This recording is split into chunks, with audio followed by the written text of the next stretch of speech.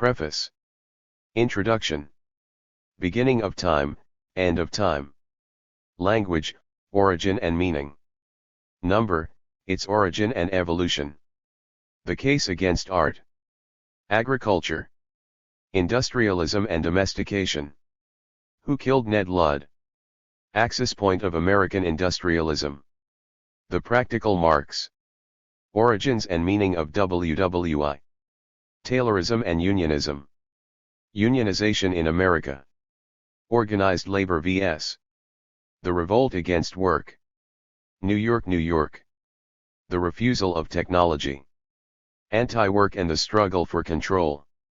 The promise of the ADS. The ADS so far. Present-day banalities. Media, irony, and Bob. Bibliography. J.Z. John Zerzan Elements of Refusal 1.jpg. Preface. The modem world offers a severely degraded texture of life without new compensations to make it other than intolerable.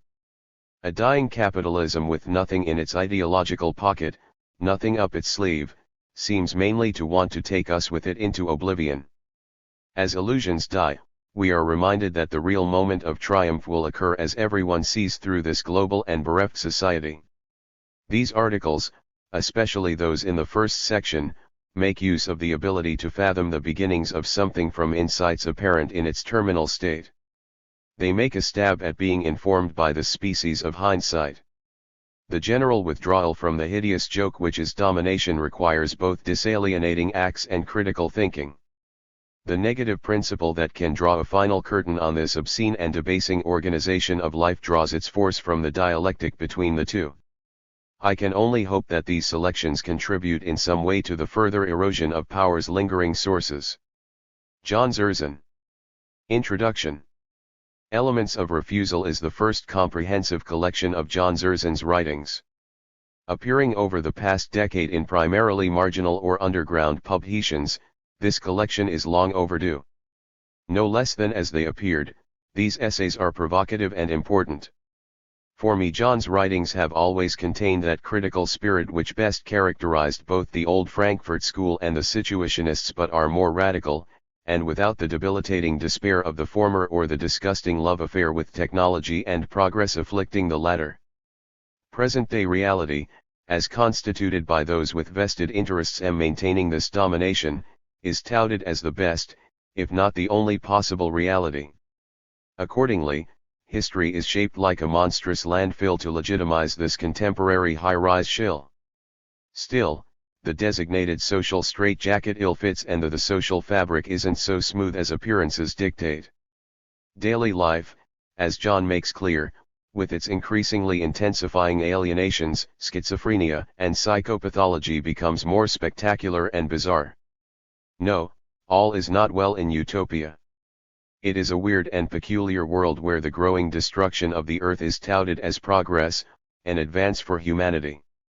Every technological innovation promising to bring us closer together drives us farther apart. Every revolution promises to liberate us from want, but leaves us more in need. We grow more dependent on glitter and distraction to fill the void where all that is human is gutted. Our noses are shoved to the window of consumption and are told that here is life. Life is reduced to a game where, for a price, anyone can play, but there is nowhere to play. Indeed, the word survive replaces the word life more and more in our everyday speech, as if they were equivalent. A kind of social terror permeates everything, becoming a commonplace in our fives.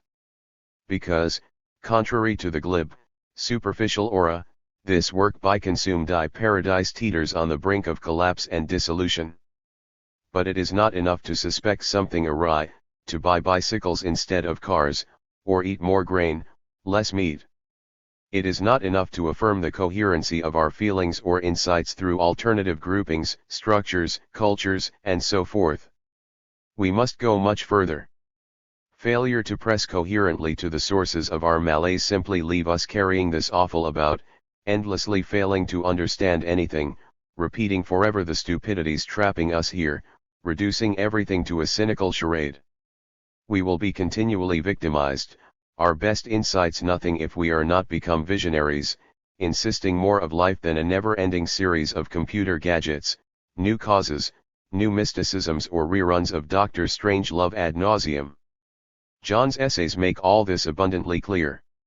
Here it is axiomatic that time, technology, work, and other aspects of our social lives hailed as the liberators of humanity are, in fact, the co-conspirators of domestication and domination.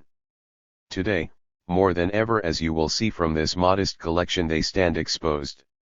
If some think these efforts are simply a theory of spontaneity, they will fail to understand anything, much less the end of illusion, how to separate the authentic from the corrupt and recuperable. If demystification is difficult, finding those prepared to listen or to undertake the necessary doings is more so. The blab of everyday survival threatens to drown out some important voices of our time. A few I would point out, for example, are Freddie Perlman, Frederick Turner, Jacques Camus, Pierre Clastres, Marshall Solins, Richard Drennan, Stanley Diamond, Howard Zinn, and the lively changing groups of people who have been involved in marginal and periodical publications, such as the Fifth Estate in Detroit. These people constitute no school or homogeneous group. They are diverse individuals whose disagreements, oppositions, and arguments are as integral to their activity as the commonality of their projects. At the core we see much of what is vital to any authentic revolution, to have done with the civilizing myths destroying us. Much of their work is necessarily anthropologically grounded. The importance of this digging cannot be underestimated. It isn't a rooting about for utopia or silly sociological role models. We are so locked in mentally and physically to what is that we fail to recognize that our kingdom is a prison. The overwhelming power of present-day ruling notions and the requirements of sheer survival leave many of us virtually incapable of recognizing how diverse are the possibilities of life. It is not the power of the state, of capitalism, mass media, nationalism, racism, sexism, work routine, class, language, schooling, or culturalization doing us in, but the total ensemble that must be attacked. John's writings are an important part of this effort, divested of the dross always undermining the best-intentioned movements to begin anew rather than on or within the ash heaps of the old society, for we are not rid of a plague while trucking its diseased baggage all about. Elements of refusal is the result of one person's pursuits, musings, concerns, discoveries, possibilities, researches and clarifications where so little is understood. The ideological landscape is insidious in its need to prevail. Everywhere this is confirmed. Even the suspicious, the marginalized or the refusers have few places to turn.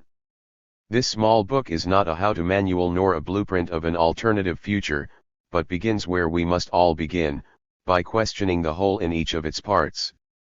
And it reflects the attendant problems of rummaging and researching where so little is understood. This is, ultimately, a book of ongoing explorations, not equations. These articles are loosely grouped in 3 sections.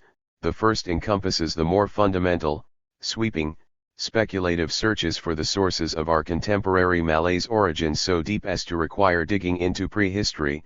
The second group is oriented to events and movements over the past 100 years or so, debunking certain mythologies surrounding technology, the origins of WWI, a variety of breakdowns, and industrialism with its concomitant actors and movements, and the last section, focused on the 1980s, draws especially upon mass media's own disparate materials, helping us to understand present-day diversions and the radical contexts of its breakdowns.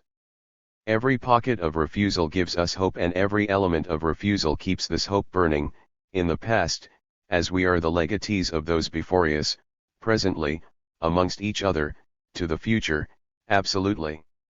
Of some primitive past, some so-called golden age, we cannot and do not want re-implement its time or character, but we can, now, recover and cleave to its temper. And here, lastly, if John's tone is often apocalyptic, so be it.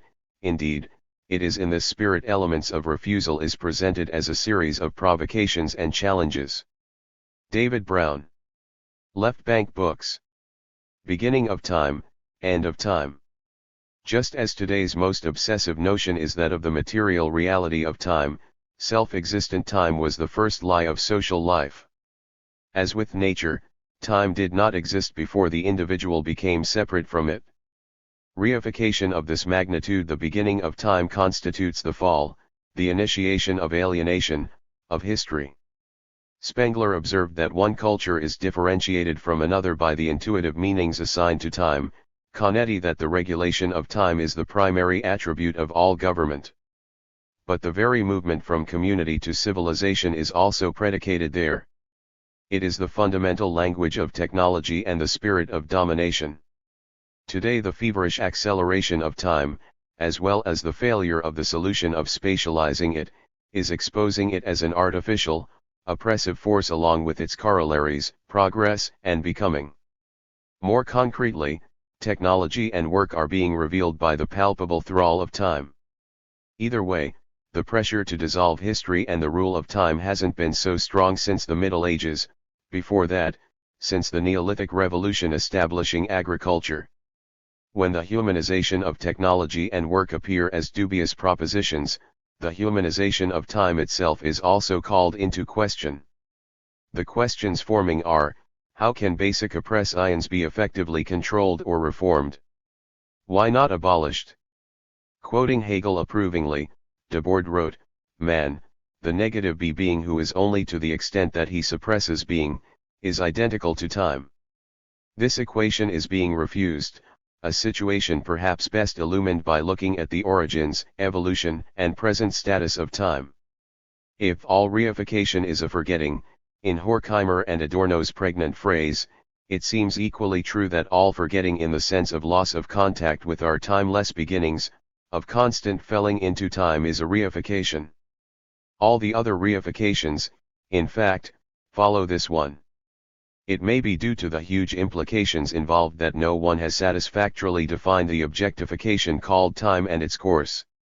From time, into history, through progress, and to the murderous idolatry of the future, which now kills species, languages, cultures, and possibly the entire natural world. This essay should go no further without declaring an intent and strategy. Technological society can only be dissolved by annulling time and history. History is eternal becoming and therefore eternal future, nature is become and therefore eternally past, as Spengler put it. This movement is also well captured by Marcuse's History is the negation of nature, the increasing speed of which has carried man quite outside of himself. At the heart of the process is the reigning concept of temporality itself, which was unknown to early humans. Levi-Bruhl provides an introduction. Our idea of time seems to be a natural attribute of the human mind. But that is a delusion. Such an idea scarcely exists where primitive mentality is concerned. The Frankfurts concluded that primeval thought does not know time as uniform duration or as a succession of qualitatively indifferent moments. Rather, early individuals lived in a stream of inner and outer experience which brought along a different cluster of coexisting events at every moment, and thus constantly changed, quantitatively and qualitatively. Meditating on the skull of a plains hunter-gatherer woman, Jacquetta Hawkes could imagine the eternal present in which all days, all the seasons of the plain stand in an enduring unity. In fact, life was lived in a continuous present, underlying the point that historical time is not inherent in reality but an imposition on it. The concept of time itself as an abstract, continuing thread, unraveling in an endless progression that links all events together while remaining independent of them, was completely unknown. Henry Charles Puisque's term articulated atemporality is a useful one, which reflects the fact that awareness of intervals, for instance, existed with the absence of an explicit sense of time. The relationship of subject to object was radically different, clearly, before temporal distance intruded into the psyche. Perception was not the detached act we know now, involving the distance that allows an externalization and domination of nature. Of course, we can see the reflections of this original condition in surviving tribal peoples, in varying degrees. Wax said of the 19th century Pawnee Indians, life had a rhythm but not a progression. The Hopi language employs no references to past, present, or future. Further in the direction of history, time is explicit in Tiv thought and speech, but is not a category of it, just as another African group, the Nuer, have no concept of time as a separate idea. The fall into time is a gradual one, just as the early Egyptians kept 2 clocks, measuring everyday cycles and uniform objective time. The Balinese calendar doesn't tell what time it is, but rather what kind of time it is. In terms of the original, hunter-gatherer humanity generally referred to above, a few words may be in order, especially inasmuch as there has been a nearly complete reversal in anthropological orthodoxy concerning it since the end of the 1960s. Life prior to the earliest agricultural societies of about 10,000 years ago had been seen as nasty, short, and brutish, but the research of Marshall Solins, Richard Lee, and others has changed this view very drastically. Foraging now represents the original affluent society in that it provided life and cultural pleasures with a minimum of effort. Work was regarded strictly as a social cost and the spirit of the gift predominated. This, then, was the basis of no time, bringing to mind Whitrow's remark that primitives live in a now, as we all do when we are having fun, and Nietzsche's that all pleasure desires eternity, deep eternity. The idea of an original state of pleasure and perfection is very old and virtually universal. The memory of a lost paradise and often an accompanying eschatology that demands the destruction of subsequent existence is seen in the Taoist idea of a golden age, the Chronia and Saturnalia of Rome, the Greeks' Elysium, and the Christian Garden of Eden and the Fall, to name but a few. The loss of a paradisal situation with the dawn of time reveals time as the curse of the fall, history seen as a consequence of original sin. Norman O. Brown felt that separateness, then is the fall into division, the original lie. Walter Benjamin that the origin of abstraction, is to be sought in the fall. Conversely, Iliad discerned in the shamanic experience a nostalgia for paradise, in exploring the belief that what the shaman can do today in ecstasy could, prior to the hegemony of time, be done by all human beings in concrete. Small wonder that Lauren Isley saw in Aboriginal people remarkably effective efforts to erase or ignore all that is not involved with the transcendent search for timelessness, the happy land of no change, or that Levi Strauss found primitive societies determined to resist desperately any modification in their structure that would enable history to burst forth into their midst. If all this seems a bit too heady for such a sober topic as time, a few modem clichés may give pause as to where an absence of wisdom really lies. John G. Gunnell tells us that time is a form for ordering experience, an exact parallel to the equally fallacious assertion of the neutrality of technology. Even more extreme in its fealty to time is Clark and Pigot's bizarre claim that human societies differ from animal ones, in the final resort, through their consciousness of history. Eric Kohler has it that since primitive peoples have scarcely any feeling for individuality, they have not individual property, a notion as totally wrong as Leslie Paul's in Stepping Out of Nature, man makes himself free of the dimension of time. Kohler, it might be added, is on vastly firmer ground in noting that the early individual's primitive participation with his universe and with his community begins to disintegrate with the acquiring of time. Seidenberg also detected this loss, in which our ancestor found himself diverging ever farther from his instinctual harmony along a precarious path of unstable synthesis. And that path is history. Coming back to the mythic dimension, as in the generalized ancient memory of an original Eden, the reality of which was hunter-gatherer life, we confront the magical practices found in all races and early societies. What is seen here, as opposed to the time-bound mode of technology, is an atemporal intervention aimed at the reinstatement of the usual uniformities of nature. It is this primary human interest in the regularity, not the supersession, of the processes of nature that bears emphasizing. Related to magic is totemism, in which the kinship of all living things is paramount. With magic and its totemic context, participation with nature underlies all. In pure totemism, says Fraser, the totem is never a god and is never worshipped. The step from participation to religion, from communion with the world to externalized deities for worship, is a part of the alienation process of emerging time. Ratzchow held the rise of historical consciousness responsible for the collapse of magic and its replacement by religion, an essential connection. In much the same sense, Then, did Durkheim consider time to be a product of religious thought? Iliad saw this gathering separation and related it to social life, the more extravagant myths and rituals, gods and goddesses of the most various kinds, the ancestors, masks and secret societies, temples, priesthoods, and so on. All this is found in cultures that have passed beyond the stage of gathering and small game hunting.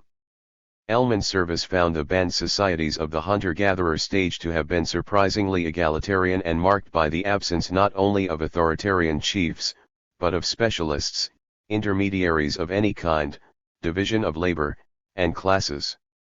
Civilization, as Freud repeatedly pointed out, with alienation at its core, had to break the early hold of timeless and non-productive gratification.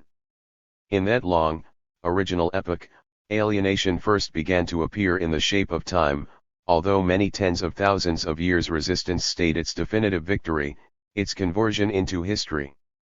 Spatialization, which is the motor of technology, can be traced back to the earliest sad experiences of deprivation through time, back to the beginning efforts to offset the passage of time by extension in space.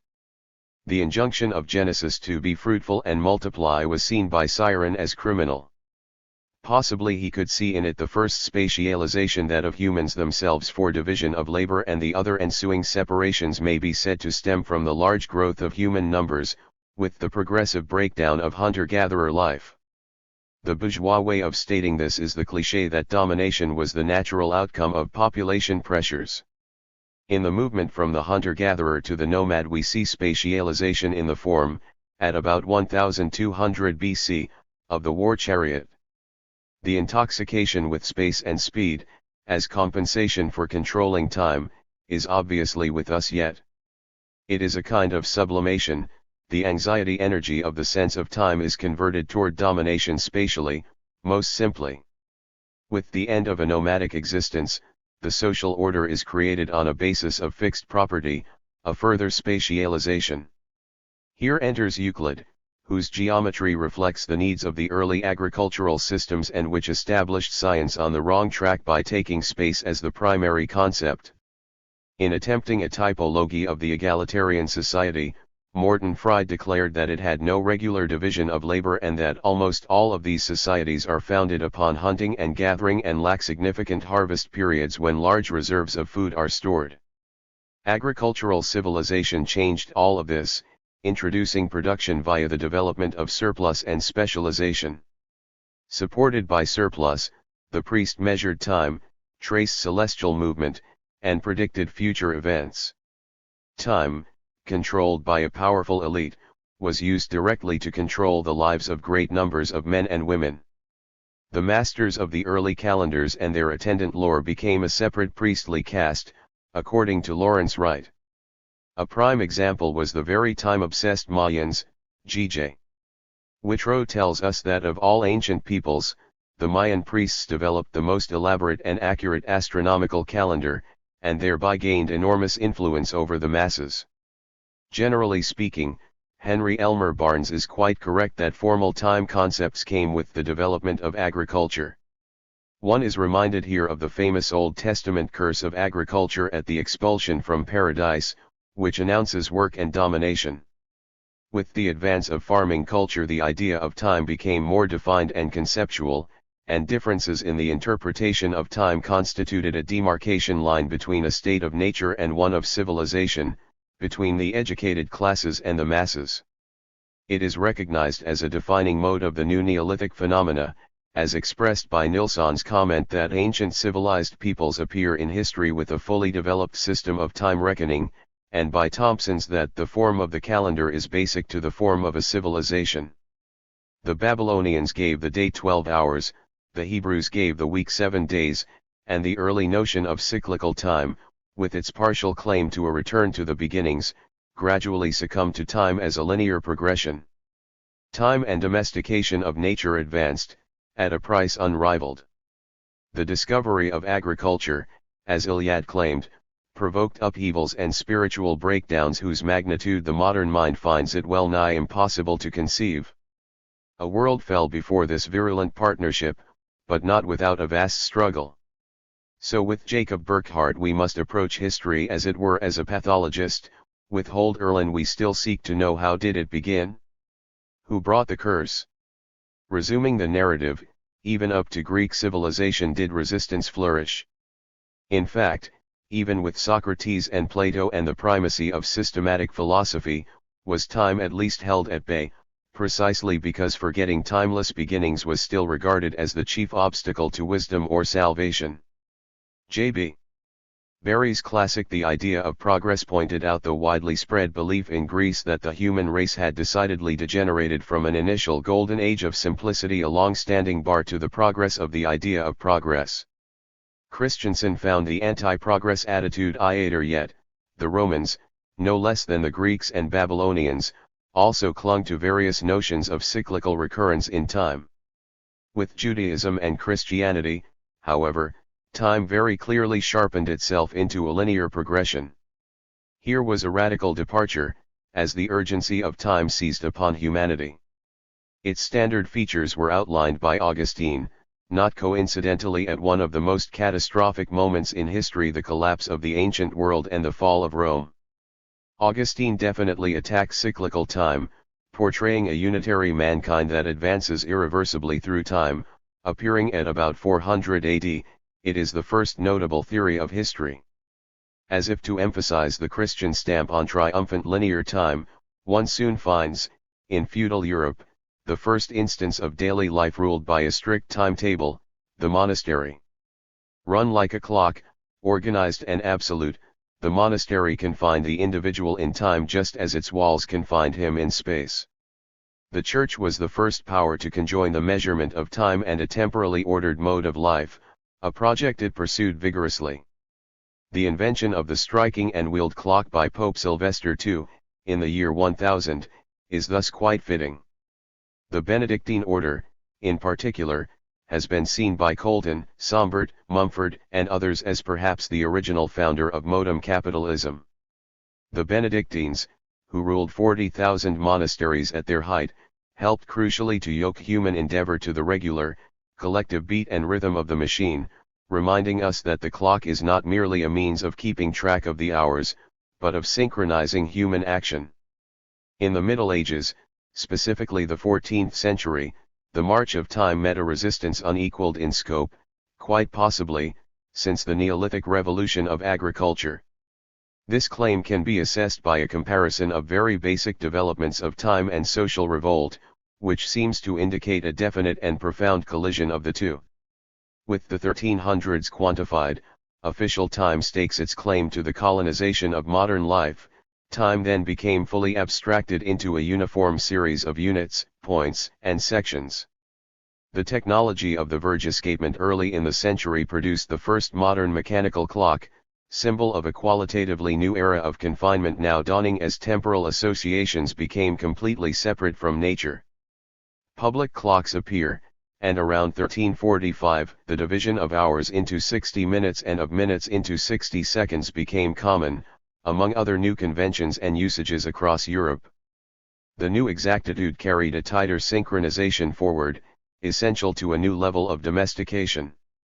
Glasser remarked on the loss of poetry and immediacy in personal experience caused by time's new power, and reflected that this manifestation of time replaced the movement and radiance of the day by its utilization as a temporal unit. Days, hours, and minutes became interchangeable like the standardized parts and work processes they prefigured. These decisive and oppressive changes must have been at the heart of the great social revolts that coincided with them. Textile workers, peasants, and city poor shook the norms and barriers of society to the point of dissolution, in risings such as that of Flanders between 1323 and 1328, the Jacquerie of France in 1358, and the English Revolt of 1381, to name only the three most prominent. The millennial character of revolutionary insurgents at this time, which in Bohemia and Germany existed even into the early 16th century, underlines the unmistakable time element and recalls earlier examples of longing for an original, unmediated condition. The mystical anarchism of the free spirit in England sought the state of nature, for example, as did the famous proverb stressed by the rebel John Ball, when Adam delved and Eve span, who then was a gentleman. Very instructive is a meditation of the radical mystic Suso, of Cologne, at about 1330. Whence have you come? The image answers, I come from nowhere. Tell me, what are you? I am not. What do you wish? I do not wish, this is a miracle. Tell me, what is your name? I am called Nameless Wildness. Where does your insight lead to? To untrammeled freedom. Tell me, what do you call untrammeled freedom? When a man lives according to all his caprices without distinguishing between God and himself, and without looking before or after. The desire to hold all things in common, to abolish rank and hierarchy, and, even more so, Suso's explicitly anti-time utterance, reveal the most extreme desires of the 14th century social revolt and demonstrate its element of time refusal. This watershed in the late medieval period can also be understood via art, where the measured space of perspective followed the measured time of the clocks. Before the 14th century there was no attempt at perspective because the painter attempted to record things as they are, not as they look. After the 14th century, an acute time sense informs art, not so much a place as a moment is fixed for us, and a fleeting moment, a point of view in time more than in space, as Bronowski described it. Similarly, Yi-Fu Tuan pointed out that the landscape picture, which appeared only with the 15th century, represented a major reordering of time as well as space with its perspective. Motion is stressed by perspective's transformation of the similarity of space into a happening in time, which, returning to the theme of spatialization, shows in another way that a quantum leap in time had occurred. Movement again became a source of values following the defeat of the 14th century resistance to time. A new level of spatialization was involved, as seen most clearly in the emergence of the modern map, in the 15th century, and the ensuing age of the Great Voyages. Braudel's phrase, "modern civilization's war against empty space," is best understood in this light. The new valuation of time, which then broke to the surface, actually became one of the most powerful agencies by which Western thought, at the end of the Middle Ages, was transformed, was Kantaroa's way of expressing the new, strengthened hegemony of time. If in this objective temporal order of official, legal, factual time only the spatial found the possibility of real expression, all thinking would be necessarily shifted, and also brought to heel. A good deal of this reorientation can be found in L. E. Gough's simple observation concerning the early 15th century, that the first virtue of the humanist is a sense of time. How else could modernity be achieved but by the new dimensions reached by time and technology together, their distinctive and perfected mating? Lilly noted that the most complex machines produced by the Middle Ages were mechanical clocks, just as Mumford saw that the clock, not the steam engine, is the key machine of the modern industrial age. Marx too found here the first basis of machine industry. The clock is the first automatic machine applied to practical purposes, and the whole theory of production of regular motion was developed on it. Another telling congruence is the fact that, in the mid-15th century, the first document known to have been printed on Gutenberg's press was a calendar. And it is noteworthy that the end of the millenarian revolt, such as that of the Taborites of Bohemia in the 15th century and the Anabaptists of Munster in the early 16th century, coincided with the perfection and spread of the mechanical clock. In Peter Bruppel's The Triumph of Time, the many objects and ideas of the painting are dominated by the figure of a modem clock. This triumph, as noted above, awakened a great spatial urge by way of compensation, circumnavigating the globe and the discovery, suddenly, of vast new lands, for example. But just as certain is its relationship to the progressive disrealization of the world, in the words of Charles Newman, which began at this time. Extension, in the form of domination, obviously accentuated alienation from the world, a totally fitting accompaniment to the dawning of modern history. Official time had become a barrier both palpable and all-pervasive, filtering and distorting what people said to each other. As of this time, it unmistakably imposed a new distance on human relations and restraint on emotional responses. A Renaissance hallmark, the search for rare manuscripts and classical antiquities, is one form of longing to withstand this powerful time. But the battle had been decided, and abstract time had become the milieu, the new framework of existence. When Eliel opined that the whole structure of being was now permeated by mechanical abstraction and rigidity, he referred most centrally to the time dimension. All this bloomed in the 1600s, from Bacon, who first proclaimed modernity's domination of nature, and Descartes' formulation regarding the maîtres et possesseurs de la nature, which predicted the imperialistic control of nature which characterizes modern science, including Galileo and the whole ensemble of the century's scientific revolution. Life and nature became mere quantity, the unique lost its strength, and soon the Newtonian image of the world as a clock-like mechanism prevailed.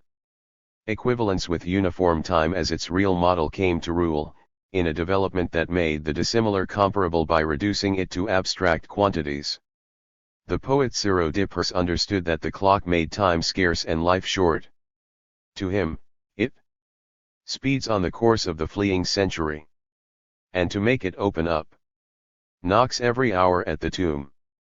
Later in the 17th century, Milton's Paradise Lost sides with victorious time, to the point of denigrating the timeless, paradisiacal state. With labor I must earn my bread, what harm? Idleness had been worse. Well before the beginnings of industrial capitalism, then, had time substantially subdued and synchronized life. Advancing technology can be said to have been born by the earlier breakthroughs of time. It was the beginning of modem time that made the speed of technology possible, concluded Octavio Paz. E.P. Thompson's widely known time, work discipline, and industrial capitalism described the industrialization of time, but, more fundamentally, it was time that did the industrializing, the great daily life struggles of the late 18th and early 19th centuries against the factory system notwithstanding. In terms of the modern era, again one can discern in social revolts the definite aspect of time refusal, however inchoate. In the very late 18th century, for instance, the context of two revolutions, one must judge, helped Kant see that space and time are not part of the empirical world but part of our acquired intersubjective faculties. It is a non-revolutionary twist that a new, short-lived, calendar was introduced by the French Revolution, not resistance to time, but its renewal under new management. Walter Benjamin wrote of actual time refusal vis-a-vis the July Revolution of 1830, noting the fact that in early fighting the clocks in towers were being fired on simultaneously and independently from several places in Paris. He quoted an eyewitness the following verse. Who would have believed? We are told that new Joshuas at the foot of every tower, as though irritated with time itself, fired at the dials in order to stop the day. Not that moments of insurgence are the only occasions of sensitivity to time's tyranny. According to Poulet, no one felt more grievously the metamorphosis of time into something quite infernal than did Baudelaire, who wrote of the malcontents who have refused redemption by work, who wanted to possess immediately, on this earth, a paradise. These he termed slaves martyred by time, a notion echoed by Rimbaud's denunciation of the scandal of an existence in time. These two poets suffered in the long, dark night of capital's mid and late 19th century ascendancy, though it could be argued that their awareness of time was made clearest via their active participation, respectively, in the 1848 Revolution and the Commune of 1871. Samuel Butler's utopian Eruhan portrayed workers who destroyed their machines lest their machines destroy them. Its opening theme derives from the incident of wearing a watch, and later a visitor's watch is rather forcibly retired to a museum of bygone evils. Very much in this spirit, and from the same era, are these lines of Robert Louis Stevenson. You may dally as long as you like by the roadside. It is almost as if the millennium were arrived, when we shall throw our clocks and watches over the housetop, and remember time and seasons no more. Not to keep hours for a lifetime is, I was going to say, to live forever. You have no idea, unless you have tried it, how endlessly long is a summer's day, that you measure only by hunger, and bring an end to only when you are drowsy. Referring to such phenomena as huge political rallies, Benjamin's The Work of Art in the Age of Mechanical Reproduction made the point that mass reproduction is aided especially by the reproduction of masses, but one could go much further and say simply that mass reproduction is the reproduction of masses, or the mass man.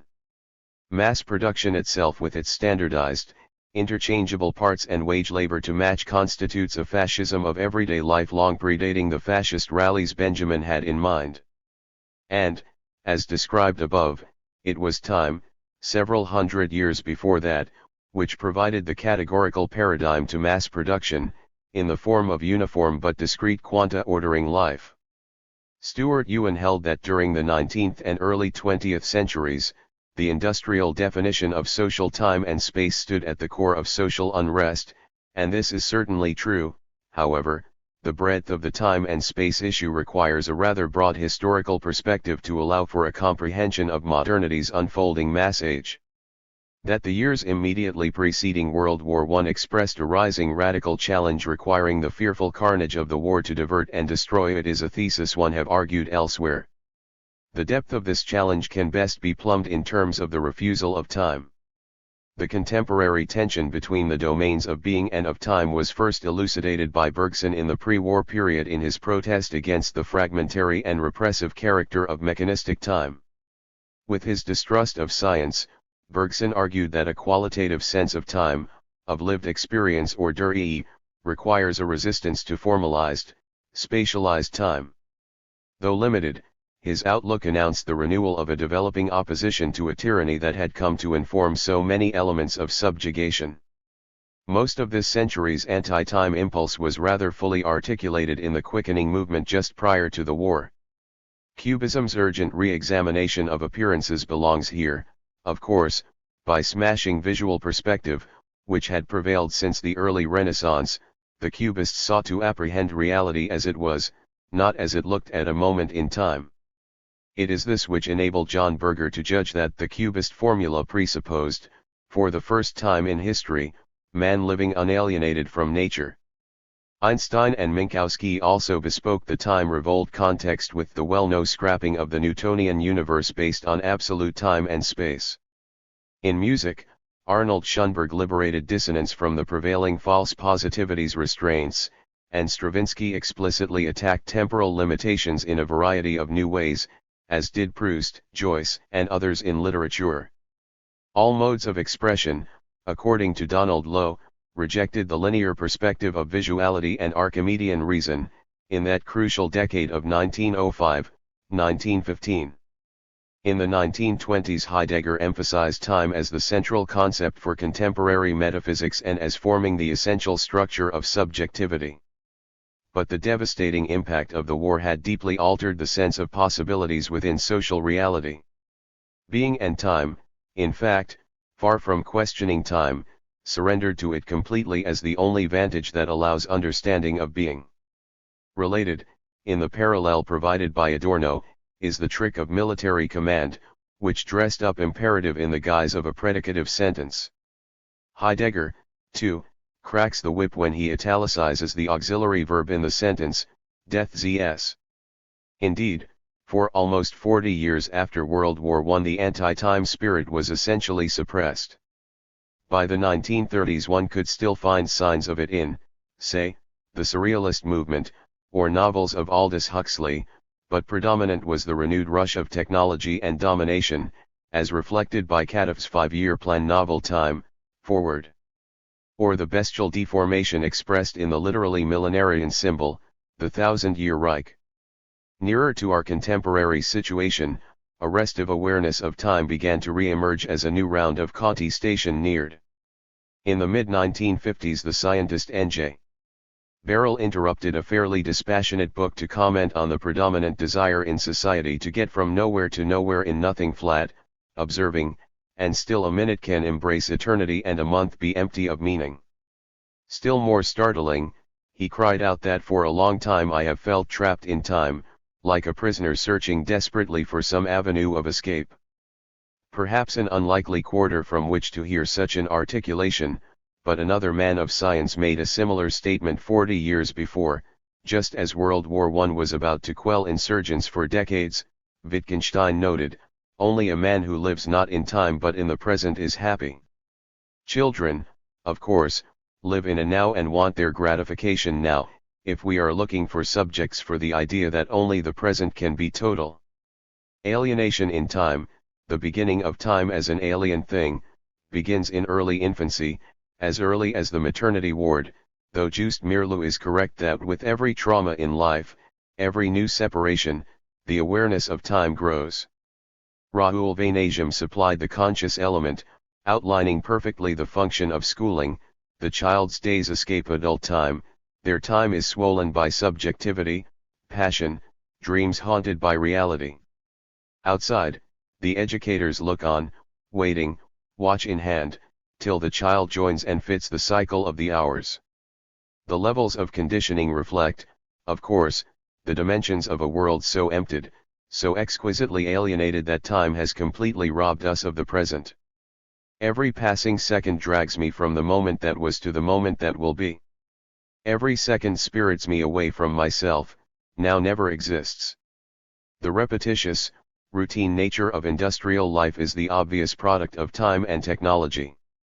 An important aspect of timeless hunter-gatherer life was the unique, sporadic quality of its activities, rather than the repetitive, numbers and time apply to the quantitative, not the qualitative. In this regard Richard Schlegel judged that if events were always novel, not only would order and routine be impossible, but so would notions of time itself. In Beckett's play, Waiting for Godot, the two main characters receive a visitor, after which one of them sighs, well, at least it helped to pass the time. The other replies, nonsense, time would have passed anyway.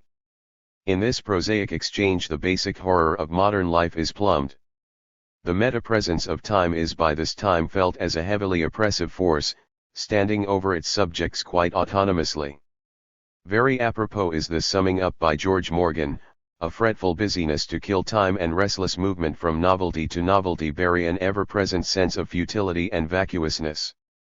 In the midst of his endless achievements, modern man is losing the substance of human life. Lauren Isley once described a feeling of inexplicable terror, as if he and his companion, who were examining a skull, were in the path of a torrent that was sweeping everything to destruction. Understanding Isley's sensation completely, his friend paraphrased him as saying, "To know time is to fear it, and to know civilized time is to be terror-stricken." Given the history of time and our present plight in it, it would be hard to imagine a more prescient bit of communication. In the 1960s Robert Lowell gave succinct expression to the extremity of the alienation of time. I am learning to live in history. What is history? What you cannot touch. Fortunately, also in the 60s others were beginning the unlearning of how to live in history, as evidenced by the shedding of wristwatches, the use of psychedelic drugs, and, paradoxically perhaps, by the popular single-word slogan of the French insurrectionaries of May 1968 Quick. The element of time refusal in the revolt of the 60s was strong, and there are signs such as the revolt against work that it continues to deepen even as it contends with extreme new spatializations of time. Since Marcuse wrote of the alliance between time and the order of repression, and Norman O. Brown on the sense of time or history as a function of repression, the vividness of the connection has powerfully grown.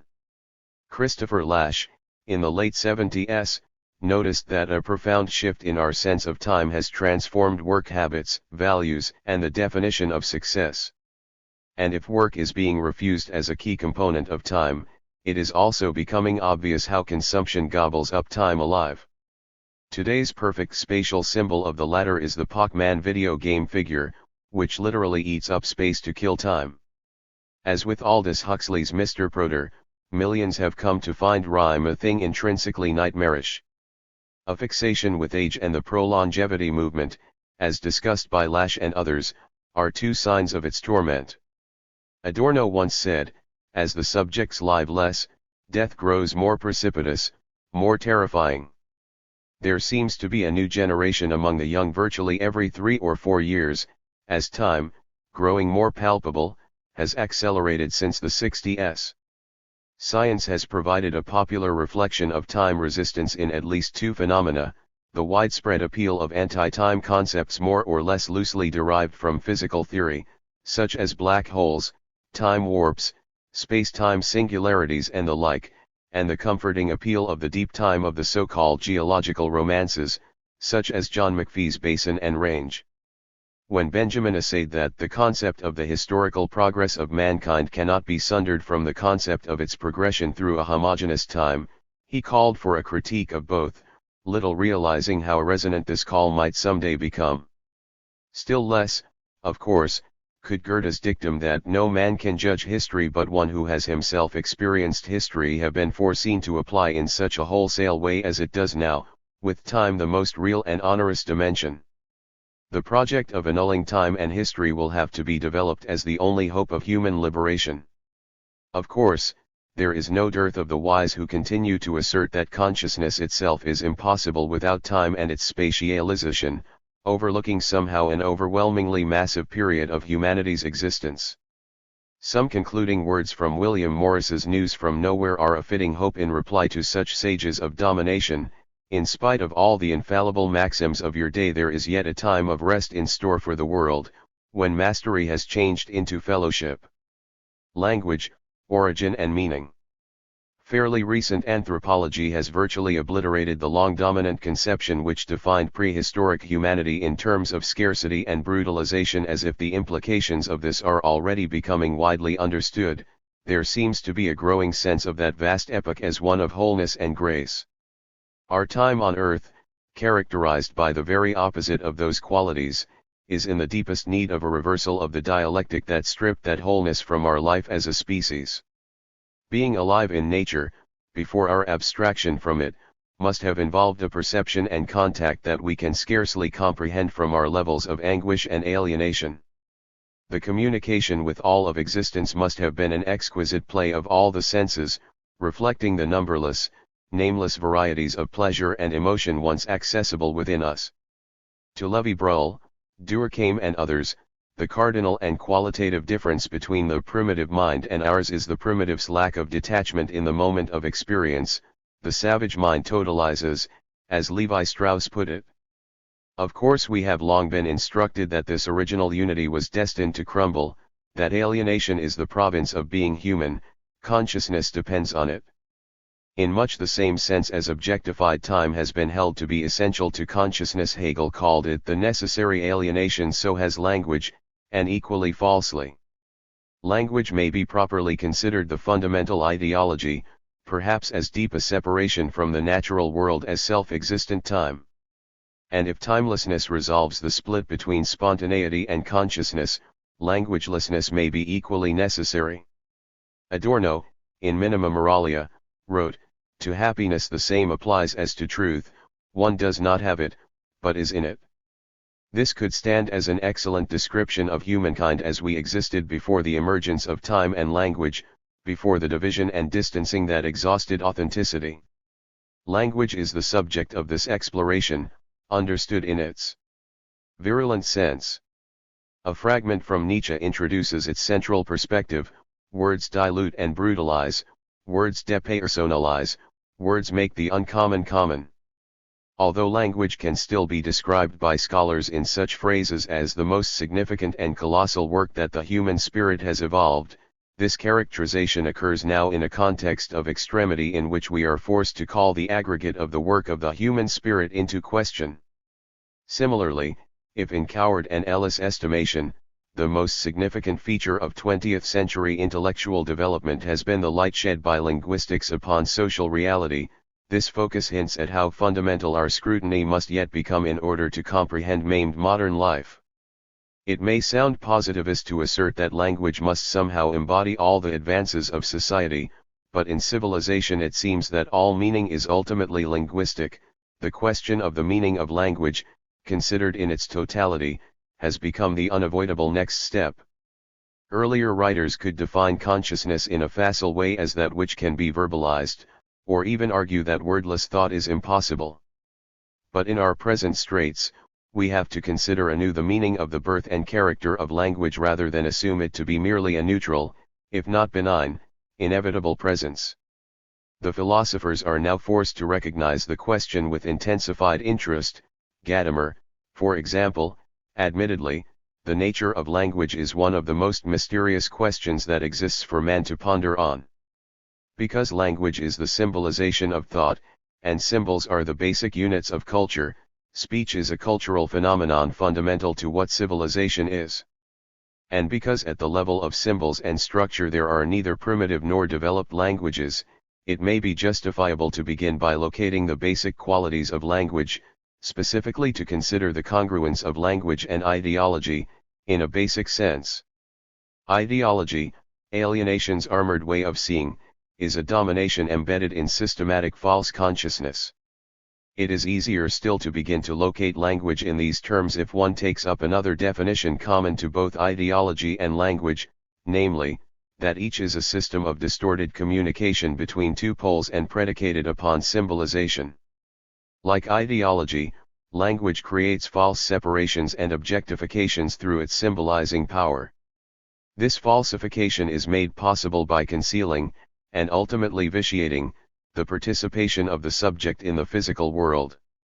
Modern languages, for example, employ the word mind to describe a thing dwelling independently in our bodies, as compared with the Sanskrit word, which means working within, involving an active embrace of sensation, perception, and cognition. The logic of ideology, from active to passive, from unity to separation, is similarly reflected in the decay of the verb form in general. It is noteworthy that the much freer and sensuous hunter-gatherer cultures gave way to the Neolithic imposition of civilization, work, and property at the same time that verbs declined to approximately half of all words of a language. In modern English, verbs account for less than 10% of words.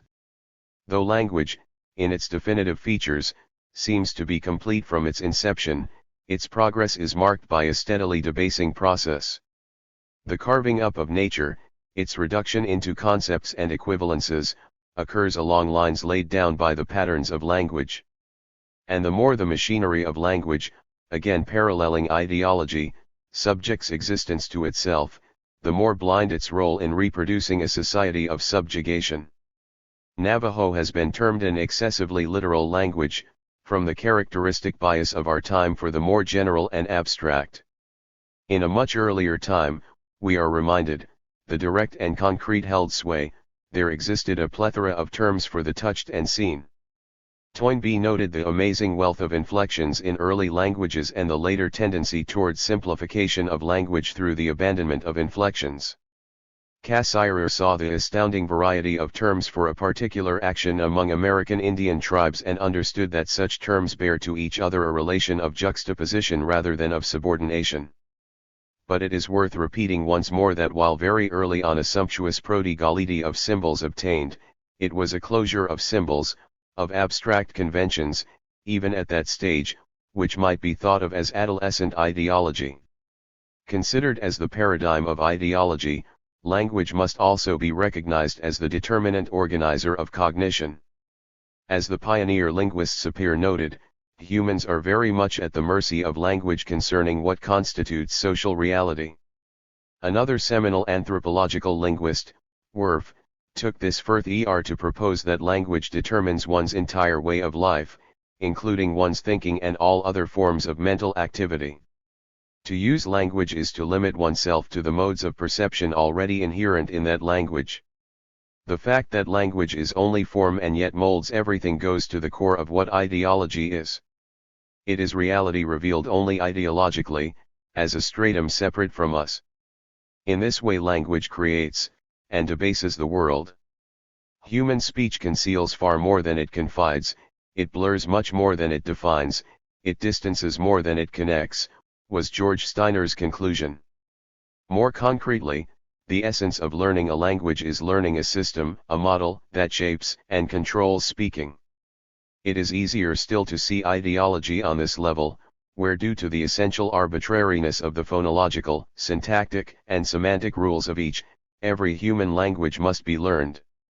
The unnatural is imposed, as a necessary moment of reproducing an unnatural world. Even in the most primitive languages, Words rarely bear a recognizable similarity to what they denote, they are purely conventional. Of course, this is part of the tendency to see reality symbolically, which Zerzan referred to as the sticky symbolic net of language, an infinite regression which cuts us off from the world. The arbitrary, self-contained nature of language's symbolic organization creates growing areas of false certainty where wonder, multiplicity and non-equivalence should prevail. Barth's depiction of language as absolutely terrorist is much to the point here. He saw that its systematic nature in order to be complete needs only to be valid, and not to be true. Language affects the original split between wisdom and method. Along these lines, in terms of structure, it is evident that freedom of speech does not exist. Grammar is the invisible thought control of our invisible prison. With language we have already accommodated ourselves to a world of unfreedom. Reification, the tendency to take the conceptual as the perceived and to treat concepts as tangible, is as basic to language as it is to ideology. Language represents the mind's reification of its experience, that is, an analysis into parts which, as concepts, can be manipulated as if they were objects. Horkheimer pointed out that ideology consists more in what people are like, their mental constrictedness, their complete dependence on associations provided for them, than in what they believe. In a statement that seems as pertinent to language as to ideology, he added that people experience everything only within the conventional framework of concepts.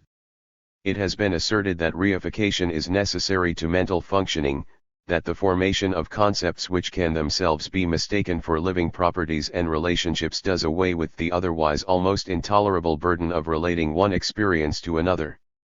Cassirer said of this distancing from experience, physical reality seems to reduce in proportion as man's symbolic activity advances. Representation and uniformity begin with language, reminding us of Heidegger's insistence that something extraordinarily important has been forgotten by civilization. Civilization is often thought of not as a forgetting but as a remembering, wherein language enables accumulated knowledge to be transmitted forward, allowing us to profit from others' experiences as though they were our own. Perhaps what is forgotten is simply that others' experiences are not our own, that the civilizing process is thus a vicarious and inauthentic one.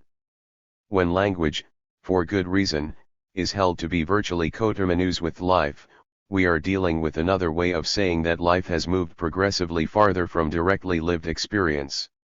Language, like ideology, mediates the here and now, attacking direct, spontaneous connections. A descriptive example was provided by a mother objecting to the pressure to learn to read. Once a child is literate, there is no turning back. Walk through an art museum. Watch the literate adults read the title cards before viewing the paintings to be sure that they know what to see. Or watch them read the cards and ignore the paintings entirely. As the primers point out, reading opens doors. But once those doors are open, it is very difficult to see the world without looking through them. The process of transforming all direct experience into the supreme symbolic expression, language, monopolizes life. Like ideology, language conceals and justifies, compelling us to suspend our doubts about its claim to validity. It is at the root of civilization, the dynamic code of civilization's alienated nature. As the paradigm of ideology, language stands behind all of the massive legitimation necessary to hold civilization together. It remains for us to clarify what forms of nascent domination engendered this justification, made language necessary as a basic means of repression. It should be clear, first of all, that the arbitrary and decisive association of a particular sound with a particular thing is hardly inevitable or accidental. Language is an invention for the reason that cognitive processes must precede their expression in language. To assert that humanity is only human because of language generally neglects the corollary that being human is the precondition of inventing language. The question is, how did words first come to be accepted as signs at all? How did the first symbol originate? Contemporary linguists seem to find this such a serious problem that one may despair of finding a way out of its difficulties. Among the more than 10,000 works on the origin of language, even the most recent admit that the theoretical discrepancies are staggering. The question of when language began has also brought forth extremely diverse opinions.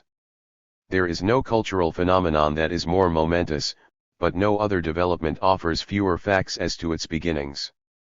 Not surprisingly, Bernard Campbell is far from alone in his judgment that we simply do not know, and never will, how or when language began. Many of the theories that have been put forth as to the origin of language are trivial. They explain nothing about the qualitative, intentional changes introduced by language. The ding-dong theory maintains that there is somehow an innate connection between sound and meaning. The poo-poo theory holds that language at first consisted of ejaculations of surprise, fear, pleasure, pain, etc. The ta-ta theory posits the imitation of bodily movements as the genesis of language, and so on, among explanations that only beg the question. The hypothesis that the requirements of hunting made language necessary, on the other hand, is easily refuted. Animals hunt together without language, and it is often necessary for humans to remain silent in order to hunt. Somewhat closer to the mark, I believe, is the approach of contemporary linguist E.H. Sturtevant, since all intentions and emotions are involuntarily expressed by gesture, look, or sound. Voluntary communication, such as language, must have been invented for the purpose of lying or deceiving. In a more circumspect vein, the philosopher Cause insisted that truth is a comparative latecomer on the linguistic scene, and it is certainly a mistake to suppose that language was invented for the purpose of telling it. But it is in the specific social context of our exploration, the terms and choices of concrete activities and relationships, that more understanding of the genesis of language must be sought. Olivia Villajos judged that the power of words must have appeared very early, surely, not long after man had begun to fashion tools shaped to a special pattern. The flaking or chipping of stone tools, during the 1,000,000 or 2 years of Paleolithic life, however, seems much more apt to have been shared by direct, intimate demonstration than by spoken directions. Nevertheless, the proposition that language arose with the beginnings of technology, that is, in the sense of division of labor and its concomitants, such as a standardizing of things and events and the effective power of specialists over others, is at the heart of the matter, in my view. It would seem very difficult to disengage the division of labor, the source of civilization, in Durkheim's phrase, from language at any stage, perhaps least of all the beginning. Division of labor necessitates a relatively complex control of group action. In effect, it demands that the whole community be organized and directed. This happens through the breakdown of functions previously performed by everybody, into a progressively greater differentiation of tasks, and hence of roles and distinctions.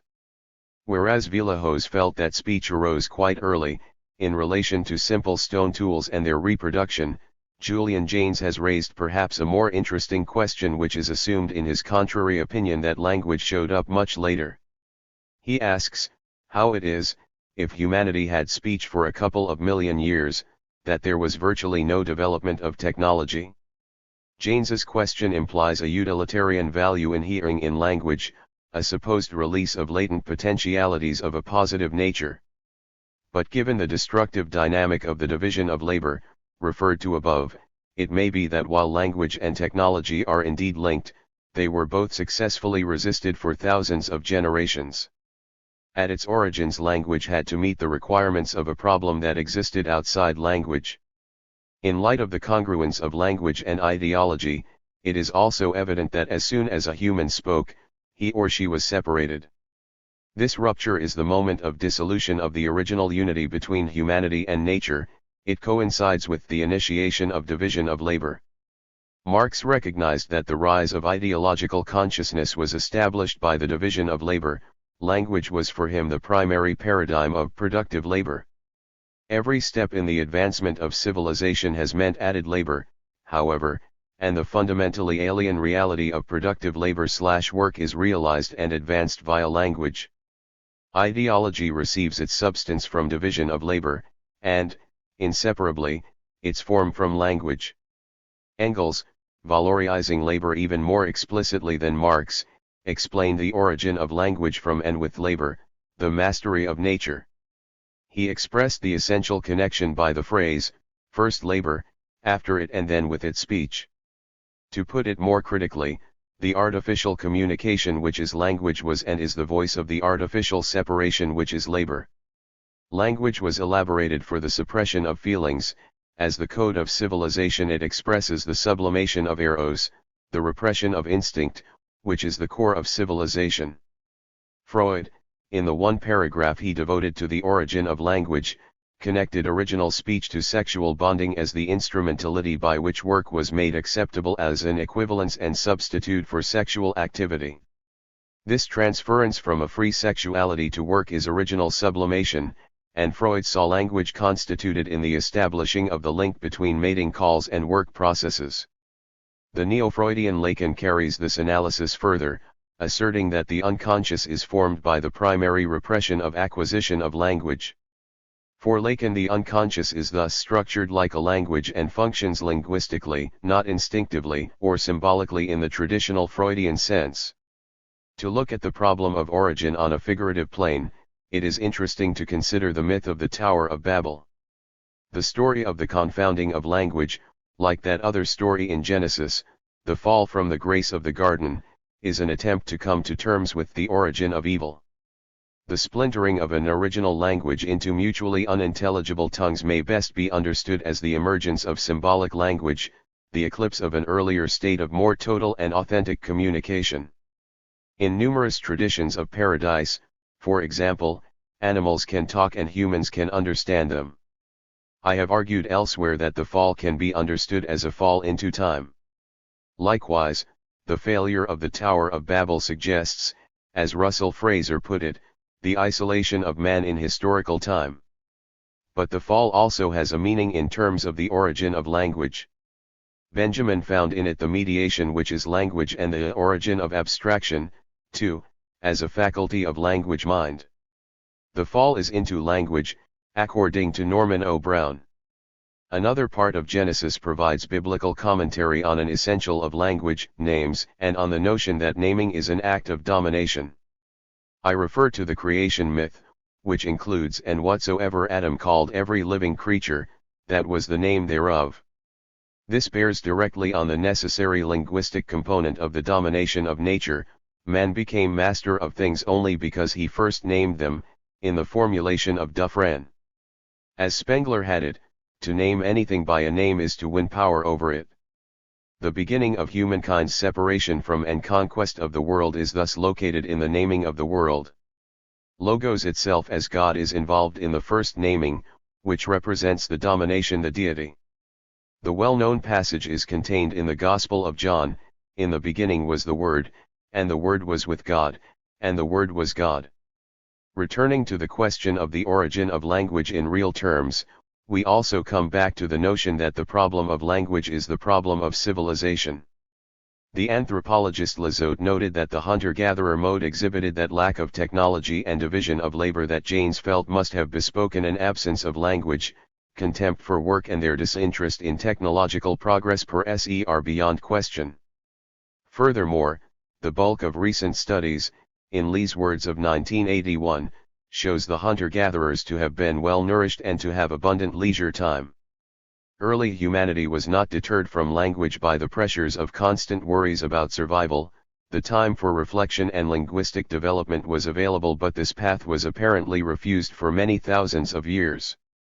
Nor did the conclusive victory of agriculture, civilization's cornerstone, take place because of food shortage or population pressures. In fact, as Louis Binford has concluded, the question to be asked is not why agriculture and food storage techniques were not developed everywhere, but why they were developed at all. The dominance of agriculture, including property ownership, law, cities, mathematics, surplus, permanent hierarchy and specialization, and writing, to mention a few of its elements, was no inevitable step in human progress, neither was language itself. The reality of pre-Neolithic life demonstrates the degradation or defeat involved in what has been generally seen as an enormous step forward, an admirable transcending of nature, etc. In this light, many of the insights of Horkheimer and Adorno in the dialectic of enlightenment are made equivocal by their false conclusion that men have always had to choose between their subjugation to nature or the subjugation of nature to the self. Nowhere is civilization so perfectly mirrored as in speech, as Pei commented, and in some very significant ways language has not only reflected but determined shifts in human life. The deep, powerful break that was announced by the birth of language prefigured and overshadowed the arrival of civilization and history, a mere 10,000 years ago. In the reach of language, the whole of history stands unified and complete in the manner of a natural order, says Barthes. Mythology, which, as Cassirer noted, is from its very beginning potential religion, can be understood as a function of language, subject to its requirements like any ideological product.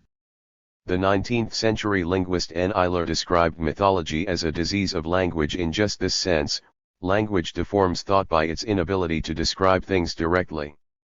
Mythology is inevitable, it is natural, it is an inherent necessity of language, the dark shadow which language throws upon thought, and which can never disappear till language becomes entirely commensurate with thought, which it never will. It is little wonder, then, that the old dream of a lingua adamica, a real language consisting not of conventional signs but expressing the direct, unmediated meaning of things, has been an integral part of humanity's longing for a lost primeval state. As remarked upon above, the Tower of Babel is one of the enduring significations of this yearning to truly commune with each other and nature. In that earlier condition nature and society formed a coherent whole, interconnected by the closest bonds. The step from participation in the totality of nature to religion involved a detaching of forces and beings into outward, inverted existences. This separation took the form of deities, and the religious practitioner, the shaman, was the first specialist. The decisive mediations of mythology and religion are not, however, the only profound cultural developments underlying our modern estrangement. Also in the Upper Paleolithic era, as the species Neanderthal gave way to Cro-Magnon, art was born. In the celebrated cave paintings of roughly 30,000 years ago is found a wide assortment of abstract signs. The symbolism of late Paleolithic art slowly stiffens into the much more stylized forms of the Neolithic agriculturalists. During this period, which is either synonymous with the beginnings of language or registers its first real dominance, a mounting unrest surfaced. John Pfeiffer described this in terms of the erosion of the egalitarian hunter-gatherer traditions, as Cro-Magnon established its hegemony. Whereas there was no trace of rank until the Upper Paleolithic, the emerging division of labor and its immediate social consequences demanded a disciplining of those resisting the gradual approach of civilization. As a formalizing, indoctrinating device, the dramatic power of art fulfilled this need for cultural coherence and the continuity of authority. Language, myth, religion, and art thus advanced as deeply political conditions of social life, by which the artificial media of symbolic forms replaced the directly lived quality of life before division of labor. From this point on, humanity could no longer see reality face to face, the logic of domination drew a veil over play, freedom, affluence. At the close of the Paleolithic Age, as a decreased proportion of verbs in the language reflected the decline of unique and freely chosen acts in consequence of division of labor, language still possessed no tenses. Although the creation of a symbolic world was the condition for the existence of time, no fixed differentiations had developed before hunter-gatherer life was displaced by Neolithic farming. But when every verb form shows a tense, language is demanding lip service to time even when time is furthest of our thoughts. From this point one can ask whether time exists apart from grammar. Once the structure of speech incorporates time and is thereby animated by it at every expression, division of labor has conclusively destroyed an earlier reality. With Derrida, one can accurately refer to language as the origin of history. Language itself is a repression, and along its progress repression gathers as ideology, as work so as to generate historical time. Without language all of history would disappear. Prehistory is pre-writing, writing of some sort is the signal that civilization has begun. One gets the impression, Freud wrote in The Future of an Illusion, that civilization is something which was imposed on a resisting majority by a minority which understood how to obtain possession of the means of power and coercion. If the matter of time and language can seem problematic, writing as a stage of language makes its appearance, contributing to subjugation in rather naked fashion. Freud could have legitimately pointed to written language as the lever by which civilization was imposed and consolidated. By about 10,000 BC, extensive division of labor had produced the kind of social control reflected by cities and temples. The earliest writings are records of taxes, laws, terms of labor servitude. This objectified domination thus originated from the practical needs of political economy. An increased use of letters and tablets soon enabled those in charge to reach new heights of power and conquest, as exemplified in the new form of government commanded by Hammurabi of Babylon. As Levi Strauss put it, writing seems to favor rather the exploitation than the enlightenment of mankind. Writing, on this its first appearance in our midst, had allied itself with falsehood. Language at this juncture becomes the representation of representation in hieroglyphic and ideographic writing, and then in phonetic alphabetic writing. The progress of symbolization, from the symbolizing of words, to that of syllables, and finally to letters in an alphabet, imposed an increasingly irresistible sense of order and control. And in the reification that writing permits, language is no longer tied to a speaking subject or community of discourse, but creates an autonomous field from which every subject can be absent. In the contemporary world, the avant-garde of art has, most noticeably, performed at least the gestures of refusal of the prison of language. Since Mallarmé, a good deal of modernist poetry and prose has moved against the taken for grantedness of normal speech. To the question who is speaking, Mallarmé answered, language is speaking. After this reply, and especially since the explosive period around World War I when Joyce, Stein, and others attempted a new syntax as well as a new vocabulary, the restraints and distortions of language have been assaulted wholesale in literature. Russian futurists, Dada, Artaud, the surrealists, and lettrists were among the more exotic elements of a general resistance to language. The symbolist poets, and many who could be called their descendants, held that defiance of society also includes defiance of its language. But inadequacy in the former arena precluded success in the latter, bringing one to ask whether avant-garde strivings can be anything more than abstract, hermetic gestures. Language, which at any given moment embodies the ideology of a particular culture, must be ended in order to abolish both categories of estrangement, a project of some considerable social dimensions, let us say. That literary texts break the rules of language seems mainly to have the paradoxical effect of evoking the rules themselves. By permitting the free play of ideas about language, society treats these ideas as mere play. The massive amount of lies, official, commercial and otherwise, is perhaps in itself sufficient to explain why Johnny can't read or write, why illiteracy is increasing in the metropole. In any case, it is not only that the pressure on language has gotten very great, according to Canetti, but that unlearning has come to be a force in almost every field of thought, in Robert Harbison's estimation. Today incredible and awesome are applied to the most commonly trivial and boring, and it is no accident that powerful or shocking words barely exist anymore. The deterioration of language mirrors a more general estrangement, it has become almost totally external to us. From Kafka to Pinter, silence itself is a fitting voice of our times. Few books are forgivable. Black on the canvas, silence on the screen, an empty white sheet of paper, are perhaps feasible, as R.D. Lang put it so well. Meanwhile, the structuralists Levi Strauss, Barthes, Foucault, Lacan, Derrida have been almost entirely occupied with the duplicity of language in their endless exegetical burrowings into it. They have virtually renounced the project of extracting meaning from language. I am writing enclosed in language, aware that language reifies the resistance to reification. As T.S. Eliot Sweeney explains, I've gotta use words when I talk to you. One can imagine replacing the imprisonment of time with a brilliant present only by imagining a world without division of labor, without that divorce from nature from which all ideology and authority accrue.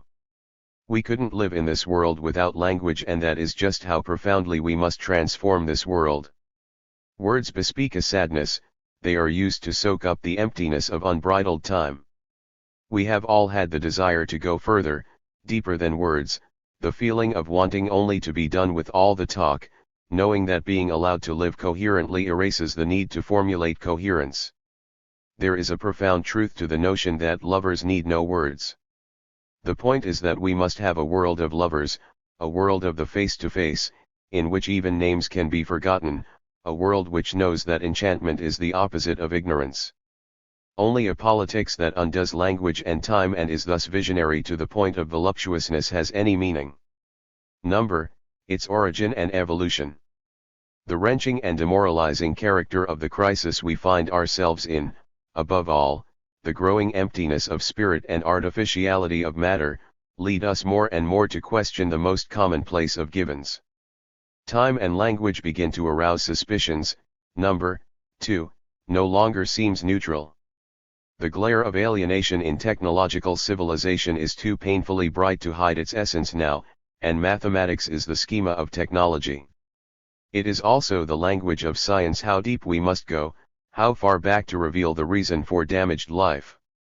The tangled skein of unnecessary suffering, the strands of domination, are unavoidably being unreeled, by the pressure of an unrelenting present.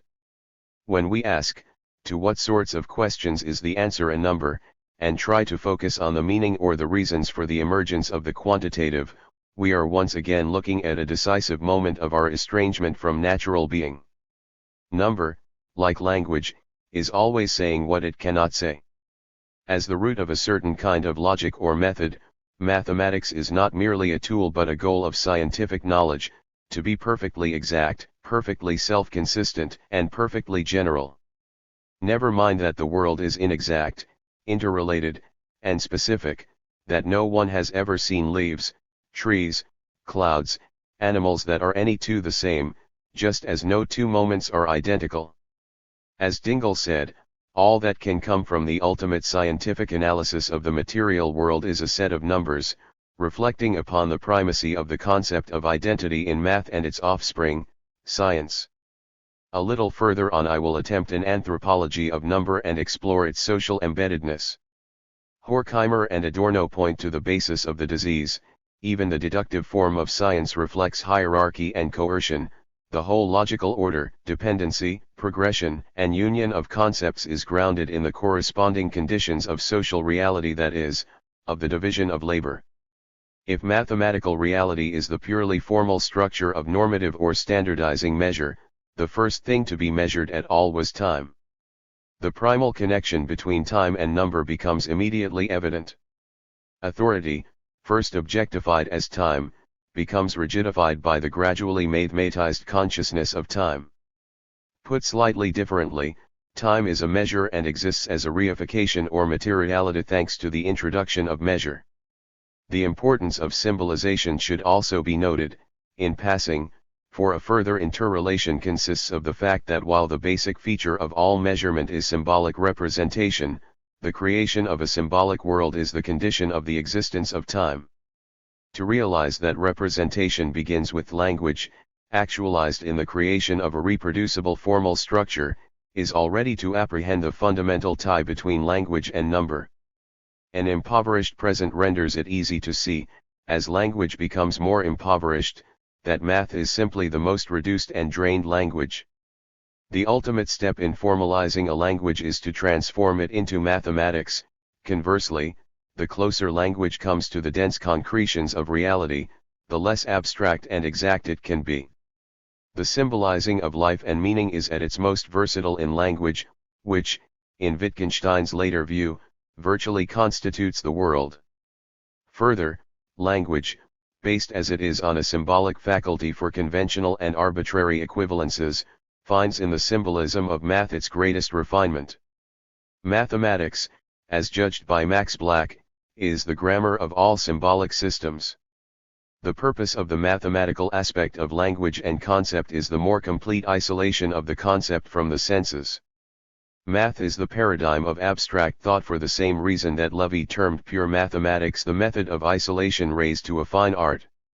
Closely related are its character of enormous generality, as discussed by Parsons, its refusal of limitations on said generality, as formulated by Whitehead. This abstracting process and its formal, general results provide a content that seems to be completely detached from the thinking individual. The user of a mathematical system and his/her values do not enter into the system. The Hegelian idea of the autonomy of alienated activity finds a perfect application with mathematics. It has its own laws of growth, its own dialectic, and stands over the individual as a separate power. Self-existent time and the first distancing of humanity from nature, it must be preliminarily added, began to emerge when we first began to count. Domination of nature, and then, of humans is thus enabled. In abstraction is the truth of Haiting's conclusion that the characteristic of mathematical thought is that it does not convey truth about the external world. Its essential attitude toward the whole colorful movement of life is summed up by, put this and that equal to that and this. Abstraction and equivalence or identity are inseparable. The suppression of the world's richness which is paramount in identity brought Adorno to call it the primal world of ideology. The untruth of identity is simply that the concept does not exhaust the thing conceived. Mathematics is reified, ritualized thought, the virtual abandonment of thinking. Foucault found that in the first gesture of the first mathematician one saw the constitution of an ideality that has been deployed throughout history and has been questioned only to be repeated and purified. Number is the most momentous idea in the history of human thought. Numbering or counting gradually consolidated plurality into quantification, and thereby produced the homogeneous and abstract character of number, which made mathematics possible. From its inception in elementary forms of counting to the Greek idealization of number, an increasingly abstract type of thinking developed, paralleling the maturation of the time concept. As William James put it, the intellectual life of man consists almost wholly in his substitution of a conceptual order for the perceptual order in which his experience originally comes. Boas concluded that counting does not become necessary until objects are considered in such generalized form that their individualities are entirely lost sight of. In the growth of civilization we have learned to use increasingly abstract signs to point at increasingly abstract referents. On the other hand, prehistoric languages had a plethora of terms for the touched and felt, while very often having no number words beyond one, two, and many. Hunter-gatherer humanity had little if any need for numbers, which is the reason Hall Pike declared that we cannot expect to find that an operational grasp of quantification will be a cultural norm in many primitive societies. Much earlier, and more crudely, Ollier referred to the repugnance felt by uncivilized men towards any genuine intellectual effort, more particularly towards arithmetic. In fact, on the long road toward abstraction, from an intuitive sense of amount to the use of different sets of number words for counting different kinds of things, along to fully abstract number, there was an immense resistance, as if the objectification involved was somehow seen for what it was. This seems less implausible in light of the striking, unitary beauty of tools of our ancestors 500,000 years ago, in which the immediate artistic and technical touch is so evident, and by recent studies which have demonstrated the existence, some 300,000 years ago, of mental ability equivalent to modern man, in the words of British archaeologist Clive Gamble. Based on observations of surviving tribal peoples, it is apparent, to provide another case in point, that hunter-gatherers possessed an enormous and intimate understanding of the nature and ecology of their local places, quite sufficient to have inaugurated agriculture perhaps hundreds of thousands of years before the Neolithic Revolution. But a new kind of relationship to nature was involved, one that was evidently refused for so many generations. To us it has seemed a great advantage to abstract from the natural relationship of things, whereas in the vast Stone Age being was apprehended and valued as a whole, not in terms of separable attributes. Today, as ever, when a large family sits down to dinner and it is noticed that someone is missing, this is not accomplished by counting. Or when a hut was built in prehistoric times, the number of required posts was not specified or counted, rather they were inherent to the idea of the hut, intrinsically involved in it. In distancing and separation lies the heart of mathematics, the discursive reduction of patterns, states, and relationships which we initially perceived as wholes. In the birth of categories aimed at control of what is free and unordered, crystallized by early counting, we see a new attitude toward the world. If naming is a distancing, a mastery, so too is number, which is impoverished naming. Though numbering is a corollary of language, it is the signature of a critical breakthrough of alienation. The root meanings of number are instructive, quick to grasp or take and to take, especially to steal, also taken, seized, hence, num. What is made an object of domination is thereby reified, becomes num.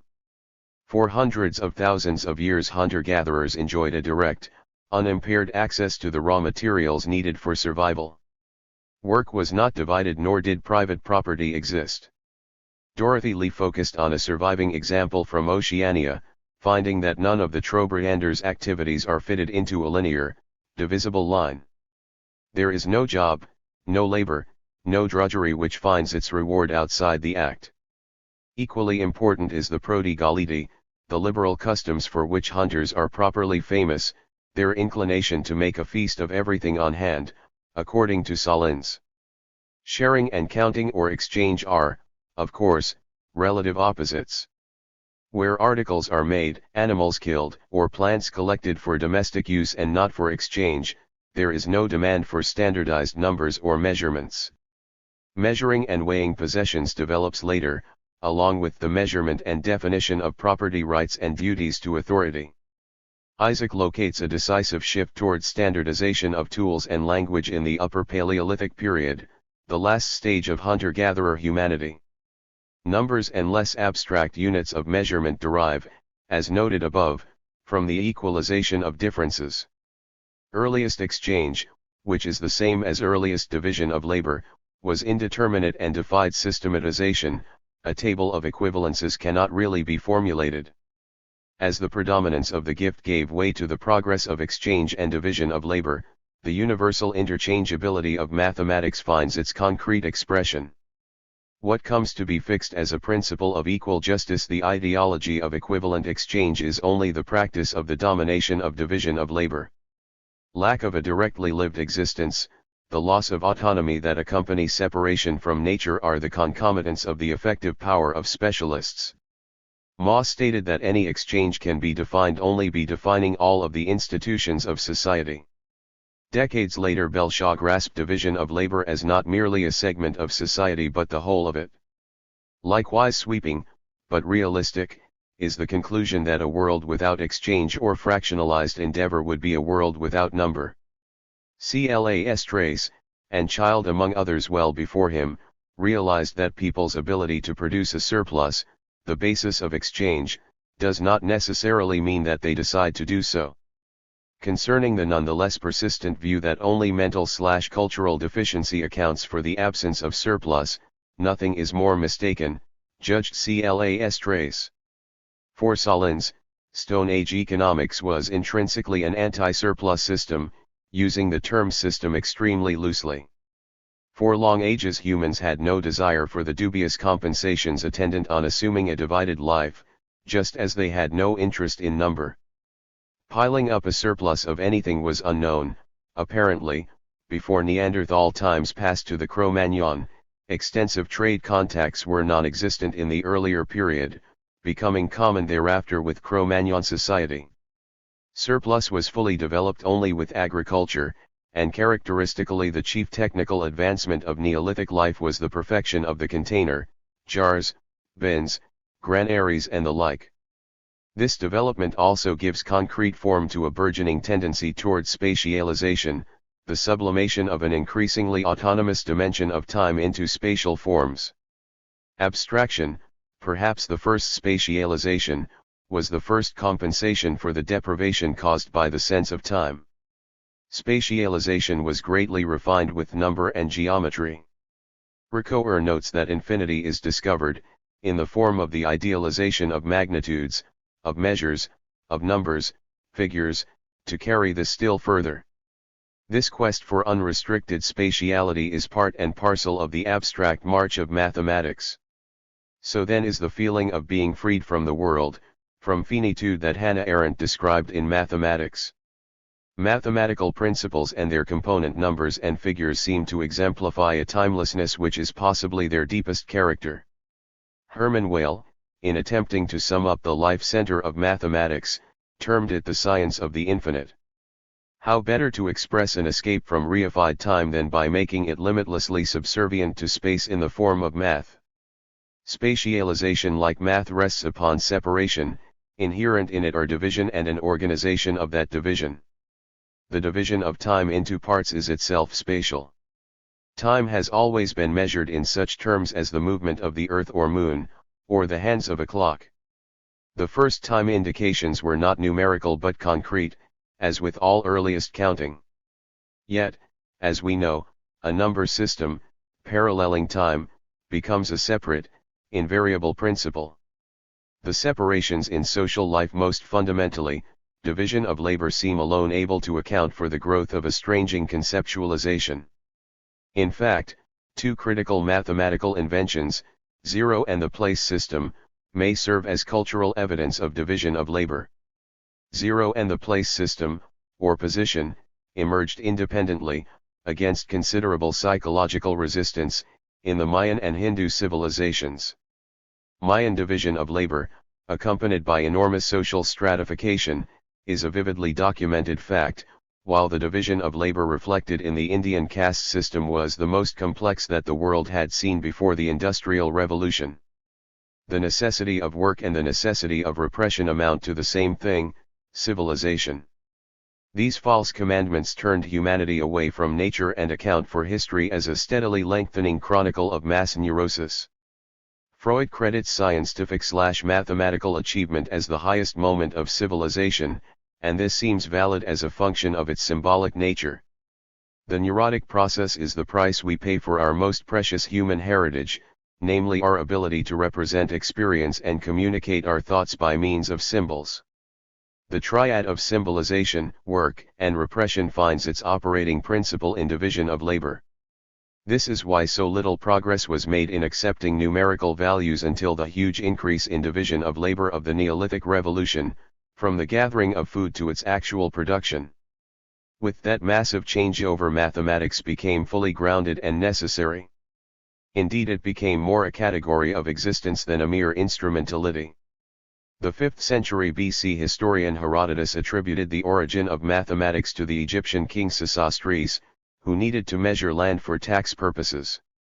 Systematized math, in this case geometry, which literally means land measuring, did in fact arise from the requirements of political economy, though it predates Sesostris' Egypt by perhaps 2,000 years.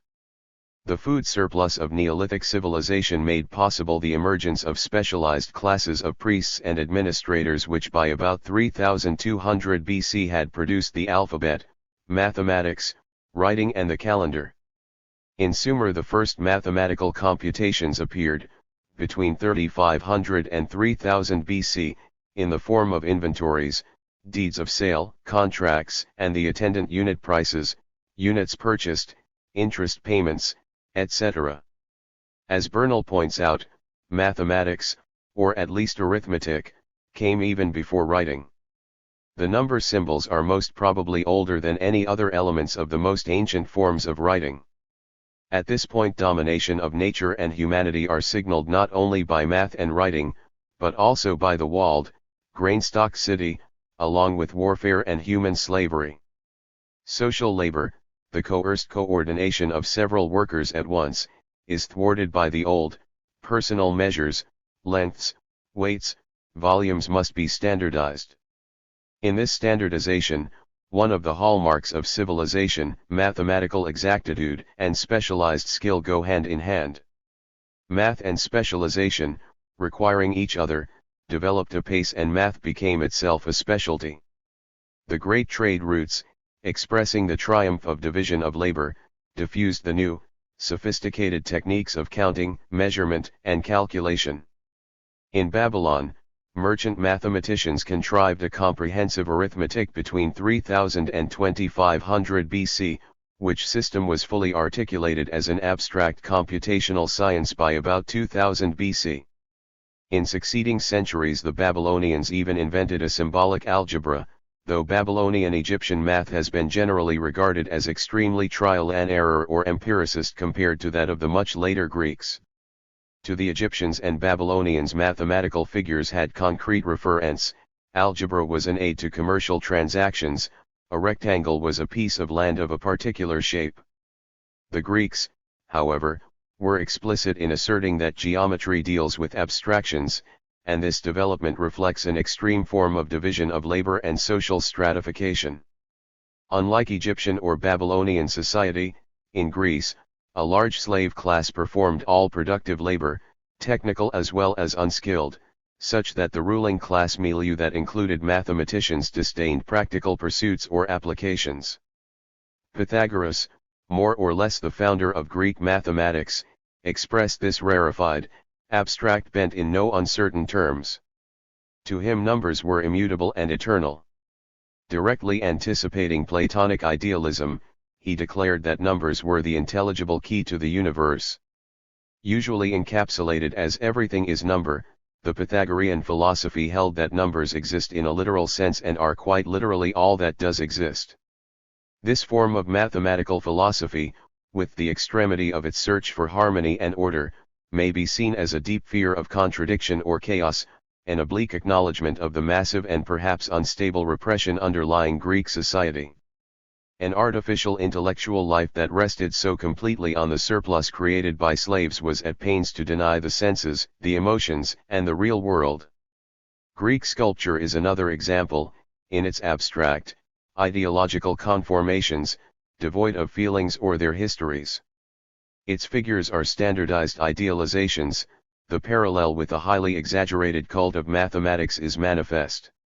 The independent existence of ideas, which is Plato's fundamental premise, is directly derived from Pythagoras, just as his whole theory of ideas flows from the special character of mathematics.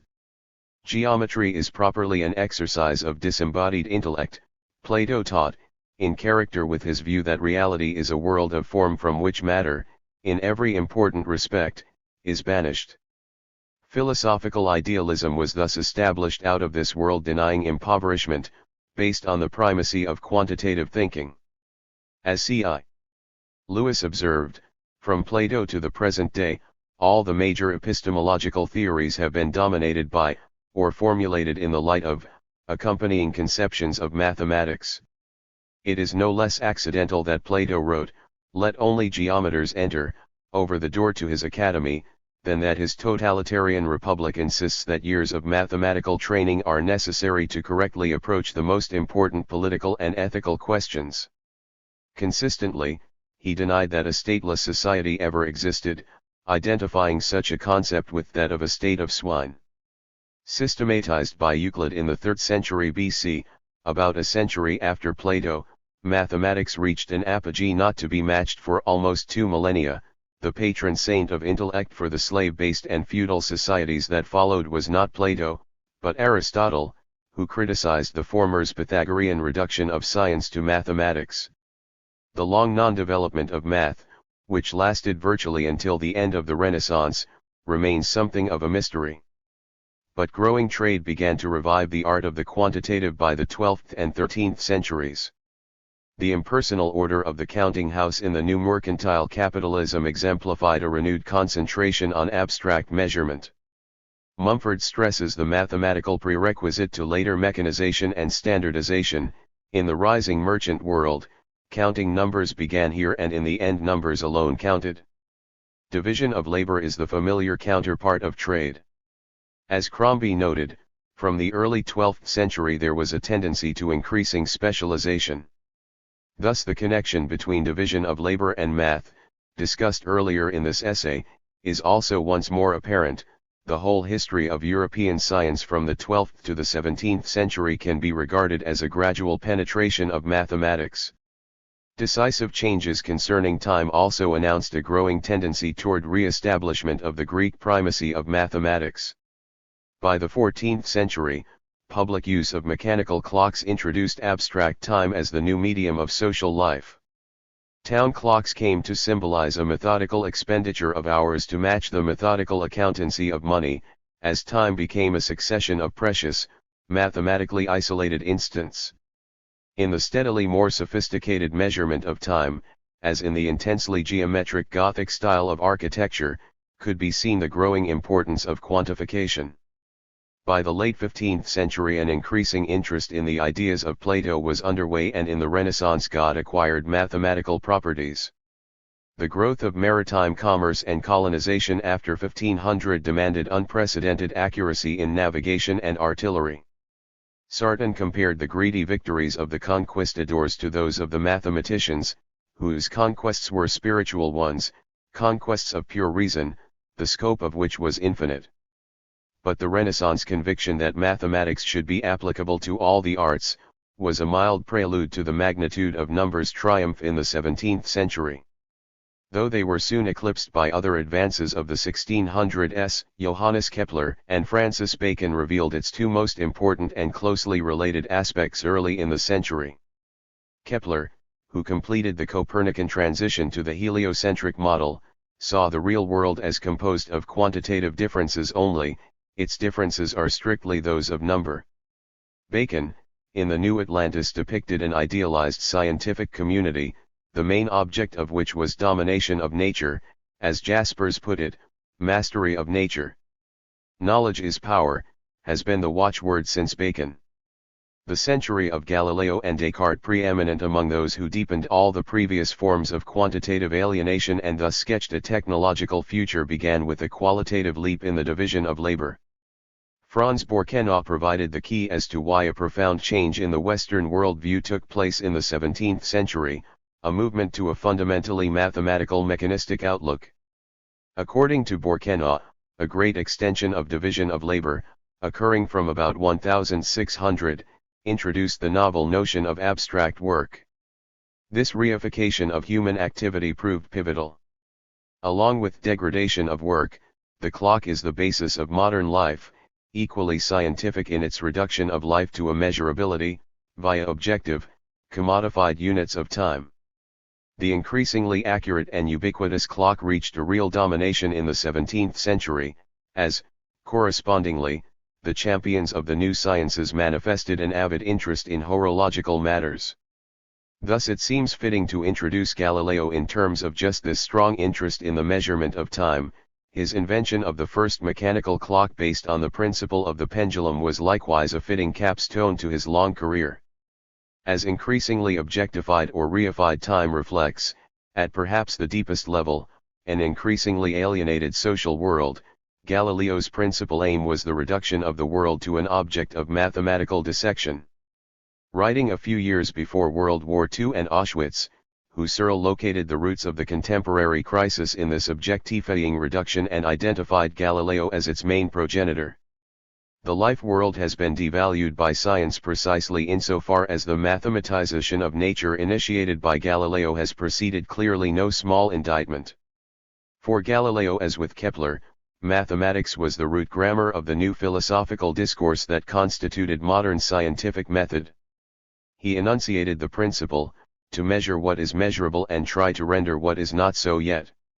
Thus he resurrected the Pythagorean Platonic substitution of a world of abstract mathematical relations for the real world and its method of absolute renunciation of the senses claim to no reality.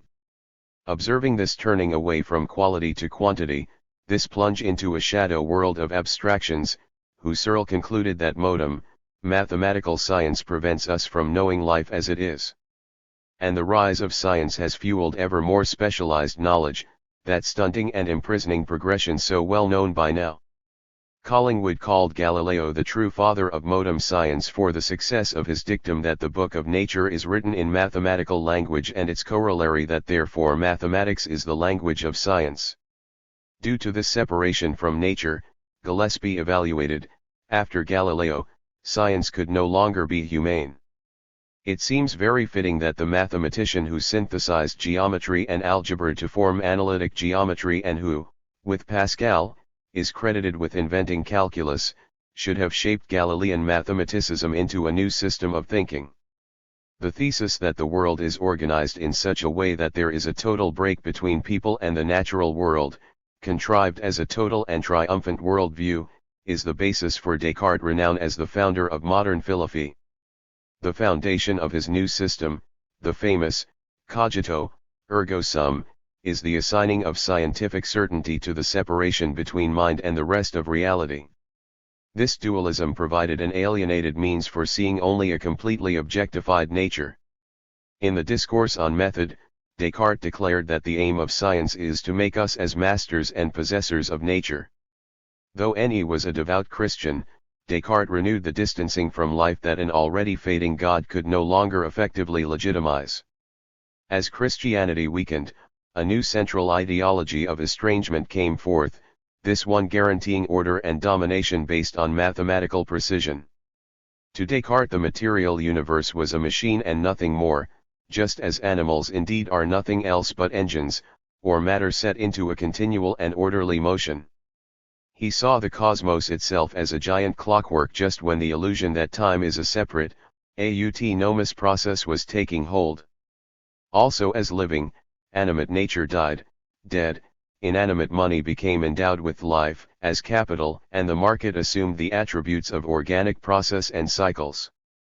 Lastly, Descartes' mathematical vision eliminated any messy, chaotic, or alive elements and ushered in an attendant mechanical worldview that was coincidental with a tendency toward central government controls and concentration of power in the form of the modern nation-state.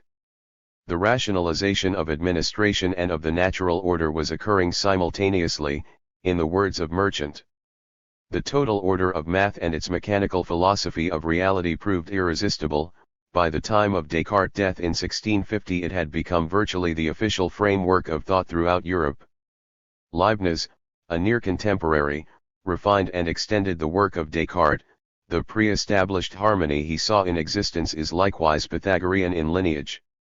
This mathematical harmony, which Leibniz illustrated by reference to two independent clocks, recalls his dictum, "There is nothing that evades number."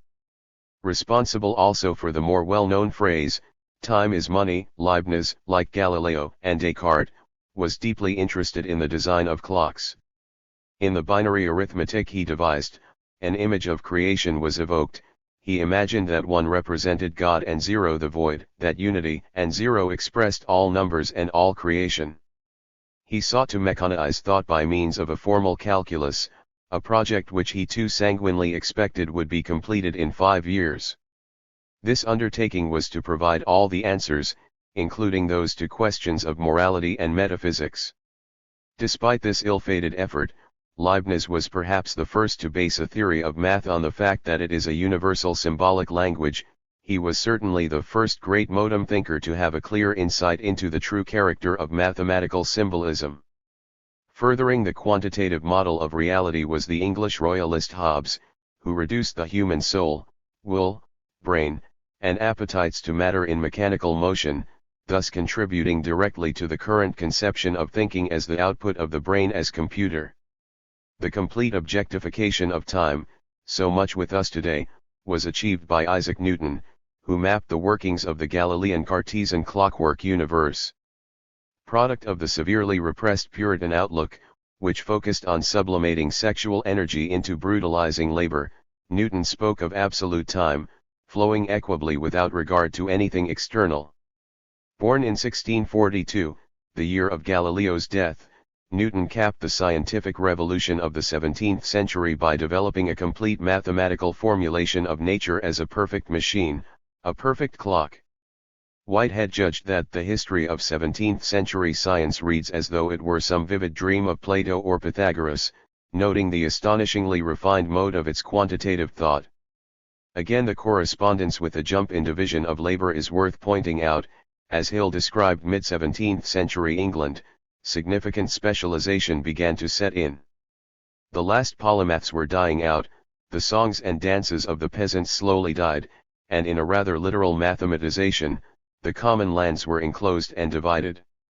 Knowledge of nature was part of philosophy until this time.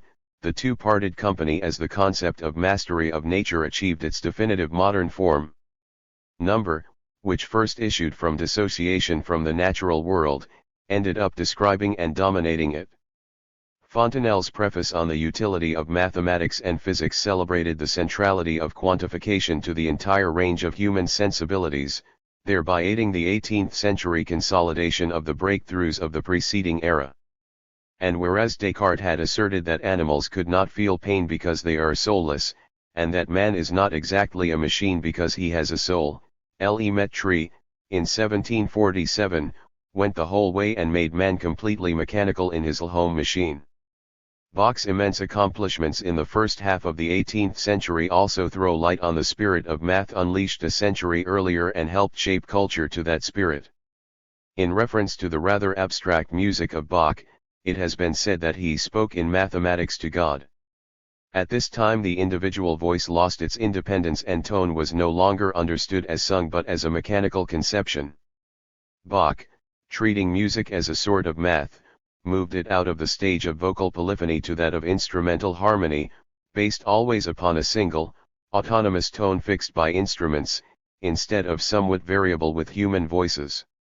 Later in the century Kant stated that in any particular theory there is only as much real science as there is mathematics, and devoted a considerable part of his critique of pure reason to an analysis of the ultimate principles of geometry and arithmetic. Descartes and Leibniz strove to establish a mathematical science method as the paradigmatic way of knowing, and saw the possibility of a singular universal language, on the model of numerical symbols, that could contain the whole of philosophy. The 18th century Enlightenment thinkers accurately worked at realizing this latter project. Condillac, Rousseau, and others were also characteristically concerned with origins such as the origin of language, their goal of grasping human understanding by taking language to its ultimate, mathematize et symbolic level made them incapable of seeing that the origin of all symbolizing is alienation. Symmetrical plowing is almost as old as agriculture itself, a means of imposing order on an otherwise irregular world.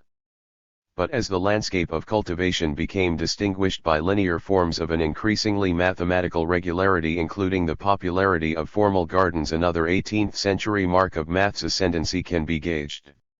With the early 1800s, however, the Romantic poets and artists, among others, protested the new vision of nature as a machine.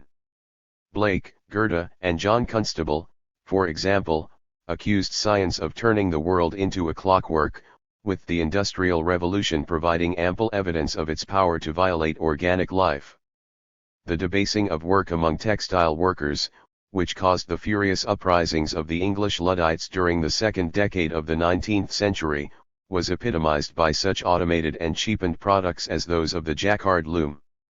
This French device not only represented the mechanization of life and work unleashed by 17th century shifts, but directly inspired the first attempts at the modem computer. The designs of Charles Babbage, unlike the logic machines of Leibniz and Descartes, involved both memory and calculating units under the control of programs via punched cards. The aims of the mathematical Babbage and the inventor industrialist J.M. Jacquard can be said to rest on the same rationalist reduction of human activity to the machine as was then beginning to boom with industrialism. Quite in character, then, were the emphasis in Babbage's mathematical work on the need for improved notation to further the processes of symbolization, his principles of economy, which contributed to the foundations of modern management, and his contemporary fame as a crusader against London nuisances, such as street musicians. Paralleling the full onslaught of industrial capitalism and the hugely accelerated division of labor that it brought was a marked advance in mathematical development. According to Whitehead, during the 19th century pure mathematics made almost as much progress as during the preceding centuries from Pythagoras onwards. The non-Euclidean geometries of Bolyai, Lobachevsky, Riemann and Klein must be mentioned, as well as the modem algebra of Boole, generally regarded as the basis of symbolic logic. Boolean algebra made possible a new level of formalized thought, as its founder pondered the human mind, an instrument of conquest and dominion over the powers of surrounding nature, in an unthinking mirroring of the mastery mathematized capitalism was gaining in the mid-1800s. If math is impoverished language, it can also be seen as the mature form of that sterile coercion known as formal logic. Bertrand Russell, in fact, determined that mathematics and logic had become one. Discarding unreliable, everyday language, Russell, Freya and others believed that in the further degradation and reduction of language lay the real hope for progress in philosophy. The goal of establishing logic on mathematical grounds was related to an even more ambitious effort by the end of the 19th century, that of establishing the foundations of math itself. As capitalism proceeded to redefine reality in its own image and became desirous of securing its foundations, the logic stage of math in the late 19th and early 20th centuries, fresh from new triumphs, sought the same.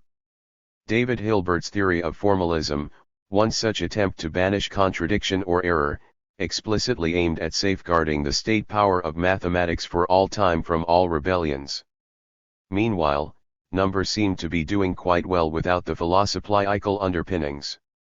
Lord Kelvin's late 19th century pronouncement that we don't really know anything unless we can measure it bespoke an exalted confidence, just as Frederick Taylor's scientific management was about to lead the quantification edge of industrial management further in the direction of subjugating the individual to the lifeless Newtonian categories of time and space. Speaking of the latter, Capra has claimed that the theories of relativity and quantum physics, developed between 1905 and the late 1920s, shattered all the principal concepts of the Cartesian worldview and Newtonian mechanics. But relativity theory is certainly mathematical formalism, and Einstein sought a unified field theory by geometrizing physics, such that success would have enabled him to have said, like Descartes, that his entire physics was nothing other than geometry. That measuring time and space is a relative matter hardly removes measurement as its core element. At the heart of quantum theory, similarly, is Heisenberg's uncertainty principle, which does not throw out quantification but rather expresses the limitations of classical physics in sophisticated mathematical ways. As Gillespie succinctly had it, Cartesian-Newtonian physical theory was an application of Euclidean geometry to space, general relativity a spatialization of Riemann's curvilinear geometry, and quantum mechanics a naturalization of statistical probability. More succinctly still, nature, before and after the quantum theory, is that which is to be comprehended mathematically. During these first 3 decades of the 20th century, moreover, the great attempts by Russell and Whitehead, Hilbert, et al., to provide a completely unproblematic basis for the whole edifice of math, referred to above, went forward with considerable optimism. But in 1931 Kurt Gödel dashed these bright hopes with his incompleteness theorem, which demonstrated that any symbolic system can be either complete or fully consistent, but not both. Gödel's devastating mathematical proof of this not only showed the limits of axiomatic number systems, but rules out enclosing nature by any closed, consistent language. If there are theorems or assertions within a system of thought which can neither be proved or disproved internally, if it is impossible to give a proof of consistency within the language used, as Gödel and immediate successors like Tarski and Church convincingly argued, any system of knowledge about the world is, and must remain, fundamentally incomplete, eternally subject to revision. Maurice Klein's Mathematics, the loss of certainty related the calamities that have befallen the once seemingly inviolable majesty of mathematics, chiefly dating from Gödel. Math, like language, used to describe the world and itself, fails in its totalizing quest, in the same way that capitalism cannot provide itself with unassailable grounding. Further, with Gödel's theorem mathematics was not only recognized to be much more abstract and formal than had been traditionally supposed, but it also became clear that the resources of the human mind have not been, and cannot be, fully formalized. But who could deny that, in practice, quantity has been mastering us, with or without definitively shoring up its theoretical basis?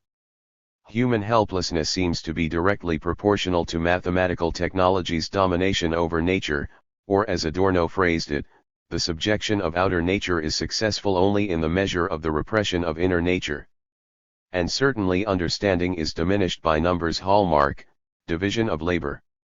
Raymond Firth accidentally exemplified the stupidity of advanced specialization, in a passing comment on a crucial topic, The proposition that symbols are instruments of knowledge raises epistemological issues which anthropologists are not trained to handle. The connection with a more common degradation is made by Singh, in the context of an ever more refined division of labor and a more technicist social life, noting that automation of computation immediately paved the way for automatizing industrial operations. The heightened tedium of computerized office work is today's very visible manifestation of mathematized, mechanized labor, with its neo-Taylorist quantification via electronic display screens, announcing the information explosion or information society. Information work is now the chief economic activity and information the distinctive commodity, in large part echoing the main concept of Shannon's information theory of the late 1940s, in which the production and the transmission of information could be defined quantitatively. From knowledge, to information, to data, the mathematizing trajectory moves away from meaning paralleled exactly in the realm of ideas by the ascendancy of structuralism. The global communications revolution is another telling phenomenon, by which a meaningless input is to be instantly available everywhere among people who live, as never before, in isolation. Into this spiritual vacuum the computer boldly steps. In 1950 Turing said, in answer to the question "Can machines think?" I believe that at the end of the century the use of words and general educated opinion will have altered so much that one will be able to speak of machines thinking without expecting to be contradicted. Note that his reply had nothing to do with the state of machines but wholly that of humans. As pressures build for life to become more quantified and machine-like, so does the drive to make machines more lifelike. By the mid-60s, in fact, a few prominent voices already announced that the distinction between human and machine was about to be superseded and saw this as positive. Majlish provided an especially unequivocal commentary: man is on the threshold of breaking past the discontinuity between himself and machines, we cannot think any longer of man without a machine. Moreover, this change is essential to our harmonious acceptance of an industrialized world. By the late 1980s, thinking sufficiently impersonates the machine that artificial intelligence experts, like Minsky, can matter-of-factly speak of the symbol manipulating brain as a computer made of meat. Cognitive psychology, echoing Hobbes, has become almost based on the computational model of thought in the decades since Turing's 1950 prediction. Heidegger felt that there is an inherent tendency for Western thinking to merge into the mathematical sciences, and saw science as incapable of awakening, and in fact emasculating, the spirit of genuine inquiry. We find ourselves, in an age when the fruits of science threaten to end human life altogether, when a dying capitalism seems capable of taking everything with it, more apt to want to discover the ultimate origins of the nightmare. When the world and its thought reach a condition that is increasingly mathematized and empty, the beginnings of this bleak journey, including the origins of the number concept, demand comprehension. It may be that this inquiry is essential to save us and our humanness. The case against art. Art is always about something hidden. But does it help us connect with that hidden something? I think it moves us away from it. During the first million or so years as reflective beings, humans seem to have created no art. As Jameson put it, art had no place in that unfallen social reality because there was no need for it. Though tools were fashioned with an astonishing economy of effort and perfection of form, the old cliché about the aesthetic impulse as one of the irreducible components of the human mind is invalid. The oldest enduring works of art are handprints, produced by pressure or blown pigment, a dramatic token of direct impress on nature. Later in the Upper Paleolithic era, about 30,000 years ago, commenced the rather sudden appearance of the cave art associated with names like Altamira and Lascaux. These images of animals possess an often breathtaking vibrancy and naturalism, though current sculpture, such as the widely found Venus statuettes of women, was quite stylized. Perhaps this indicates that domestication of people was to precede domestication of nature. Significantly, the sympathetic magic or hunting theory of earliest art is now waning in the light of evidence that nature was bountiful rather than threatening. The veritable explosion of art at this time bespeaks an anxiety not felt before, in worrying words, creation in order to subdue the torment of perception. Here is the appearance of the symbolic, as a moment of discontent. It was a social anxiety, people felt something precious slipping away. The rapid development of ritual or ceremony parallels the birth of art, and we are reminded of the earliest ritual reenactments of the moment of the beginning, the primordial paradise of the timeless present. Pictorial representation roused the belief in controlling loss, the belief in coercion itself. And we see the earliest evidence of symbolic division, as with the half-human, half-beast stone faces at El Juyo. The world is divided into opposing forces, by which binary distinction the contrast of culture and nature begins, and a productionist, hierarchical society is perhaps already prefigured. The perceptual order itself, as a unity, starts to break down in reflection of an increasingly complex social order. A hierarchy of senses. With the visual steadily more separate from the others and seeking its completion in artificial images such as cave paintings, moves to replace the full simultaneity of sensual gratification.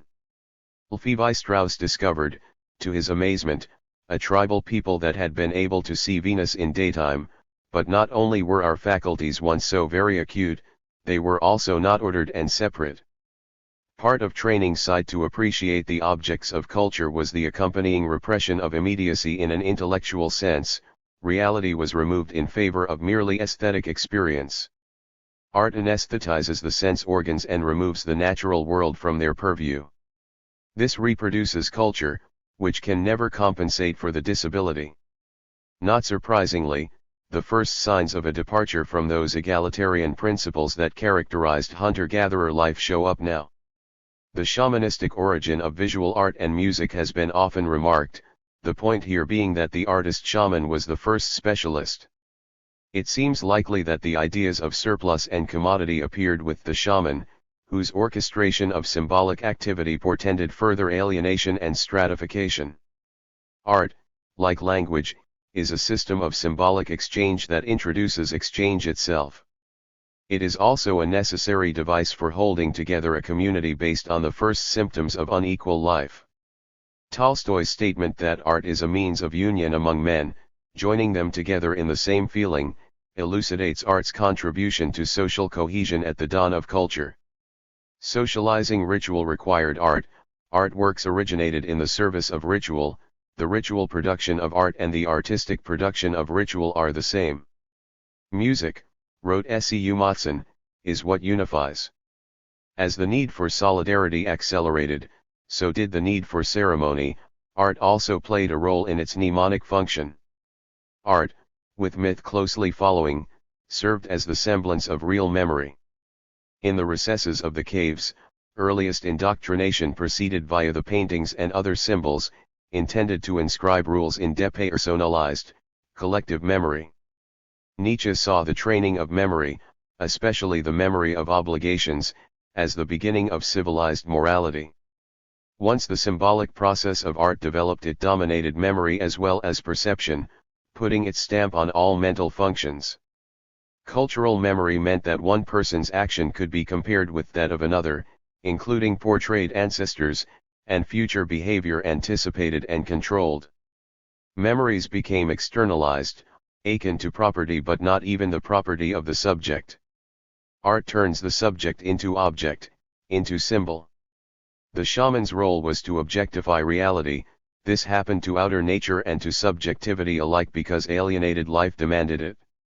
Art provided the medium of conceptual transformation by which the individual was separated from nature and dominated, at the deepest level, socially. Art's ability to symbolize and direct human emotion accomplished both ends. What we were led to accept as necessity, in order to keep ourselves oriented in nature and society, was at base the invention of the symbolic world, the fall of man.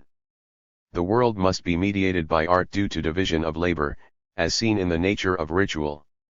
The real object, its particularity, does not appear in ritual. Instead, an abstract one is used, so that the terms of ceremonial expression are open to substitution. The conventions needed in division of labor, with its standardization and loss of the unique, are those of ritual of symbolization. The process is at base identical, based on equivalence. Production of goods, as the hunter-gatherer mode is gradually liquidated in favor of agriculture and religion, is also ritual production. The agent, again, is the shaman artist, en route to priesthood, leader by reason of mastering his own immediate desires via the symbol. All that is spontaneous, organic, and instinctive is to be neutered by art and myth. Recently the painter Eric Fiskell presented at the Whitney Museum a couple in the act of sexual intercourse. A video camera recorded their actions and projected them on a TV monitor before the two. The man's eyes were riveted to the image on the screen, which was clearly more exciting than the act itself. The evocative cave pictures, volatile in the dramatic, lamplit depths, began the transfer exemplified in Fiskell's tableau, in which even the most primal acts can become secondary to their representation. Conditioned self-distancing from real existence has been a goal of art from the beginning. Similarly, the category of audience, of supervised consumption, is nothing new, as art has striven to make life itself an object of contemplation. As the Paleolithic age gave way to the Neolithic arrival of agriculture and civilization production, private property, written language, government, and religion culture could be seen more fully as spiritual decline via division of labor, though global specialization and a mechanistic technology did not prevail until the late Iron Age. The vivid representation of late hunter-gatherer art was replaced by a formalistic, geometrical style, reducing pictures of animals and humans to symbolic shapes. This narrow stylization reveals the artist shutting himself off from the wealth of empirical reality and creating the symbolic universe.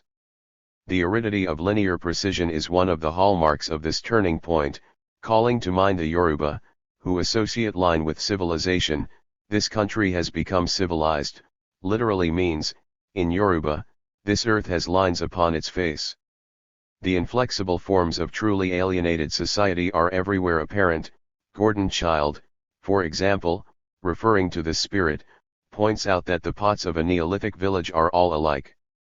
Relatedly, warfare in the form of combat scenes makes its first appearance in art. The work of art was in no sense autonomous at this time, it served society in a direct sense, an instrument of the needs of the new collectivity. There had been no worship cults during the Paleolithic, but now religion held sway, and it is worth remembering that for thousands of years art's function will be to depict the gods. Meanwhile, what Gluck stressed about African tribal architecture was true in all other cultures as well. Sacred buildings came to life on the model of those of the secular ruler. And though not even the first signed works show up before the late Greek period, it is not inappropriate to turn here to art's realization, some of its general features. Art not only creates the symbols of and for a society, it is a basic part of the symbolic matrix of a strange social life. Oscar Wilde said that art does not imitate life, but vice versa, which is to say that life follows symbolism, not forgetting that it is life that produces symbolism. Every art form, according to T.S. Eliot, is an attack upon the inarticulate. Upon the unsymbolized, he should have said. Both painter and poet have always wanted to reach the silence behind and within art and language, leaving the question of whether the individual, in adopting these modes of expression, didn't settle for far too little. Though Bergson tried to approach the goal of thought without symbols, such a breakthrough seems impossible outside our active undoing of all the layers of alienation. In the extremity of revolutionary situations, immediate communication has bloomed, if briefly. The primary function of art is to objectify feeling, by which one's own motivations and identity are transformed into symbol and metaphor. All art, as symbolization, is rooted in the creation of substitutes, surrogates for something else. By its very nature therefore, it is falsification. Under the guise of enriching the quality of human experience, we accept vicarious, symbolic descriptions of how we should feel, trained to need such public images of sentiment that ritual art and myth provide for our psychic security. Life in civilization is lived almost wholly in a medium of symbols. Not only scientific or technological activity but aesthetic form are canons of symbolization, often expressed quite unspiritually.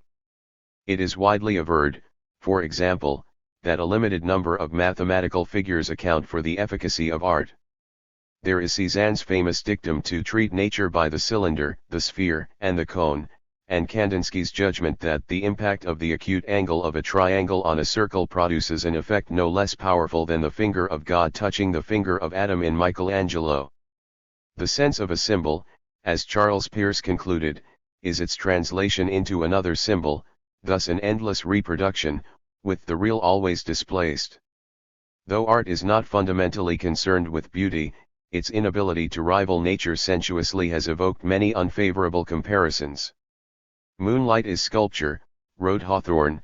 Shelley praised the unpremeditated art of the skylark, Verlaine pronounced the sea more beautiful than all the cathedrals. And so on, with sunsets, snowflakes, flowers, etc., beyond the symbolic products of art. Jean Arp, in fact, termed the most perfect picture nothing more than warty, threadbare approximation, a dry porridge. Why then would one respond positively to art? As compensation and palliative, because our relationship to nature and life is so deficient and disallows an authentic one. As Mother Land put it, one gives to one's art what one has not been capable of giving to one's existence.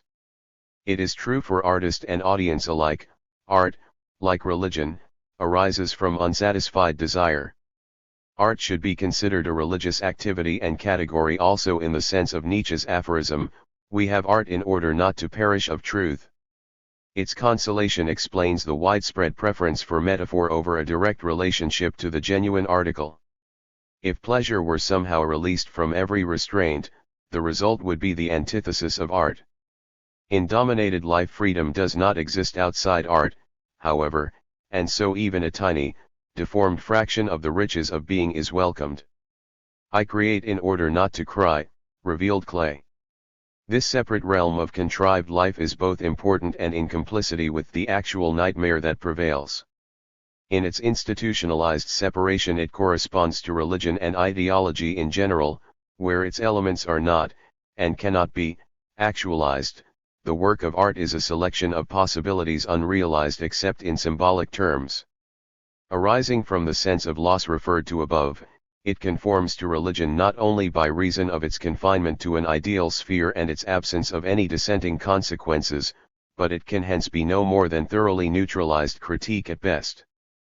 Frequently compared to play, art and culture like religion have more often worked as generators of guilt and oppression.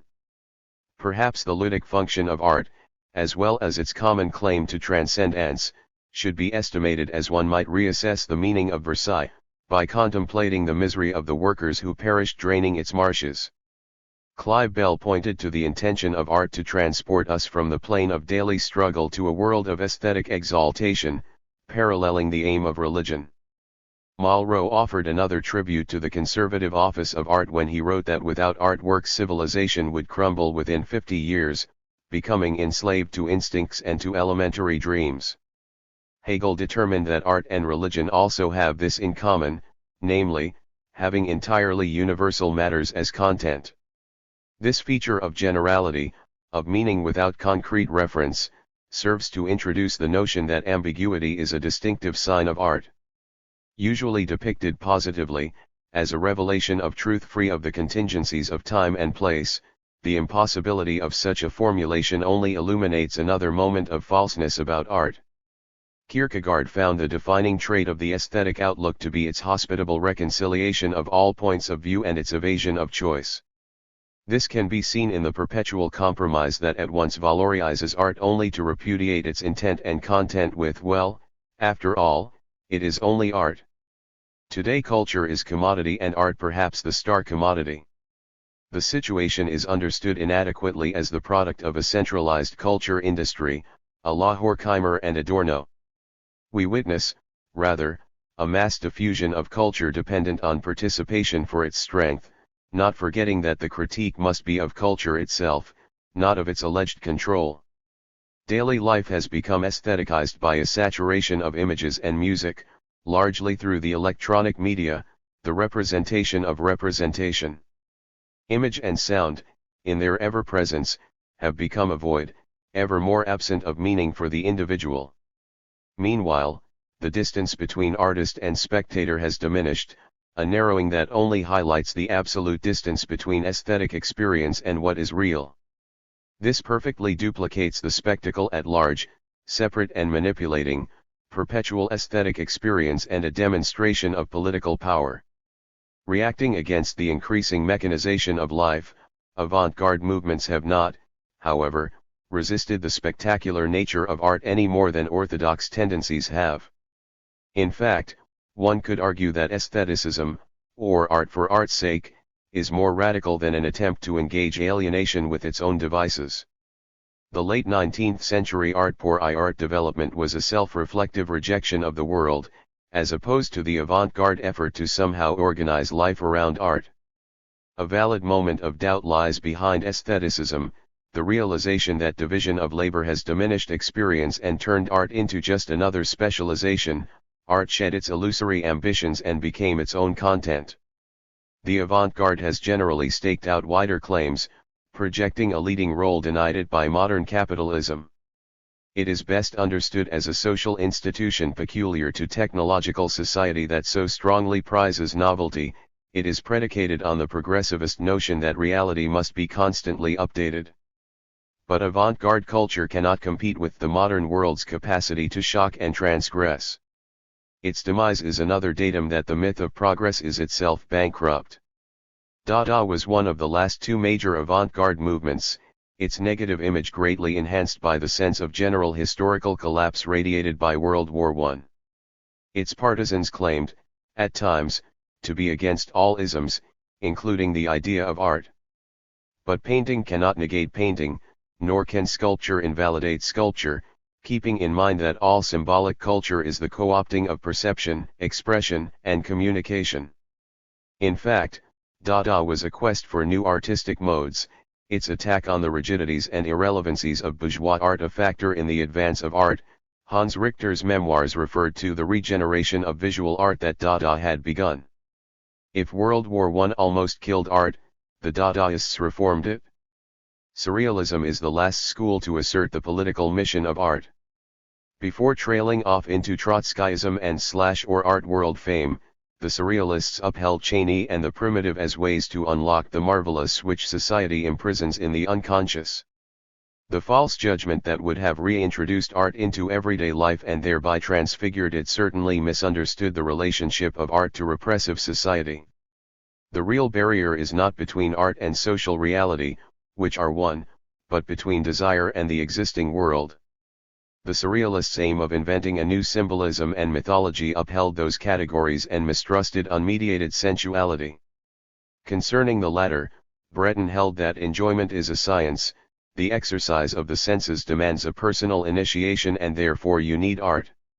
Modernist abstraction resumed the trend begun by aestheticism, in that it expressed the conviction that only by a drastic restriction of its field of vision could art survive. With the least strain of embellishment possible in a formal language, art became increasingly self-referential, in its search for a purity that was hostile to narrative. Guaranteed not to represent anything, modern painting is consciously nothing more than a flat surface with paint on it.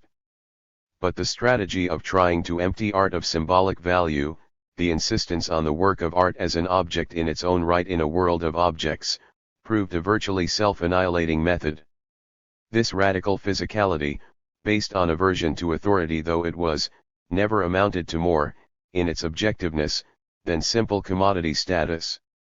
The sterile grids of Mondrian and the repeated all-black squares of Reinhardt echo this acquiescence no less than hideous 20th-century architecture in general. Modernist self-liquidation was parroted by Rauschenberg's 1953 erased drawing, exhibited after his month-long erasure of a de Kooning drawing.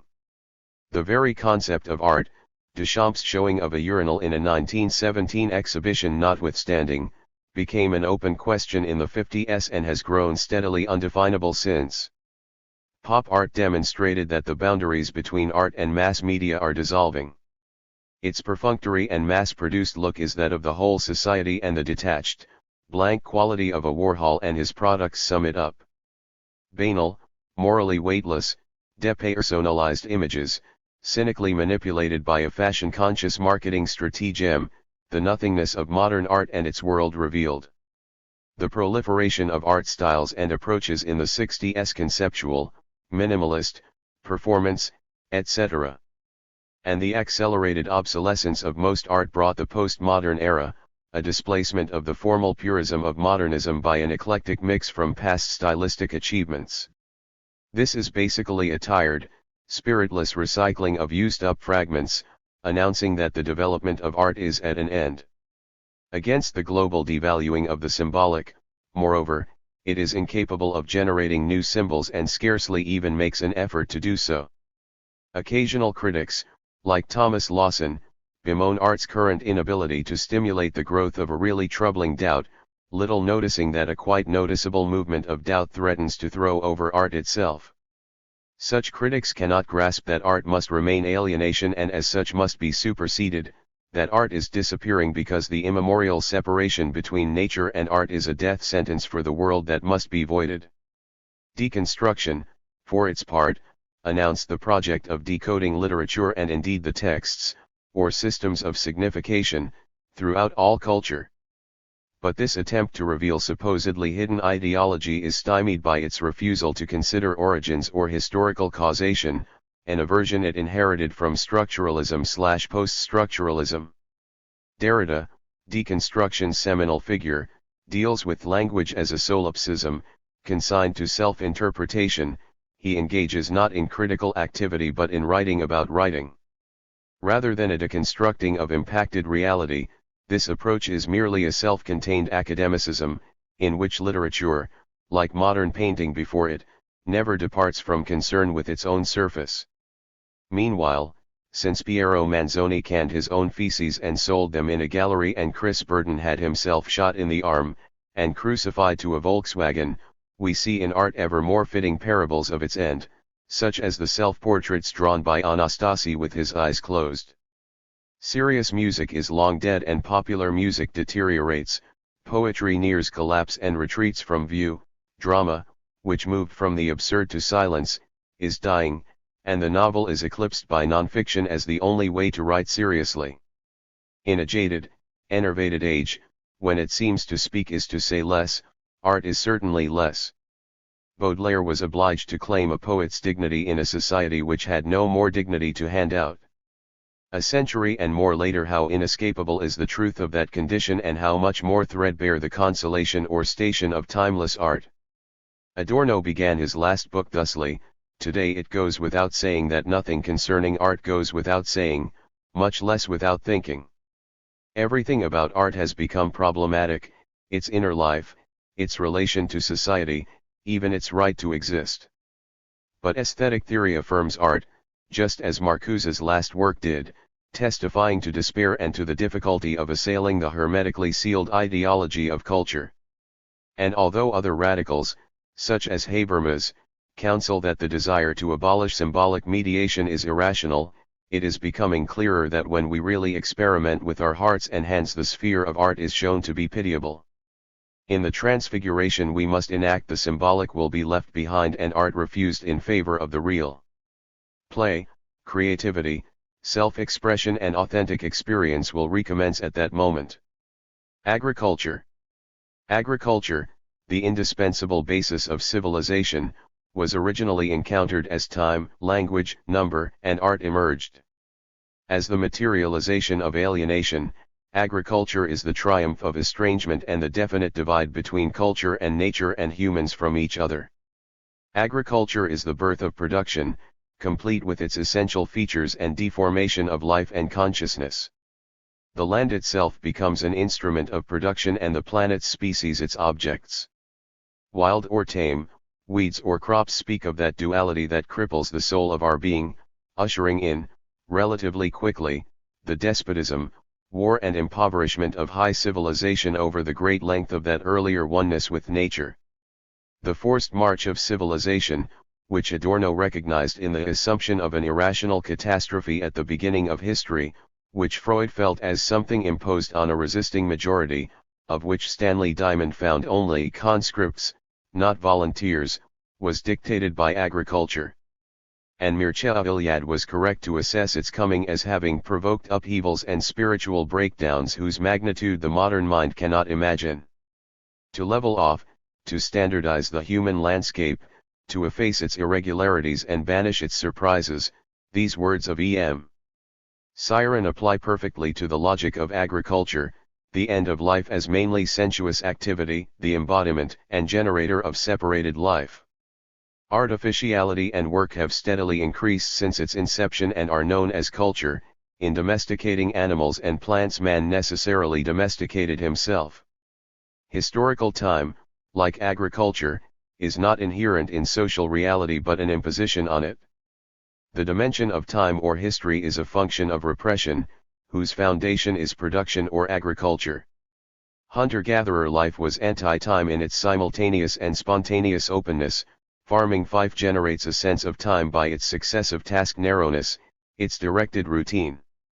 As the non-closure and variety of Paleolithic living gave way to the literal enclosure of agriculture, time assumed power and came to take on the character of an enclosed space.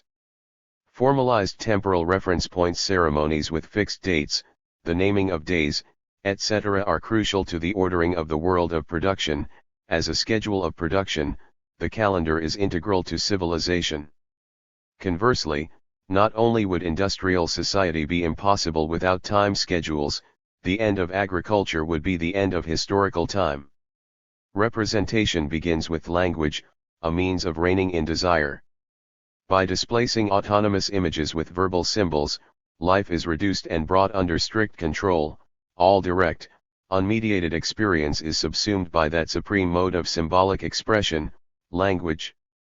Language cuts up and organizes reality, as Benjamin Werf put it, and this segmentation of nature, an aspect of grammar, sets the stage for agriculture. Julian Jaynes, in fact, concluded that the new linguistic mentality led very directly to agriculture. Unquestionably, the crystallization of language into writing, called forth mainly by the need for record-keeping of agricultural transactions, is the signal that civilization has begun. In the non-commodified, egalitarian hunter-gatherer ethos, the basis of which was sharing, number was not wanted. There was no ground for the urge to quantify, no reason to divide what was whole. Not until the domestication of animals and plants did this cultural concept fully emerge. Two of number's seminal figures testify clearly to its alliance with separateness and property: Pythagoras, center of a highly influential religious cult of number, and Euclid, father of mathematics and science, whose geometry originated to measure fields for reasons of ownership, taxation, and slave labor.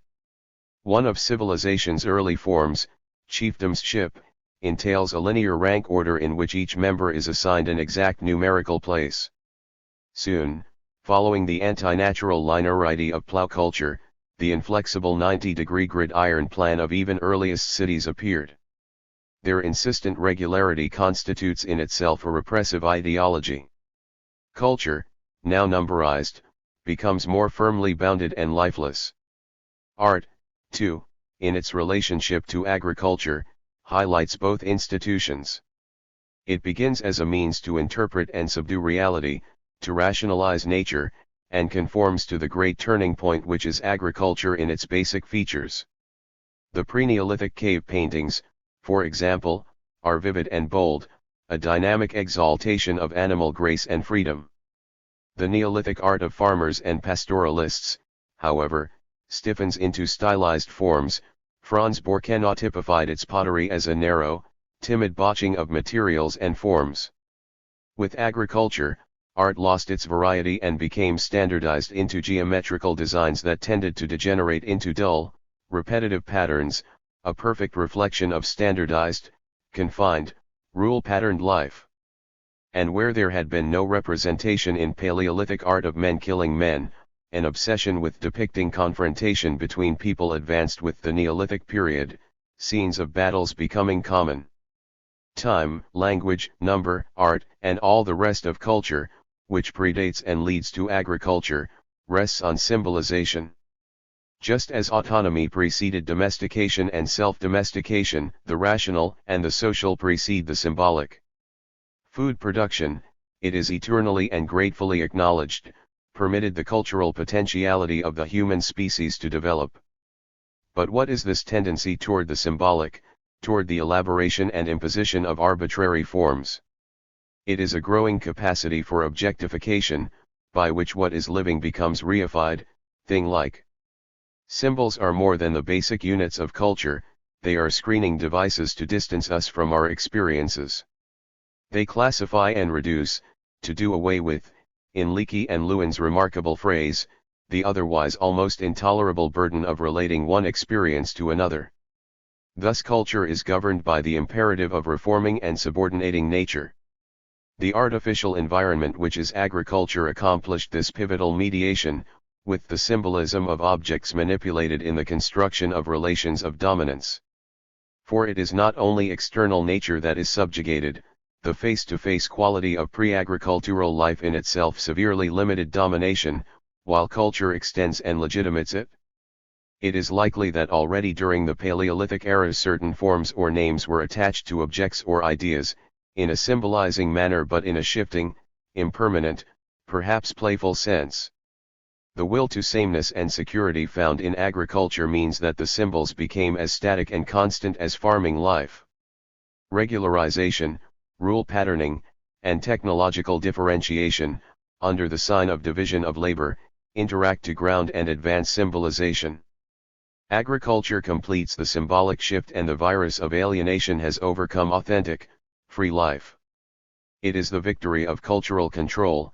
As anthropologist Marshall Solins puts it, the amount of work per capita increases with the evolution of culture and the amount of leisure per capita decreases. Today, the few surviving hunter-gatherers occupy the least economically interesting areas of the world where agriculture has not penetrated, such as the snows of the Inuit or desert of the Australian Aborigines. And yet the refusal of farming drudgery, even in adverse settings, bears its own rewards. The Hadza of Tanzania, Filipino Tazete, Kung of Botswana, or the Kalahari Desert, Kung San, who were seen by Richard Lee as easily surviving a serious, several years drought while neighboring farmers starved, also testify to Hole and Flannery's summary that no group on earth has more leisure time than hunters and gatherers, who spend it primarily on games, conversation, and relaxing. Service rightly attributed this condition to the very simplicity of the technology and lack of control over the environment of such groups. And yet simple Paleolithic methods were, in their own way, advanced. Consider a basic cooking technique like steaming foods by heating stones in a covered pit. This is immemorially older than any pottery, kettles, or baskets and is the most nutritionally sound way to cook, far healthier than boiling food in water, for example. Or consider the fashioning of such stone tools as the long and exceptionally thin laurel leaf knives, delicately chipped but strong, which modern industrial techniques cannot duplicate. The hunting and gathering lifestyle represents the most successful and enduring adaptation ever achieved by humankind. In occasional pre-agriculture phenomena like the intensive collection of food or the systematic hunting of a single species can be seen signs of impending breakdown of a pleasurable mode that remained so static for so long precisely because it was pleasurable. The penury and day-long grind of agriculture, in Clarke's words, is the vehicle of culture, rational only in its perpetual disequilibrium and its logical progression toward ever greater destruction, as will be outlined below. Although the term hunter-gatherer should be reversed because it is recognized that gathering constitutes by far the larger survival component, the nature of hunting provides salient contrast to domestication. The relationship of the hunter to the hunted animal, which is sovereign, free, and even considered equal, is obviously qualitatively different from that of the farmer or herdsman to the enslaved chattels over which he rules absolutely. Evidence of the urge to impose order or subjugate is found in the coercive rites and uncleanness taboos of incipient religion. The eventual subduing of the world that is agriculture has at least some of its basis where ambiguous behavior is ruled out, purity and defilement defined and enforced. Levi Strauss defined religion as the anthropomorphism of nature. Earlier spirituality was participatory with nature, not imposing cultural values or traits upon it. The sacred means that which is separated, and ritual and formalization, increasingly removed from the ongoing activities of daily life and in the control of such specialists as shamans and priests, are closely linked with hierarchy and institutionalized power. Religion emerges to ground and legitimize culture, by means of a higher order of reality. It is especially required, in this function of maintaining the solidarity of society, by die unnatural demands of agriculture. In the Neolithic village of Kütülhüyük in Turkish Anatolia, one of every 3 rooms were used for ritual purposes. Plowing and sowing can be seen as ritual renunciations, according to Burkert, a form of systematic repression accompanied by a sacrificial element. Speaking of sacrifice, which is the killing of domesticated animals for ritual purposes, it is pervasive in agricultural societies and found only there. Some of their major Neolithic religions often attempted a symbolic healing of the agricultural rupture with nature through the mythology of the Earth Mother, which needless to say does nothing to restore the lost unity. Fertility myths are also central, the Egyptian Osiris, the Greek Persephone, Baal of Canaanites, and the New Testament Jesus, gods whose death and resurrection testify to the perseverance of the soil, not to mention the human soul. The first temples signified the rise of cosmologies based on a model of the universe as an arena of domestication or barnyard, which in turn serves to justify the suppression of human autonomy. Whereas pre-civilized society was, as Redfield put it, held together by largely undeclared but continually realized ethical conceptions, refusal developed as a way of creating citizens, placing the moral order under public management.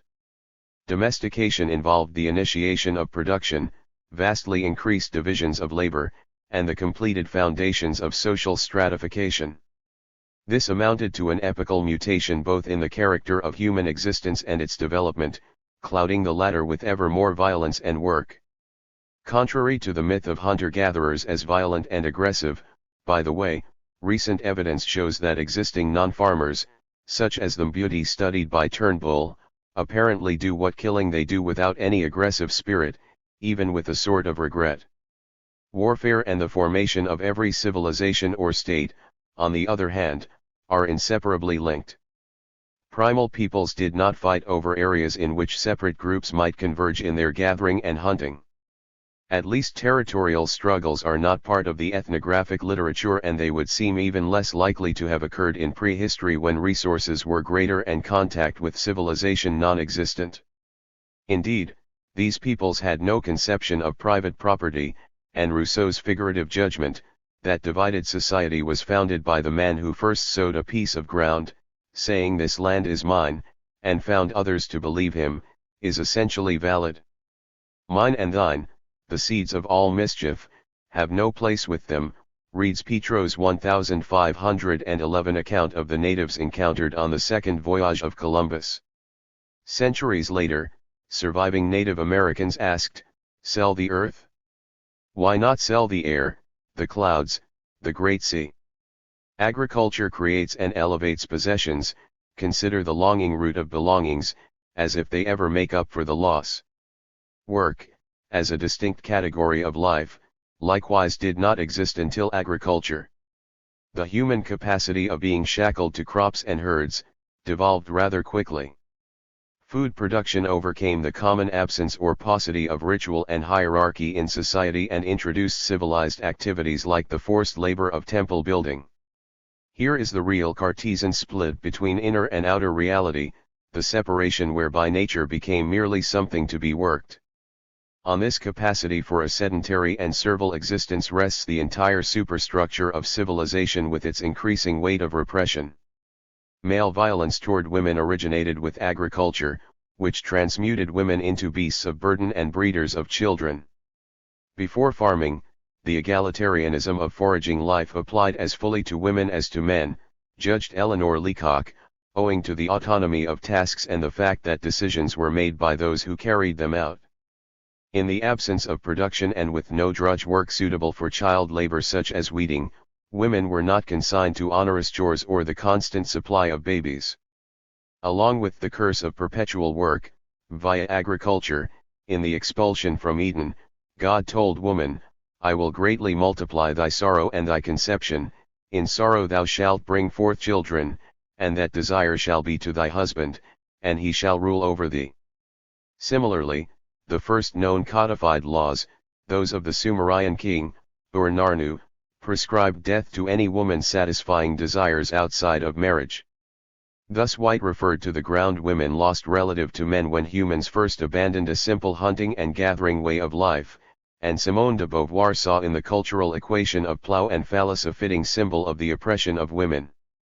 As wild animals are converted into sluggish meat-making machines, the concept of becoming cultivated is a virtue enforced on people, meaning the weeding out of freedom from one's nature, in the service of domestication and exploitation. As Rice points out, in Sumer, the first civilization, the earliest cities had factories with their characteristic high organization and refraction of skills. Civilization from this point exacts human labor and the mass production of food, buildings, war, and authority. To the Greeks, work was a curse and nothing else. The name for it ponos has the same root as the Latin pona, sorrow. The famous Old Testament curse on agriculture as the expulsion from paradise reminds us of the origin of work. As Mumford put it, conformity, repetition, patience were the keys to this culture, the patient capacity for work. In this monotony and passivity of tending and waiting is balm, according to Paul Shepard, the peasant's deep, latent resentments, crude mixtures of rectitude and heaviness, and absence of humor. One might also add a stoic insensitivity and lack of imagination inseparable from religious faith, sullenness, and suspicion among traits widely attributed to the domesticated fief of farming. Although food production by its nature includes a latent readiness for political domination, and although civilizing culture was from the beginning its own propaganda machine, the changeover involved a monumental struggle. Freddie Perlman's Against Leviathan.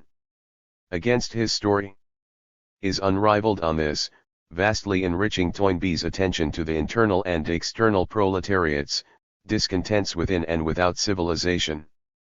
Nonetheless, along the axis from digging stick farming to plow agriculture to fully differentiated irrigation systems, an almost total genocide of gatherers and hunters was necessarily effected. The formation and storage of surpluses are part of the domesticating will to control and make static, an aspect of the tendency to symbolize. A bulwark against the flow of nature, surplus takes the forms of herd animals and granaries. Stored grain was the earliest medium of equivalence, the oldest form of capital. Only with the appearance of wealth in the shape of storable grains do the gradations of labor and social classes proceed. While there were certainly wild grains before all this, the bias of culture makes every difference. Civilization and its cities rested as much on granaries as on symbolization. The mystery of agriculture's origin seems even more impenetrable in light of the recent reversal of long-standing notions that the previous era was one of hostility to nature and an absence of leisure. One could no longer assume, wrote N., that early man domesticated plants and animals to escape drudgery and starvation. If anything, the contrary appeared true, and the advent of farming saw the end of innocence. For a long time, the question was, why wasn't agriculture adopted much earlier in human evolution? More recently, we know that agriculture, in Cohen's words, is not easier than hunting and gathering and does not provide a higher quality, more palatable, or more secure food base. Thus the consensus question now is, why was it adopted at all? Many theories have been advanced, none convincingly. Child and others argue that population increase pushed human societies into more intimate contact with other species, leading to domestication and the need to produce in order to feed the additional people. But it has been shown rather conclusively that population increase did not precede agriculture but was caused by it. I don't see any evidence anywhere in the world, concluded Flannery, that suggests that population pressure was responsible for the beginning of agriculture. Another theory has it that major climatic changes occurred at the end of the Pleistocene, about 11,000 years ago, which upset the old hunter-gatherer life world and led directly to the cultivation of certain surviving staples. Recent dating methods have helped demolish this approach. No such climatic shift happened that could have forced the new mode into existence. Besides, There are scores of examples of agriculture being adopted or refused in every type of climate. Another major hypothesis is that agriculture was introduced via a chance discovery or invention, as if it had never occurred to the species before a certain moment that, for example, food grows from sprouted seeds. It seems certain that Paleolithic humanity had a virtually inexhaustible knowledge of flora and fauna for many tens of thousands of years before the cultivation of plants began, which renders this theory especially weak. Agreement with Carl Sauer's summation that agriculture did not originate from a growing or chronic shortage of food is sufficient, in fact, to dismiss virtually all originary theories that have been advanced. A remaining idea, presented by Haugham, Isaac, and others, holds that food production began at base as a religious activity. This hypothesis comes closest to plausibility. Sheep and goats, the first animals to be domesticated, are known to have been widely used in religious ceremonies, and to have been raised in enclosed meadows for sacrificial purposes. Before they were domesticated, moreover, sheep had no wool suitable for textile purposes. The main use of the hen in southeastern Asia and the eastern Mediterranean, the earliest centers of civilization, seems to have been, according to Darby, sacrificial or divinatory rather than alimentary. Sauer adds that the egg-laying and meat-producing qualities of tamed fowl are relatively late consequences of their domestication. Wild cattle were fierce and dangerous. Neither the docility of oxen nor the modified meat texture of such castrates could have been foreseen. Cattle were not milked until centuries after their initial captivity, and representations indicate that their first known harnessing was to wagons in religious processions. Plants, next to be controlled, exhibit similar backgrounds so far as is known. Consider the New World examples of squash and pumpkin, used originally as ceremonial rattles.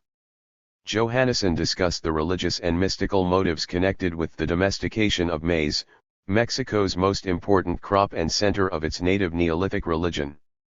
Likewise, Anderson investigated the selection and development of distinctive types of various cultivated plants because of their magical significance. The shamans, I should add, were well placed in positions of power to introduce agriculture via the taming and planting involved in ritual and religion, sketchily referred to above.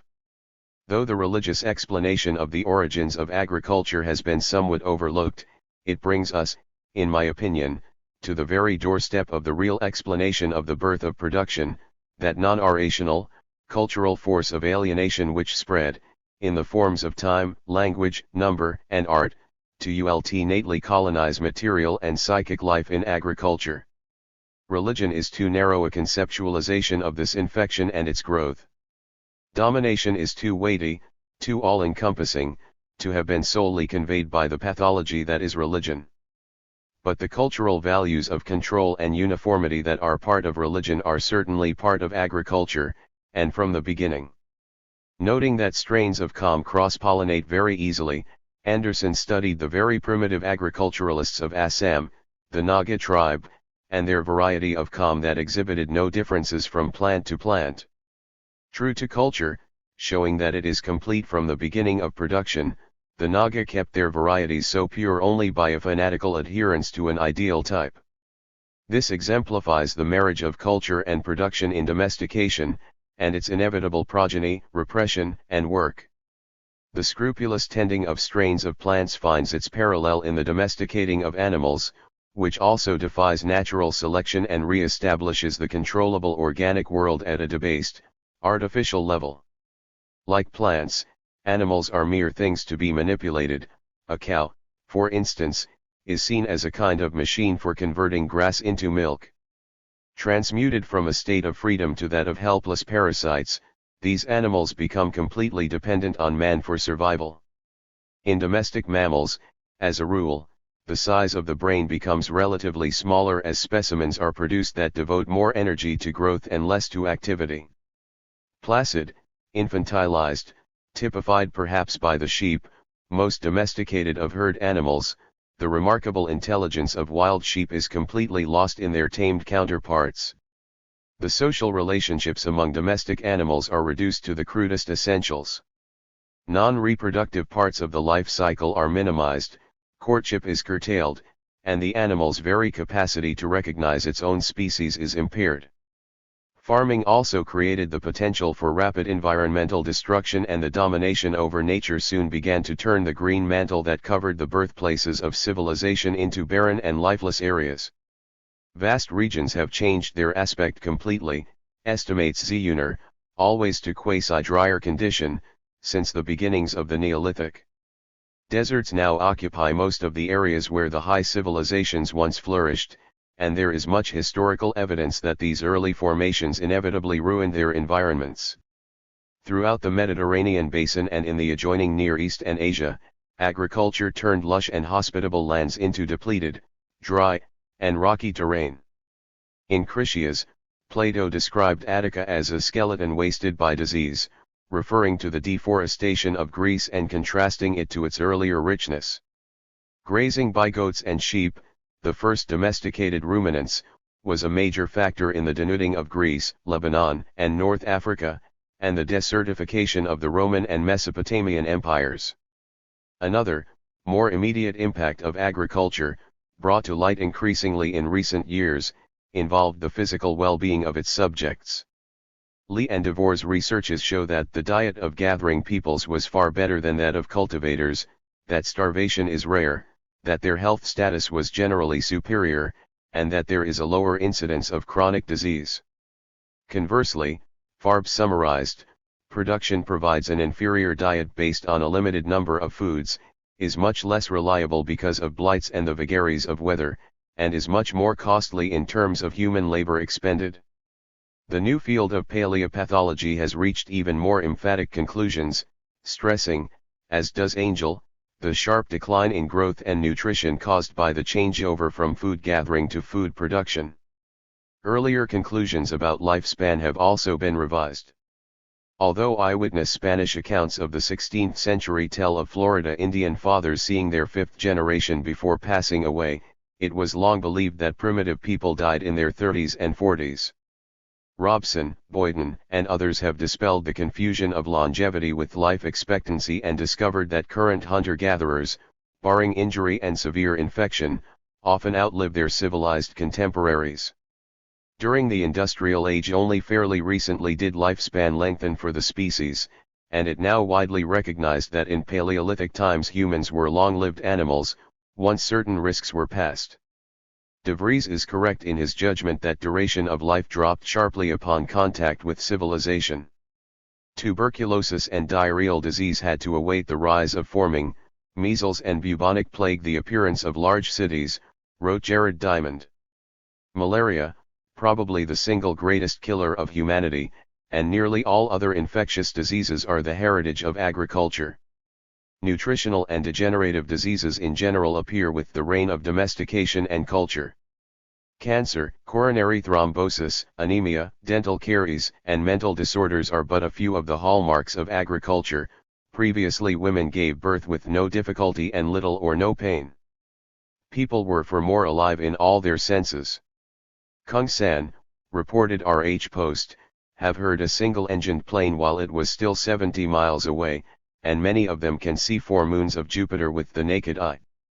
The summary judgment of Harris and Ross, as to an overall decline in the quality and probably in the length of human life among farmers as compared with earlier hunter-gatherer groups, is understated. One of the most persistent and universal ideas is that there was once a golden age of innocence before history began. Hesiod, for instance, referred to the life-sustaining soil, which yielded its copious fruits unbribed by toil.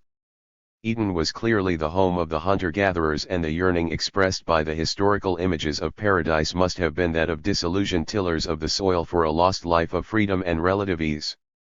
The history of civilization shows the increasing displacement of nature from human experience, characterized in part by a narrowing of food choices. According to Rooney, prehistoric peoples found sustenance in over 1,500 species of wild plants, whereas all civilizations, Wenck reminds us, have been based on the cultivation of one or more of just 6 plant species: wheat, barley, millet, rice, maize, and potatoes.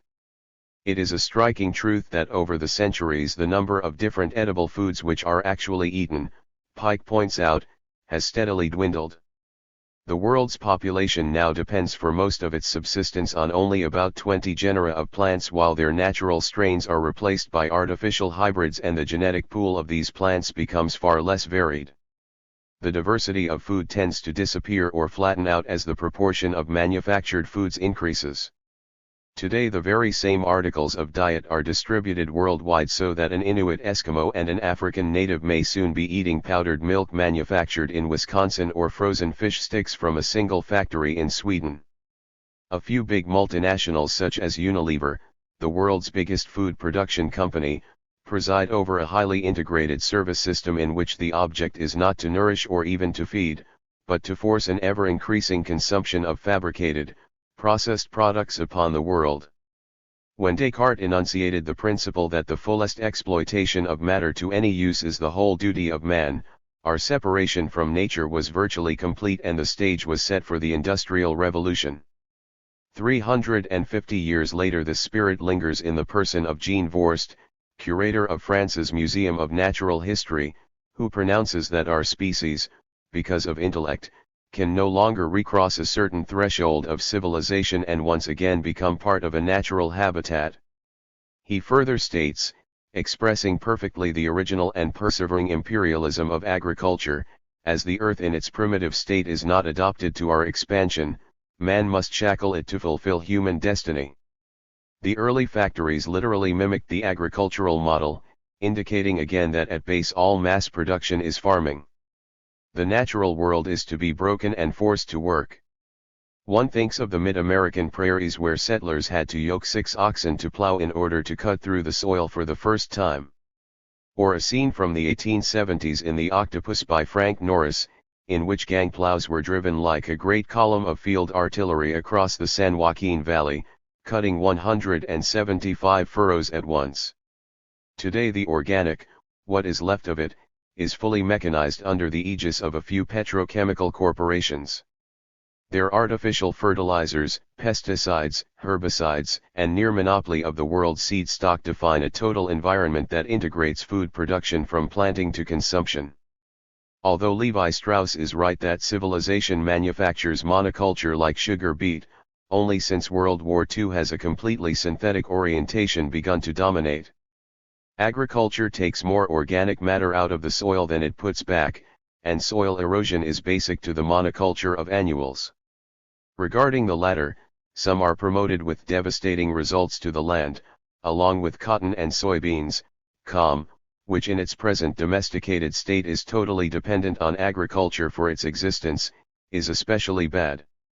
J. Russell Smith called it the killer of continents, and one of the worst enemies of the human future.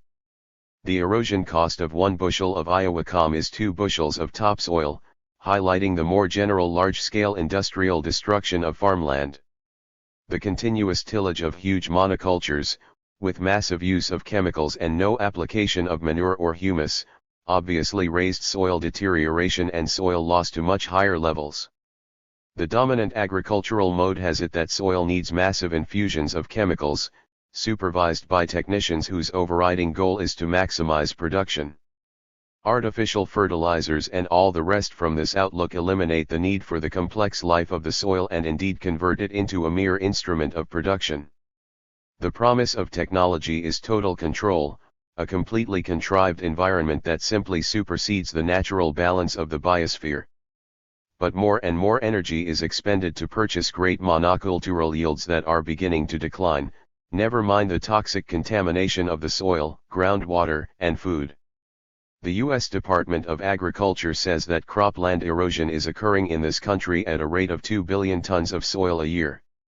The National Academy of Sciences estimates that over 1/3 of topsoil is already gone forever. The ecological imbalance caused by monocropping and synthetic fertilizers causes enormous increases in pests and crop diseases.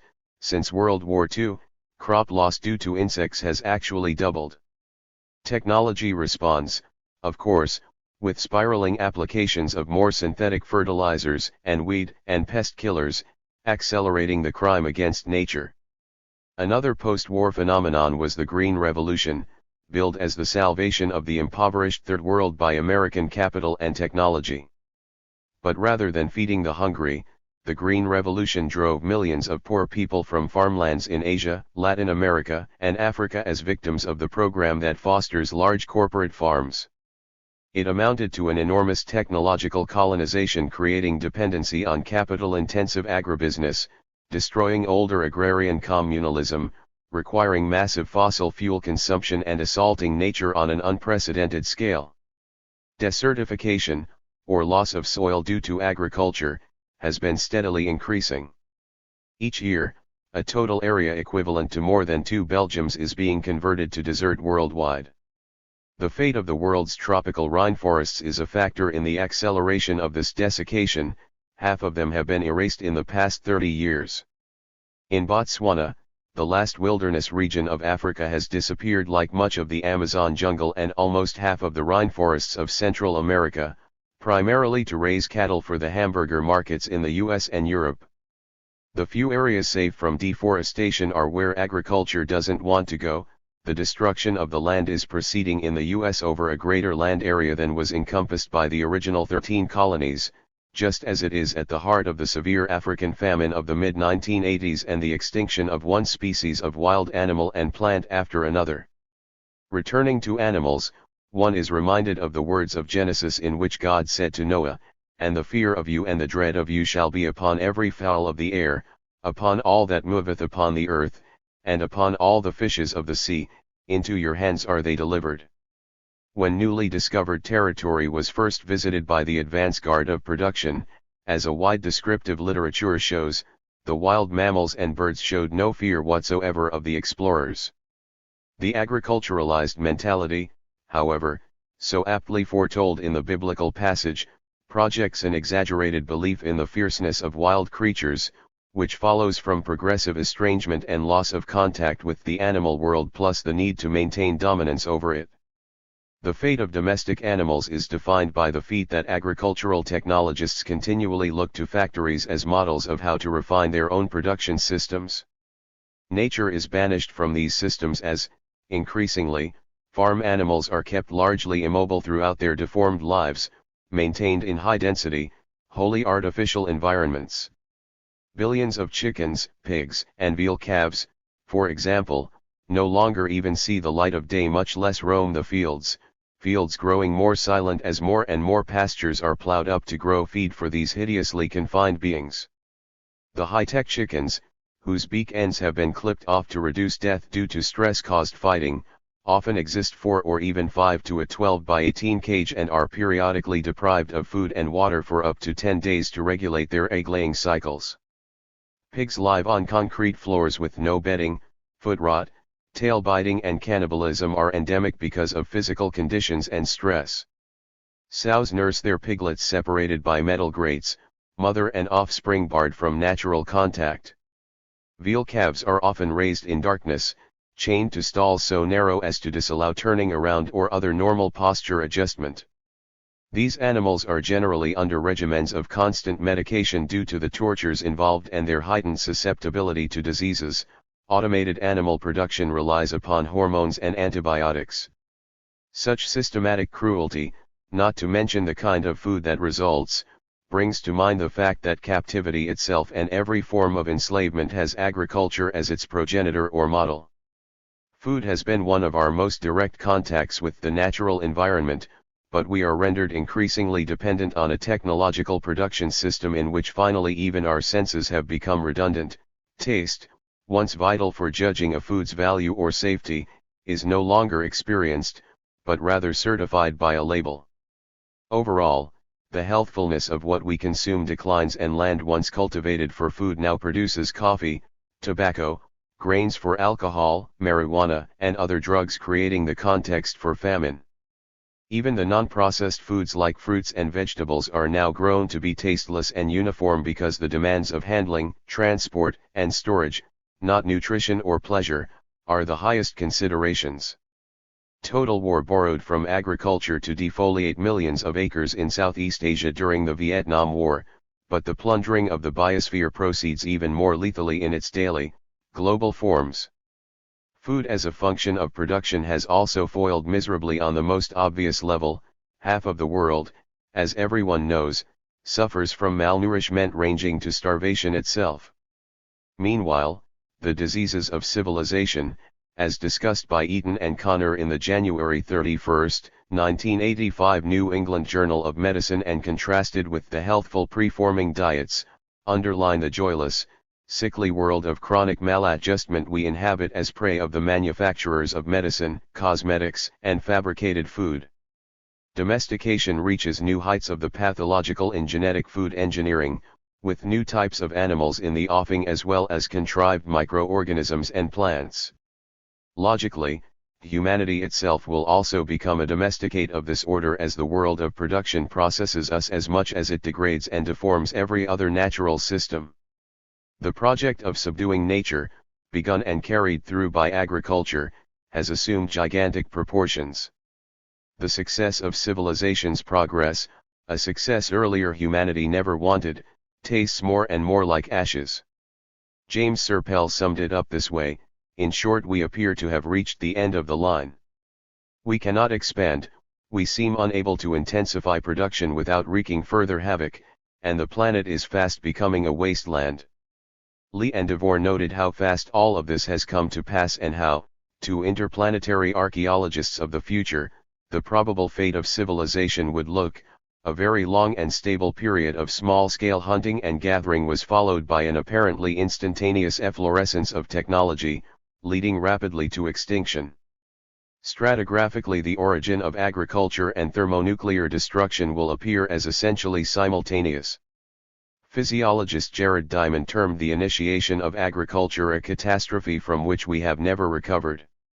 Agriculture has been and remains a catastrophe at all levels, the one which underpins the entire and spiritual culture of alienation now destroying us. Liberation is impossible without its dissolution. Industrialism and domestication.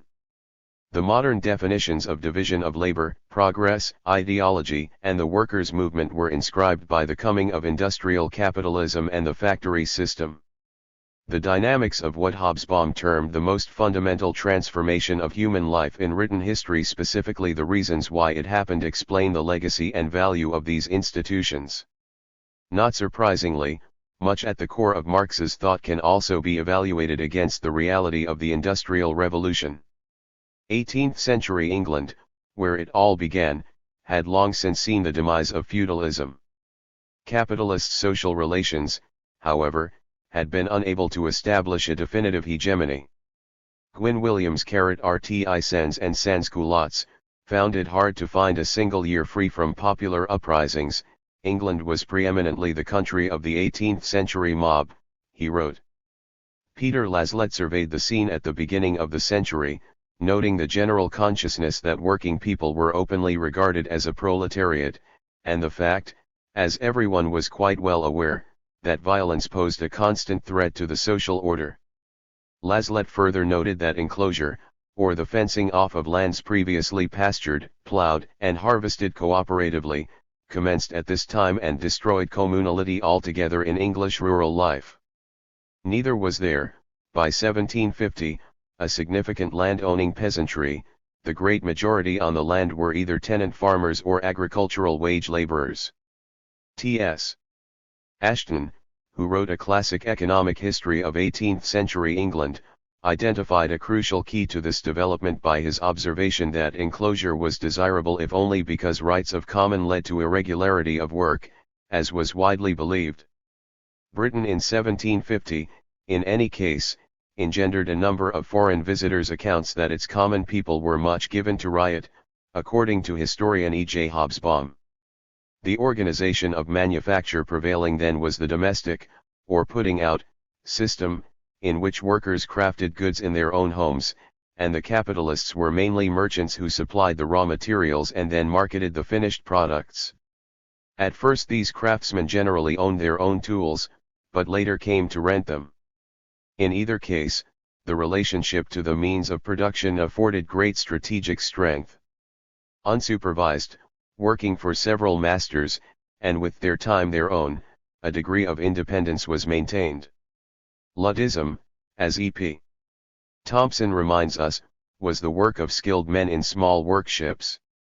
The Luddites, though they belong toward the end of the period surveyed here, were perhaps the machine breakers par excellence textile knitters, weavers, and spinners who exemplify both the relative autonomy and anti-employer sentiment of the free craftsman.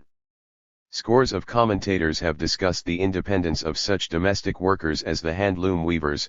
Muggeridge's report on Lancashire craftsmen, for example, notes that this kind of work gratifies that innate love of independence, by leaving the workman entirely a master of his own time, and the sole guide of his actions.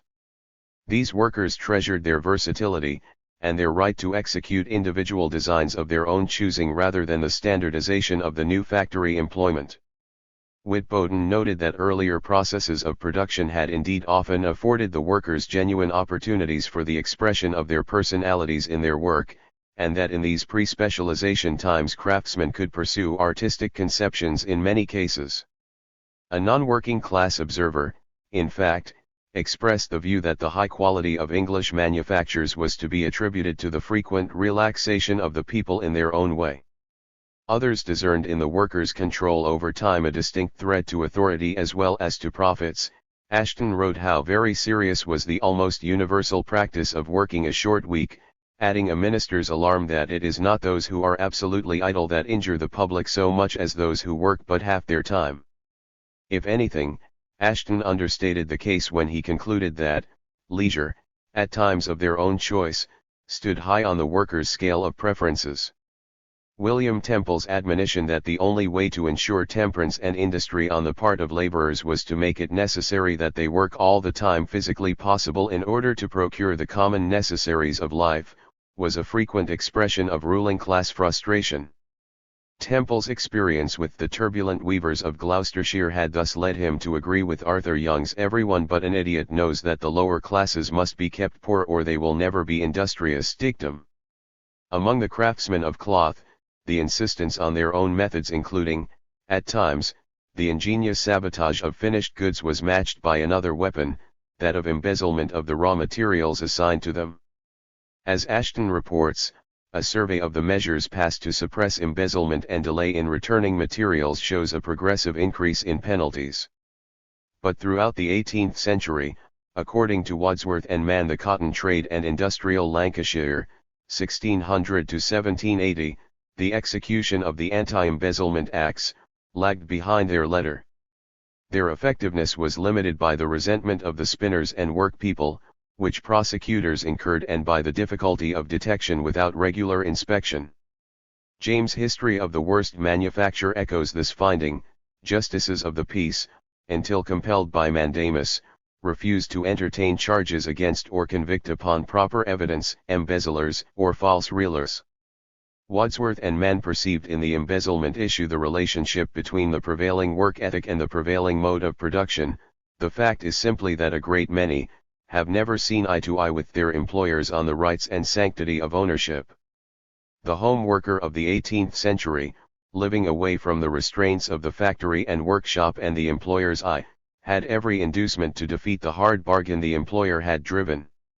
The independent craftsman was a threatening adversary to the employing class, and he clung strongly to his prerogatives, his well-known propensity, for instance, to reject the higher material standard of the factory towns, in Thompson's phrase, to gather his own fruits, vegetables, and flowers, to largely escape the developing industrial blight and pollution, to gather freely with his neighboring workers at the dinner hour. Thompson noted a good example of the nature of the domestic worker in the Yorkshire reputation for bluntness and independence, which could be traced to what local historian Frank Peel saw as men who doffed their caps to no one, and recognized no right in either squire or parson to question or meddle with them. Turning to some of the specifics of pre-factory system revolt in England, Ashton provides a good introduction. Following the harvest failure of 1709, the keelmen of the Tyne took to rioting. When the price of food rose sharply in 1727, the tin miners of Cornwall plundered granaries at Falmouth, and the coal miners of Somerset broke down the turnpikes on the road to Bristol.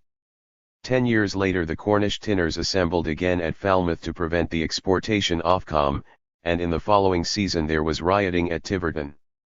The famine of 1739-40 led to a rebellion in Northumberland and Durham in which women seem to have taken a leading part, ships were boarded, warehouses broken open, and the guild at Newcastle was reduced to ruins.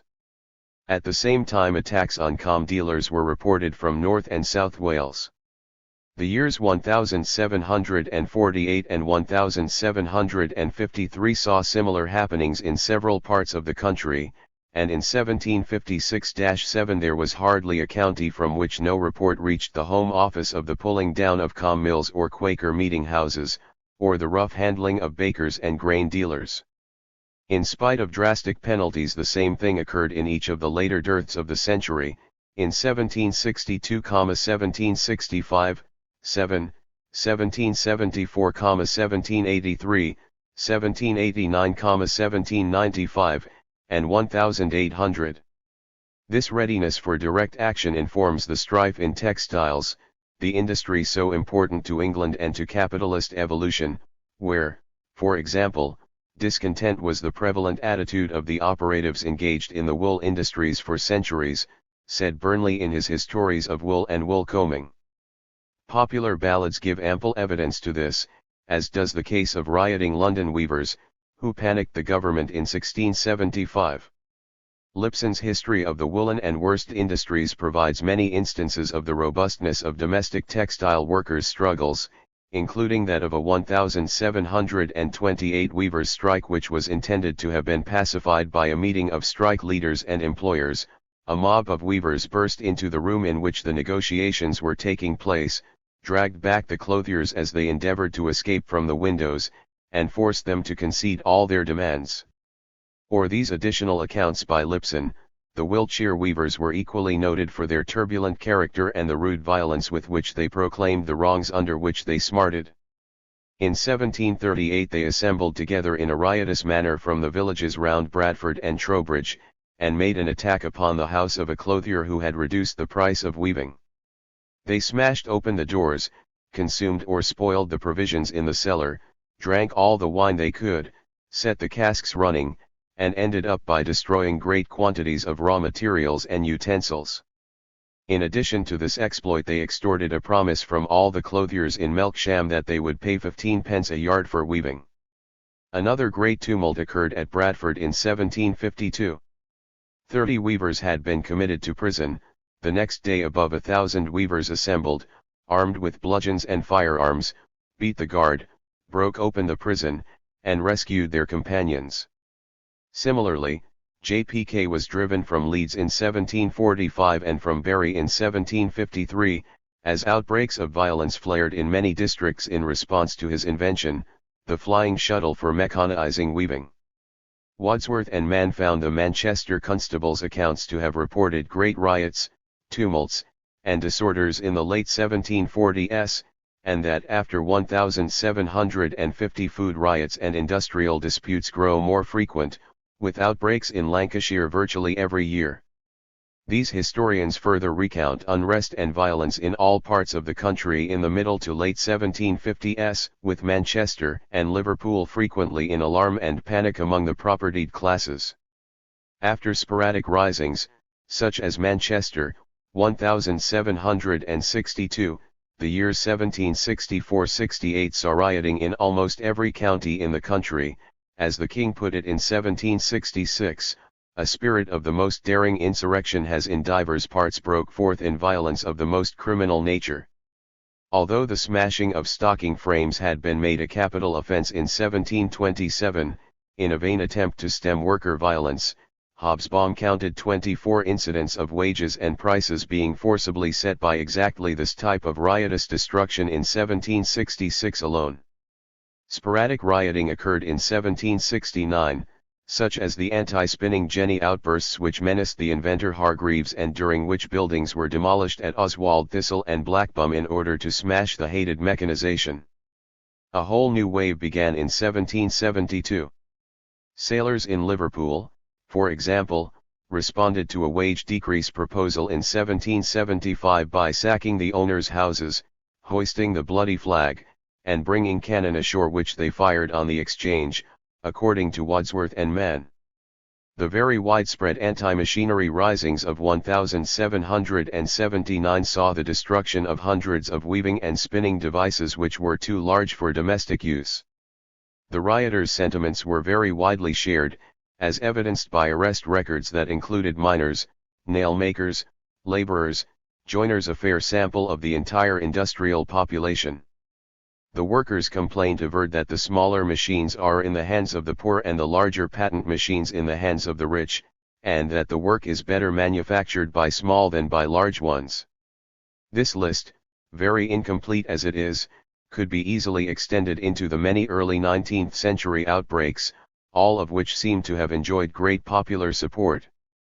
But perhaps a fitting entry on which to close the sample would be these lines from a public letter written by Gloucestershire shearmen in 1802, "We here informed that you got shear in machines, and if you don't pull them down in a fortnight's time we will pull them down for you, we will, you damned infame old dog." This brief look at the willfulness of the 18th century proletariat serves to introduce the conscious motivation behind the factory system. Sidney Pollard recognized the capitalists' need of breaking die social bonds which had held the peasants, the craftsmen, and the town poor of the 18th century together in opposition to the new order. Pollard saw too the essential nature of the domestic system, that the masters had to depend on the work performed in innumerable tiny domestic workshop units, unsupervised and unsupervisable. Such incompatibility, he concluded, was bound to set up tensions and to drive the merchants to seek new ways of production, imposing their own managerial achievements and practices in the productive sector. This underlying sense of the real inadequacy of existing powers of control was also firmly grasped by David Landis. One can understand why the thoughts of employers turned to workshops where the men would be brought together to labor under watchful overseers, and to machines that would solve the shortage of manpower while curbing the insolence and dishonesty of men. According to Wadsworth and Mann, in fact, many employers definitely felt that the country would perish if the poor, that is, the working classes, were not brought under severe discipline to habits of industry and docile subordination. Writing on the evolution of the central workshop or factory, historian N.S.B. Graw saw its installation strictly in terms of control of labor. It was purely for purposes of discipline, so that the workers could be effectively controlled under the supervision of foremen. Factory work itself became the central weapon to force an enemy character into a safe, reliable mold, following the full realization that they were dealing with a recalcitrant, hostile working class whose entire morale, habits of work, and culture had to be broken. Bowden described this with great clarity. More directly, as a result of the introduction of machinery and of large-scale organization, was the subjection of the workers to a deadening mechanical and administrative routine. Adam Smith, in his classic Wealth of Nations, well understood that the success of industrial capitalism lies with nothing so much as with the division of labor, that is, with ever-increasing specialization and the destruction of versatility in work. He also knew that the division of labor is as much about the production and allocation of commodities. And certainly the new order is also related to consumption as to the need to guarantee control of production. In fact, there are those who see its origin almost strictly in terms of market demand for mass production, but who do not see the conscious element here either. In passing, Bishop Berkeley's query of 1755, whether the creation of wants be not the likeliest way to produce industry in a people, is eminently relevant. As Hobsbawm pointed out, the populace was definitely not originally attracted to standardized products. Industrialization gradually enabled production to expand its own markets, if not actually to create them. The lure of cheap, identical goods succeeded essentially due to the enforced absence of earlier pleasures. When independence and variety of pursuits were more possible, a different kind of leisure and consumption was the norm. This, of course, was in itself a target of the factory system, the tendency, so deplored by economists, to work less when food was cheap, as Christopher Hill put it. Exports, too, were an obvious support of the emerging regime, backed by the systematic and aggressive help of government, another artificial demand mechanism. But the domestic market was at least as important, stemming from the predisposing condition that specialization and discipline of labor makes for further progress, as Max Weber observed. Richard Arkwright agreed completely with those who saw the need for consciously spurring consumption, as to the necessity of arousing and satisfying new wants, in his phrase. But it is as the developer of cotton spinning machinery that he deserves a special word here, because he is generally regarded as the most prominent figure in the history of the textile industries and even as the founder of the factory system. Arkwright is a clear illustration of the political and social character of the technology he did so much to advance. His concern with social control is very evident from his writings and correspondence, and Manto discerned that his most original achievement was the discipline he established in the mills. Arkwright also saw the vital connection between work discipline and social stability. Being obliged to be more regular in their attendance on their work, they became more orderly in their conduct. For his pioneering efforts, he received his share of appropriate response. Lipson relates that in 1767, with the news of the riots in the neighborhood of Blackburn which had been provoked by Hargreaves' spinning jenny, he and his financial backer Smalley, fearing to draw upon themselves the attention of the machine wreckers, removed to Nottingham. Similarly, Arkwright's Bierkaker mill was destroyed by workers in 1779. Lipson ably summarizes his managerial contribution, in coordinating all the various parts of his vast industrial structures, in organizing and disciplining large bodies of men, so that each man fitted into his niche and the whole acted with the mechanical precision of a trained army, in combining division of labor with effective supervision from a common center. A new epoch was inaugurated. Andrew Year's philosophy of manufactures is one of the major attempts at an exposition of the factory system, a work cited often by Marx in Capital. Its revealing preface speaks of tracing the progression of the British system of industry, according to which every process peculiarly nice, and therefore liable to injury from the ignorance and waywardness of workmen, is withdrawn from handicraft control, and placed under the guidance of self-acting machinery. Examining the nature of the new system, we FMD, instead of domestic craft labor, industrial labor, imposes a regularity, routine, and monotony, which conflicts with all the inclinations of a humanity as yet unconditioned into it. In the words of Hobsbawm, factory production slowly supplanted that of the domestic system in the face of fierce opposition, and workers experienced the feeling of daily entering a prison to meet the new strain and violence of work, as the Hammonds put it. Factories often resembled pauper workhouses or prisons, after which they had actually often been modeled. Weber saw a strong initial similarity between the Modem factory and the Russian serf labor workshops, wherein the means of production and the workers themselves were appropriated by the masters. Hammond's town laborer saw the depreciation of human life as the leading fact about the new system for the working classes. The human material was used up rapidly, workmen were called old at 40. Possibly just as important was the novel, inhuman nature of its domination, as if all were in the grasp of a great machine that threatened to destroy all sense of the dignity of human life. A famous characterization by J.P. K put the everyday subjugation in hard-to-forget terms. Whilst the engine runs, the people must work. Men, women, and children are yoked together with iron and steam. The animal machine, breakable in the best case, subject to 1,000 sources of suffering, is chained fast to the iron machine, which knows no suffering and no weariness.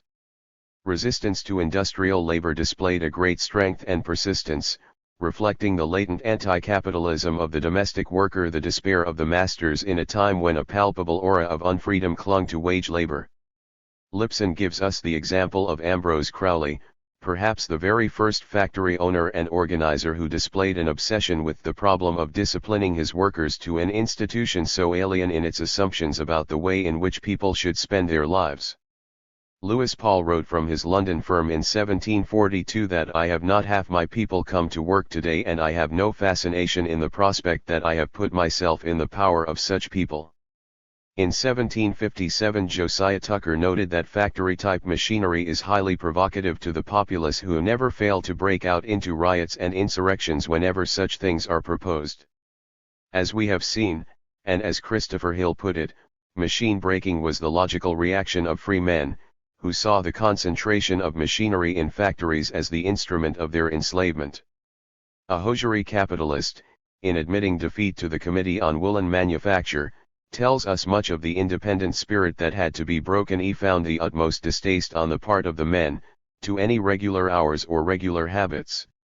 The men themselves were considerably dissatisfied, because they could not go in and out as they pleased, and go on just as they had been used to do, to such an extent as completely to disgust them with the whole system, and I was obliged to break it up. The famous early entrepreneurs, Bolton and Watt, were likewise dismayed to find that the miners they had to deal with were strong, healthy, and resolute men, setting the law at defiance. No officer dared to execute a warrant against them. Wedgwood, the well-known pottery and china entrepreneur, had to fight the open hostility of his work people when he tried to develop division of labor in his workshops, according to Mantoux. And Jewett, the Wedgwoods, exposing the social intent of industrial technology, tells us it was machinery ultimately forced the worker to accept the discipline of the factory. Considering the depth of workers' antipathy to the new regimen, it comes as no surprise that Pollard should speak of the large evidence which all points to the fact that continuous employment was precisely one of the most hated aspects of factory work. This was the case because the work itself, as an agent of pacification, was perceived precisely in its true nature. Pollard later provides the other side of the coin to the workers' hatred of the job, namely, the ruler's insistence on it for its own sake. Nothing strikes so modem a note in the social provisions of the factory villages as the attempts to provide continuous employment. Returning to the specifics of resistance, Sir Frederick Eaton, in his State of the Poor, stated that the industrial labourers of Manchester rarely work on Monday and that many of them keep holiday 2 or 3 days in the week.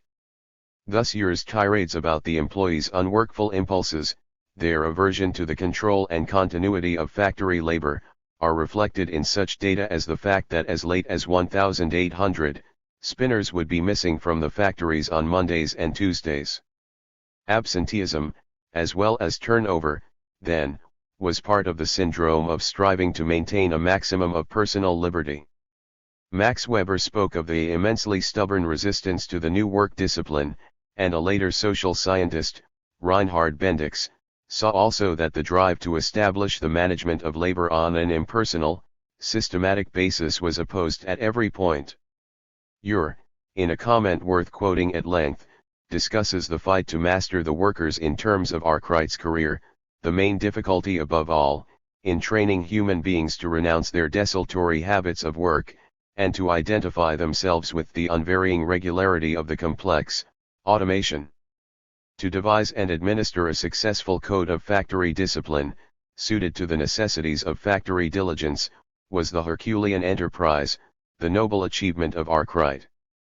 Even at the present day, when the system is perfectly organized, and its labor lightened to the utmost, it is found nearly impossible to convert persons past the age of puberty, whether drawn from rural or from handicraft occupations, into useful factory hands. We also encounter in this selection from Ure the reason why early factory labor was so heavily comprised of the labor of children, women, and paupers threatened with loss of the dole. Thompson quotes a witness before a parliamentary investigative committee, that all persons working on the power loom are working there by force because they cannot exist any other way. Hundreds of thousands clung to the deeply declining fortunes of handloom weaving for decades, in a classic case of the primacy of human dignity, which Matthias notes defied the operation of simple economic incentives. What Hill termed the English craftsman's tradition of self-help and self-respect was a major source of that popular will which denied complete dominion by capital, the proud awareness that voluntarily going into a factory was to surrender their birthright. Thompson demonstrates that the work rules appeared as unnatural and hateful restraints and that everything about factory life was an insult. To stand at their command, this was the most deeply resented indignity.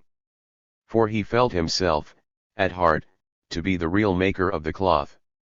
This spirit was why, for example, paper manufacturers preferred to train inexperienced labor for the new machine processes, rather than employ skilled hand paper makers.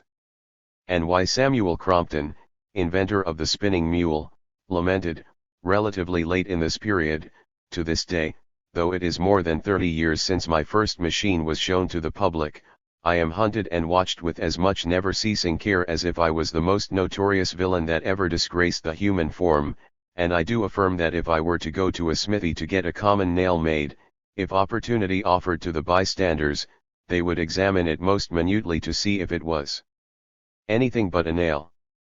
The battle raged for decades, with victories still being won at least as late as that over a Bradford entrepreneur in 1882, who tried to secretly install a power loom but was discovered by the domestic workers. It was therefore immediately taken down, and placed in a cart under a convoy of constables, but the enraged weavers attacked and routed the constables, destroyed the loom, and dragged its roller and warp in triumph through Baildon. Little wonder that Ure wrote of the requirement of a Napoleon nerve and ambition to subdue the refractory tempers of work people. Without idealizing the earlier period, or forgetting that it was certainly defined by capitalist relationships, it is also true, as Hill wrote, what was lost by factories and enclosure was the independence, variety, and freedom which small producers had enjoyed. Adam Smith admitted the mental mutilation due to the new division of labor, the destruction of both an earlier alertness of mind and a previous vivacity of both pain and pleasure. Robert Owen likewise discussed this transformation when he declared, in 1815, that the general diffusion of manufactures throughout a country generates a new character, an essential change in the general character of the mass of the people. Less abstractly, the Hammonds harkened back to the early 19th century and heard the lament that the games and happiness of life are disappearing, and that soon the art of living had been degraded to its rudest forms. In 1819 the reformer Francis Place, speaking of the population of industrial Lancashire, was pleased to note that until very lately it would have been very dangerous to have assembled 500 of them on any occasion, now 100,000 people may be collected together and no riot ensue. It was as Thompson summarized, gradually, between 1780 and 1830, the average English working man became more disciplined, more subject to the productive time of the clock, more reserved and methodical, less violent and less spontaneous. Arising at the end of this period, the last laborers' revolt, of agricultural workers in 1830, says a good deal about the general change that had occurred. Similar to outbreaks of 1816 and 1822, much rural property had been destroyed and large parts of Kent and East Anglia were in the rebels' control. The Duke of Buckingham, reflecting the government's alarm, declared the whole country as having been taken over by the rioters. But despite several weeks' success, the movement collapsed at the first show of real force. Historian Pauline Gregg described the sudden relapse into apathy and despair. They were unused to asserting themselves, their earlier tradition of vigor and initiative conquered by the generalized triumph of the new order. Also concerning this year as marking a watershed, is Mantua's remark about Arkwright, that about 1830 he became the hero of political economy. Absurd, then, are the many who date the age of revolution as beginning at this time, such as the Tills rebel century, 1830 to 1930. Only with the defeat of the workers could Arkwright, the architect of the factory system, be installed as the hero of the bourgeoisie. This defeat of authentic rebellion also gave birth to political ideology. Socialism, a caricature of the challenge that had existed, could have begun no other way. The German businessman Harcourt wrote in 1844 of the new form of serfdom, the diminution of the strength and intelligence of the workers that he saw. The American Coleman witnessed nothing less than wretched, defrauded, oppressed, crushed human nature, lying in bleeding fragments all over the face of society. Amazing that another businessman of this time could, in his condition of the working class, glory that the factory hands, eldest children of the Industrial Revolution, have from the beginning to the present day formed the nucleus of the labor movement. But Engels' statement at least contains no internal contradiction. The tamed, defeated factory operative has clearly been the mainstay of the labor movement and socialist ideology among the working class. As Rex Tugwell admitted in his Industrial Discipline and the Governmental Arts, when the factory came into existence, work became an indignity rather than a matter for pride. Organized labor has always consented to this entirely uncreative subjection. Thus, the character structure of the rebellious pre-industrial laborer or artisan was violently recast into that of the submissive industrial worker, in Thompson's words, by trade unionism, the fines, firings, beatings, factory rules, Methodism, the education system, the diversion known as ideology, the entire battery of institutions that have never achieved unchallenged success. Thompson recognized the essentially repressive and disabling discipline of industrialization, and yet, as if remembering that he is a Marxist historian, somehow finds the process good and inevitable. How could the Industrial Revolution have happened without this discipline, he asks, and in fact finds that in the production of sober and disciplined workers, this growth in self-respect and political consciousness to have been the one real gain of the transformation of society. If this appears as insanity to the healthy reader, it is wholly consistent with the philosophy of Marx. Division of labor, said the young Marx, increases with civilization. It is a fundamental law, just as its concomitant, the total victory of the capitalist system. In Volume 1 of Capital, Marx described the inevitable and necessary movement of the proletariat. In the ordinary run of things, the worker can be left to the action of the natural laws of production, i.e. to his dependence on capital, a dependence springing from, guaranteed, and perpetuated by the very mechanism of production. Until, as he says elsewhere, on the day of the revolution the proletariat will have been disciplined, united, and organized by the very mechanism of production. Then they will have achieved that state whereby they can totally transform the world, completely deprived of any self-activity or real-life content, as the young Marx prescribed. To backtrack for a moment, consider the conservative historian Ashton's puzzlement at such workers as the West Country weavers who destroyed tenter frames, or of the colliers who frequently smashed the pit gear, and sometimes even set the mines on fire. They must have realized that their action would result in unemployment, but their immediate concern was to assert their strength and inflict loss on stubborn employers. There seems to have been little or no social theory in the minds of the rioters and very little class consciousness in the Marxist sense of the term. This orthodox professor would certainly have understood Marx's admonition to just such workers, to direct their attacks, not against the material instruments of production, but against the mode in which they are used.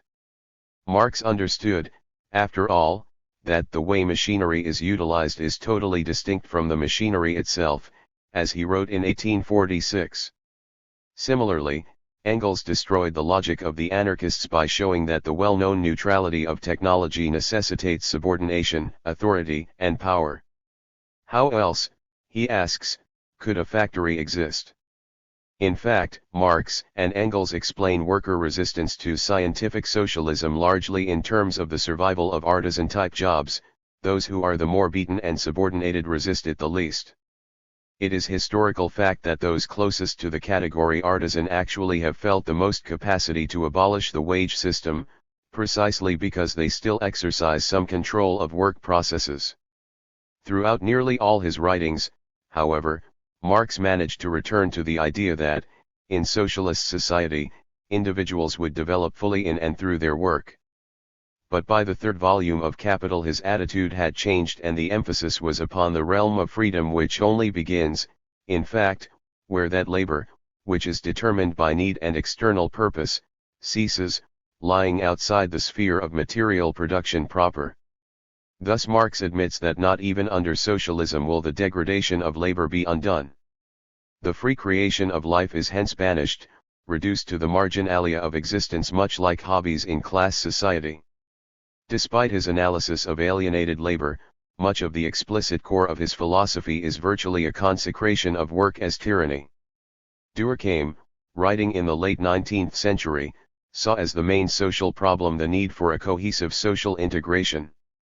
Much like Marx, who also desired the consolidation and maturation of capitalism, albeit for different reasons, Durkheim thought he found the key in the division of labor.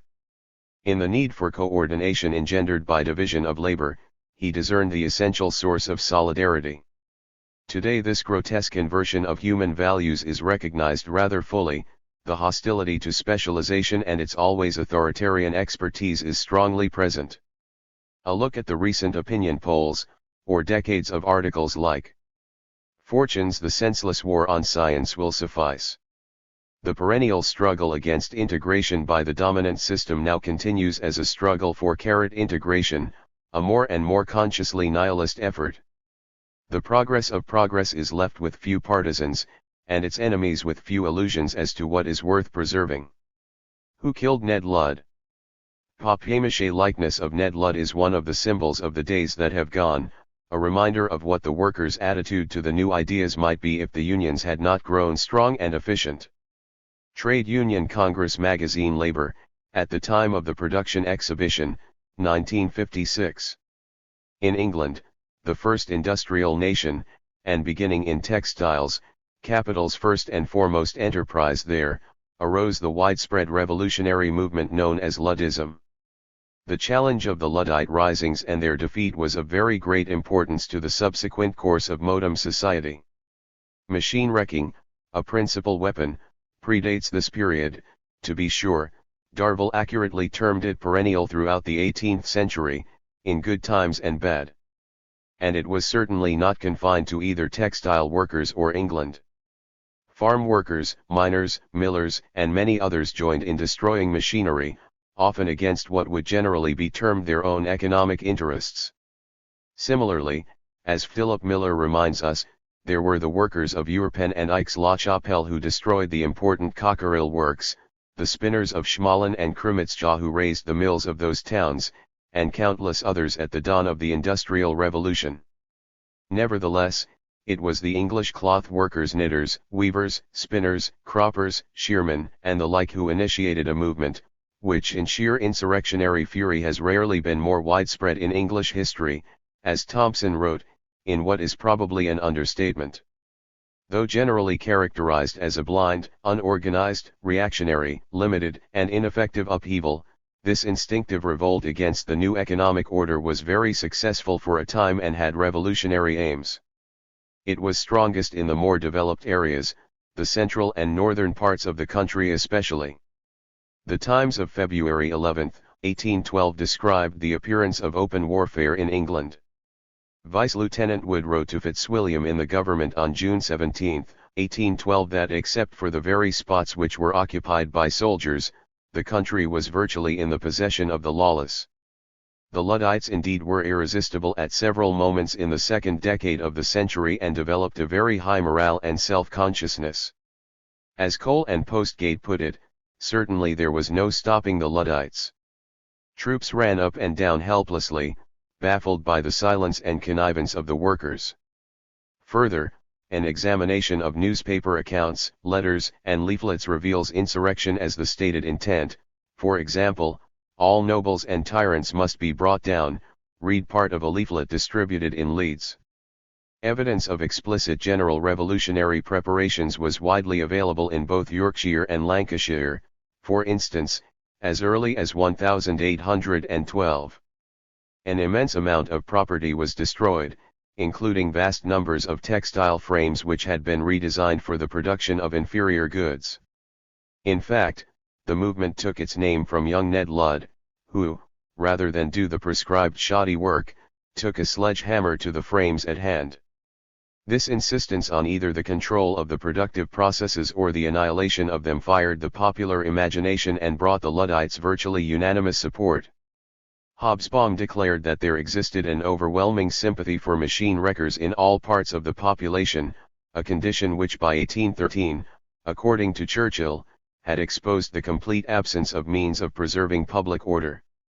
Frame breaking had been made a capital offence in 1812 and increasing numbers of troops had to be dispatched, to a point exceeding the total Wellington had under his command against Napoleon. The army, however, was not only spread very thin, but was often found unreliable due to its own sympathies and the presence of many conscripted Luddites in the ranks. Likewise, the local magistrates and constabulary could not be counted upon, and a massive spy system proved ineffective against the real solidarity of the populace. As might be guessed, the volunteer militia, as detailed under the Watch and Ward Act, served only to arm the most powerfully disaffected, according to the Hammonds, and thus the modem professional police system had to be instituted, from the time of Peel. required against what Matthias termed the attempt to destroy the new society, was a weapon much closer to the point of production, namely the furtherance of an acceptance of the fundamental order in the form of trade unionism. Though it is clear that the promotion of trade unionism was a consequence of Luddism as much as the creation of the modem police was, it must also be realized that there had existed a long-tolerated tradition of unionism among the textile workers and others prior to the Luddite risings. Hence, as Morton and Tate almost alone point out, the machine wrecking of this period cannot be viewed as the despairing outburst of workers having no other outlet. Despite the Combination Acts, which were an unenforced ban on unions between 1799 and 1824, Luddism did not move into a vacuum but was successful for a time in opposition to the refusal of the extensive union apparatus to compromise capital. In fact, the choice between the two was available and the unions were thrown aside in favor of the direct self-organization of workers and their radical aims. During the period in question it is quite clear that unionism was seen as fundamentally distinct from Luddism and promoted as such, in the hope of absorbing the Luddite autonomy. Contrary to the fact of the Combination Acts, unions were often held to be legal in the courts, for example, and when unionists were prosecuted they generally received light punishment or none whatever, whereas the Luddites were usually hanged. Some members of Parliament openly blamed the owners for the social distress, for not making full use of the trade union path of escape. This is not to say that union objectives and control were as clear or pronounced as they are today, but the indispensable role of unions vis-a-vis capital was becoming clear, illumined by the crisis at hand and the felt necessity for allies in the pacification of the workers. Members of Parliament in the Midlands counties urged Grosvenor Henson, head of the Framework Knitters Union, to combat Luddism as if this were needed. His method of promoting restraint was of course his tireless advocacy of the extension of union strength. The Framework Knitters Committee of the Union, according to Church's study of Nottingham, issued specific instructions to workmen not to damage frames. And the Nottingham Union, the major attempt at a general industrial union, likewise set itself against Luddism and never employed violence. If unions were hardly the allies of the Luddites, it can only be said that they were the next stage after Luddism in the sense that unionism played the critical role in its defeat, through the divisions, confusion, and deflection of energies the unions engineered. It replaced Luddism in the same way that it rescued the manufacturers from the taunts of the children in the streets, from the direct power of the producers. Thus the full recognition of unions in the repeal laws in 1824 and 1825 of the Combination Acts had a moderating effect upon popular discontent, in Darvill's words. The repeal efforts, led by Place and Hume, easily passed an unreformed Parliament, by the way, with much pro-repeal testimony from employers as well as unionists, with only a few reactionaries opposed. In fact, while the conservative arguments of Place and Hume included a prediction of fewer strikes post-repeal, many employers understood the cathartic, pacific role of strikes and were not much dismayed by the rash of strikes which attended repeal. The repeal acts of course officially delimited unionism to its traditional marginal wages and hours concern, a legacy of which is the universal presence of management's rights clauses in collective bargaining contracts to the present period. The mid-1830s campaign against unions by some employers only underlined in its way the central role of unions. The campaign was possible only because the unions had succeeded so well as against the radically of the unmediated workers in the previous period. Hence, Lecky was completely accurate later in the century when he judged that there can be little doubt that the largest, wealthiest, and best organized trade unions have done much to diminish labor conflicts, just as the Webbs also conceded in the 19th century that there existed much more labor revolt before unionism became the rule. But to return to the Luddites, we find very few first-person accounts and a virtually secret tradition mainly because they projected themselves through their acts, seemingly unmediated by ideology. What was it really all about? Steams, perhaps as close as the commentators come, wrote the Luddites developed a doctrine based on the presumed virtues of manual methods. He all but calls them backward-looking wretches in his condescension, yet there is a grain of truth here certainly. The attack of the Luddites was not occasioned by the introduction of new machinery, however, as is commonly thought, for there is no evidence of such in 1811 and 1812 when Luddism proper began. Rather, the destruction was leveled at the new slipshod methods which were ordered into effect on the extant machinery. Not an attack against production on economic grounds, it was above all the violent response of the textile workers to their attempted degradation in the form of inferior work, shoddy goods, the hastily assembled cut UPS, primarily was the issue at hand. While Luddite offensives generally corresponded to periods of economic downturn, it was because employers often took advantage of these periods to introduce new production methods. But it was also true that not all periods of privation produced Luddism, as it was that Luddism appeared in areas not particularly depressed. Leicestershire, for instance, was the least hit by hard times, and it was an area producing the finest quality woolen goods. Leicestershire was a strong centre for Luddism.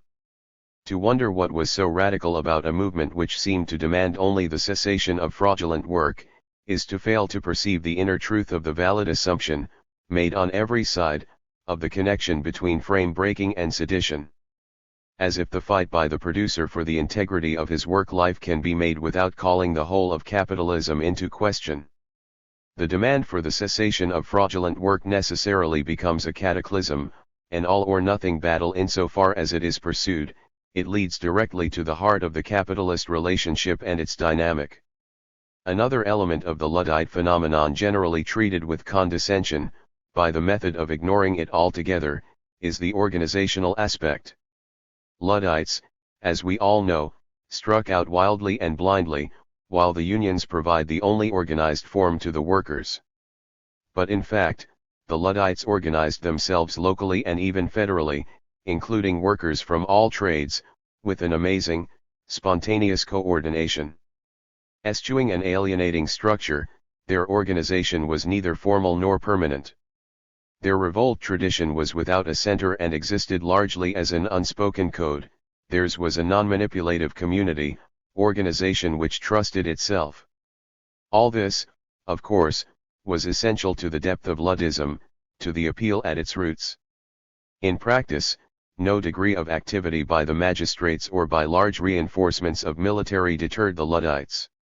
Every attack revealed planning and method, stated Thompson, who also gave credit to their superb security and communications. An army officer in Yorkshire understood their possession of a most extraordinary degree of concert and organization. William Cobbett wrote, concerning a report to the government in 1812, and this is the circumstance that will most puzzle the ministry. They can find no agitators. It is a movement of the people's own. Coming to the rescue of the authorities, however, despite Cobbett's frustrated comments, was the leadership of the Luddites. Theirs was not a completely egalitarian movement, though this element may have been closer to the mark than was their appreciation of how much was within their grasp and how narrowly it eluded them. Of course, it was from among the leaders that political sophistication issued most effectively in time, just as it was from them that union codders developed in some cases. In the pre-political days of the Luddites developing in our post-political days, too, the people openly hated their rulers. They cheered Pitt's death in 1806 and, more so, Perceval's assassination in 1812. These celebrations at the demise of prime ministers bespoke the weakness of mediations between rulers and ruled, the lack of integration between the two. The political enfranchisement of the workers was certainly less important than their industrial enfranchisement or integration, via unions. It proceeded the more slowly for this reason. Nevertheless, it is true that a strong weapon of pacification was the strenuous effort made to interest the population in legal activities, namely the drive to widen the electoral basis of Parliament. Cobbett, described by many as the most powerful pamphleteer in English history, induced many to join Hampden clubs in pursuit of voting reform, and was also noted, in the words of Davis, for his outspoken condemnation of the Luddites. The pernicious effects of this divisive reform campaign can be partially measured by comparing such robust earlier demonstrations of anti-government wrath as the Gordon riots and the mobbing of the King in London with such massacres and fiascos as the Pentridge and Peterloo risings, which coincided roughly with the defeat of Luddism just before 1820. But to return, in conclusion, to more fundamental mechanisms, we again confront the problem of work and unionism. The latter, it must be agreed, was made permanent upon the effective divorce of the worker from control of the instruments of production, and unionism itself contributed most critically to this divorce, as we have seen. Some, certainly including the Marxists, see this defeat and its form, the victory of the factory system, as both an inevitable and desirable outcome, though even they must admit that in work execution resides a significant part of the direction of industrial operations even now. A century after Marx, Galbraith located the guarantee of the system of productivity over creativity in the union's basic renunciation of any claims regarding work itself. But work, as all ideologists sense, is an area closed off to permanent falsification. Thus modem mediators ignore the unceasing universal Luddite contest over control of the productive processes, even as every form of employee participation is now promoted. In the early trade union movement there existed a good deal of democracy. Widespread, for example, was the practice of designating delegates by rotation or by lot. But what cannot be legitimately democratized is the real defeat at the root of the union's victory, which makes them the organization of complicity, a mockery of community. Form on this level cannot disguise unionism, the agent of acceptance and maintenance of a grotesque world. The Marxian quantification elevates productivity as the summum bonum, as leftists likewise ignore the ending of the direct power of the producers and so manage, incredibly, to espouse unions as all that untutored workers can have.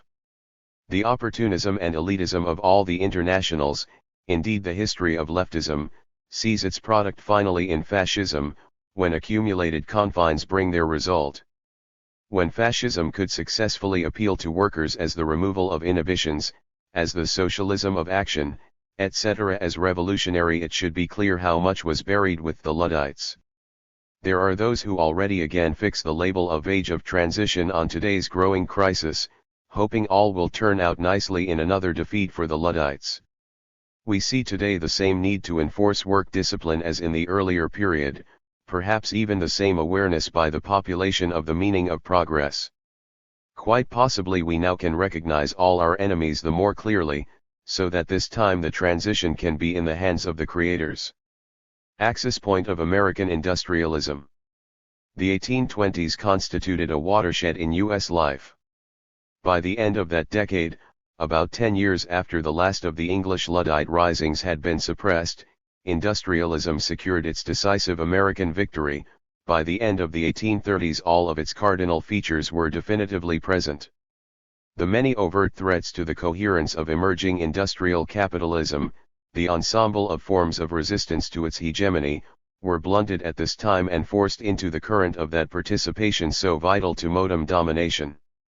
In terms of technology, work, politics, sexuality, culture, and the whole fabric of ordinary life, the struggles of an earlier, relative autonomy, which threatened both old and new forms of authority, fell short, and a dialectic of domestication, so familiar to us today, broke through.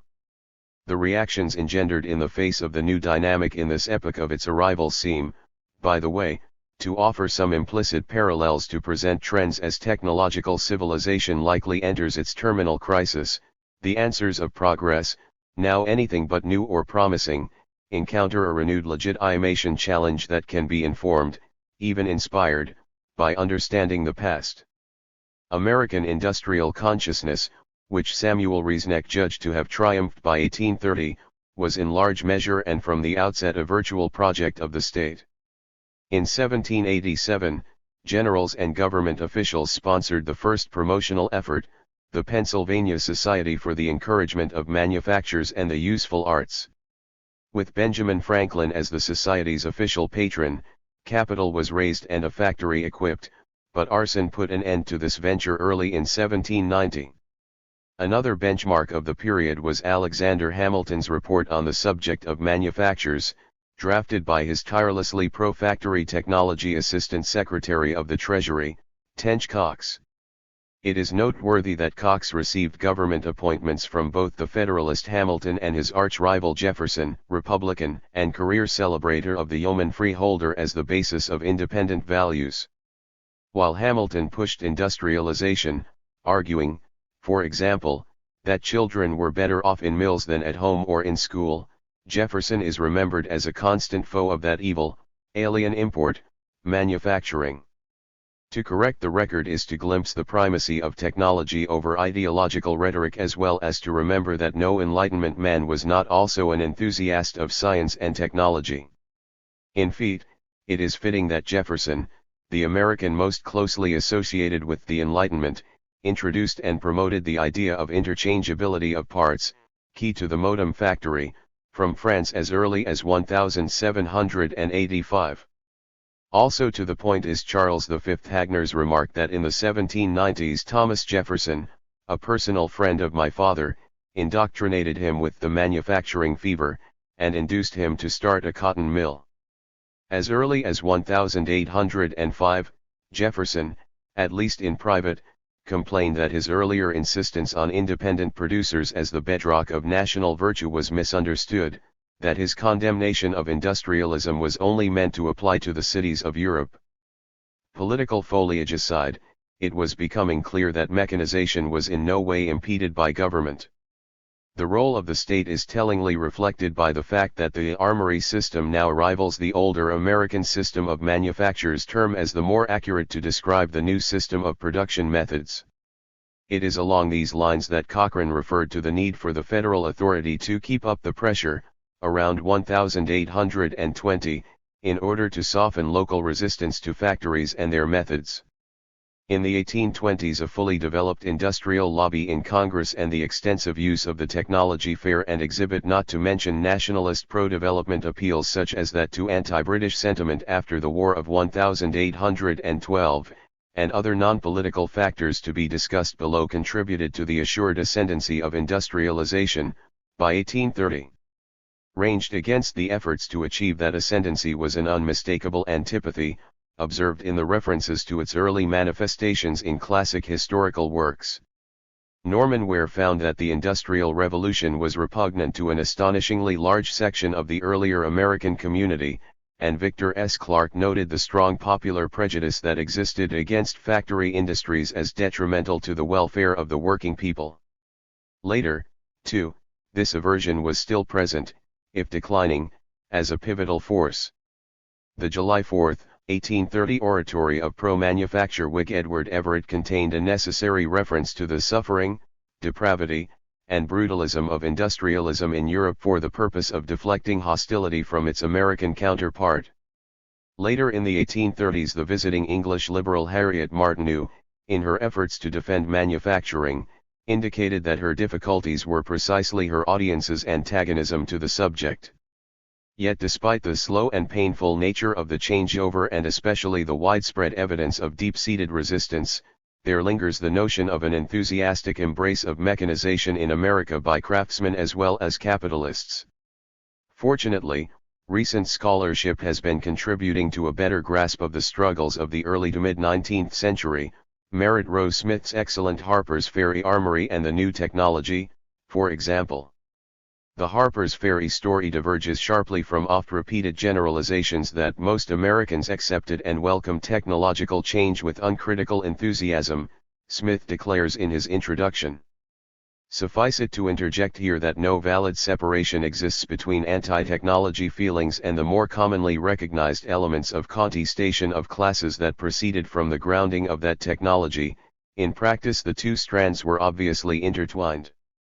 This reference to the massive and irrefutable class opposition of early industrialism, or to Taft and Ross' dictum that the United States has had the bloodiest and most violent labor history of any industrial nation, finds its full meaning when we appraise both levels of anti-authoritarianism, especially in the watershed period of the 1820s.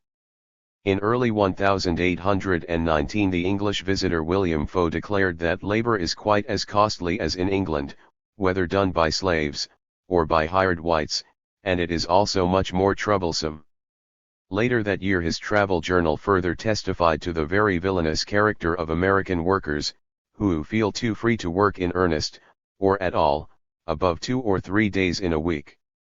Indeed, travelers seemed invariably to remark on the independent manners of the laboring classes, in slightly softer language.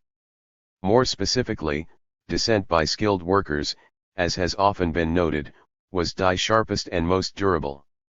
Given the astonishing versatility of the average native laborer, however, it is also true that a generalized climate of resistance confronted the impending debasement of work by the factory. Those most clearly identified as artisans give us the clearest look at resistance, owing to the self-reliant culture that was a function of autonomous handicraft production. Bruce Laurie, on some Philadelphia textile craftsmen, illustrates the vibrant pre-industrial life in question, with its blasé attitude toward work. On a muggy summer day in August 1828, Kensington's handloom weavers announced a holiday from their daily toil.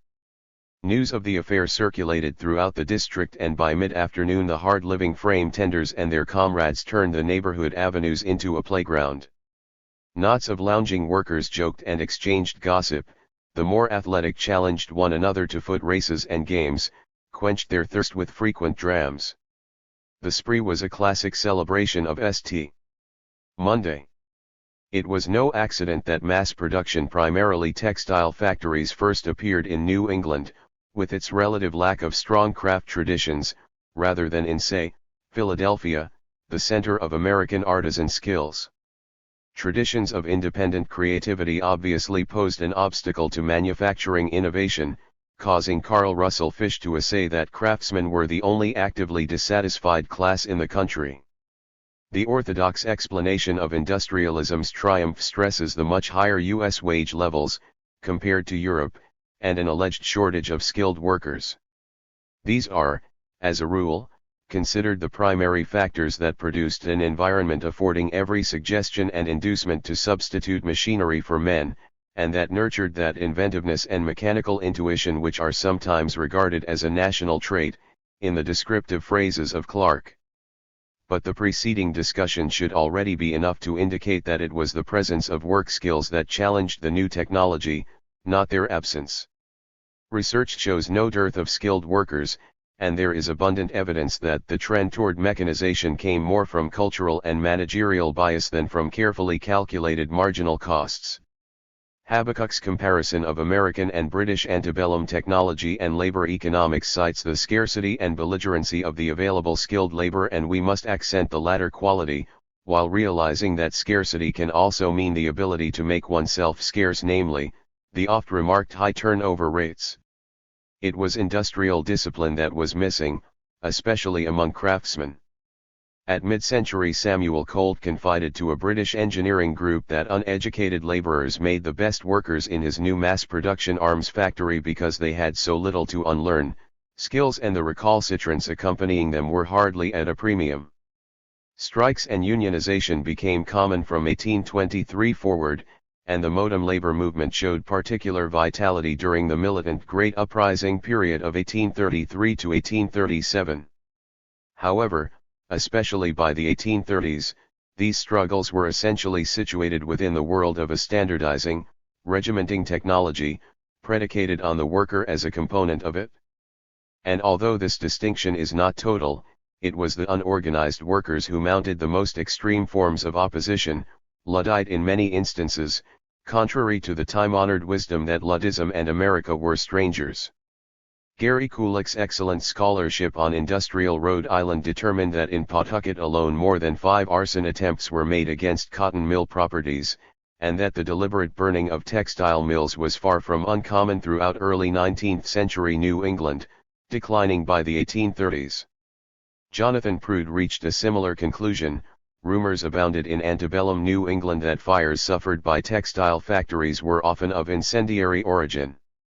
The same reaction was felt in Philadelphia, albeit slightly later. Several closely spaced mill burnings triggered cries of incendiarism in the 1830s, a decade of intense industrial conflict. The hand sawyers who burned Oliver Evans' new steam mill at New Orleans in 1813 also practiced machine wrecking by arson, like their northeastern cousins, and shortly later Massachusetts rope makers attacked machine-made yam, boasting that their hand-spun product was stronger. Sailors in New York often inflicted damage on vessels during strikes, according to Dulles, who noted the seamen were not organized and were an especially obstreperous lot. Though its impact, as with resistance in general, declined after the 1820s, Luddite-type violence continued. The unpopular superintendent of the Harper's Ferry Armory was shot dead in his office in early 1830 by an angry craftsman named Ebenezer Cox. Though Cox was hung for his act, he was a folk hero among the Harper's Ferry workers, who hated Dunn's emphasis on supervision and factory-type discipline, and never tired of citing Dunn's fate as a blunt reminder to superintendents of what could be expected if they became overzealous in executing their duties and impinged on the traditional freedoms of employees. Construction laborers, especially in railroad work, frequently destroyed property. Gutman provides an example from 1831 in which about 300 of them punished a dishonest contractor by tearing up the track they built. The destructive fury of Irish strikers on the Baltimore and Ohio Canal in 1834 occasioned the inaugural use of federal troops in a labor dispute, on orders of Andrew Jackson. And in the mid-1830s anti-railroad teamsters still waylaid trains and shot at their crews from ambush. In the Philadelphia handloom weavers' strike of 1842, striking artisans used machine breaking, intimidation, destruction of unwoven wool and finished cloth, house wrecking, and threats of even worse violence. During this riotous struggle, weavers marched on a water-powered, mass-production mill to bomb it. The attack was driven off, with 2 constables wounded. Returning to the New England textile mills and incendiary Luddism, Prude describes the situation after 1840.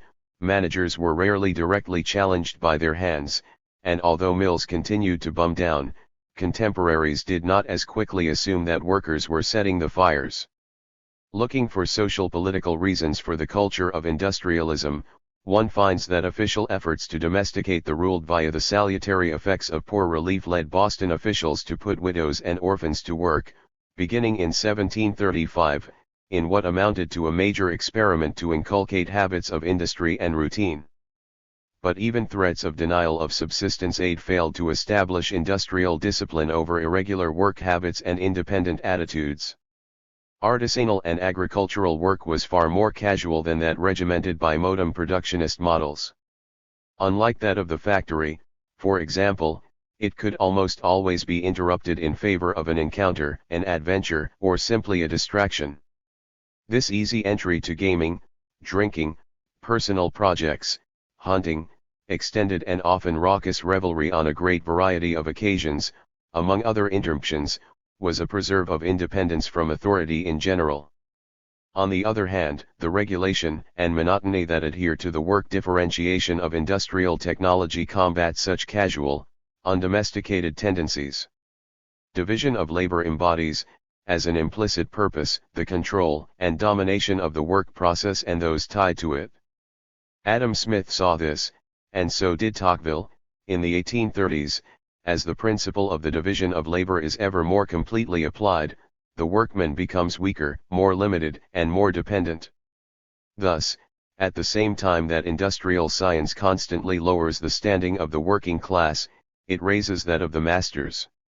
This subordination, including its obvious benefit, social control, was widely appreciated, especially but not exclusively, by the early industrialists. Manufacturers, with unruliness very visible to them, came quickly to identify technological progress with a more subdued populace. In 1816 Walton Felch, for instance, claimed that the restless dispositions and insatiate prodigality of working people were altered, by manufacturing attendance, into patterns of regularity and calmness. Another New England mill owner, Smith Wilkinson, judged in 1835 that factory labor imposed a restraining influence on people who are often very ignorant, and too often vicious. The English visitor Harriet Martineau, introduced above, was of like mind in the early 1840s. The factories are found to afford a safe and useful employment for much energy that would otherwise be wasted and misdirected. She determined that unlike the situation that had prevailed before the introduction of manufactures, Now the same society is eminently orderly, disorders have almost entirely disappeared. Eli Whitney provides another case in point of the social designs inhering in mechanization, namely that of his Mill Rock Armory, which moved from craft shop to factory status during the period of the late 1790s to Whitney's death in 1825. Long associated with the birth of the American system of interchangeable parts production, he was thoroughly unpopular with his employees for regimentation he developed via increasing division of labor. His penchant for order and discipline was embodied in his view of Mill Rock as a moral gymnasium, where correct habits of diligence and industry were inculcated through systematic control of all facets of the workday. Andrew Ure, the English ideologue of early industrial capitalism, summed up the control intentionality behind new technology by typifying the factory as a creation designed to restore order, while proclaiming that when capital enlists science into her service, the refractory hand of labor will always be taught docility. As skill levels were forcibly reduced, the art of living was also purposefully degraded by the sheer number of hours involved in industrial work.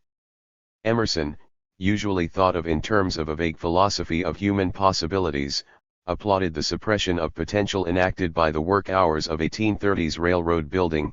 He observed the long, hard construction shifts as safe vents for peccant humors, and this grim day's work of 15 or 16 hours, though deplored by all humanity of the neighborhood, is a better police than the sheriff and his deputies. 100 years later Simone Weil supplied a crucial part of the whole equation of industrialization: no one would accept 2 daily hours of slavery. To be accepted, slavery must be of such a daily duration as to break something in a man. Similar is Cochrane's more recent reference to the 12-hour day, that it was maintained in part to keep workers under control.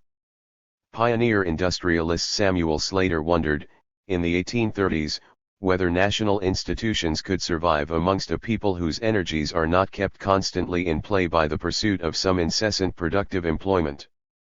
Indeed, technological progress and the modem wage slavery accompanying it offered a new stability to representative government, owing essentially to its magnified powers for suppressing the individual. Slater's biographer recognized that to maintain good order and sound government is more efficient than the sword or bayonet. A relentless assault on the workers' historic rights to free time, self-education, craftsmanship, and play was at the heart of the rise of the factory system. Increasingly, a feeling of degradation spread among factory hands, according to Rex Bums. By the mid-1830s a common refrain in the working-class press was that the laborer had been debased into a necessary piece of machinery. Assisted by sermons, a growing public school system, a new didactic popular literature, and other social institutions that sang the praises of industrial discipline, the factory had won its survival by 1830. From this point on, and with increasing visibility by the end of the 1830s, conditions worsened and pay decreased. No longer was there a pressing need to lure first-time operatives into industrialized life and curry their favor with high wages and relatively light duties.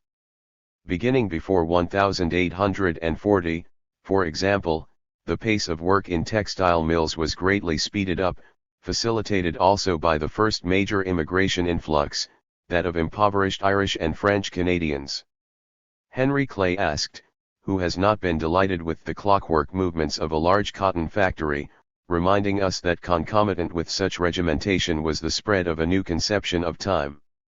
Although certainly things did not always go like clockwork for the industrialists, punctuality and absenteeism remained intractable problems for management throughout the first half of the 19th century. For example, a new, industrial time, against great resistance, made gradual headway. In the task-oriented labors of artisans and farmers, work and play were freely mixed. A constant pace of unceasing labor was the ideal not of the mechanic but of the machine, more specifically, of the clock. The largely spontaneous games, fairs, festivals, and excursions gave way, along with working at one's own pace, to enslavement to the uniform, unremitting technological time of the factory whistle, centralized power, and unvarying routine. For the Harper's Ferry armorers early in the century, the workshops opened at sunrise and closed at sunset, but they were free to come and go as they pleased. They had long been accustomed to controlling the duration and scheduling of their tasks, and the idea of a clock day seemed not only repugnant but an outrageous insult to their self-respect and freedom. Hence, the opposition to 1827 regulations that installed a clock and announced a 10-hour day was bitter and protracted. For those already under the regimen of factory production, struggles against the alien time were necessarily of a lingering, rearguard character by the late 1820s. An interesting illustration is that of Pawtucket, Rhode Island, a mill village whose denizens built a town clock by public subscription in 1828. In their efforts to counter the monopoly of recording time which had been the mill owner's factory bell, one can see that by this time the whole level of Conti Station had degenerated. The issue was not industrial time itself but merely the democratization of its measurement. The clock, favorite machine of the Enlightenment, is a master device in the depiction of American political economy by Thoreau and others. Its function is decisive because it links the industrial apparatus with consciousness. It is fitting that clockmaking, along with gun manufacture, was a model of the new technology. The U.S. led the world in the production of inexpensive timepieces by the 1820s, a testimony to the encroaching industrial value system and the marked anxiety about the passage of time that was part of it. Though even in the first decades of the Republic there was a permanent operative class in at least 3 urban centers of the mid-Atlantic seaboard, industrialization began in earnest with New England cloth production 20 years after the Constitution was adopted. For example, 41 new woolen mills were built in the U.S., chiefly along New England streams, between 1807 and 1813. The textile industry selected the most economically deprived areas, and with cheery propaganda and, initially, relatively good working conditions, enticed women and children into the mills. That they came from families which could no longer support them at home, means that theirs was essentially forced labor. In 1797 Obadiah Brown, in a letter to a partner regarding the selection of a mill site, determined that the inhabitants appear to be poor, their homes very much on the decline. I apprehend it might be a very good place for a cotton manufactory, children appearing very plenty. In collecting our help, a Connecticut mill owner said 30 years later, we are obliged to employ poor families and generally those having the greatest number of children. New England factory cloth output increased from about 2.4 million yards in 1815 to approximately 13.9 million yards in 1820, and the shift of weaving from home to factory was virtually completed by 1824. Despite arson, absenteeism, stealing, and sabotage persisting with particular emphasis into the 1830s, the march of industrialization proceeded in textiles as elsewhere. If, as Inkeles and Smith have contended, a prime element of modernity is the amount of time spent in factories, the 1820s was indeed a watershed. Certainly by 1825 the first stage of the industrialization of the United States was over, in Cochrane's estimation. In 1820, factories were capitalized to $50 million, by 1840 to $250 million, and the number of people working in them had more than doubled.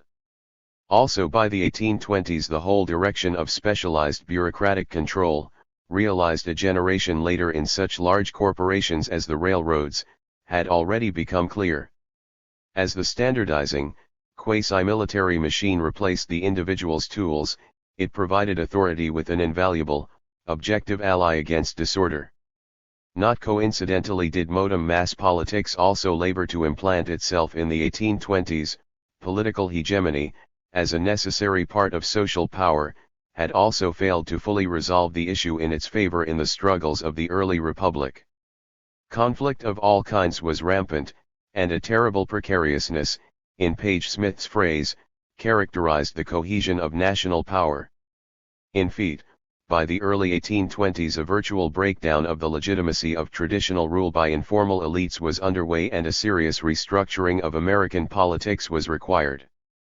Part of the restructuring dealt with law. In a parallel to the social meaning of technology, neutral universal principles came to the fore to justify increased coercion. Modern bourgeois society was forced to rely on an increasingly objectified legal system, which reflected, at base, the progress of division of labor. It must, in David Grimstad's words, elevate law because of what it is creating and what it has to destroy. By the time of Jackson's ascendancy in the late 1820s, America had become largely a government of laws, not men, despite the unpopularity of this development as seen, for example, in the widespread scorn of lawyers. Along with the need to mobilize the lower orders into industrial work, it was important to greatly increase political participation in the interests of legitimizing the whole. Although by the mid-1820s almost every state had extended the franchise to include all white males, the numbers of voters remained very low during the decade. By this time newspapers had proliferated and were playing a key role in working toward the critical integration achieved with Jackson and new, mass political machinery. In 1826, a working man was chosen for the first time as a mayoral candidate in Baltimore, explicitly in order to attract workingmen's participation, an early example of a necessary part of moving away from narrow-based, old-style rule. However, John Quincy Adams, who had become president in 1825, failed to comprehend that voters needed at least the appearance of consultation and participation in making decisions. A conservative and a nationalist, he was at least occasionally candid, as he told Tocqueville, "There is a great equality before the law, ceases absolutely in the habits of life. There are upper classes and working classes." Following Adams, the election of Andrew Jackson in 1828 symbolized and accelerated a shift in American life. At the moment that mechanization was securing its domination of life and culture, the Jacksonian era signaled the arrival of professional politics and a crucial diversion of the remaining potentially dangerous energies. Embodying this domestication in his successful appeal to the common man, the old general was in reality a plantation owner, land speculator, and lawyer, whose first case in 1788 defended the interests of Tennessee creditors against debtors. He reversed the decline in executive strength that had plagued his three predecessors, essentially renewing state power by a direct appeal to the working classes for the first time in U.S. history.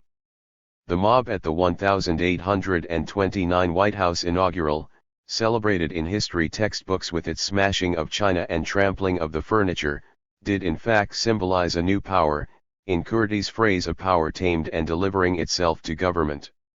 Jackson's public statements address a society divided into classes, invidiously distinguished and profoundly antagonistic. And yet, employing the Jeffersonian argot, he regularly identified the class enemy in misleading terms as the money power, the moneyed aristocracy, etc.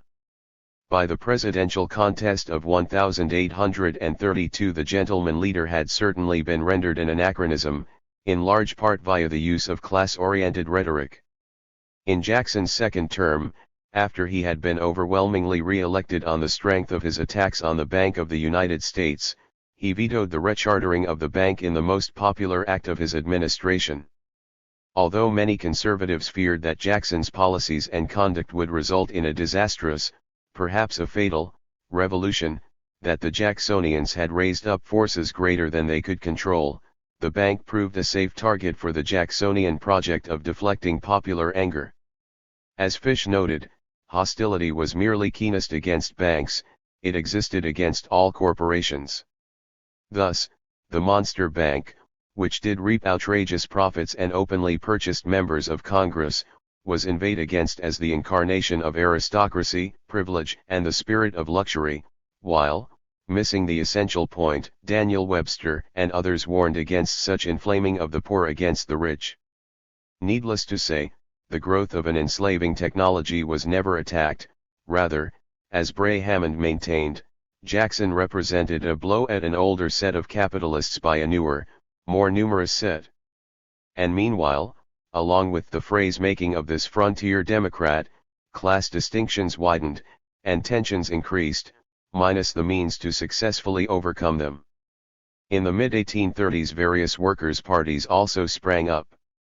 Many were far from totally proletarian in composition, and few went much further than Jacksonian democracy, in their denunciations of the monopolists and such demands as free public schools and equality of opportunity.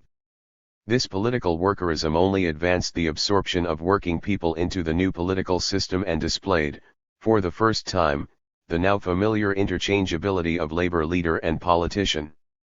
But integration was not accomplished smoothly or automatically. For one thing, political insurrection was a legacy of the 18th century, from Bacon's rebellion in Virginia. By 1760 there had been 18 uprisings aimed at overthrowing colonial governments, and more recently there had appeared Shays' Rebellion in Massachusetts, the Whiskey Rebellion in western Pennsylvania, and Fry's Rebellion in eastern Pennsylvania. 25 years after the Constitution was signed, extensive anti-federalist rioting in Baltimore seemed to connect with this legacy, rather than to less authentic political alternatives to the old informal means of social control. Significantly, over the course of the summer 1812 upheavals, the composition of Die Mob shifted toward an exclusively proletarian, unpropertied makeup. Moving into the period under particular scrutiny, the depth of general contestation is somewhat reflected by a most unlikely revolt, that of a vicious cadet mutiny at West Point in 1826. On Christmas morning in that year, drunken and raging cadets endeavored to kill at least one of their superior officers and converted their barracks into a bastion which they proposed to defend, armed, against assault by relieving regular army troops on the Academy reservation.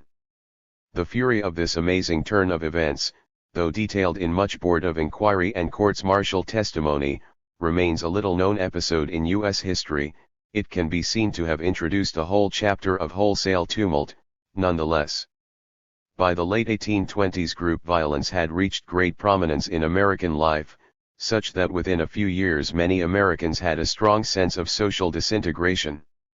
The annual New York Parade of Artisans in November 1830 was another incident that told a great deal about the mounting unruliness.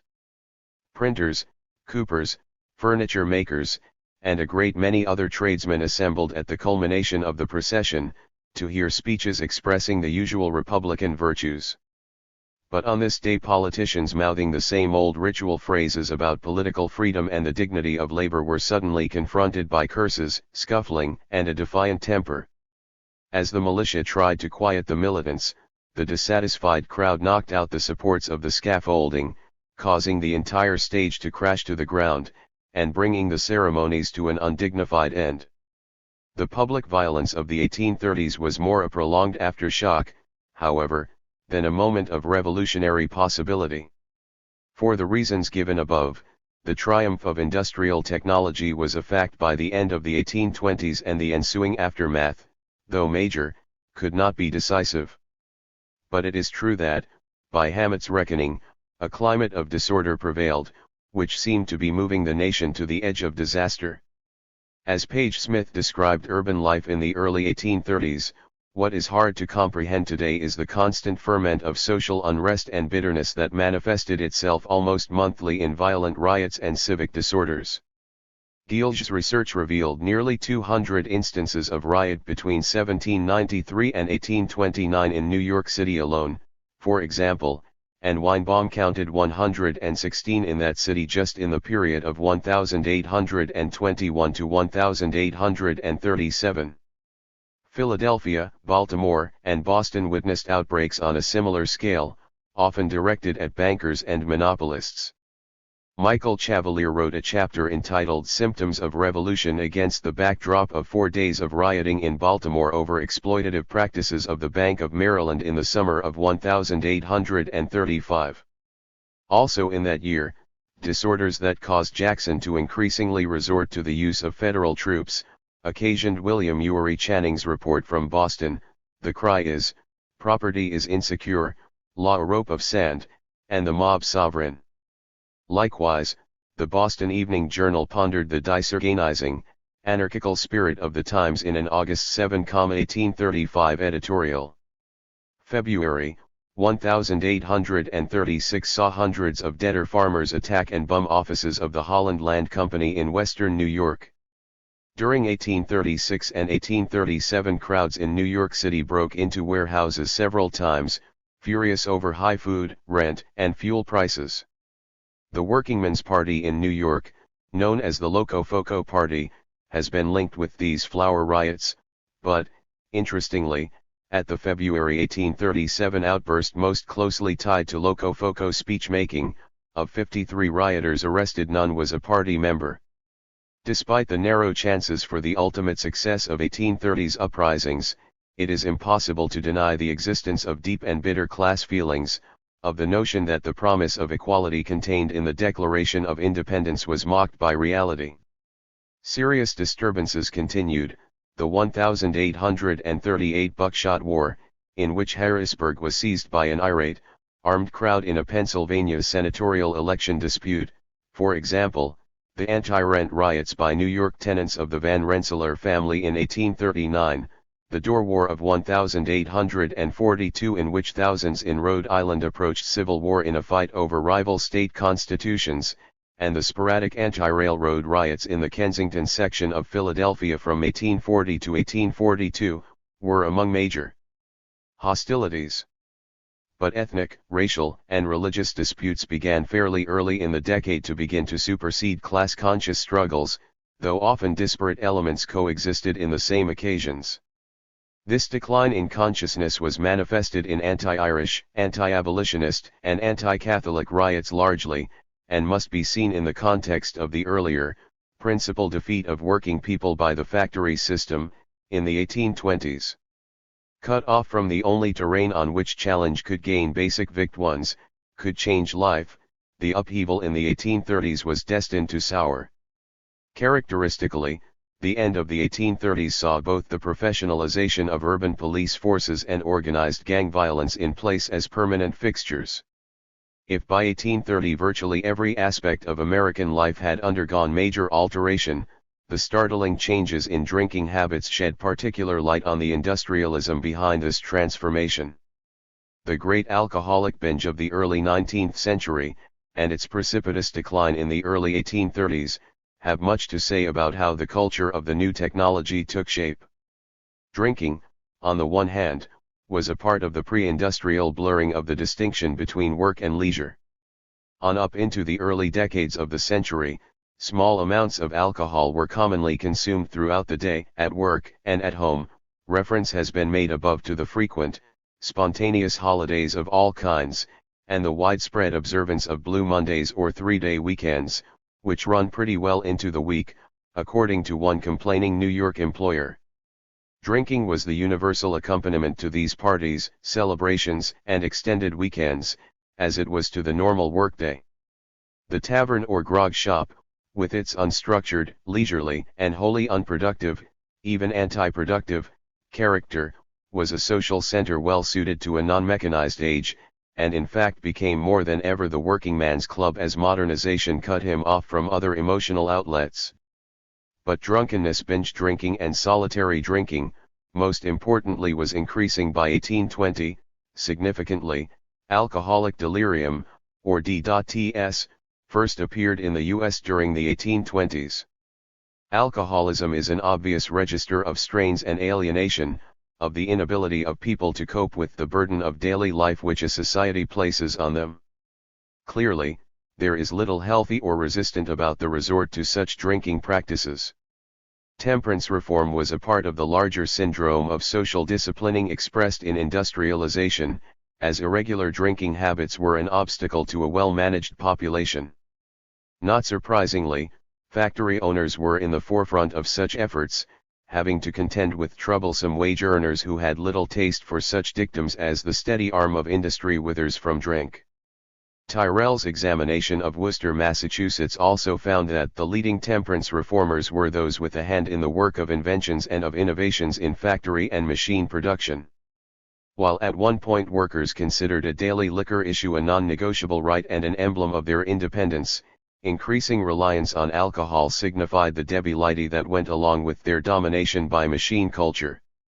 The Secretary of War estimated in 1829 that 3/4 of the nation's laborers drank daily at least 4 ounces of distilled spirits, and in 1830 the average annual consumption of liquor exceeded 5 gallons, nearly triple the amount 150 years later. The anti-alcohol crusade began in earnest in 1826 with the formation of the American Temperance Society, and other local groups such as the Society in Lynn for the Promotion of Industry, Frugality, and Temperance. In the same year Beecher wrote his Sermons on Intemperance, the leading statement of anti-drinking of the period, which pronounced tippling to be politically dangerous. In Gusfield's excellent summation, Beecher's writings displayed the classic fear the creditor has of the debtor, the propertied of the propertyless, and the dominant of the subordinate, the fear of disobedience, renunciation, and rebellion. Temperance exertions in the 1820s revealed in their propaganda the tenuous influence that the respectable held over the laboring classes during the height of the battle to establish industrial values and a predictable workforce. As this battle was won, drinking suddenly leveled off at the end of the 1820s and began to plummet in the early 1830s toward an unprecedented low. As working people became domesticated, the temperance movement shifted toward the goal of complete abstinence, and in the 1840s a dry campaign swept the nation. The other major reform movement, also arising in the mid-1820s, was for a public school system, and like the temperance campaign it was explicitly undertaken to make the dangerous classes trustworthy. The concept of mass schooling had arrived by the early Jacksonian period, when innovative forms of coercion were demanded by deteriorating restraints on social behavior, and auxiliary institutions came to the aid of the factory. The willingness of early 19th century school promoters to intervene directly and without invitation in the lives of the working class was a consequence of the notion that education was something the ruling orders did to the rest to make them orderly and tractable. Thus the first compulsory schools were alien institutions set in hostile territory, as Katz put it, owing largely to the spirit of autonomy and egalitarianism that parents had instilled in their children. Foe noted, in 1819, the prominent want of respect for rule and rulers, which he connected with a common refusal of strict discipline in schools. Marriott's diary reported that students learn precisely what they please and no more. Drunkenness and rioting occurred in schools as well as in the rest of society, and educators interpreted the overall situation as announcing general subversion. In an 1833 address on education, John Armstrong declared, "When revolution threatens the overthrow of our institutions, everything depends on the character of our people. Industrial morality, obedience, self-sacrifice, restraint, and order constituted the most important goal of public education. Character was of far greater importance than intellectual development." The school system came into existence to shape behavior and attitudes and thus reinforce the emerging world.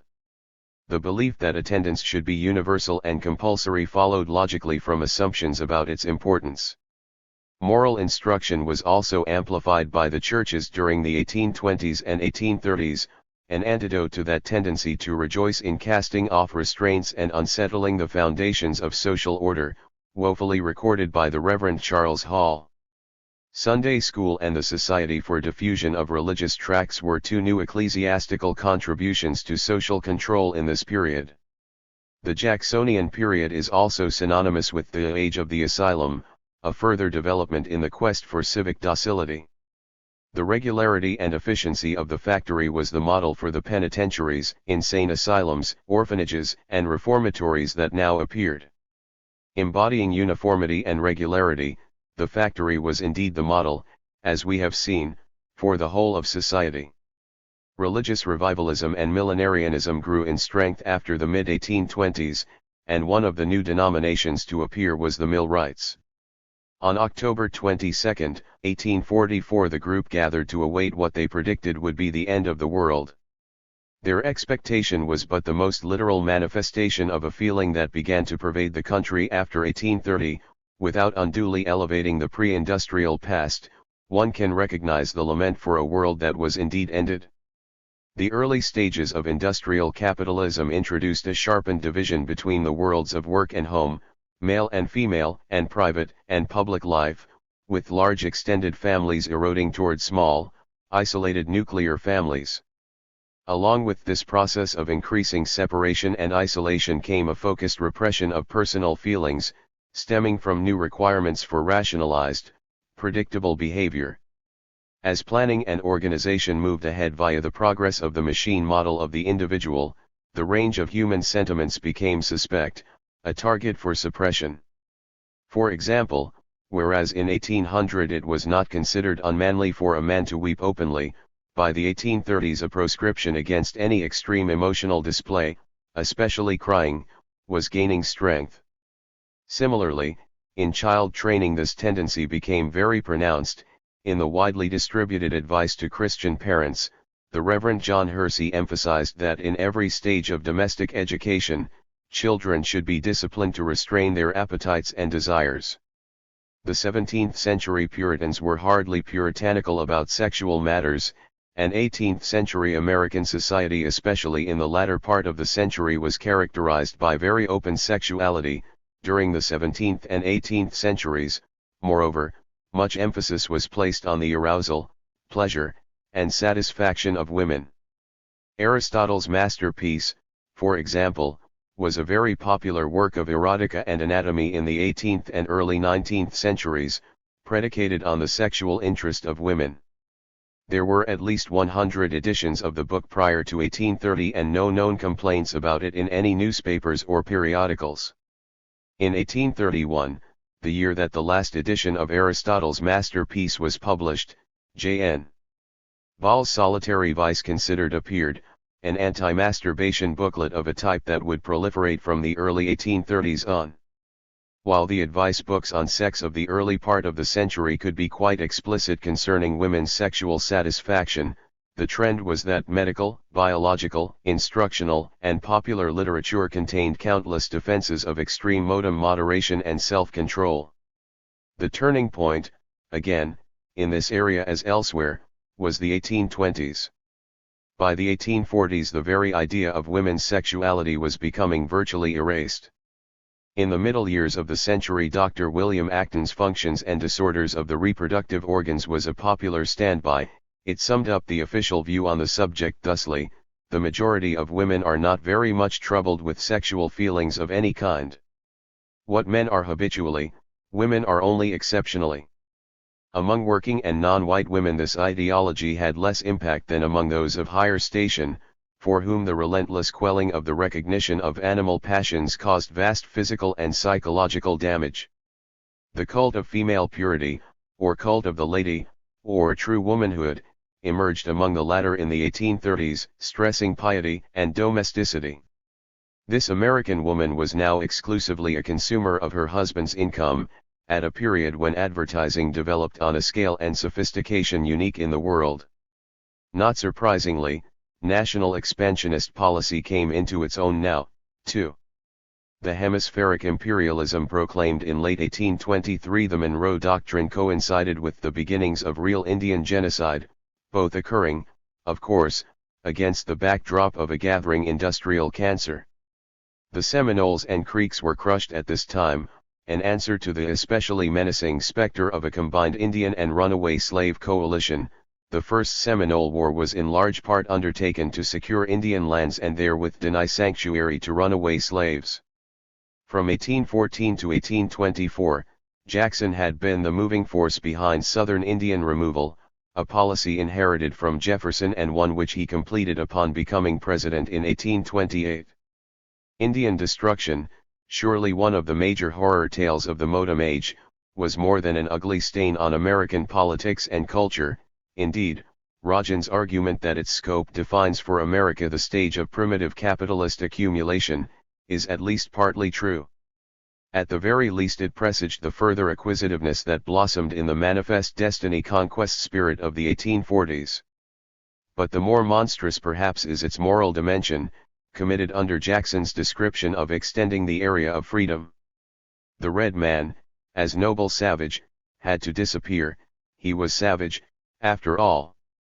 The dead Indian is obviously a more apt symbol for the trajectory of industrial capitalism, though the romantic use of the Indian reached its height at the moment of capital's victory, when, by the 1830s, nature truly became an evil to be subdued, while the machine was the fountainhead of all values that counted.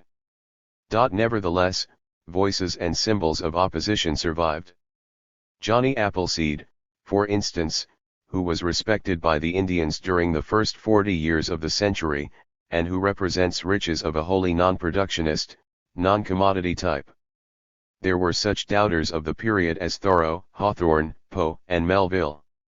Lee Clark Mitchell, among other contemporary scholars, has found, in letters, diaries, and essays, the record of a popular sense of deep foreboding about the conquest of the wilds by technological progress. The victories of the dominant order have certainly never completely erased this alternative spirit of refusal, a spirit renewing itself today. The practical Marx. Karl Marx is always approached as so many thoughts, so many words. But in this case, as for every other, there is a lurking question: what of real life? What connection is there between lived choices, one's willful lifetime, and the presentation of one's ideas?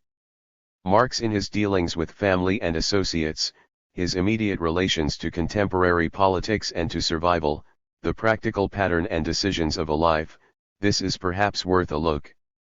Despite my rejection of basic conceptions he formulated, I aim not at character assassination in lieu of tackling those ideas, but as a reminder to myself and others that our many compromises and accommodations with a grisly world are the real field of our effort to break free, more so than merely stating our ideas.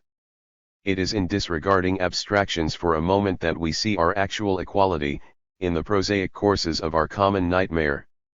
A brief sketch of the everyday Marx, introducing the relationship between his private and public lives as a point of entry, may serve to underline this. By 1843 Marx had become a husband and father, roles predating that of great thinker.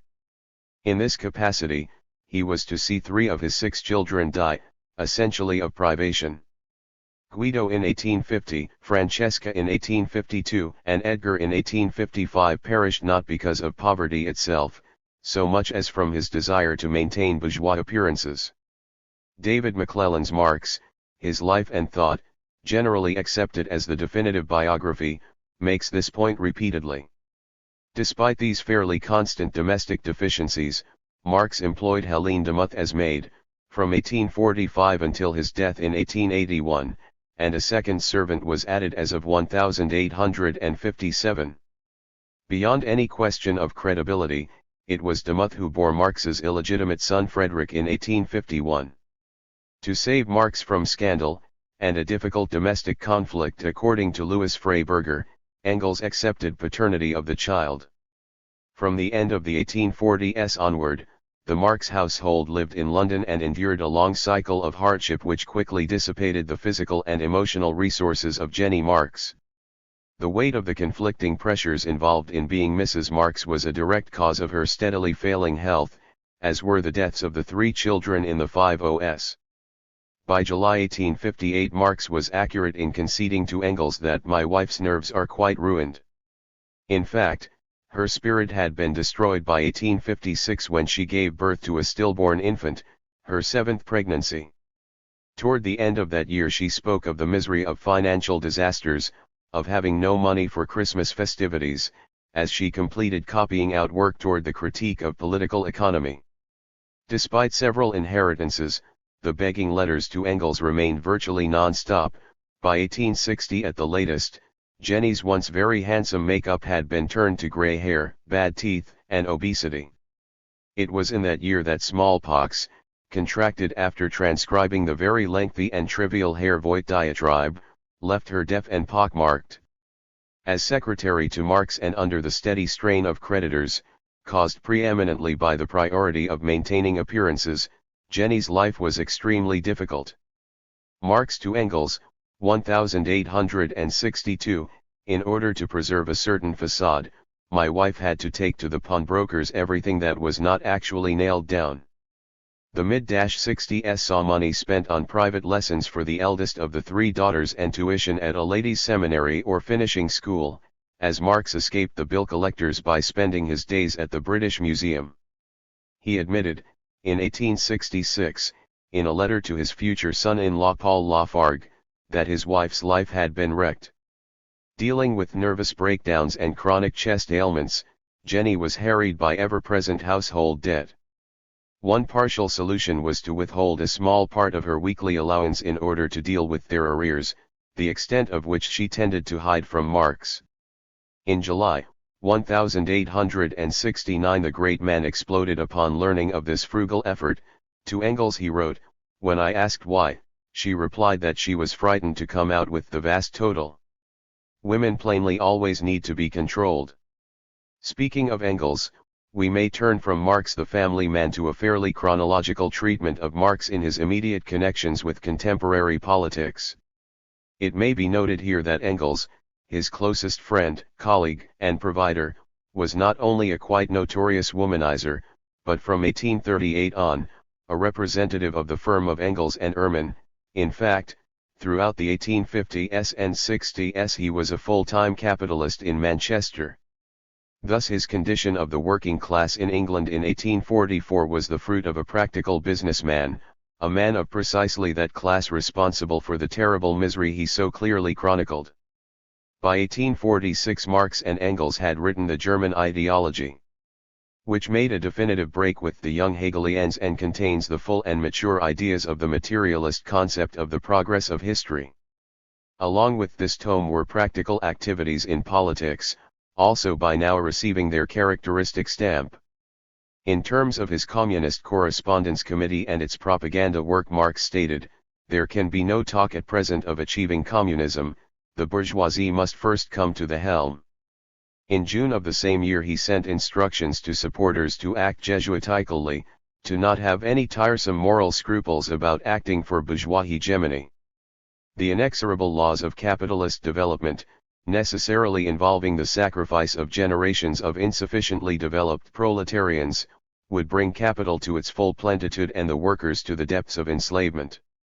Thus in 1847, following a conference of professional economists in Brussels to which he was invited, Marx publicly noted the disastrous effect of free trade upon the working class, and embraced this development.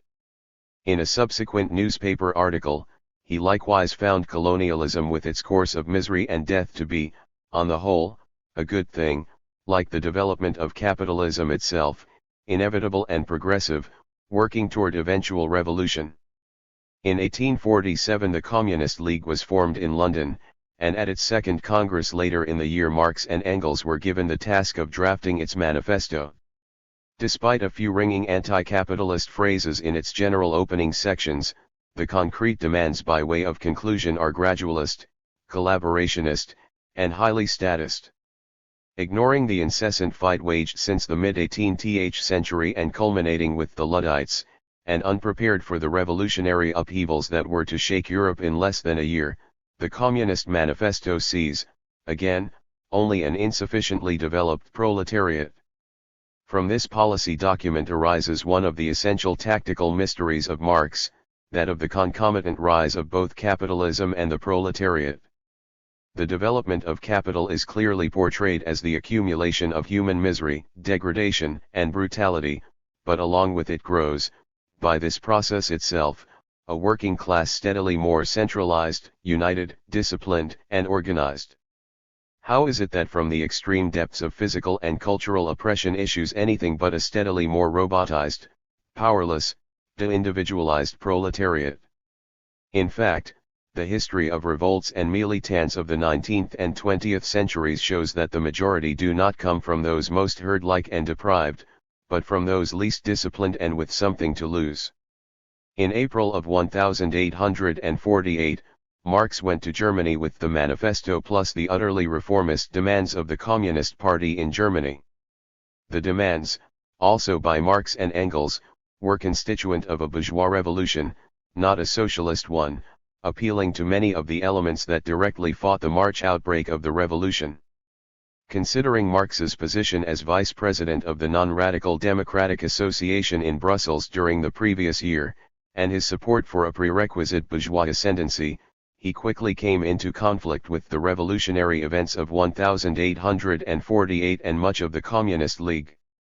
Marx helped found a democratic society in Cologne, which ran candidates for the Frankfurt Parliament, and he vigorously opposed any League support for armed intervention in support of the revolutionaries. Using the opportunist rationale of not wanting to see the workers become isolated, he went so far as to use his discretionary powers, as a League official, to dissolve it in May as too radical, an embarrassment to his support of bourgeois elements. With the League out of the way, Marx concentrated his 1848 activities in Germany on support for the democratic society and his dictatorial editorship of the Neue Rheinische-Zeitung. In both capacities he pursued a united front policy, in which working people would be aligned with all other democratic forces against the remnants of feudalism. Of course, this arrangement would afford the workers no autonomy, no freedom of movement. It chose to see no revolutionary possibilities residing with them.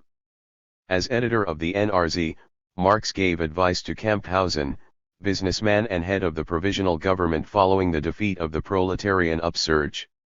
And further, astounding as it sounds, he supported the Democratic Society's newspaper despite the fact that it condemned the June 1848 insurrection of the Paris proletariat. As politician and newspaper editor, Marx was increasingly criticized for his consistent refusal to deal radically with the specific situation or interests of the working class.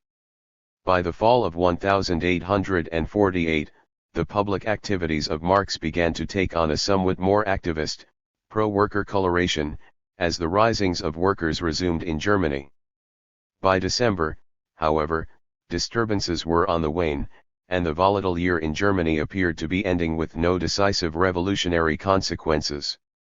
Now it was, and only now, that Marx in his paper declared that the working class would have to depend on itself, and not upon the bourgeoisie for revolution.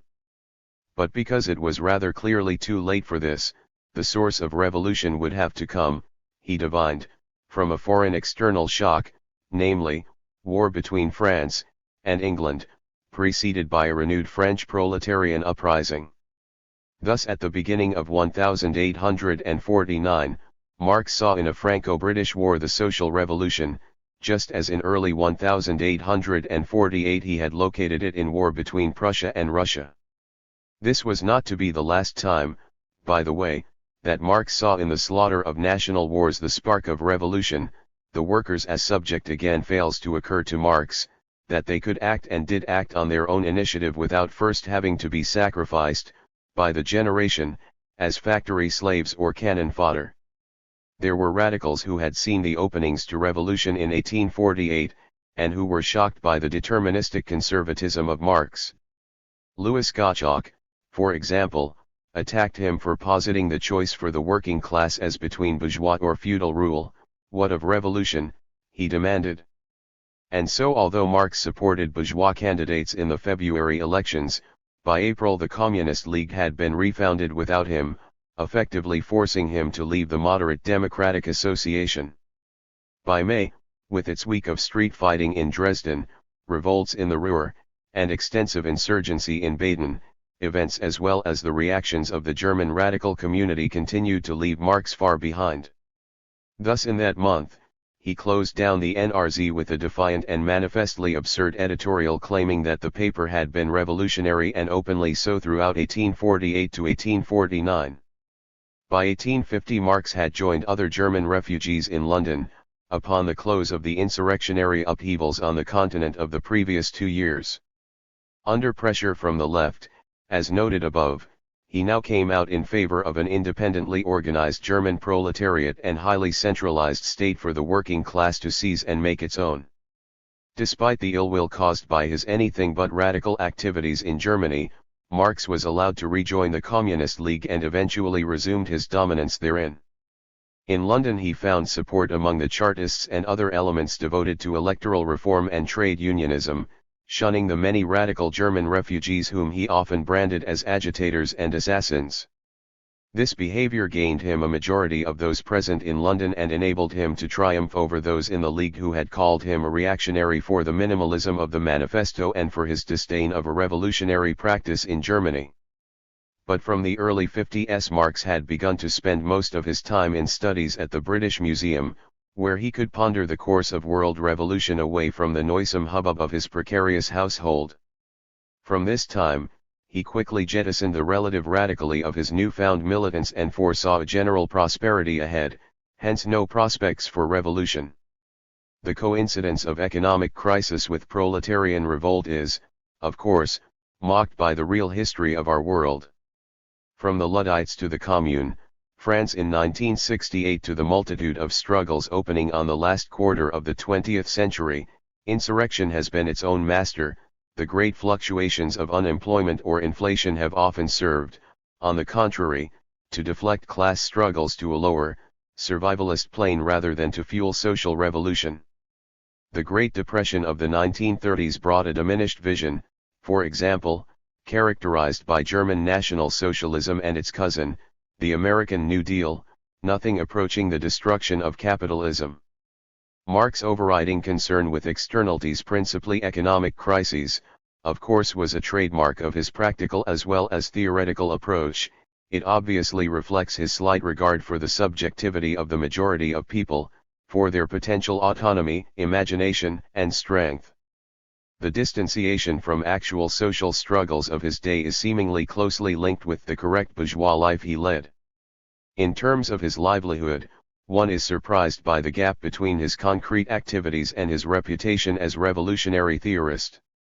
From 1852 into the 1860s, he was one of the most highly valued and best-paid columnists of the New York Daily Tribune, according to its editor. In fact, 165 of his articles were used as editorials by this not quite revolutionary metropolitan daily, which could account for the fact that Marx requested in 1855 that his subsequent pieces be printed anonymously. But if he wanted not to appear as the voice of a huge bourgeois paper, he wanted still more, as we have seen in his family role, to appear a gentleman. It was to avoid a scandal that he felt compelled to pay the printer's bill in 1859 for the reformist Das Volk newspaper in London. In 1862 he told Engels of his wish to engage in some kind of business. Gray, dear friend, is all theory and only business is green. Unfortunately, I have come too late to this insight. Though he declined the offers, Marx received, in 1865 and 1867, two invitations which are noteworthy for the mere fact that they would have been extended to him at all. The first, via messenger from Bismarck, to put his great talents to the service of the German people; the second, to write financial articles for the Prussian government's official journal. In 1866 he claimed to have made £400 by speculating in American funds, and his good advice to Engels on how to play the stock market is well authenticated. 1874 saw Marx and two partners wrangle in court over ownership of a patent to a new engraving device, intending to exploit the rights and reap large profits. To these striking suggestions of ruling class mentality must be added the behavior of Marx toward his children, the three daughters who grew to maturity under his thoroughly Victorian authority. In 1866 he insisted on economic guarantees for Paul Lafargue's future, criticizing his lack of diligence, and lecturing him in the most prudish terms regarding his intentions toward Laura, who was almost 21. Reminding Lafargue that he and Laura were not yet engaged and, if they were to become so, that it would constitute a long-term affair, he went on to express very puritanical strictures. To my mind, true love expresses itself in the lover's restraint, modest bearing, even diffidence toward the adored one, and certainly not in unconstrained passion and manifestations of premature familiarity. In 1868 he opposed the taking of a job by Jenny, who was then 22, later he forbade Eleanor from seeing Lissaguret, a communard who happened to have defended single-handed the last barricade in Paris. Turning back to politics, the economic crisis Marx avidly awaited in the 50s had come and gone in 1857, awakening no revolutionary activity. But by 1863 and the Polish insurrection of that year, unrest was in the air, providing the background for the formation of the International Workingmen's Association. Marx put aside his work on capital and was most active in the affairs of the International from its London inception in September 1864. Auger, President of the Council of all London Trade Unions, and Cremer, Secretary of the Masons' Union, called the inaugural meeting, and Wheeler and Dell, two other British Union officials, formally proposed an international organization.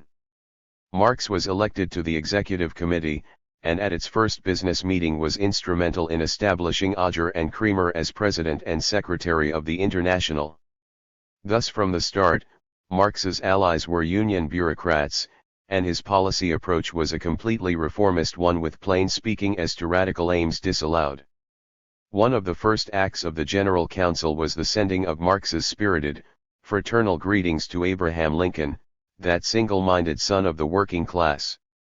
Other early activities by Marx included the formation, as part of the International, of the Reform League dedicated to manhood suffrage. He boasted to Engels that this achievement is our doing, and was equally enthusiastic when the National Reform League, sole surviving Chartist organization, applied for membership. This latter proved too much even for the faithful Engels, who for some time after refused to even serve as correspondent to the International for Manchester, where he was still a full-time capitalist. During this practice of embracing every shade of English gradualism, principally by promoting the membership of London trade unions, he penned his famous "The proletariat is revolutionary or it is nothing" line, in a letter to the German socialist Ferdinand Lassalle. Lassalle and his General Union of German Workers harbored transparently serious illusions about the state, namely that Bismarck was capable of genuinely socialist policies as Chancellor of Prussia. Yet Marx in 1866 agreed to run for the presidency of the ADAV in the hopes of incorporating it into the International. At the same time, he wrote, "The adherents of the ADAV will only be of use at the beginning, against our opponents here. Later the whole institution of this union, which rests on a false basis, must be destroyed." Volumes could be written, and possibly have, on the manipulation of Marx within the International, the maneuverings of places, dates, and lengths of meetings, for example, in the service of securing and centralizing his authority. To the case of the ADAV could be added, among a multitude of others, his cultivation of the wealthy bourgeois effort, so as to keep his wholly non-radical faction within the organization. By 1867 his dedicated machinations were felt to have reaped their reward. To Engels he wrote, "We have this powerful machine in our hands." Also in 1867 he availed himself publicly once more of one of his favorite notions, that a war between Prussia and Russia would prove both progressive and inevitable. Such a war would involve the German proletariat versus despotic Eastern barbarism and would thus be salutary for the prospects of European revolution. This perennial war games type of mentality somehow manages to equate victims, set in motion precisely as chattels of the state, with proletarian subjects acting for themselves. It would seem to parallel the substitution of trade union officials for workers, the hallmark of his preferred strategy as bureaucrat of the International. Marx naturally ridiculed anyone such as his future son-in-law, Lafargue, for suggesting that the proper role of revolutionaries did not lie in such a crass game of weighing competing nationalisms. And in 1868, when the Belgian delegation to the International's Brussels Congress proposed the response of a general strike to war, Marx dismissed the idea as a stupidity, owing to the underdeveloped status of the working class. The weaknesses and contradictions of the adherents of Proudhon and Bakunin are irrelevant here, but we may observe 1869 as the high water mark of the influence of Marx, due to the approaching decline of the Proudhonists and the infancy of Bakunin's impact in that year. With mid-1870 and the Napoleon ill-engineered Franco-Prussian War, we see once more the preoccupation with progressive vs. non-progressive military exploits of governments. Marx to Engels, "The French need a drubbing.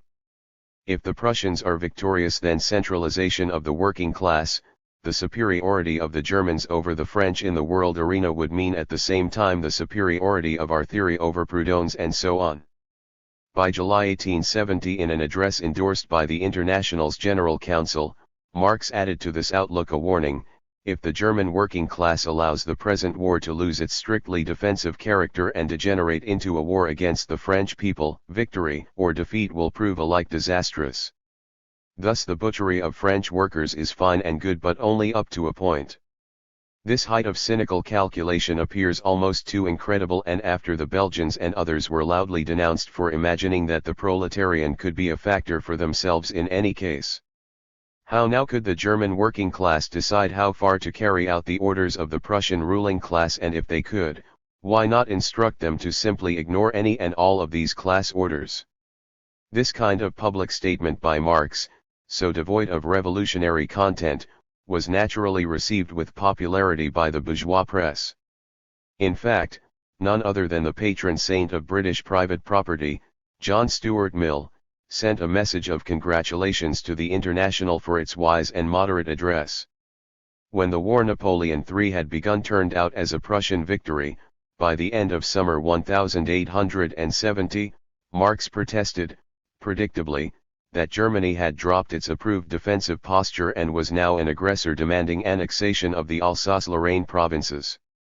The defeat of France brought the fall of Louis Napoleon and his Second Empire, and a provisional republican government was formed. Marx decided that the aims of the International were now twofold: to secure the recognition of the new republican regime in England, and to prevent any revolutionary outbreak by the French workers. His policy advised that any attempt to upset the new government in the present crisis, when the army is almost knocking at the doors of Paris, would be a desperate folly. This shabby, anti-revolutionary strategy was publicly promoted quite vigorously until the Commune itself made a most rude and unscientific mockery of it in short order. Well known, of course, is Marx's negative reception to the rising of the Parisians. It is overgenerous to say that he was merely pessimistic about the future of the Commune. Days after the successful insurrection began, he failed to applaud its audacity, and satisfied himself with grumbling that it had no chance of success. Though he finally recognized the fact of the Commune, his lack of sympathy is amply reflected by the fact that throughout the Commune's 2-month existence, the General Council of the International spoke not a single word about it. It often escapes notice when an analysis or tribute is delivered well after the living struggle is, safely, living no longer. The masterful polemicizing about the triumphs of the Commune in his civil war in France constitutes an obituary, in just the same way that class struggles in France did so at a similarly safe distance from the events he failed to support at the time of revolutionary Paris, 1848. After a very brief period, again like his public attitude just after 1848-49 outbreaks in Europe of stated optimism as to proletarian successes in general, Marx returned to his more usual colors. He denied the support of the International to the scattered summer 1871 uprisings in Italy, Russia, and Spain, countries mainly susceptible to the doctrines of anarchism, by the way. September witnessed the last meeting of the International before the Marx faction effectively disbanded it, rather than accept its domination by more radical elements such as the Bakuninists, in the following year.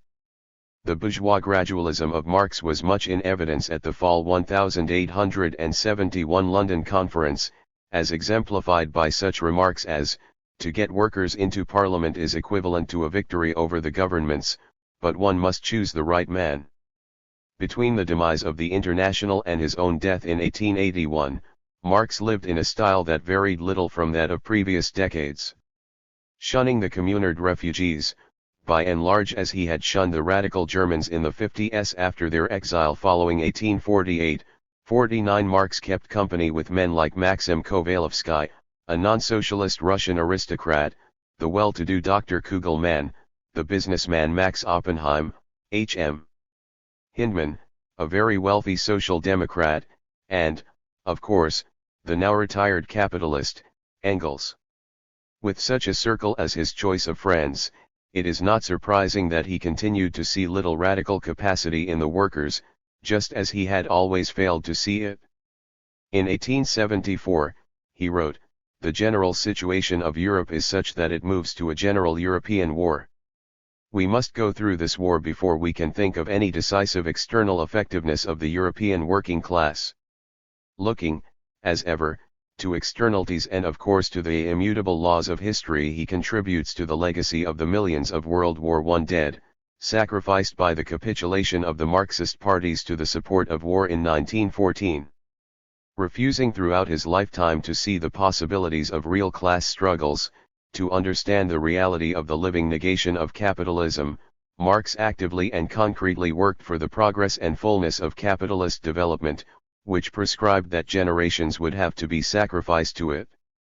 I think that the above observations of his real life are important and typical ones, and suggest a consistency between that life and his body of ideas.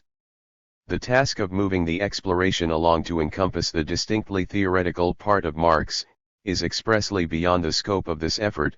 Possibly, however, the preceding will throw at least indirect light on the more disembodied Marx. Origins and meaning of WWI. World War I, in Jan Patočka's words, that tremendous and, in a sense, cosmic event was a watershed in the history of the West and the major influence on our century. Regarding its causes, nearly all the discussion has concerned the degree of responsibility of the various governments, in terms of the alliance system which, it is alleged, had to eventuate in worldwide war. The other major focus is the Marxist theory of imperialism, which contends that international rivalry caused by the need for markets and sources of raw material made inevitable a world war. Domestic causes have received remarkably little attention, and when the internal or social dynamics have been explored at all, several mistaken notions, large and small, have been introduced. The genesis of the war is examined here in light of the social question and its dynamics. The thesis entertained is that a rapidly developing challenge to domination was destroyed by the arrival of war, the most significant stroke of counter-revolution in modern world history. If the real movement was somehow cancelled by August 1914, it is clear that the usual reference to the profound social upheaval which arose with the First World War is profoundly in error. Some observers have noted, in passing, the prevalence of uncontrolled and unpredictable violence throughout Europe prior to the war, perhaps the most telling sign of the haunting dissatisfaction within an unanchored society. This could be seen in the major nations and in many other regions as well. Halaby, for example, was surprised by the 1913 general strikes in South Africa and Dublin, which so strangely and unexpectedly cut across the feud between English and Dutch overseas, between Protestant and Catholic in Ireland. Berghan saw that Turkey as well as Austria-Hungary were threatened in their existence by both social and national revolutionary movements.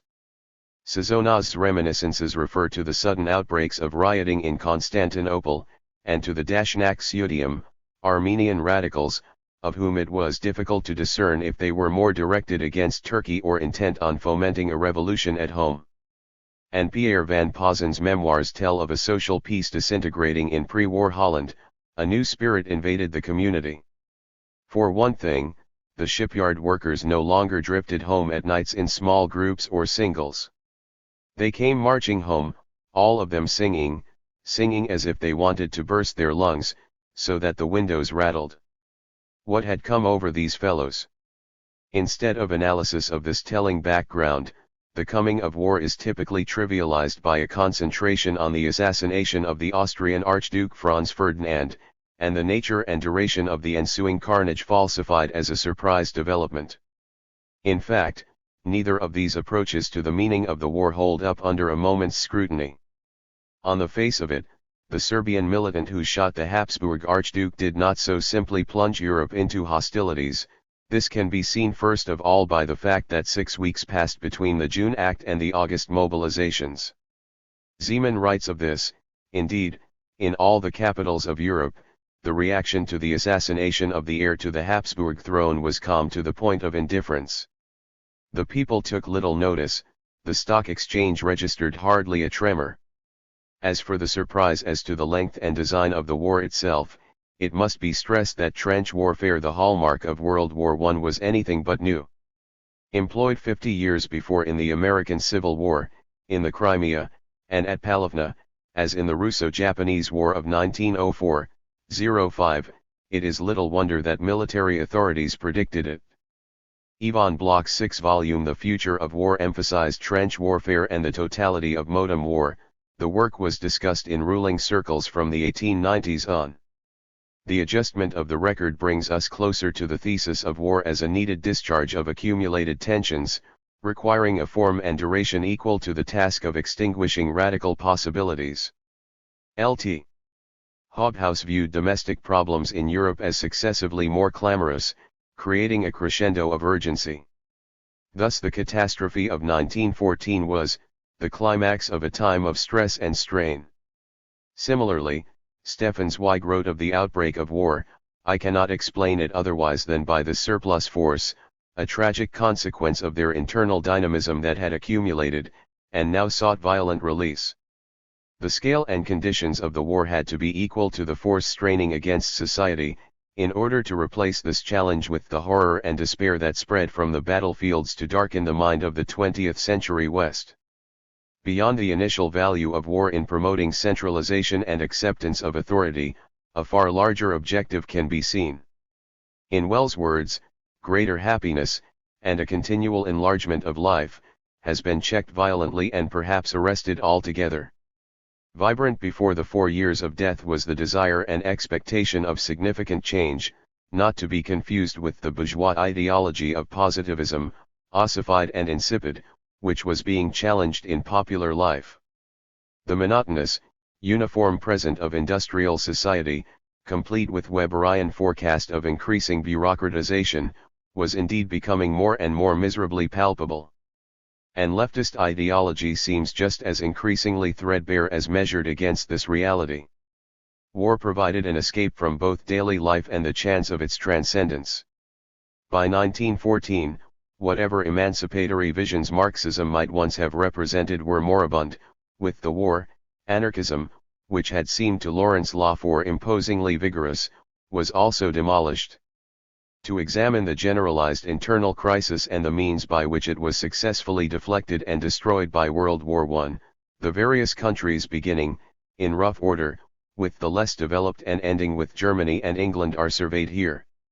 The act that eliminated the would-have-been Emperor of Austria-Hungary was by no means an atypical one.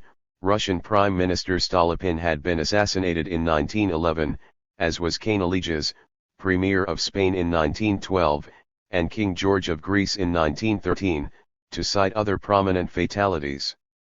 In fact, there were several attempts upon the lives of Habsburg royalty during the imminent pre-war years, and even more than one against Franz Ferdinand on that particular notorious summer 1914 afternoon. All the more suggestive, then, that the Archduke paid his state visit on the anniversary of Kosovo, the national day of that restive vassal nation of the Habsburgs. Similar in provocation would have been a visit by the British royalty to Dublin on St. Patrick's Day in, say, 1916. And in passing, it is perhaps worth mentioning that the universally agreed upon figure for this and other Balkan dramas, the nationalist, is rather too readily typecast. Valiani noted the revival of anarchist affiliation and influence in Serbia and Bosnia, and it is well established that Franz Ferdinand's assassins were hardly exclusively nationalist. War, of course, always requires a good excuse, especially when the state's real enemies are, more clearly than usual, its own citizenry. The Sarajevo outrage was tailor-made to the needs of the ailing regime.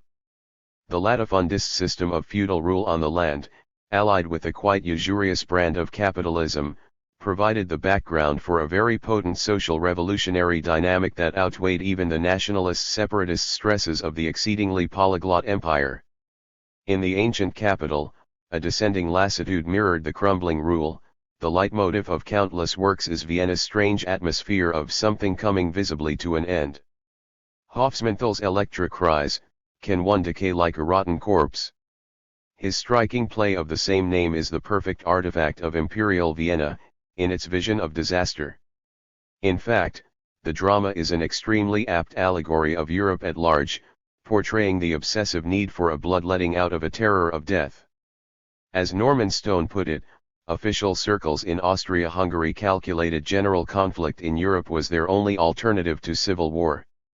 Thus the ultimatum served on Serbia, following the death by Serbians of Franz Ferdinand, was merely a pretext for war with Russia and that general conflict.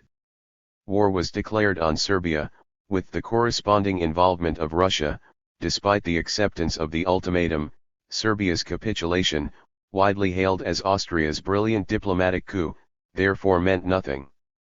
The immense significance of Austria's internal problems demanded war and a more complete reliance on its perennial school of civic virtues, the Habsburg army.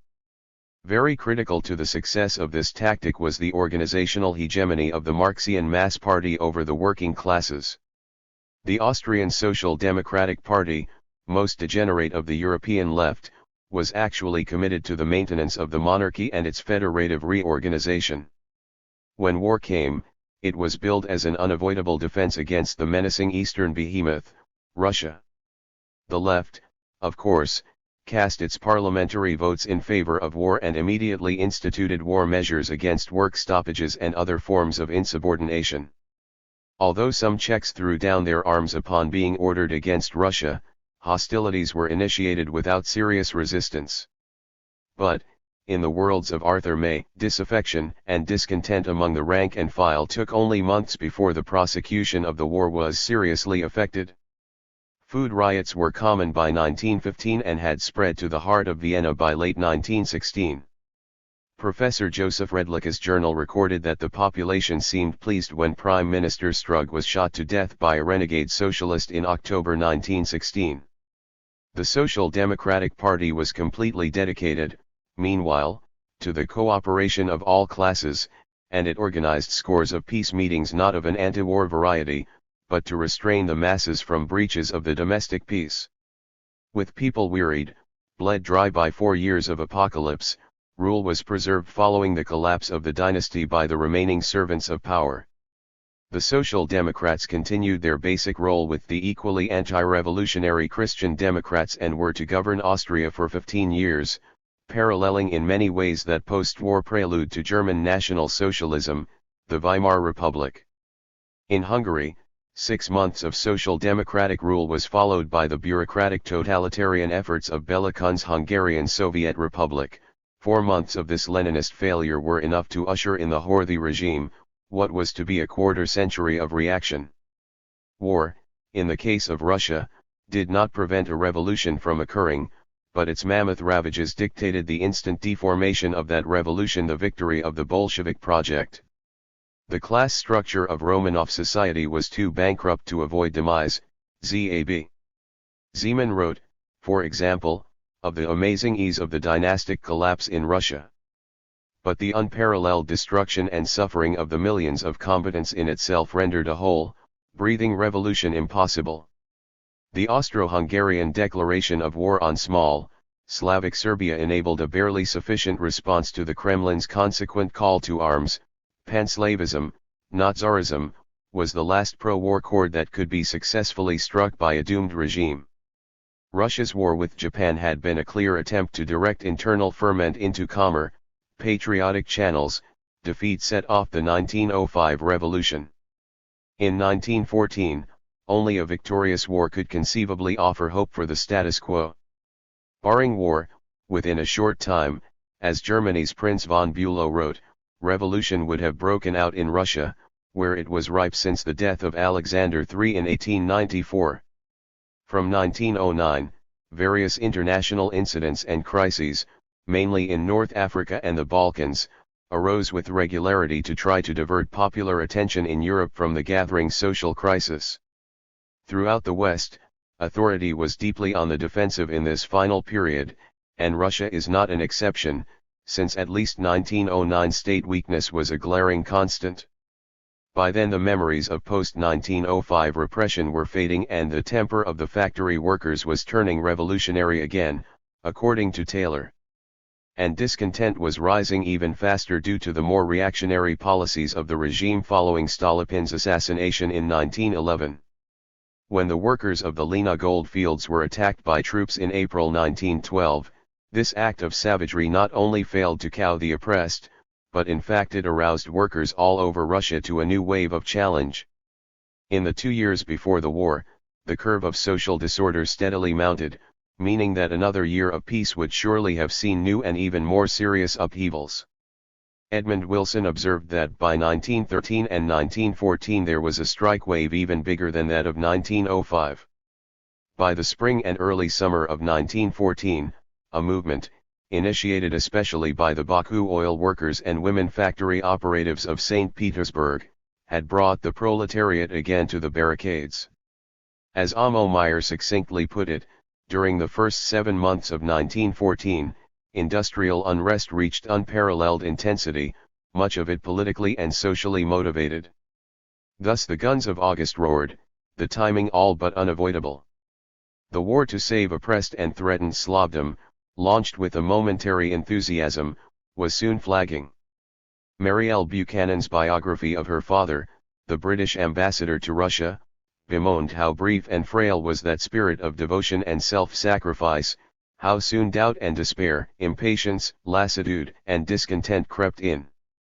Widely recounted was the lament of state ministers by mid-1915, "Poor Russia." Even her army, which in past ages filled the world with the thunder of its victories, turns out to consist only of cowards and deserters. Certainly by the widespread mass strikes of January and February 1916, the civil truce had been definitively broken. The anarchist tide rose swiftly during the war for a time, despite the general draining effect of the gigantic bloodshed and the specific disillusionment caused by the pro-war position of Kropotkin. This latter accommodation to state power, widely seen of course as a betrayal of principle, was in fact shared by a majority of Russian anarchist ideologues, especially in Moscow. The capitulation at the top led to the greater success of syndicalism among many anti-authoritarians, a more practical, less utopian ideology.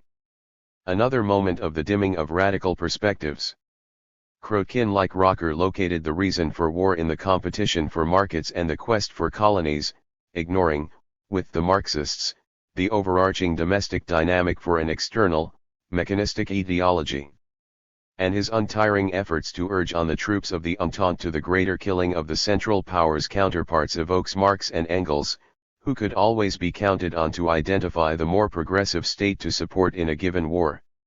The collapse of the Romanov autocracy in March 1917 demonstrated that the spiritual exhaustion of the proletariat was not so advanced as to allow the greatly overdue dynasty any further borrowed time. Lenin, who had been surprised by every revolutionary outbreak in Russia, could see in mid-1917 that the disintegration of the provisional government was soon to be a reality.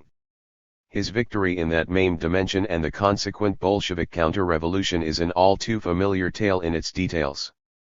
Italy, turbulent through the 1890s and the first decade of the century, arrived at the pre-war years in a volatile state.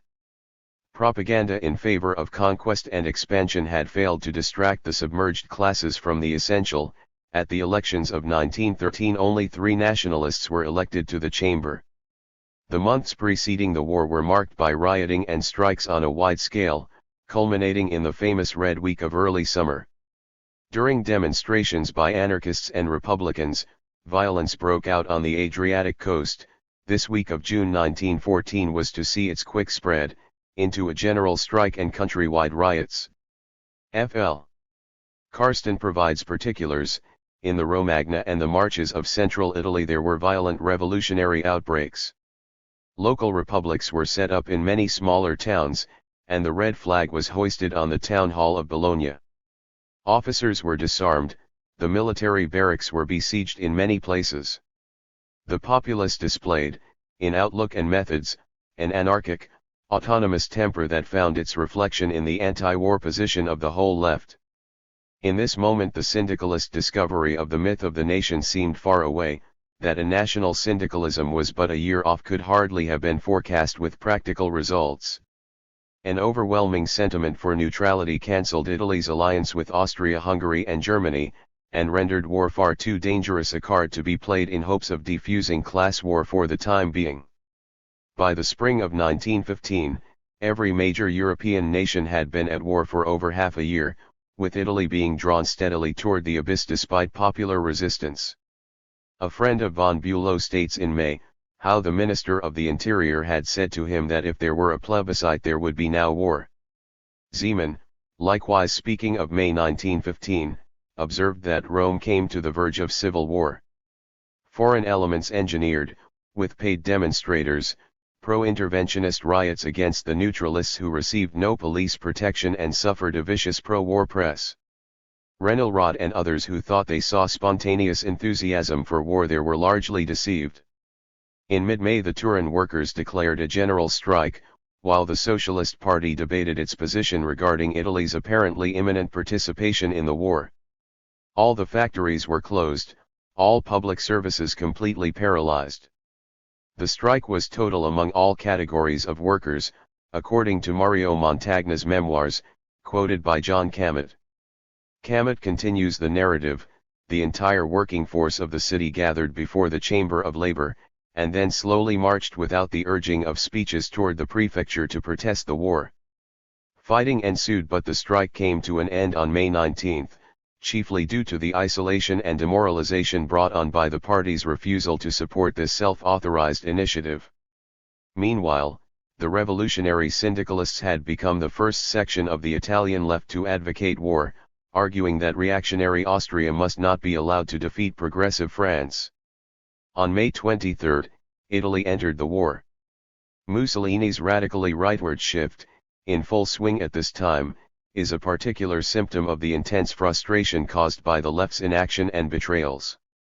The young Gramsci, in fact, showed a passing sympathy for Mussolini's new pro-war position and his disgust with the passivity enforced on the proletariat. When oppositional ideology and its arbiters assume such a renunciation of movement, the way is prepared for steadily more backward forms for thwarted class energies to assume. Forward avenues seem completely blocked, and there was thus little alternative to the channel and dictates of war. Giampero Carracci, among others, noted that after 3.5 years of war, the majority of workers and some of the peasants still longed for revolution, but the pervasive post-war discontent was of an anxious, pessimistic kind. The occupation of the factories, in the foil of 1920, bears the full imprint of a proletariat cheated and blocked by the left and battered by war. Despite the enormous scale of the takeovers, both the industrialists and the government simply let the neutered movement take its course, without state interference. In early September, the apparent conquests provoked some alarm, to be sure, but the ever more weary and confused workers stayed politely in the factories under control of the unions, and the left, communist leaders refrained from every initiative, reported Angelo Tosca. The restless and anxious occupiers saw neither the outlet to expand their action nor the energies by this point to forge new ones. The seizure of virtually the entire industrial plant of Italy, not to mention the extensive land takeovers, simply died away, leaving a feeling of total defeat. Mussolini's accession to power followed this fiasco by less than 2 years. Recent historical analysis, especially that of A. James Gregor, has demonstrated the substantive continuity between Italy's most militant socialism, syndicalism and fascism, with the war serving as essential mode of transition. The career of Mussolini, from activist and major theoretician of syndicalism to activist and architect of fascism, by way of World War I, is only one connection. Syndicalism, then National Syndicalism, provided the core social and economic content of ascendant fascism. The congruence begins with a common mass mobilization, industrialization basis, but does not end there. The essentials of nascent fascism were, in Gregor's words, the product of syndicalist lucubrations, syndicalist sentiment, and syndicalist convictions. At the end of the century, French socialists and anarchists were swept into the mainstream of controversy over the legal treatment of Dreyfus, an army officer convicted of espionage. The arms of the Republican family hence embraced new elements, whose integration had been open to question. In Dreyfusism we see an early appearance of the Popular Front, the recuperative answer to reaction, real or otherwise.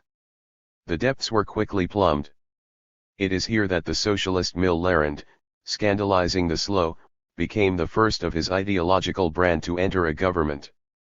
A government, by the way, that had been recently disgraced by the infamous Panama finance scandal, and which counted as its Minister of War General Galifet, butcher of the Commune.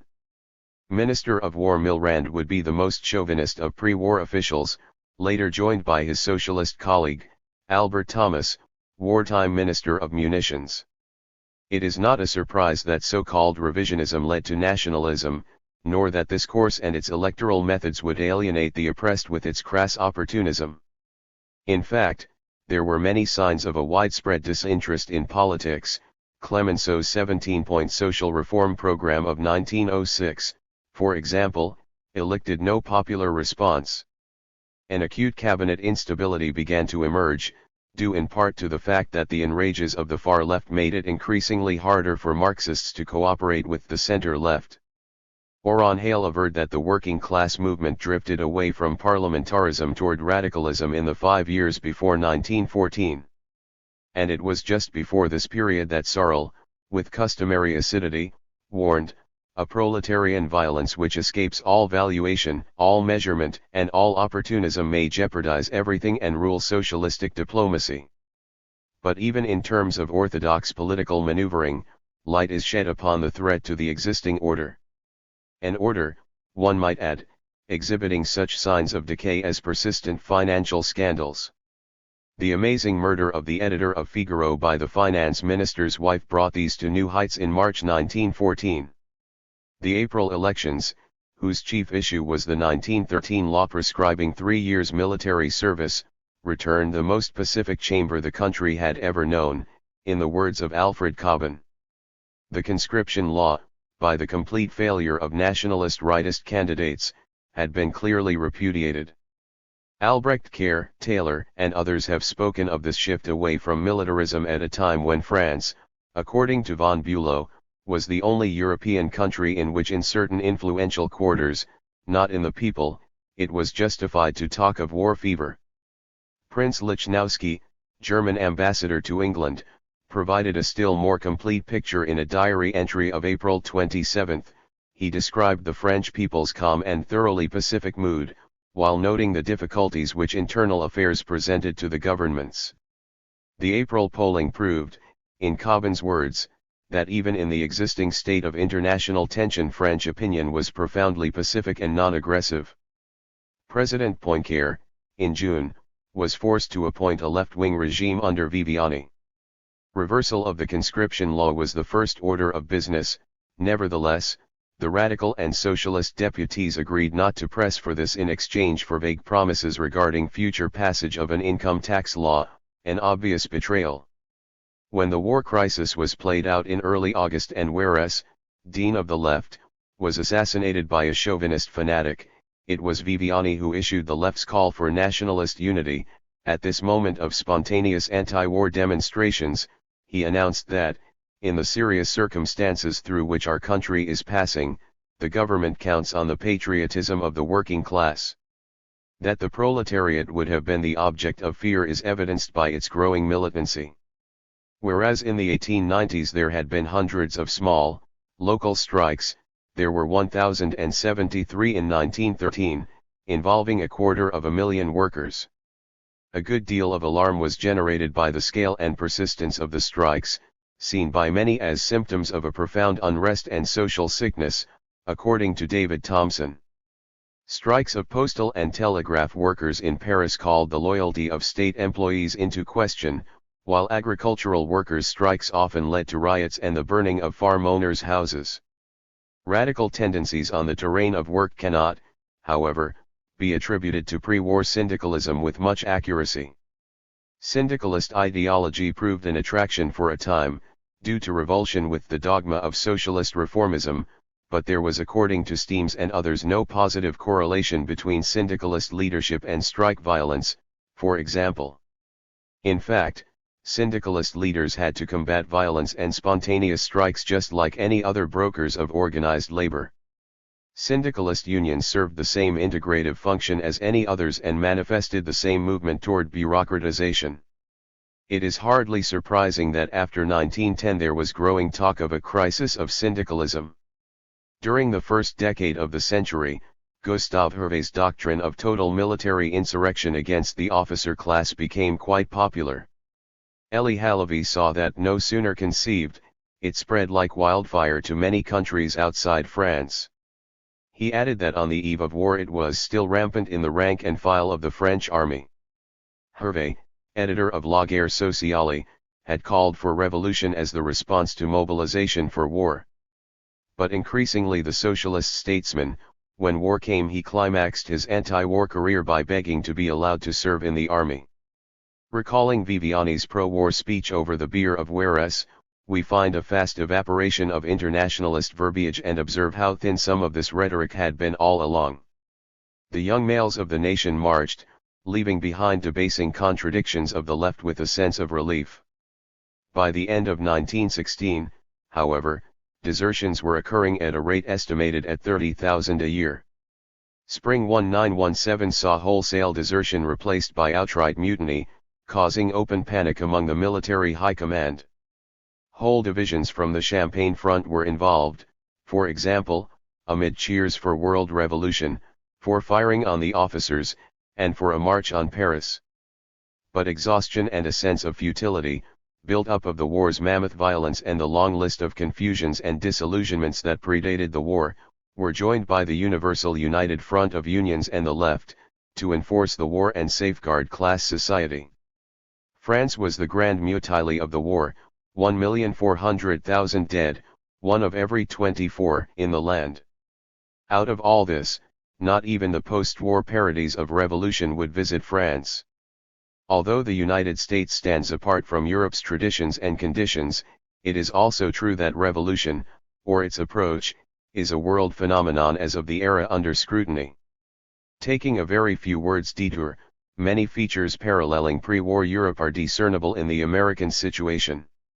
Henry May found that during the pre-war years, passion and violence seemed to many observers to be rising to the surface in all sorts of inexplicable ways. And as in Europe, organized ideology could not find its vehicle in this upsurge. The tame Socialist Party was ebbing after having reached its peak in 1912, and the IWW, syndicalist alternative, failed to have much impact at any point. The Federal Commission on Industrial Relations, sitting between 1910 and 1915, concluded that unionization was the answer to a violence, in Graham Adams' words, which threatened the structure of society. This recommendation was hailed by moderate and radical unionists alike, and brings to mind the advice of a few that the IWWS industrial unionism was the specific brand needed to stabilize American capital relations. In fact, government-sponsored unions established the control apparatus of scientific management, under the War Industries Board, and survived long enough to administer the crucial blows to the three major post-war strikes, those in coal, steel, and Seattle, in 1919. John Dewey had predicted that the war would introduce the beginnings of a public control, and defended it thusly as a needed agency of socialization. But America's entry was far from basically popular. Eliel concluded that U.S. participation could be produced only by the enormous pressure of advertising and total propaganda on the human psyche. Zeman quotes a far from atypical, if anonymous, historian: "We still don't know, at any level that really matters, why Wilson took the fateful decision to bring the U.S. into the First World War." John Hyam provides an acceptable if understated reply, perhaps a vigorous assertion of American rights functioned, to submerge the drift and clash of purpose in domestic affairs. Before examining the two most developed countries, Germany and England, something of the depth of the pre-war turmoil and its pacification can be seen in even the briefest glimpse at cultural changes. Stravinsky, whose Le Sacre du Printemps virtually incarnated the promise of a new age, reminds one that the new music was noticeably supranational in its composition and appeal. Between 1910 and 1914, more precisely, nationalism receded as a force in music, as it had in other fields. In painting, the movement toward pure abstraction emerged simultaneously and independently in several countries during the 5 years preceding the war.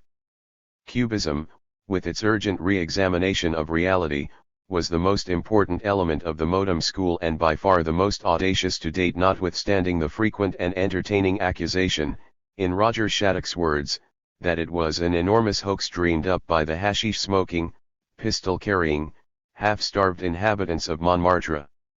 Alfred Jarry's nihilistic anarchism, especially in his Ubu plays, constituted a one-man demolition squad, over a decade before Dada.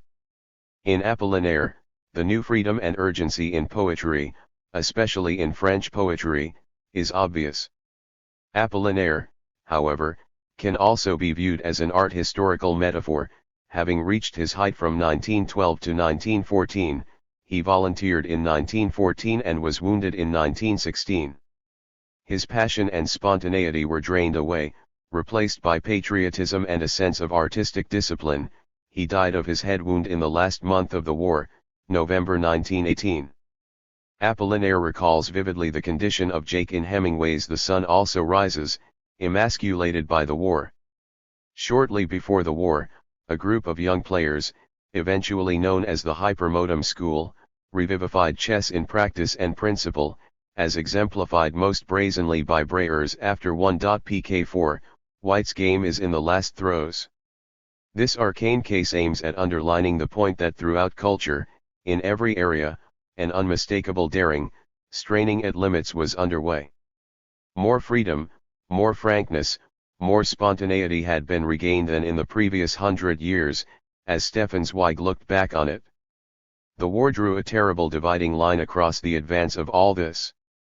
The first battle cry of Dada in 1916 was already really the end of it, and the modernist movement of the 1920s acted out a drama conceived, dedicated, and developed before the war.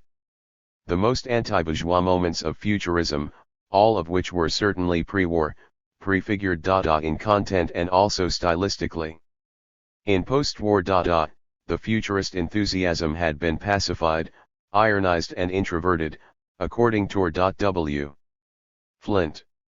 Shattuck mentions the disintegrating social order and a sporty proletarian truculence inspired by the avant-garde. The lines of inspiration and energy were probably flowing, most importantly, the other way around, but the connection itself is valid. In H. G. Wells' Joan and Peter the younger working-class generation is described as bored by the everlasting dullness and humbug of it all. If Paul Ricoeur could ask, over 50 years later, if there is not, in the present-day unrest of culture, something which answers COR relatively to the fundamental unrest in contemporary work, his question also fits the earlier world perfectly. For that previous unrest of work, the technological speed-up of 1914-18 gave the answer, the struggle against idiosyncrasy, toward completely standardized tools and tasks, received its final, critical impetus from the war. The time of full mechanization, 1918, 1939, to use Siegfried Gideon's phrase, was inaugurated. Getting back to culture, a revolution of art forms gave clear testimony to the social crisis, not that the revolt against the rule of forms was always confined there. German Expressionism, a pinnacle of pre-war cultural revolt, aimed not only at shattering conventions but at the construction of a utopian order, or disorder, believed to be freer and more life-enhancing than any to be found in the advanced industrial world just then approaching a new height of development, in the judgment of Hilton Kramer. The aspirations and innocence of these revolutionary artists were cruelly destroyed by the war. In its aftermath, the bitter expressionist protests of George Grosz and Otto Dix bespoke the shock and disillusionment, as with the surrealist nightmares of Dali. Literature is another example of the same result. Eliot, Joyce, Pound, Yeats, and so many others without exception, it appears, prophets of decay and death. The authoritarian welfare state of Bismarck, several decades from its inception by the pre-war years, enforced a state of affairs in Germany which was far from secure. The Eulenburg scandal, in 2 years of trials after 1907, aired intrigue, blackmail and rottenness in the Kaiser's immediate circle, causing state prestige to sink. Baullin, the Hamburg capitalist, spoke to the government in 1908 of the growing domestic crisis, hoping that a tax decrease might help defuse it. Already in March 1909 was the war alternative proposed, as Linker, chief of the military cabinet, considered an external conflict desirable to move the nation out of internal difficulties. Prince von Bülow recalled a general disgruntlement, which he summarized in this way: if in Bismarck's day people talked of disgust with the empire, it was now a case of disgust with the government, a disgust which gained ground every day. More specifically portentous was this high-placed opinion, also from his memoirs, at the end of 19,121 heard from Dusseldorf that Kerdorf, one of the biggest Rhenish industrialists, had declared that if this goes on another 3 years Germany will have landed in war or revolution. In late 1913 and early 1914, the arrogant gestures of German officers against civilians in Alsace constituted the Zibam incidents, and aroused, in Caroline Plain's words, general indignation.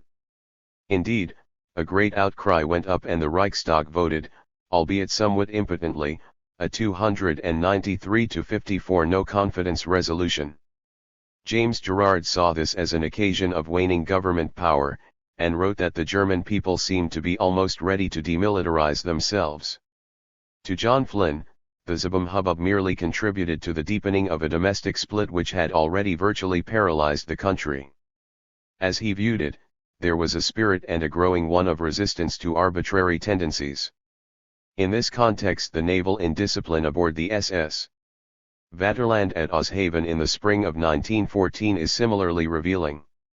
There the bold, spontaneous action of the 1,300 crewmen forced an immediate and unconditional acceptance of their demands, recalling the revolt in the Brazilian Navy of late 1910.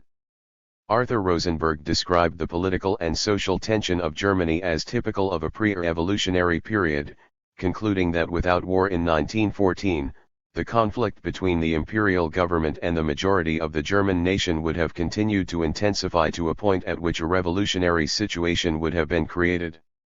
Chancellor Bethmann Hollweg on the eve of war complained of the absence of nationalist fortitude in the land, lamenting this as a decline of values, and a spiritual degeneration. Complaining further of what he saw as the ruling class's solicitude for every current of public opinion, he defined his war policy to Riesler as a necessary leap into the dark and the heaviest duty. At the same time, it is rather clear that this rising crisis, requiring the war to stem it, was not at all the doing of the left. Of the Social Democrats and their millions of adherents, a hollowness was manifest. D.A. Smart wrote of the widely felt stagnation in the party in 1913. Spengler, in the introduction to his Decline of the West, saw both the approaching World War and a great crisis in socialism. Far from inconceivable, then, is the notion that the rulers feared a breakdown of their dependable official adversaries, not the party or unions themselves, especially given the signs of uncontrolled movement. Industrial anger, in the shipyards, for example, was on the upswing and was most often directly combated by the unions. The alienation of trade union membership, which was to characterize the latter part of the war, was strongly developing. Local groups were breaking away from the Central Confederation in textiles, paint and metals.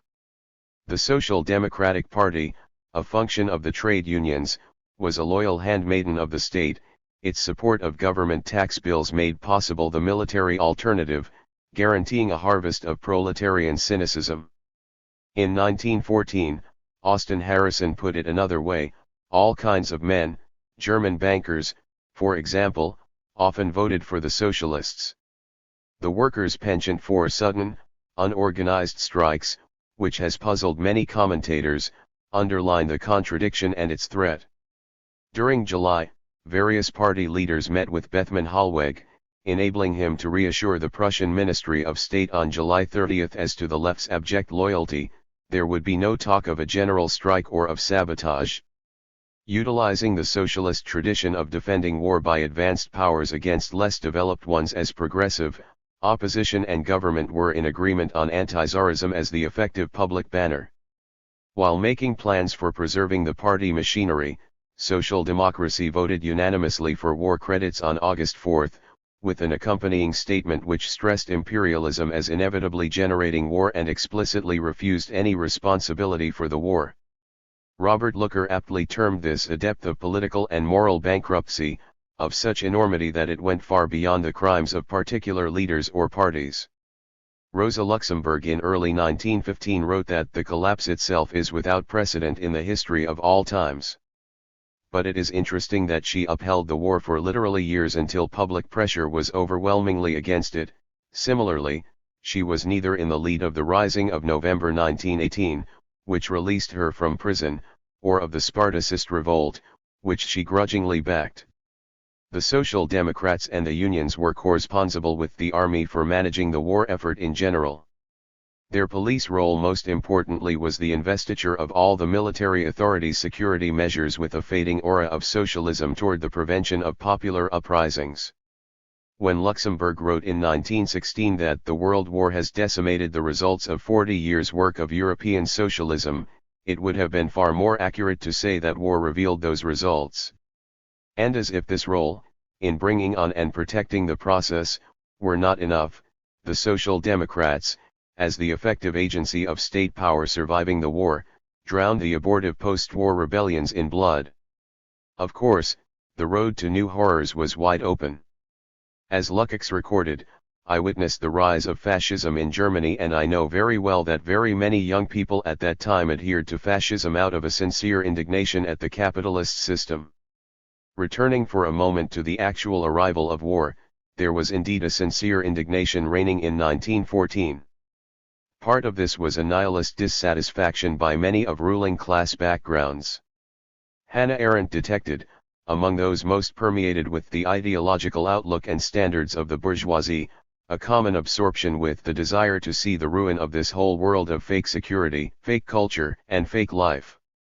Ernst Jünger expressed an exuberant hope that everything the elite knew, the whole culture and texture of life, might go down in storms of steel. At the brink there was a certain relief, as well, caused by the decision itself. War gave a release to the exhausted nerves caused by the tension of weeks of waiting, followed, commonly, soon afterward by a confused despair. In October 1914, the diary of Rudolf Bindung, a young cavalry officer, already contained virtually the whole lesson of the war, an endless reproach to mankind, everything becomes senseless, a lunacy, a horrible bad joke of peoples and their history. It was the end of happy endings in life as in art. Never before, and nowhere more so than in England, had power, economic, political, administrative, military, achieved such a high degree of consolidation. Yet at this apogee its actual fragility was becoming palpable, in the tendency, in England and across Europe, toward unfettered and unpredictable mass opposition. That there existed a widespread challenge to the cohesion and integrity of nationalist states is unmistakable. The crises since 1909 regarding North Africa and the Balkans, above all, have been mentioned. Foreign affairs progressed into a much closer parallel to its domestic counterpart, with a much larger qualitative diversion finally needed to transcend the mounting social disharmony. The Agadir, Morocco, crisis of July and August 1911 exemplifies this development. During the seamen and dockers' strike, which was marked by unprecedented violence, especially in the ports of Liverpool and London, the arrival of the German gunboat Panther in Agadir became the occasion for growing official furor. When railway workers joined the strike, troops were called out and fighting ensued. The clash at home was settled on emergency terms, thanks to the Moroccan issue. Thereafter, domestic industrial warfare and foreign crisis both seemed to grow with equal intensity. Another area of outbreak in England was a reaction to bourgeois suffocation, as seen in the strange physical fury of the Votes for Women cause. The mad fortitude exhibited by feminists in the period of 1910-1914, including pitched battles with police, and arson of cricket pavilions, racetrack grandstands, and resort hotels, certainly belied the utterly tame objective of female suffrage, an obvious reason for characterizing the movement as an outlet for suppressed energy. Reverend Joseph Bibby wrote of the suffragettes, who set fire to our ancient churches and noble mansions, and who go about our art galleries with hammers up their sleeves to destroy valuable works of art. Having felt this explosion and the growing proletarian resolve, Bibby in 1915 welcomed the chastening effects of the war on these passions. The pre-war Edwardian epoch was an age of violence wherein, according to Dangerfield, fires long smouldering in the English spirit suddenly flared, so that by the end of 1913, liberal England was reduced to ashes. The memoirs of Emmanuel Shinwell also testify to this quickening time. The discontent of the masses spread, the expression of millions of ordinary people who had gained little or nothing from the Victorian age of industrial expansion and grandiose imperialism. The seeding time of 1914, in its ferment and fertility, seemed more than ripe for increasingly radical directions. R.C.K. Ansor felt that an undistracted concentration upon home issues may well have brought a revolution, especially, he thought, as reflected by the pre-war loss of balance about home rule. The social and parliamentary impasse over self-determination for Ireland, whether it should encompass the whole of the country or exclude Ulster in the north, boiled over in the summer of 1914. The South was ready to fight for a united Irish Home Rule, the loyalty of English troops was crumbling, and it looked, to R.J. Evans, for instance, as if Britain was at last breaking up through her own weakness and dissension. Colin Cross wrote, apropos of the crisis over Ireland and the industrial strife and suffrage violence as well, that had there been no European war in summer 1914, Britain might well have lapsed into anarchy. As Irish workers and peasants moved toward revolt, a divided England appeared nearer to civil war than at any time since the 16th century, according to Cross. The whole English party system began to founder at the time of the Irish dilemma, especially given the split in the army. James Cameron summed up this moment with some eloquence: from 100 obscure places in Britain, from small-time barbers and ice cream dealers and diplomatic secretaries, the message went back to the European foreign offices. The United Kingdom, if you could call it such, is riddled with dissension. Indeed, there is the considerable likelihood of civil war. Harold Nicolson saw the background of the industrial upheavals of 1910 to 1914, with its unfolding revolutionary spirit, as creating veritable panic among the upper classes. This incessant labor unrest plus the Home Rule clash brought the country, in his view, to the brink of civil war. Plainly, class tensions were becoming unbearable, too great to be contained in the existing social and world setting, in the words of Arthur Marwick. In 1911 William Archer had conjectured that some great catastrophe might be necessary for a new, viable world social order. For England, as elsewhere, the whirlpool of contestation had grown critically turbulent over the 4 years leading up to midsummer 1914. The cry of civil war is on the lips of the most responsible and sober-minded of my people. George V warned participants of a Buckingham Palace conference on July 21, 1914. Indeed, it can be argued that to look more closely at the attitudes assembling the social crisis is to see nothing less than a nascent refusal against the whole miasma of modem organizational mediation. A major social welfare enactment, for example, the National Insurance Act of 1911, served only to increase the discontent of the laboring classes. And it was this act that accounted for growth in the trade unions, as the union bureaucracies provided functionaries needed for its administration. More distance from the workers, a greater closeness between unions and government.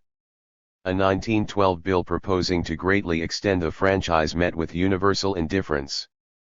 The Labour Party, voice of the unions and proponent of social legislation, likewise struck no chord with the populace, owing largely to the repulsion its bureaucratic nature evoked among the young especially. It engendered no enthusiasm at all. But the voracious appetites at large could be clearly seen in the many major labor battles from 1910 on, and in their propensity for arson, looting, and violence, as well as the strong preponderance of unauthorized, anti-contract wildcat work stoppages. Halavy saw the unrest as verging at times on anarchy, and determined that it was a revolt not only against the authority of capital but against the discipline of trade unions, as if union discipline was not an essential element of capital's authority. By 1912, syndicalism, and its close cousin, guild socialism, were attracting much attention. But popular excitement was actually a bit more elusive, not surprising since these projections, staffed by union officials and based on union structures, were all but indistinguishable from industrial unionism itself.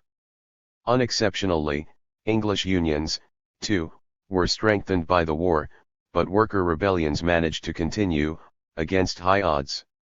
The whole summer of 1916, for instance, featured much resistance throughout the provinces in England and along the Clyde to the north. By this time, and versus the disabling wartime array of forces, the struggles were not only against the state and the employers but especially in opposition to the union administrations. New mediation was called for and provided by the shop steward movement of union reform, a diversion essential to the containment of the workers. The Whiteley Councils, a form of co-determination which increasingly emphasized the role of unions, was another wartime development aimed against proletarian autonomy. The parliamentary committees at work on a council formula recognized that the constant strife was the doing of the undisciplined, not the unions. They wanted to find a cure for the malaise that, before the war, had every year weighted more heavily on industry, and, in consequence, on all of English politics. A triple alliance among the miners, transport workers, and railwaymen's unions was formed during the spring and summer of 1914, leading not a few to the prediction that a general strike would have occurred in the fall, but for the war, as the culmination of the strike wave. This thesis totally confuses the official enemies of domination with its real ones. In fact, the strikes were definitely not initiated by union leaders, architects of the alliance, but in every case broke out locally and unofficially. The alliance was not, according to G. A. Phillips, a concession to the pressures of rank-and-file militancy. On the contrary, it was designed specifically to control and discipline such militancy. Union officials forged the new structure out of an immediate and overriding need to avert work actions, not facilitate them. Its constitution proclaimed that every effort shall proceed among the three sections to create effective and complete control of the respective bodies. Concerning the actual arrival of war, even as the axe began to fell, nobody was for the war, or cared at least to be expressly held to be so, and great numbers were urgently and articulately against it, in the judgment of Cameron. Reginald Pound grasped the groundwork for the event. Probably for the considerable part of the male population the war came, above all, as a relief from pointless labor, one of the major and possibly most dangerous discontents of 20th-century civilization. World War I canonized the daily misery of the modern world, presenting its apotheosis of authority and technology most precisely in terms of work. Karl Zuckmayer's experience as a soldier summed up Power's universal message that work is all, the monstrous boredom, the exhaustion, the unheroic, mechanical day-to-day of war in which terror, fear, and death are inserted like the striking of a time clock in an endless industrial process. In a world where the spectacle of opposition nowhere seriously asserted the abolition of wage labor and its context, this frontal assault was as possible as it was necessary. The pre-war revolution was smashed. It took 50 years for the recovery to begin. Taylorism and unionism. Jenkins has observed that the impression has begun to get about that the Industrial Revolution is not going to work out after all. In light of the profound malaise of blue and white collar workers, the decline of output per worker since 1973, and increasing signs of a pervasive anti-union sentiment complementing anti-management restiveness, Jenkins' remark does not seem so shocking. The 1973 Health, Education, and Welfare Report, Work in America, remarked, in a similar vein, that absenteeism, wildcat strikes, turnover, and industrial sabotage become an increasingly significant part of the cost of doing business. The location of this quote from the Hugh Report in the section titled, The Anachronism of Taylorism is suggestive. Because of many mistaken notions about scientific management's historical role, much of industrial society is misunderstood. The genesis of Taylorism as scientific management, and the developing relation of this system to trade unionism are especially crucial. When Taylor began his efforts at the Midvale Steel Company in the 1880s, several members of the American Society of Mechanical Engineers were likewise interested in labor management. Industrial capitalism was running up against renewed resistance from the growing ranks of labor, still committed to a sense of work integrity and craftsmanship. Task management, or scientific management as it came to be called, began to take shape in the 80s as the way to break the workers' threatening resistance. The heart of this approach is the systematic reduction of work into discrete, routinized tasks, totally separated from any policy decisions about the job. Taylor realized that employees exert a vital influence because they possess crucial talents needed in any productive process. As he put it in his Principles of Scientific Management, foremen and superintendents know, better than anyone else, that their own knowledge and personal skill falls far short of the combined knowledge and dexterity of all the workmen under them. For capitalism to be firmly in control, it must monopolize information and techniques as surely as it controls the rest of the means of production. The worker must be permitted only to perform certain specific narrow tasks as planned by management. Naturally, it made sense to publicly promote scientific management as geared directly to problems of profit and productivity, although its aim was control of production. In fact, at that time capital's problem was indeed not so much one of productivity. Gideon's comparison of American and German industry shows that Germany's greater reliance on worker skill was cheaper than the American tendency to mechanize. Thus the introduction of Taylorism was primarily a social and even political response, rather than a matter of economics or neutral technology. The proponents of the new regimentation sought to invest it with an aura of impartiality, to evoke a theoretical legitimacy useful to capitalism as a whole. Despite these pseudo-scientific apologies for the Taylorist approach, the public rapidly developed a very negative view of it. As the Taylor Society admitted with surprising candor, scientific management was widely seen as the degradation of workmen into obedient oxen under the direction of a small body of experts into men debarred from creative participation in their work. The public's accurate evaluation of scientific management practice finds its source in the contempt in which Taylor and his followers held workers. Referring to his experience at Bethlehem Steel, Taylor described the iron handler he encountered as stupid, phlegmatic, and ox-like. Yet, despite attempts to downgrade their subjects, scientific management tracts are full of admonitions to proceed slowly, due to workers' resistance.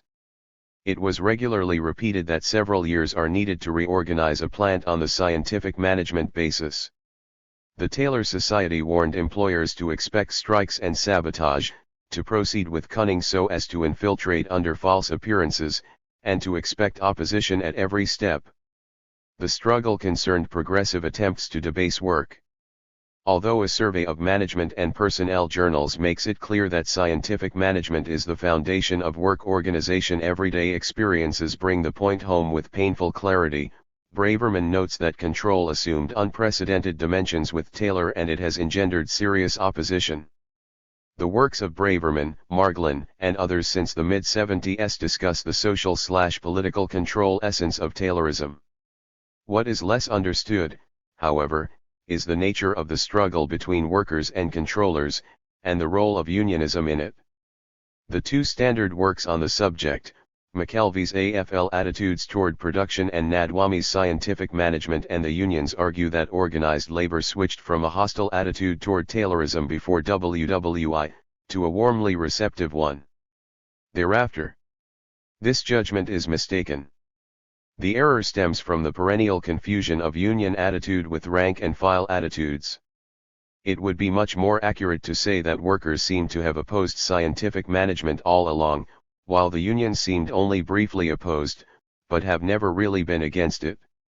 Turning first to the union attitudes toward Taylorism in the pre-war period, we find anything but concerted opposition.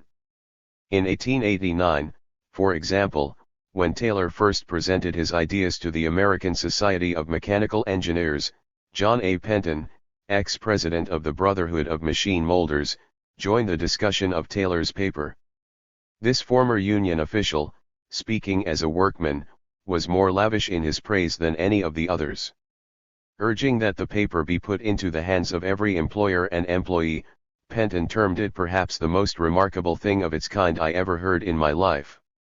I can sympathize with every word. His paper, I think, is a landmark in the field of political economy.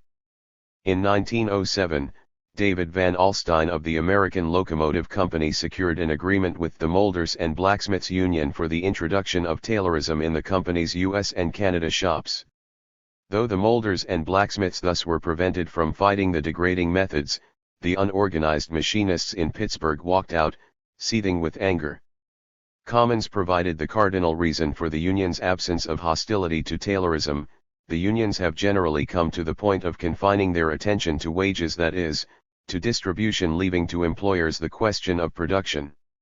If either McKelvey or Nadwami had examined collective bargaining agreements reached prior to World War I, they would have most likely discovered the management's rights clause found in every U.S. union contract until the early 1980s. This clause vests the sole right to set work methods, job design, assignments, etc. with management. This is of fundamental importance in understanding why unionism could not oppose scientific management or any other kind of management system. It is easy to see why, when Thaylerism became a public issue in 1911, AFL officials could not have found historical grounds for opposition. Thus, when Nadwami mentions the arrangement made between Plimpton Press and the Typographical Union in 1914, whereby the union agreed to accept scientific management in return for closed-shop recognition, or the arrangement between the New York garment industry and the International Ladies' Garment Workers Union in 1916, involving the same exchange, these are not aberrations. In fact, well before the war the idea began spreading that unionization, with its standard management's rights clause contracts, was the best approach for fitting the Taylorist yoke on the workers. The efficacy of this Trojan horse tactic of union mediation led Thompson to prescribe industrial unionism over the AFL's craft unionism as the best way to secure the Taylor system in industry. Describing one plant where scientific management was fully developed and in complete operation, the management has itself authorized and aided the organization of its employees, Thompson went so far as to urge recognition of the industrial workers of the world, to secure the necessary unanimity of action in linking all the workers, not only the skilled ones, to Taylorism. The ostensibly radical IWW might seem an unlikely candidate for the job of Taylorizing workers, but several wobbly spokesmen actually saw in scientific management much of value toward stabilizing and rationalizing production after the Revolution. And from the rest of the American left, many other sympathetic voices could be heard. Enthusiasm for the system seemed to cut across ideological lines. Lenin's support of Taylorism is well known, and John Spargo, an influential American socialist, denounced everything about the Bolshevik Revolution save Lenin's adoption of scientific management. While the official union and radical spokesmen for the workers were finding no fault with scientific management, the workers were acting against it on their own. An attempt to introduce Taylorism at the huge Rock Island government arsenal in 1908 was defeated by the intense opposition it aroused. It is interesting that these unorganized workmen did not appeal to a union for help, but confronted the setting of piece rates and the division of tasks by themselves and immediately demanded that the method be discontinued. Likewise, the beginnings of Taylorism at the Frankfurt arsenal were defeated by the hostility of the employees there in 1910 and 1911. In October, 1914, the 3,000 garment workers of Sonnenborn and Company in Baltimore walked out spontaneously upon hearing that Taylorism was to be installed. The case of Taylorism at the U.S. Arsenal at Watertown, Massachusetts in 1911 clearly demonstrates the need for not confusing unions with workers, organized or not. If this is as close as unions came in practice to opposing the new system, it is safe to say that they did not oppose it at all. When the idea of Taylorizing Watertown first arose in 1908, Taylor warned that the government managers must have the complete system. Anything short of this leaves such a large part of the game in the hands of the workmen that it becomes largely a matter of whim or caprice on their part as to whether they will allow you to have any real results or not. It is clear that Taylor himself mistook the quiescence of the AFL unions, which represented various arsenal workers, for passivity on the part of the employees. He counseled a Watertown manager in 1910 not to bother too much about what the AFL write concerning our system, and in March, 1911, just before the strike, he tried again to allay any management fears of worker resistance by pooh-poohing any AFL correspondence which might be received in the future. He knew the unions would not seriously interfere, his elitism prevented a clear appraisal of worker attitudes. When the time study man, Merrick, openly timed foundry workers with a stopwatch, action was forthcoming immediately. Although union members, they did not call the union, but instead drew up a petition demanding the cessation of any further Taylorist intrusions. Being rebuffed, they walked out. Joseph Cooney, a molder in the foundry, testified early in 1912 to the Congressional Committee examining Taylor's system, that there had been no contact between the workers and any union official and that the strike had been completely spontaneous. Though an overwhelming majority of Watertown employees questioned by a consultant felt that the unions had no interest in agitating against scientific management, the International Association of Machinists publicly proclaimed union opposition to the system shortly after the 1911 strike. Because this public opposition by the IM in 1911 is practically the sole evidence supporting the thesis of pre-war union hostility in Taylorism, it deserves a closer look. In 1909, as McKelvey notes, the initial features of scientific management were installed at Watertown, without the slightest protest from the unions, including the IM. At about this time, the National League of Government Employees began to make inroads on the LAM, due to the dissatisfaction of the latter group's members. The rival organization had drawn away many members by the time of the 1911 strike, and the IM was thus forced to make a show of opposition if it wished to retain its hold among the workers. In similar fashion, the International Molders Union had to give grudging support to a strike of Boston molders which had occurred without so much as informing the local union.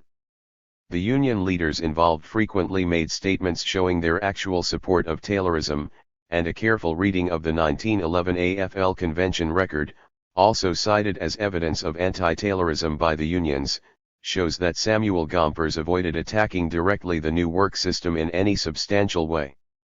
The 1920s, with unionism's public embrace of scientific management and the falling away of union membership, was a victorious period for Taylorism.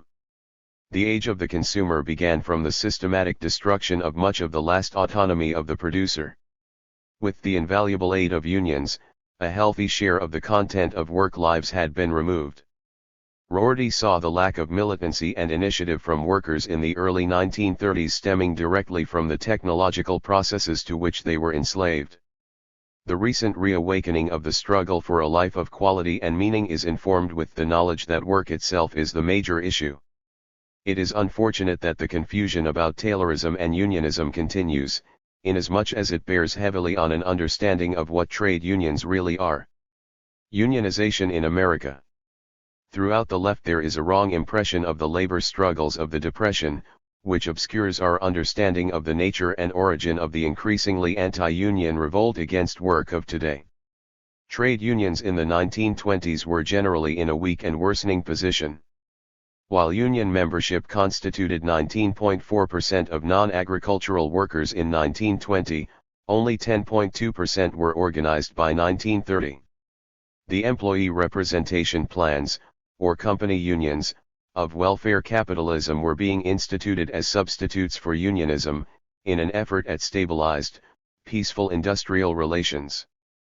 There were some, however, who even before the crash realized that independent unions were essential for effective labor management cooperation. In 1925, for example, Arthur Nash of the Golden Rule Clothing Company invited Sidney Hillman's Amalgamated Clothing Workers to organize his employees. Mr. Nash explained in this way, "I had a job that I could not do, and I just passed the buck to Mr. Hillman." Gerard P. Swope, president of General Electric, tried as early as 1926 to persuade the AFL to organize a nationwide union of electrical workers on an industrial basis. Swope believed that having an industrial union might well mean the difference between an organization with which we could work on a business-like basis and one that would be a source of endless difficulties. In 1928 George Meade wrote "Why I Unionized My Plant," describing in glowing terms his bringing the papermakers union to his Wisconsin employees. Also in 1928, Secretary of Labor Davis asked that year's AFL convention to eliminate jurisdictional squabbling and get on with the kind of mass organizing that businesses desire. Another example of the pacifying, stabilizing possibilities of unionization followed the spontaneous strike movement of Southern textile workers in 1929. Commenting on AFL efforts to organize the unionless and uncontrolled mill workers, the Chicago Tribune in early 1930 expressed its support. "The effort of the Federation to organize the mill workers of the South deserves the endorsement of far-seeing businessmen throughout the country." But with the onset of the Depression, the weakness of the AFL and its craft union approach became even more obvious. With the trend toward fewer skilled workers, the Federation's attempts to sell itself to industry as a frankly peacekeeping institution were increasingly out of touch with its capabilities. The crash, moreover, did not awaken the craft union leaders to a new awareness of the changing industrial order. Noted businessman Edward Louis Sullivan classified the AFL as simply reactionary.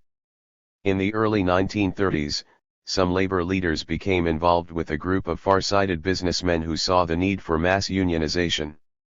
John L. Lewis and Sidney Hillman, destined to play major roles in the formulation of the National Recovery Act of 1933 and the formation of the CIO, came to realize by 1932 that government and business might be enlisted in the cause of industrial unionism. Gerard Swope, the above-mentioned president of GE, unveiled his Swope Plan in 1931 with the help of employers like Chamber of Commerce President Henry I Harriman. Self-government in industry, via extended trade associations which would operate outside antitrust laws, was the basis of the plan.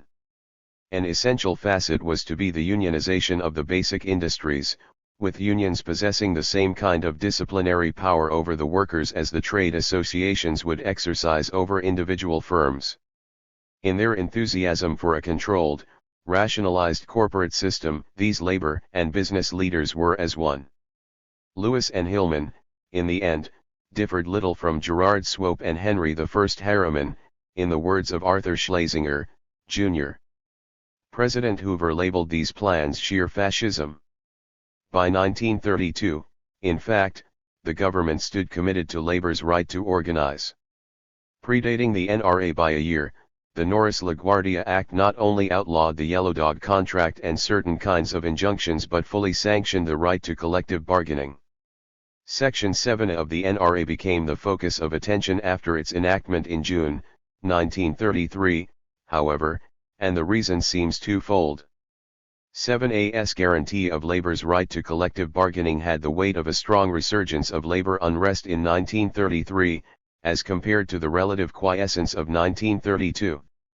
Fully 812,000 workers struck in 1933, whereas only 243,000 had struck in 1932. The second reason for the utilization of Section 7 was that it was part of a whole stabilization program, which embodied the Swope Plan type thinking on the need for a near cartelization of business and the curtailment of much competition. Swope, not surprisingly, was one of the NRA's main architects along with John L. Lewis. With the NRA, the full integration of labor into the business system came a step closer to fruition. In the context of a continuing depression and increasing worker hostility, the need for industrial unionism became more and more apparent to government leaders. Donald Richburg, an author of both Norris-LaGuardia and NRA, decried craft unionism's failure to organize more than a small minority, and saw industrial unions as the key to industrial stability. As labor writer Benjamin Stahlberg put it, in his A Government in Search of a Labor Movement, the old-fashioned craft leader is through, for he is helpless to express the increasing restlessness of American labor. And Stahlberg knew that President Roosevelt saw the need for unions. In order to safely contain that restlessness, NRA was wholly an administrative measure. It shows that Mr. Roosevelt believes that what American industry needs desperately is the recognition and extension of the trade union movement.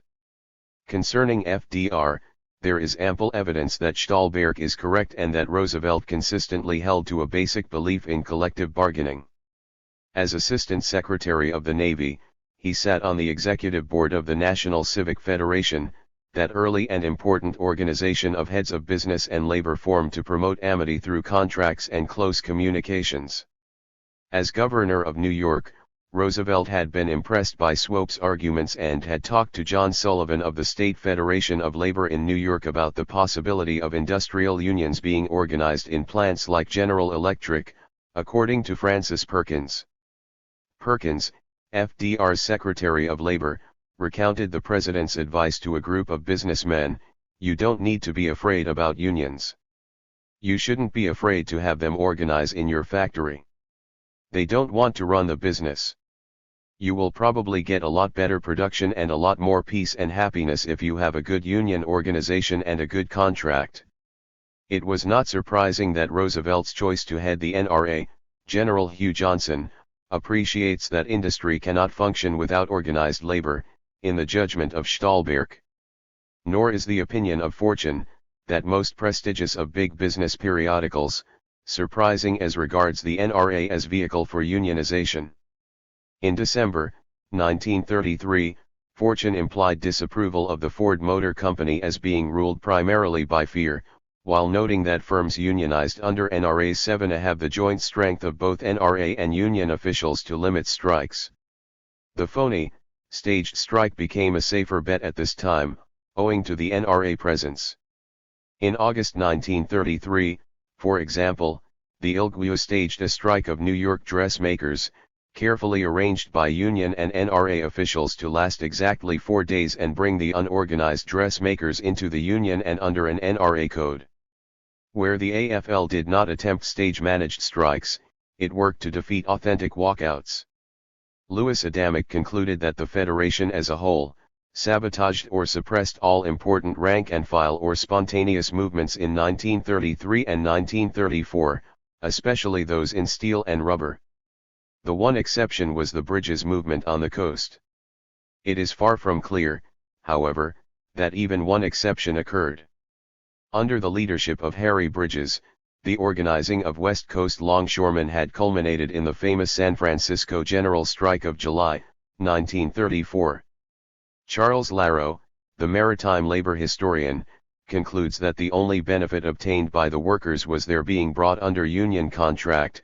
The terms under which the prolonged, violent strike was settled were similar, to be sure, to some of the proposals for settlement made before the strike began.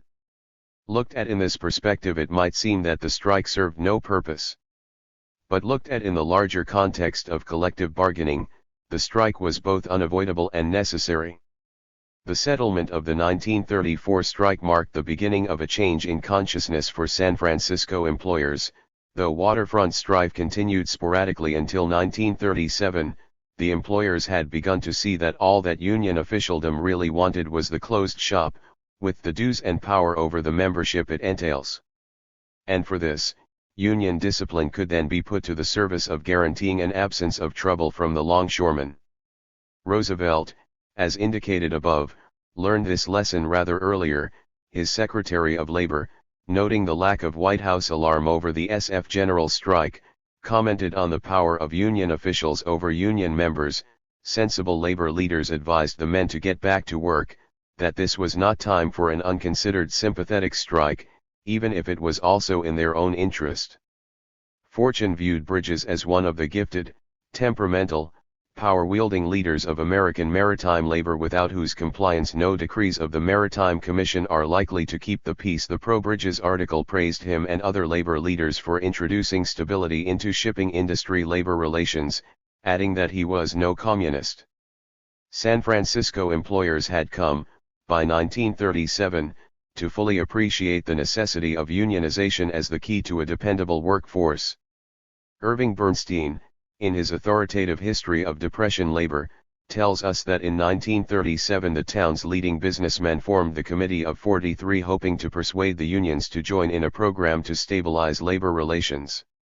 The labor people declined. The union chiefs declined, it should be added, because they feared membership reaction to institutionalized labor management collusion of this kind. Bernstein continues, but the committee served a purpose to commit San Francisco's employers to collective bargaining. And it was those with experience with Bridges and the ILWU, notably the two leading owners of steamship lines, Roger Lapham and Almon Roth, who led the way, forming the SF Employers Council, which had as its purpose the recognition and exercise of the right of the employers to bargain collectively. Given the effective control over workers that only unions can manage, it was not at all out of place that San Francisco employers should have striven for collective bargaining, nor that the promotion and coordination of contracts quickly spread up and down the Pacific coast. Meanwhile, 1934 and 1935 saw a deepening trend toward labor militancy and violence. The bloody electric auto light strike in Toledo and the street warfare of the striking Minneapolis truck drivers were among the most spectacular of 1934, a year in which 40 strikers were killed. In less than 18 months, Between the summer of 1933 and the winter of 1934, troops were called out in 16 states. The important point is that the AFL could not control this activism. Though it might stall and sell out the workers, it could not provide the kind of organization that could enroll all of a firm's workers into a single, industry-wide union and bring peace under collective bargaining. Workers resisted the conservative craft form of organizations and the constant jurisdictional bickering that accompanied it and began to experiment with new organizational forms. For example, union locals in Hudson and Oldsmobile plants seceded from the AFL in August 1934, to elect representatives from their own ranks and negotiate democratically. The Wall Street Journal discussed speculation as to the radicalism of the independents for several days, in articles such as More on the Secession, and Disaffection Spreads. Labor partisan Art Priest provides some revealing figures. By 1935, the membership of the AFL federal auto locals had dwindled from 100,000 to 20,000. When the Wallman board of the NRA took a poll in 1935 to determine proportional representation in a number of plants in Michigan, of the 163,150 votes cast, 88.7% were for unaffiliated representatives. 8.6% for leaders of the AFL federal locals. If the NRA and its Section 7A was intended to fix labor into a semi-public unionism whose organization was part of a government plan, in Stahlberg's words, Washington in 1935 yet hoped to make good on the 1933 beginning. From the point of view of industrial peace, the impetus, as we have seen, was certainly stronger by 1935, when the Wagner Bill was being considered. Supporters of the measure, like Lloyd Garrison and Harry Millis, put forth the safety measure theory, arguing the importance of assisting unionism and portraying the state as a friend of the worker, in order to combat worker radicalism. Leon Kaiserling, legislative assistant to Senator Wagner, feared an uncontrolled labor movement, and saw a goal of government-sponsored labor relations which could reduce conflict and induce labor and business to work together in concert with government. The pressing need for a government guarantee to unionism was readily appreciated, and the Wagner Bill breezed through the Senate in May by a 62-11 margin. Nonetheless, all of the standard accounts continue to assert business' steadfast opposition to the bill in spite of the evidence. The eminent business historian Thomas Cochrane, for example, reaffirms the old thesis, only to admit that the struggle in Congress appears very mild. All of this is hard to explain. By this time, of course, leading elements of business and government saw collective bargaining as imperative for the steadying of the industrial order. Secretary Perkins is worth quoting at some length. It may be surprising to some people to realize that men looked upon as the conservative branch of the Roosevelt administration were cooperative in bringing about a new, more modem and more reasonable attitude on the part of employers toward collective bargaining agreements. Averell Harriman of the Union Pacific Railroad, Carl Gray of the same railroad, Daniel Willard of the Baltimore and Ohio, Walter Teagle of the Standard Oil Company, Thomas Lamont of J.P. Morgan and Company, Myron Taylor, of U.S. Steel, Gerard Swope of General Electric, and Robert Armory, a textile manufacturer, were among those whom I asked for help from time to time in difficult situations, where the problem was to start collective bargaining negotiations. Roosevelt knew that these people had helped and was always very grateful to them. Nor was this more reasonable attitude merely a privately expressed one. Of many instances which could be cited, is the speech of Henry Hyman, head of the National Association of Credit Men, which called for the abandonment of the company union idea and the control of labor in strong, national bodies. By the time of the 1935 AFL convention, the stage was set. Workers in auto, rubber, radio, textiles, and steel were furious over the inaction, bad faith, and collusion with management that they saw in the AFL. The vast majority of General Motors workers, for example, regarded continued membership in an AFL auto local as proof of being a paid agent of GM, according to Wyndham Mortimer. Craft-style unionism stood in dire need of replacement by newer forms if unions were to contain the nation's workers. John L. Lewis, TNE conservative and ruthless head of the United Mine Workers, was to lead the move toward industrial unionism. A Republican up to and during the 1932 presidential campaign, he ruled the often resistant miners by dictatorial methods. The servility and corruption of the union begot constant revolts from the ranks against Lewis.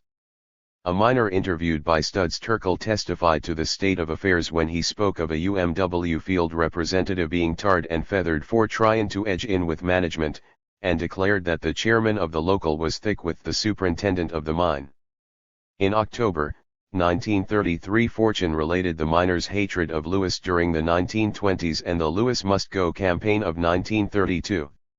Generally quite pro-Lewis, his repressive tactics in the union were mentioned, and the article concluded with the judgment that the prospect of organizing 30 million workers did not frighten Lewis nor, by very strong implication, should it frighten business. With Lewis' famous and no doubt calculated punch to the jaw of Bill Hutchison, boss of the Carpenters Union and a major craft unionism spokesman, a split from the AFL was signaled. The blow, at the 1935 AFL convention, enabled Lewis to represent himself to the bitter and distrustful industrial workers as a new kind of leader. By attacking Hutchison, he was attacking the trade unionism these workers so bitterly hated. Hutchison symbolized to millions of frustrated workers that craft unionism policy that had defeated their spontaneous organizations, in the words of Saul Alinsky. Within a month of the October convention, the Committee for Industrial Organization was formed by Lewis and a few others in the Federation who headed industrial-type unions. By early 1937, locals of those unions affiliated with the new CIO were expelled from all city and state AFL councils, making the break final and official. The CIO began with a feudal structure in which all officers were appointed by Lewis, giving it an important advantage over its AFL predecessors. Whereas the AFL officials needed decades to emasculate the fairly autonomous city and state central councils and establish centralized national power, the CIO chiefs established complete control over collective bargaining and strike sanction almost from the outset. Leaders of both the AFL and CIO were agreed on the necessity for circumscribing the increasing militancy in the basic industries. No one in the AFL or in the CIO was under any illusions that Lewis, Murray, Hillman, and Dubinsky were out to build a radically new kind of movement, as Sidney Lenz put it. The presence of communists and other leftists within the CIO does not alter the picture, and not a few business leaders understood the anti-radical character of the new organization. For example, when the CIO was organized and the left-led United Electrical Workers began to organize GE, Gerard Swope rejoiced, noted Ronald R. A. Dosh. Swope, the NRA architect, informed one of his GE vice presidents that if you can't get along with these fellows and settle matters, there's something wrong with you. The UEW was praised by Swope as well led, the discipline good. Ray Dosh, in fact, concludes that it was the more politically radical unions that led the integration of labor into the corporate structure. Worker action continued to develop, however, in the relative absence of unions throughout 1935 and 1936. New forms of struggle and organization were adopted which deeply frightened business, government, and union superiors alike. Employer-run independent unions sprang up, often employing radical tactics which challenged the traditional rights of management to define the nature of the job. The skippy, for instance, was a very effective form of defiance that was spontaneously adopted by the man on the assembly line. Workers might quietly agree to skip every fifth fender or leave untightened every sixth bolt to protest intolerable job conditions. Rapidly the line would come to a halt in complete confusion, with enraged but helpless foremen at a loss to single out the participants. The most threatening device and the one to become very widely utilized was, of course, the sit-down strike. Like the skippy, it more often than not was employed by the unorganized. In fact, the sit-down reflects worker suspicion of union structure and control. As Louis Adamic put it so well, most workers distrust, if not consciously, then unconsciously, union officials and strike leaders and committees, even when they have elected them themselves. The beauty of the sit-down or stay-in is that there are no leaders or officials to distrust. There can be no sellout. Such standard procedure as strike sanction is hopelessly obsolete when workers drop their tools, stop their machines, and sit down beside them. The initiative, conduct, and control come directly from the men involved. The sit-down seems to have first become an established tactic in the rubber factories of Akron. Between 1933 and 1936 it became a tradition in Akron, developed largely because the Union had failed to resist the speed-up. The speed-up appears to have been the chief single cause of discontent throughout mass production. A 1934 study of the auto industry revealed that the grievance mentioned most frequently, and uppermost in the minds of those who testified, is the speed-up. Tactics like the sit-down were taken up when workers felt they had to challenge the employer's absolute right to control the work process, in the absence of union interest in questioning management prerogatives. The challenge to the speed-up came not only out of the sheer fatigue felt over the absolute rate of production, then, but also because the production worker was not free to set the pace of his work and to determine the manner in which it was to be performed. In the factories was joined the battle over who was to control the worker's life on the job. This was the real issue, as Mary Vorse put it. The auto workers' discontent came in about equal parts from the speed-up and the absolute autocracy of the industry. The struggle was waged not only by the auto workers, of course, but it was GM workers who waged one of the most important fights. And the role of the union as conservator for the existing relationships, rather than as challenger of them, may be clearly seen in the context of the great GM sit-down strike. Actually, the sit-down movement that was beginning to spread rapidly by late 1936 was anything but a part of CIO tactics. It sprang spontaneously from an angered mass of workers. All American labor leaders would have been shocked, scared, and instinctively opposed to the initiation or approval of this disorderly revolutionary upheaval, according to Saul Alinsky. The 44-day GM sit-down began on December 28, 1936, when some 7,000 at Cleveland's Fisher Body plant struck. 2 days later, workers in Fisher Body No. 2 in Flint sat down, and the spontaneous movement quickly spread throughout the GM system, bringing it to a standstill. The former Harvard economist J. Raymond Walsh stated flatly that the CIO had certainly not called the strike. The CIO High Command tried in vain to prevent the strike. As Wellington Rowe wrote, to the public, at least, Lewis was its originator. Actually, Lewis had no more to do with the sit-down strike than some native of Patagonia. Although, as James Wexler, Lewis' biographer, recorded, he gave a superb imitation of a man who had worked everything out in advance. Again, it was the lack of control over the assembly line that produced the sit-down among auto workers.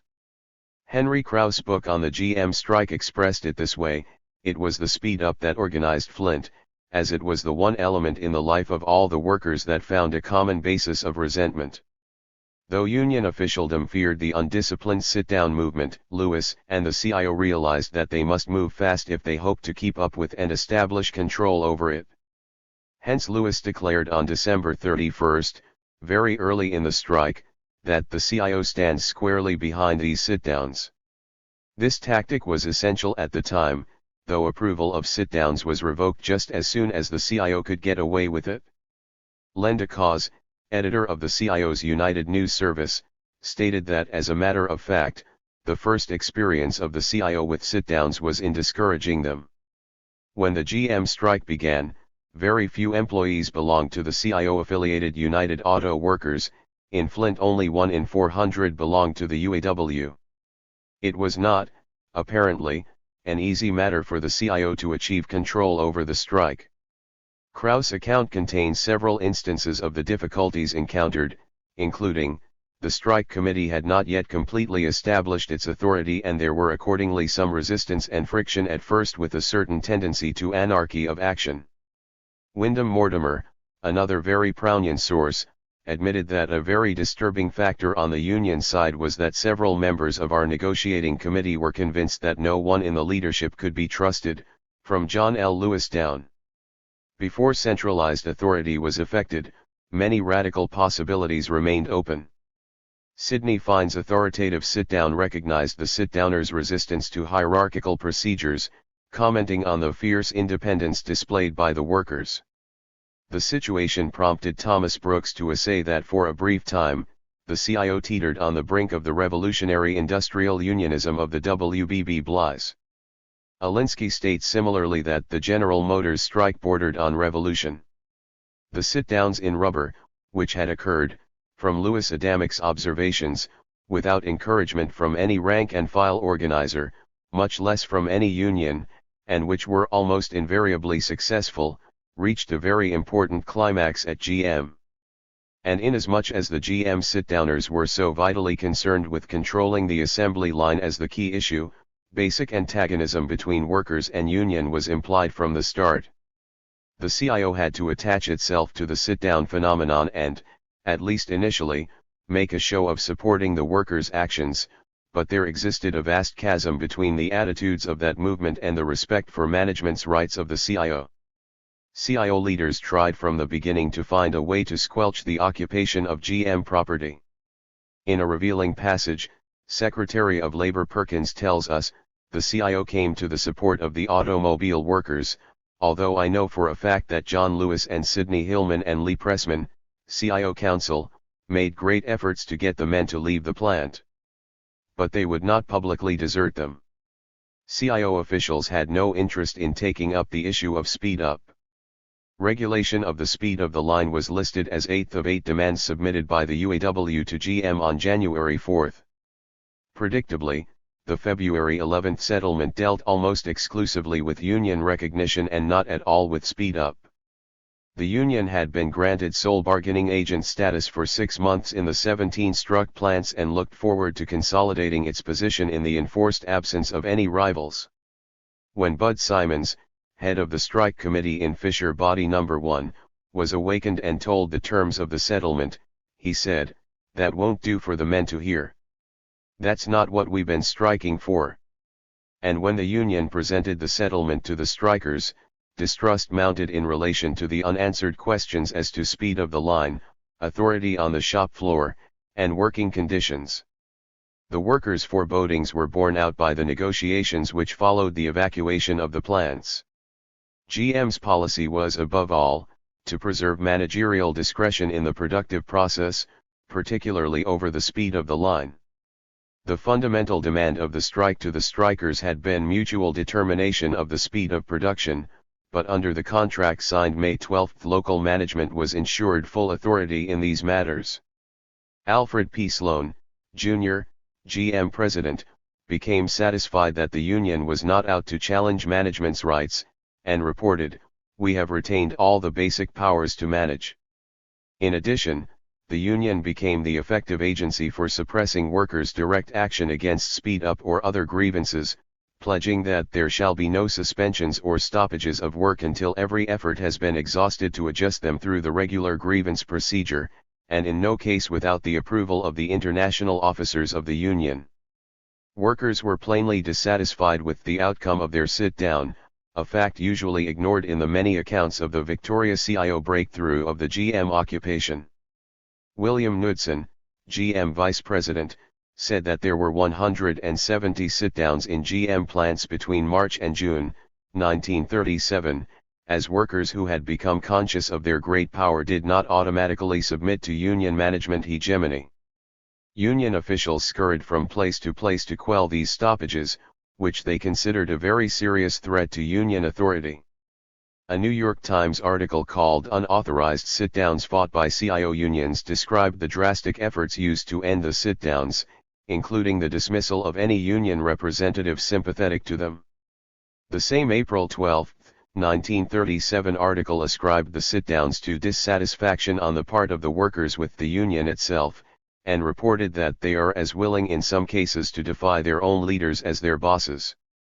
Interestingly, the communists were just as concerned with restoring proper order via traditional union structures as anyone else in the CIO. Even Eugene Lyon's hysterical The Red Decade, which found almost everything in the 1930s to be party-controlled, did not try to say that the sit-down movement was Red-inspired or dominated. A sit-down wave moved with amazing rapidity to all types of industry and business in the spring of 1937. New Masses of May 4 noted that the strikes of the Woolworth and Grant girls gave a stunning surprise both to their employers and to the working class movement. Evelyn Finn, a seamstress interviewed by Studs Terkel, told of the sit-down she was involved in. The boss was going crazy. The union officials came down. They went crazy, too. It was a hilarious day. The ending of the movement could be effectively and lastingly engineered only from the inside. Before business and government could formulate a solution, the union leaders themselves had put the lid on sit-downs. An industrial relations expert on the subject, the sit-down is too easy a tactic for good discipline, because workers can secure grievance settlements by interrupting production through a sit-down. They may eventually think, what's the use of joining a union and paying dues if we can get what we want this way? The sit-downs were ended with the unions cooperating with management in the ouster of the workers, for of course the CIO had no intention of helping employees take power on the shop floor. As CIO official Mike Widman put it, "My union experience taught me that the direction of the working force is vested in management. The unions shall not abridge that right, so long as there is no discrimination or unfairness." Walter Lippmann, in the spring of 1937, warned recalcitrant businessmen that the more they treat Mr. Lewis and the CIO as public enemies to be resisted at all costs, the more impossible they make it for Mr. Lewis to develop discipline and a sense of responsibility in the ranks. By this time, however, many more employers were peacefully signed up with the CIO. In March, after 3 months of secret negotiations, U.S. Steel's Myron Taylor signed a recognition agreement with Lewis, typifying the many industrialists impressed with CIO usefulness. The New York World Telegram reported that 2 financiers closely identified with Morgan interests said they had only praise and admiration for Mr. Lewis, apparently thoroughly in accord on the main theme that complete industrial organization was inevitable. They hinted that other industrial leaders may be just as receptive to unionization of their plants as is Myron C. Taylor, chief of Big Steel. The critical CIO role in quelling or preventing sit-downs was certainly not lost on employers. In the steel industry, the CIO Steel Workers Organizing Committee found many willing customers, due to management's inability to control its employees unassisted. Charles Haynes, producer of steel-making equipment and a member of one of the pioneering steel families of America, was representative of this management awareness. Stability was desired, and hence the employers were asking the SWOC to straighten out their labor difficulties, in May Vorst's words. The bloody little steel strike was clearly an exception to the quickening trend of employer acceptance of unionism. Concerning the little steel strike, by the way, the CIO could have been successful, at least could have avoided the score of dead, had it not been so opposed to the use of the sit-down. Labor commentators Preece, Levinson, Lenz, and others agree that the killing of pickets and demonstrators would have been obviated by the use of the sit-down tactic. And more than one writer has wondered if the whole Memorial Day massacre march of unarmed strikers and the likelihood of their being shot was not planned by union leaders to produce union martyrs. A contract with SWOC was a safeguard against work actions, and employers were appreciative. For example, major officials of the U.S. Steel Company have repeatedly and publicly attested the satisfactory character of their contractual relations with the unions, reported Robert Brooks. John L. Lewis was to the point when he said in 1937, "A CIO contract is adequate protection against sit-downs, lie-downs, or any other kind of strike." Professor of Labor Relations Benjamin Seal KMAN observed that union leaders have sought to calm down the new members with their seemingly insatiable demands. Likewise, Carol Doherty judged that the induction of large numbers of raw recruits untrained in unionism made guidance from the top necessary, adding, almost as an afterthought, yet there was danger that such guidance would develop into permanent dictatorship. It didn't prove easy for the unions to impose discipline on the many new members. As we have seen, their seemingly insatiable demands were hardly uppermost in the minds of the union leaders. Labor leaders must appear to support worker demands, if they are initially to interest them in union representation. Only later does the union seek to instruct the individual member in his responsibilities, and such education is a slow process. Individual members must come to realize that they cannot take matters into their own hands, wrote John Dunlop. Exclusive bargaining agent status, or the closed shop, is the primary institution by which the union enforces control of the workers. Golden and Ruttenberg, two SWOC officials, candidly argue in The Dynamics of Industrial Democracy that unions need power and responsibility to maintain discipline. With the closed shop, the union acquires, in effect, the power to fire unruly members. If a member is dropped from the union, he is dropped from his job. Golden and Ruttenberg, as so many other union spokesmen, point out that the union is likely to make noise until it gains the closed shop arrangement, and that management rapidly comes to see the need for a strong union, in the interest of a contained workforce. The price of cooperation is thus the closed shop, and it satisfies both the union and management. By 1938, according to Brooks, only a small minority of employers opposed collective bargaining as guaranteed by the Wagner Act. It becomes easy to see why. Union leaders were anxious to demonstrate to the management their responsibility, and their willingness to accept the burden of selling the contract to the rank and file and keeping the dissidents in line, according to consultants Sales and Strauss. In many cases, unions simply replaced personnel departments. As business came increasingly to the awareness of unions as indispensable to the maintenance of a relatively stable and docile labor supply, the ranks of labor exhibited more and more dissatisfaction with their new organizations. The 1945 Trends in Collective Bargaining study noted that by around 1940 the labor leader had joined the business leader as an object of widespread cynicism to the American worker. Similarly, Dotterly reported that workers were chafing under the lack of structural democracy in disunion. There was evidence, by the end of 1940, that the rank and file were growing restive under such conditions. Workers, after some initial enthusiasm and hopefulness regarding the CIO, were starting to feel the closed system nature of compulsory unions. In discussing union management cooperation in the steel industry, CIO officials Golden and Ruttenberg admitted, for example, that to some workers the cooperation only added up in practice to a vicious speed-up. Thus we return to the issue uppermost in the minds of industrial workers in the 1930s struggles. And Richard Lester seems to be quite correct in concluding that the industrial government jointly established possesses disciplinary arrangements advantageous to management, rendering worker rebellions more and more difficult. Organized labor vs. the revolt against work. Serious commentators on the labor upheavals of the Depression years seem to agree that disturbances of all kinds, including the wave of sit-down strikes of 1936 and 1937, were caused by the speed-up above all. Dissatisfaction among production workers with their new CIO unions set in early, however, mainly because the unions made no efforts to challenge management's right to establish whatever kind of work methods and working conditions they saw fit. The 1945 Trends in Collective Bargaining study noted that by around 1940 the labor leader had joined the business leader as an object of widespread cynicism to the American employee. Later in the 1940s C. Wright Mills, in his The New Men of Power, America's Labor Leaders, described the union's role thusly: the integration of union with plant means that the union takes over much of the company's personnel work, becoming the discipline agent of the rank and file. In the mid-1950s, Daniel Bell realized that unionization had not given workers control over their job lives. Struck by the huge, spontaneous walkout at River Rouge in July, 1949, over the speed of the Ford assembly line, he noted that sometimes the constraints of work explode with geyser suddenness.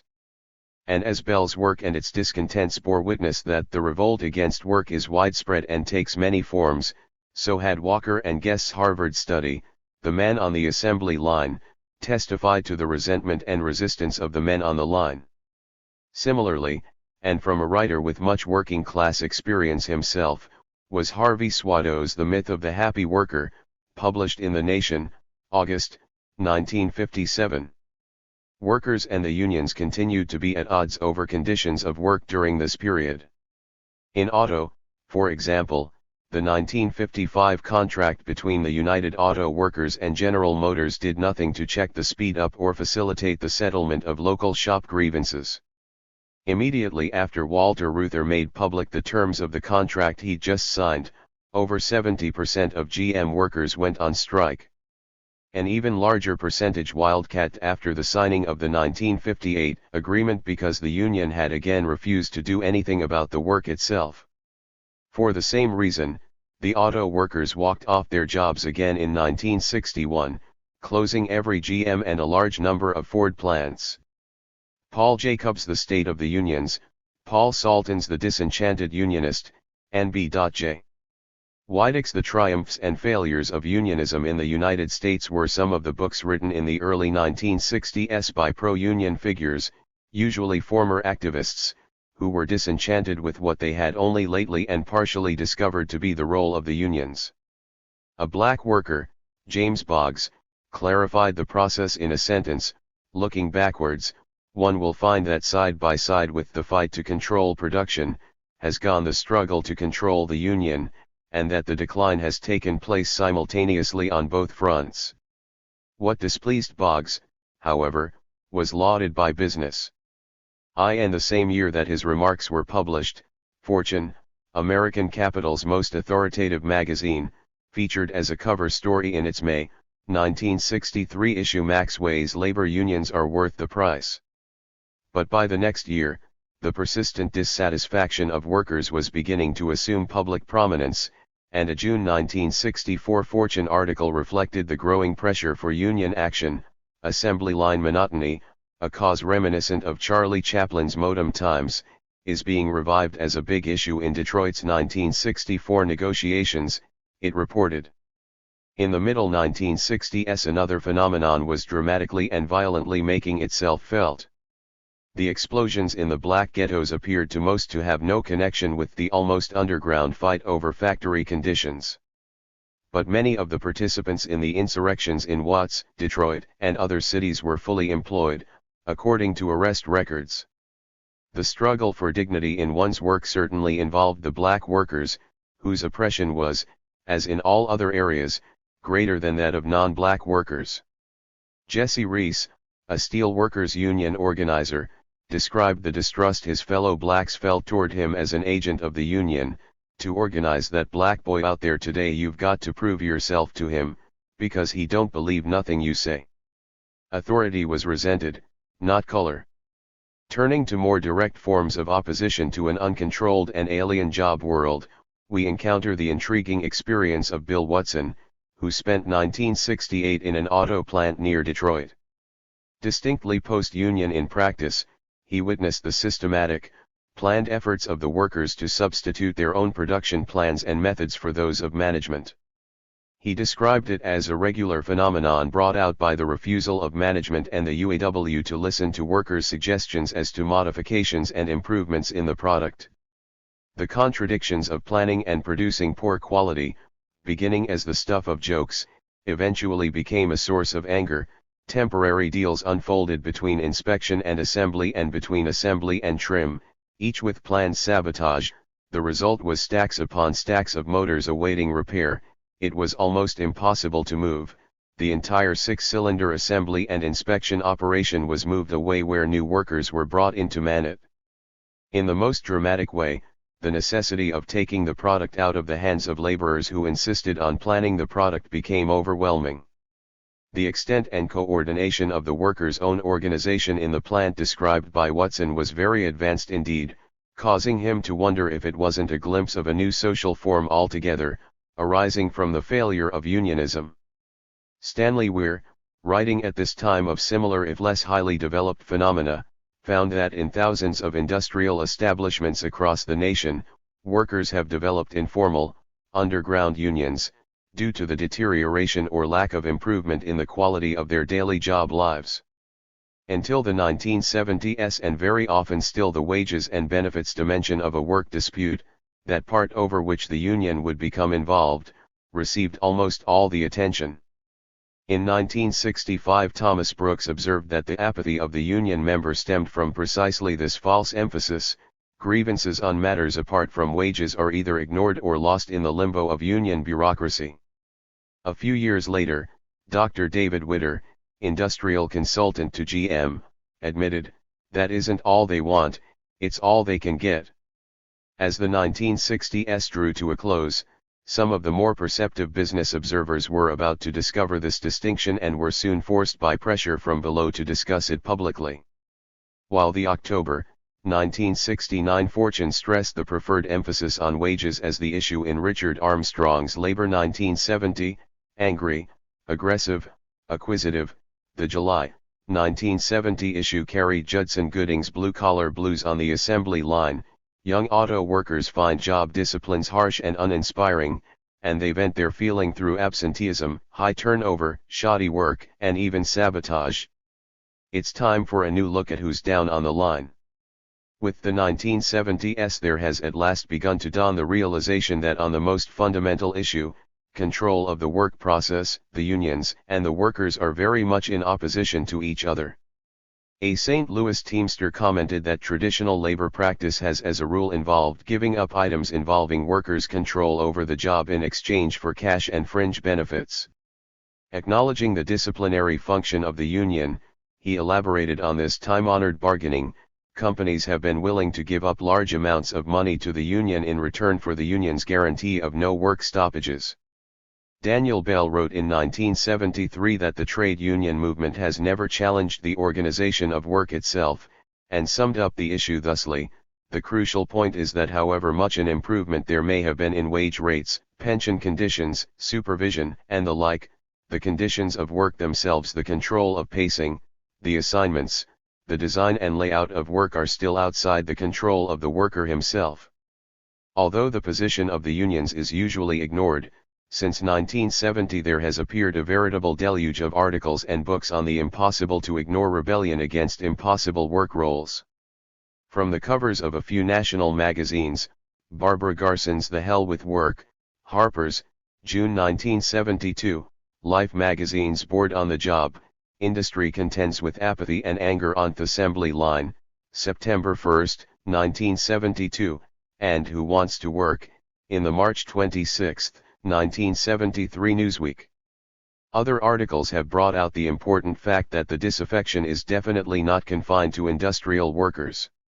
To cite just a few, Judson Gooding's The Fraying White Collar in the Nation of September 13, 1971, Marshall Kilduff's Getting Back at a Boss, The New Underground Papers, in the December 27, 1971 San Francisco Chronicle, and Seashore and Bamo's Color Doesn't Count, in the August 1972 Psychology Today.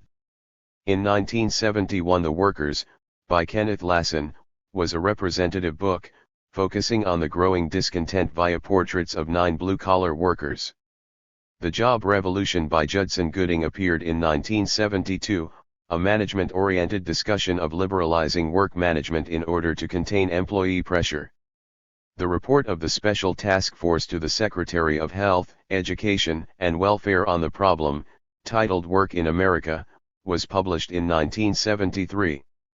Page 19 of the study admits the major facts: absenteeism, wildcat strikes, turnover, and industrial sabotage become an increasingly significant part of the cost of doing business.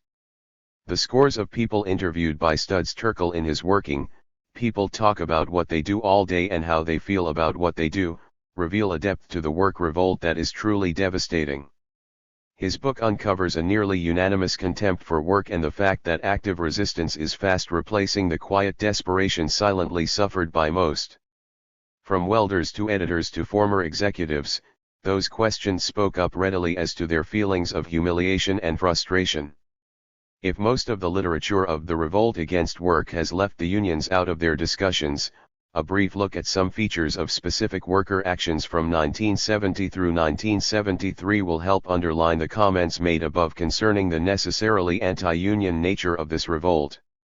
During March 1970, a wildcat strike of postal employees, in defiance of union orders, public employee anti-strike law, and federal injunctions, spread across the country, disabling post offices in more than 200 cities and towns. In New York, where the strike began, an effigy of Gus Johnson, president of the Letter Carriers Union local there, was hung at a tumultuous meeting on March 21 where the national union leaders were called rats and creeps. In many locations, the workers decided to not handle business mail, as part of their work action, and only the use of thousands of National Guardsmen ended the strike, major issues of which were the projected layoff of large numbers of workers and methods of work. In July 1971, New York postal workers tried to renew their strike activity in the face of a contract proposal made by the new letter carrier president, Vincent Sombrato. At the climax of a stormy meeting of 3,300 workers, Sombrato and a lieutenant were chased from the hall down 33rd Street, narrowly escaping 200 enraged union members, who accused them of selling out the membership. Returning to the spring of 1970, 100,000 Teamsters in 16 cities wildcat between March and May to overturn a national contract signed March 23 by IBT President Fitzsimmons.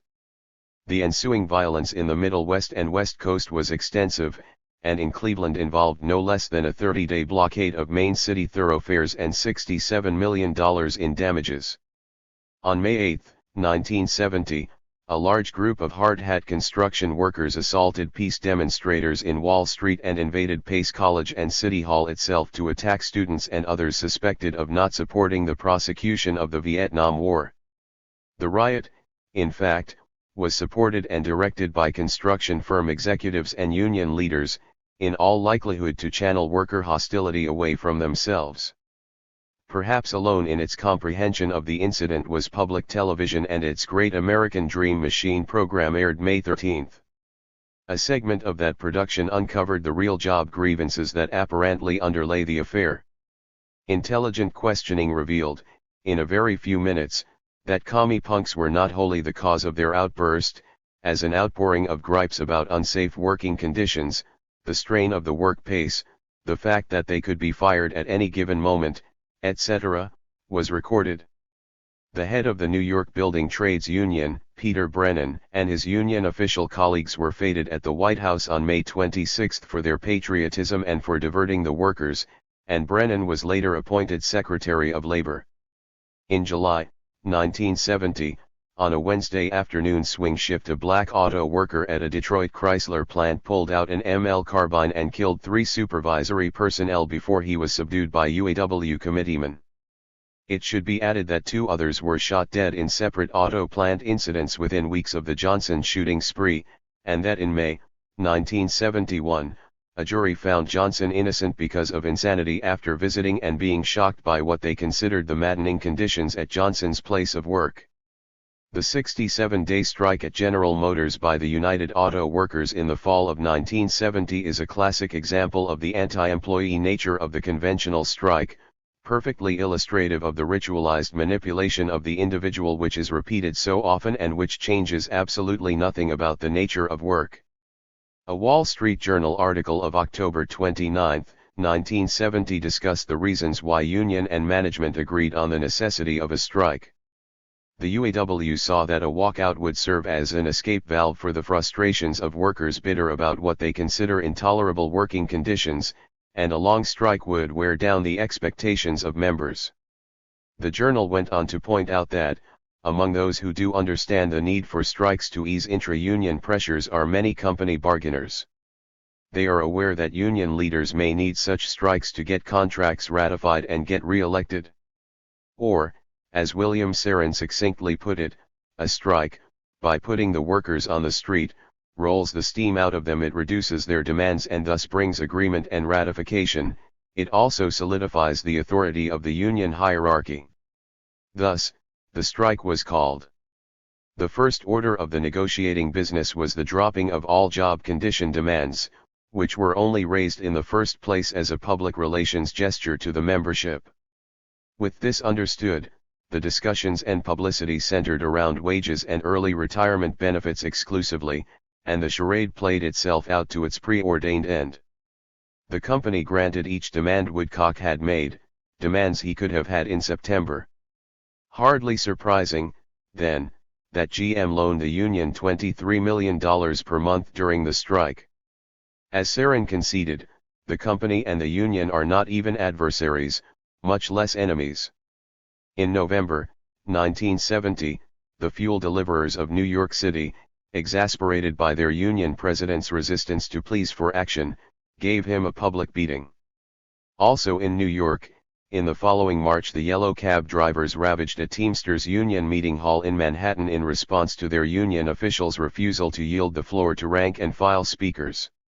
In January 1971, the interns at San Francisco General Hospital struck, solely over hospital conditions and patient care. Eschewing any ties to organized labor, their negotiating practice was to vote publicly on each point at issue, with all interns present. The General Motors strike of 1970 discussed above in no way dealt with the content of jobs. Knowing that it would face no challenge from the UAW, especially, it was thought, so soon after a strike and its cathartic effects, GM began in 1971 a coordinated effort at speeding up the making of cars, under the name General Motors Assembly Division, or GMAD. The showplace plant for this reorganization was the Vega Works at Lordstown, Ohio, where the workforce was 85% white and the average age 27. With cars moving down the line almost twice as fast as in pre-GMAD days, workers resorted to various forms of on-the-job resistance to the terrific pace. GM accused them of sabotage and had to shut down the line several times.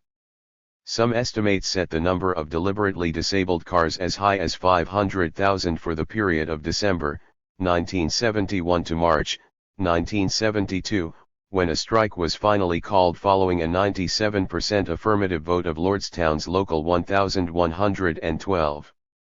But a 3-week strike failed to check the speed of the line, the union, as always, having no more desire than management to see workers effectively challenging the control of production. The membership lost all confidence in the union. Gary Briner, the 29-year-old president of Local 1112, admitted, "They're angry with the union. When I go through the plant I get catcalls." In the GMAD plant at Norwood, Ohio, a strike like that at Lordstown broke out in April and lasted until September 1971. The 174 days constituted the longest walkout in GM history. The Norwood workers had voted 98% in favor of striking in the previous February, but the UAW had forced the two locals to go out separately, first Lordstown, and later Norwood, thus isolating them and protecting the GMAD program. Actually, the anti-worker efforts of the UAW go even further back, to September of 1971, when the Norwood Local 674 was put in receivership, or taken over, by the central leadership when members had tried to confront GMAD over the termination of their seniority rights. In the summer of 1973, 3 wildcat strikes involving Chrysler facilities in Detroit took place in less than a month. Concerning the successful one-day wildcat at the Jefferson Assembly Plant, UAW Vice President Doug Fraser said Chrysler had made a critical mistake in appeasing the workers and the Mack Avenue walkout was effectively suppressed when a crowd of UAW local union officers and committeemen, armed with baseball bats and clubs, gathered outside of the plant gates to urge the workers to return. October 1973 brought the signing of a new 3-year contract between Ford and the UAW. But with the signing appeared fresh evidence that workers intend to involve themselves in decisions concerning their work lives. Despite the agreement, about 7,700 workers left their jobs at 7 Ford plants when the strike deadline was reached, some because they were unhappy with the secrecy surrounding the new agreement. With these brief remarks on a very small number of actions by workers, let us try to arrive at some understanding of the overall temper of American wage earners since the mid-1960s. Sidney Lenz found that the number of strikes during 1968, 1969, and 1971 was extremely high, and that only the years 1937, 1944-45, and 1952-53 showed comparable totals. More interesting is the growing tendency of strikers to reject the labor contracts negotiated for them.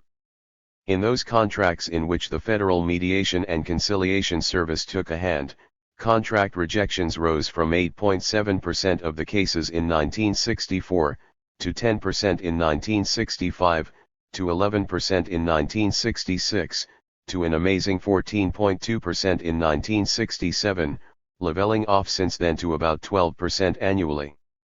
And the ratio of work stoppages occurring during the period when a contract was in effect has changed, which is especially significant when it is remembered that most contracts specifically forbid strikes.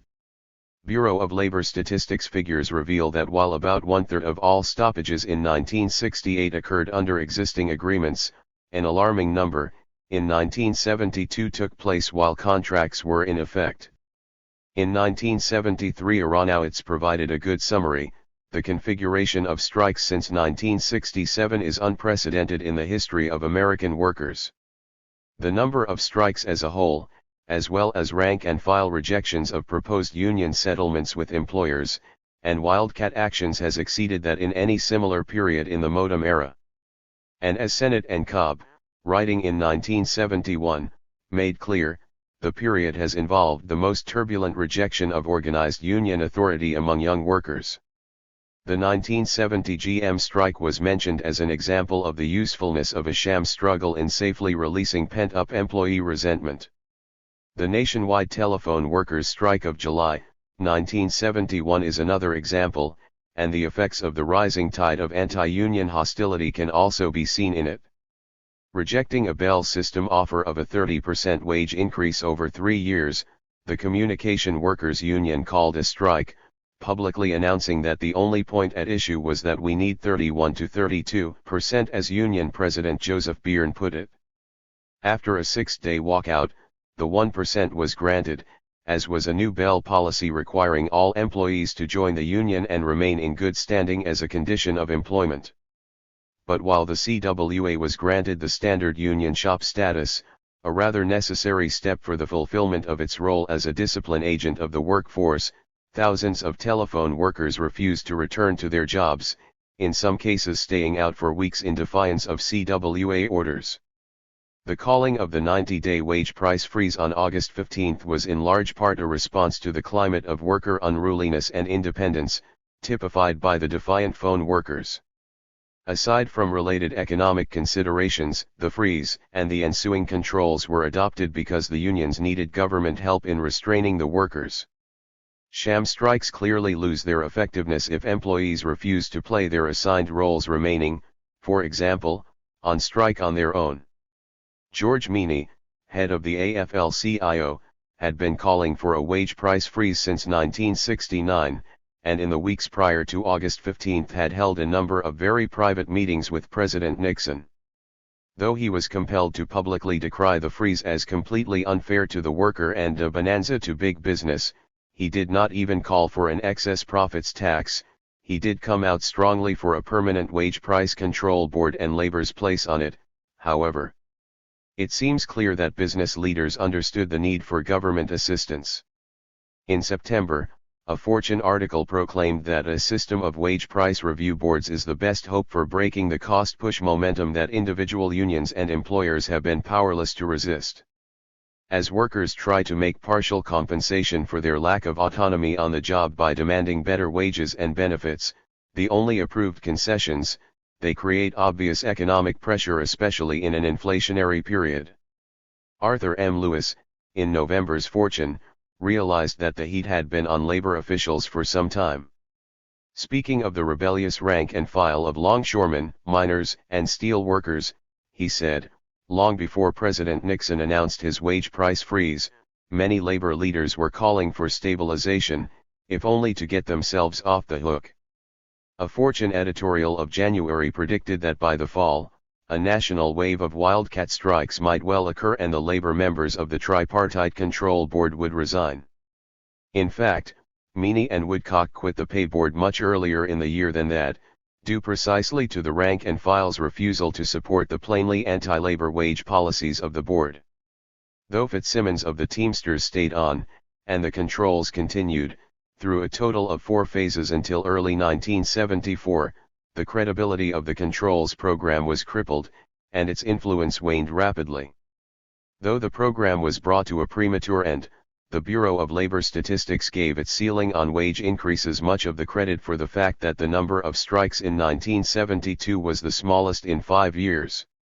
During Phase 1 of the controls, the 90-day freeze, David Deach wrote that the new capitalism requires a strong, centralized trade union movement with which to bargain. He made explicit exactly what kind of strength would be needed. The labor bureaucracy must ultimately silence the rank and file if it wants to join in the tripartite planning, in the same sense that the wildcat strike cannot be tolerated. In this area, too, members of the business community have shown an understanding of the critical role of the unions. In May 1970, within hours of the plane crash that claimed UAW chief Walter Reuther, there was publicly expressed corporate desire for a replacement who could continue to effectively contain the workers. "It's taken a strong man to keep the situation under control," Virgil Boyd, Chrysler vice chairman, told the New York Times. "I hope that whoever his successor is can exert great internal discipline." Likewise, Fortune bewailed the absence of a strong union in the coalfields, in a 1971 article subtitled, "The Nation's Fuel Supply, as well as the industry's prosperity, depends on a union that has lost control of its members." Despite the overall failure of the wage control program, the government has been helping the unions in several other ways. Since 1970, for example, it has worked to reinforce the conventional strike again, due to its important safety valve function. In June 1970, the U.S. Supreme Court ruled that an employer could obtain an injunction to force employees back to work when a labor agreement contains a no-strike pledge and an arbitration clause. The 1970 decision astonished many observers of the labor relations scene, directly reversing a 1962 decision of the court which ruled that such walkouts were merely labor disputes and not illegal. Also in 1970, during the 4-month General Electric strike, Schenectady, New York, officials pleaded with non-union workers to refrain from crossing picket lines on the grounds that such action might endanger the peace. A photo of the strike scene in Fortune was captioned, "Keeping workers out." Workers who were trying to cross picket lines and get to their jobs became the curious task of Schenectady policemen. A Supreme Court decision in 1972 indicated how far state power will go to protect the spectacle of union strikes. 4 California Teamsters were ordered reinstated with 5 years back pay as a unanimous Supreme Court ruled that it is unfair labor practice for an employer to fire a worker solely for taking part in a strike. Government provides positive as well as negative support to approved walkouts, too. An 18-month study by the Wharton School of Finance and Commerce found that welfare benefits, unemployment compensation, and food stamps to strikers mean that the American taxpayer has assumed a significant share of the cost of prolonged work stoppages. But in some areas, unions would rather not even risk official strikes. The United Steel Workers of America, which allows only union officials to vote on contract ratifications, by the way agreed with the major steel companies in March 1973, that only negotiations and arbitration would be used to resolve differences. The steelworkers' contract approved in April 1974, declared that the no-strike policy would be in effect until at least 1980. A few days before, in March, a federal court threw out a suit filed by rank-and-file steelworkers, ruling in sum that the union needn't be democratic in reaching its agreements with management. David Deach, quoted above, said that the stability of the system required a centralized union structure. The process of centralization has been a fact, and its acceleration has followed the increasing militancy of wage earners since the middle 1960s. A June 1971 article in the Federal Monthly Labor Review discussed the big increase in union mergers over the preceding 3 years. In a speech made on July 5, 1973, Longshoremen's President Harry Bridges called for the formation of one big, national labor movement or federation. The significance of this centralization movement is that it places the individual even further from a position of possible influence over the union hierarchy at a time when he is more and more likely to be obliged to join a union as a condition of employment. The situation is beginning to resemble in some ways the practice in National Socialist Germany, of requiring the membership of all workers in one big, national labor movement or federation, the Labor Front.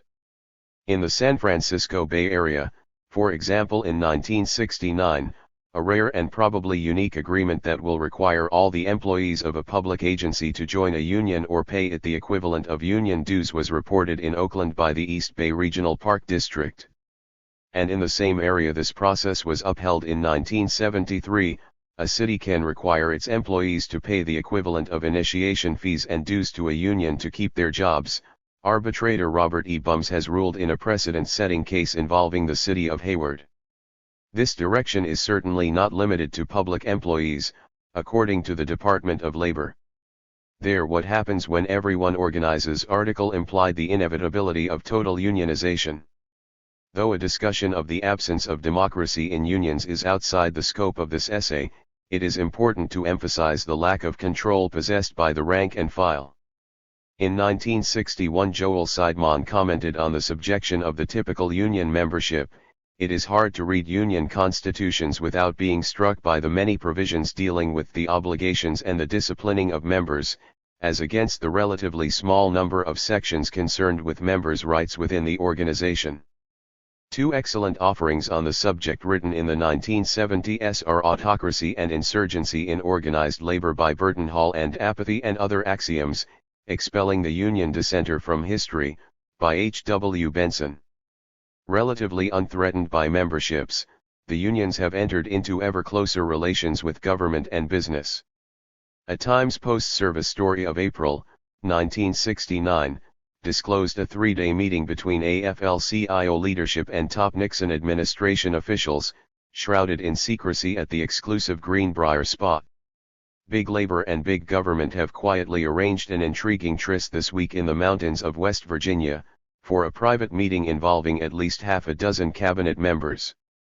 Similarly, a surprising New York Times article appearing on the last day of 1972 is worth quoting for the institutionalizing of government labor ties it augurs. President Nixon has offered to put a labor union representative at a high level in every federal government department, a well-informed White House official has disclosed. The offer, said to be unparalleled in labor history, was made to union members on the National Productivity Commission, including George Meany, president of the AFL-CIO, and Frank E. Fitzsimmons, president of the IBT. At a White House meeting last week, labor sources said that they understood the proposal to include an offer to place union men at the assistant secretary level in all relevant government agencies. Should the president's offer be taken up, it would mark a signal turning point in the traditional relations between labor and government. In Oregon, the activities of the Associated Oregon Industries, representing big business, and the Oregon AFL-CIO, by the early 70s reflected a close working relationship between labor and management on practically everything.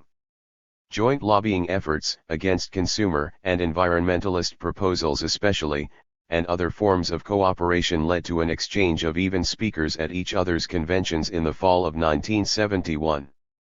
On September 2, the president of the OIE, Phil Biladine, addressed the AFL-CIO. On September 18, AFL-CIO President Ed Whalen spoke before the OIE.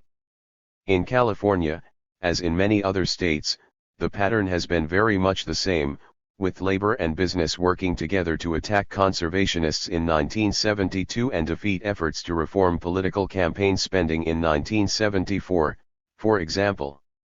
Also revealing is the strange bedfellows from labor, business-owned Dominican resort article on the front page of the May 15, Wall Street Journal by Jonathan Whitney. Among the leading stockholders in the 15,000-acre Punta Cana, Dominican Republic Resort and Plantation are George Meany and Lane Kirkland, President and Secretary-Treasurer of the AFL-CIO, and Keith Terp, Seafarers Union official, as well as leading officers of Seat Rain Lines Incorporated, which employs members of Terp's union. Not seen for what they are, the striking cases of mounting busyness labor-government collusion and cooperation have largely been overlooked. But those in a position to see that the worker is more and more actively intolerant of a daily work life beyond his control, also realized that even closer cooperation is necessary. In early 1971, Personnel, the magazine of the American Management Association, said that it is perhaps time for a marriage of convenience between the two, for the preservation of order. Pointing out, however, that many members tend to mistrust the union. The reason for this mistrust, as we have seen, is the historical refusal of unions to interfere with management's control of work. The AFL-CIO magazine, the American Federationist, admitted labor's lack of interest and involvement in an article in the January 1974 issue entitled "Work is Here to Stay, Alas." And the traditional union position on the matter is why, in turn, C. Jackson Grayson, Dean of the School of Business Administration at Southern Methodist University and former chairman of the Price Commission, called in early 1974 for union management collaboration. The January 12 issue of Business Week contains his call for a symbolic dedication on July 4, 1976, with the actual signing of a document declaration of interdependence between labor and business, inseparably linked in the productivity quest. Productivity output per hour of work has of course fallen due to worker dissatisfaction and unrest. A basic indication of the continuing revolt against work are the joint campaigns for higher productivity, such as the widely publicized U.S. Steel United Steel Workers efforts. A special issue on productivity in Business Week for September 9, 1972, highlighted the problem, pointing out also the opposition workers had for union-backed drives of this kind. Closely related to low productivity, it seems, is the employee resistance to working overtime, even during economic recession. The refusal of thousands of Ford workers to work overtime prompted a Ford executive in April 1974 to say, "We're mystified by the experience in light of the general economic situation." Also during April, the Labor Department reported that the productivity of American workers took its biggest drop on record as output slumped in all sectors of the economy during the first quarter. In 1935 the NRA issued the Henderson Report, which counseled that unless something is done soon, they intend to take things into their own hands. Something was done. The hierarchical, national unions of the CIO finally appeared and stabilized relations. In the 1970s it may be that a limited form of worker participation in management decisions will be required to prevent employees from taking things into their own hands. Irving Bluestone, head of the UAW's GM department, predicted in early 1972 that some form of participation would be necessary, under union management control, of course. As Arnold Tannenbaum of the Institute for Social Research in Michigan pointed out in the late 1960s, ceding some power to workers can be an excellent means of increasing their subjection, if it succeeds in giving them a sense of involvement. But it remains doubtful that token participation will in any way assuage the workers' alienation. More likely, it will underline it and make even clearer the true nature of the union-management relationship, which will still obtain.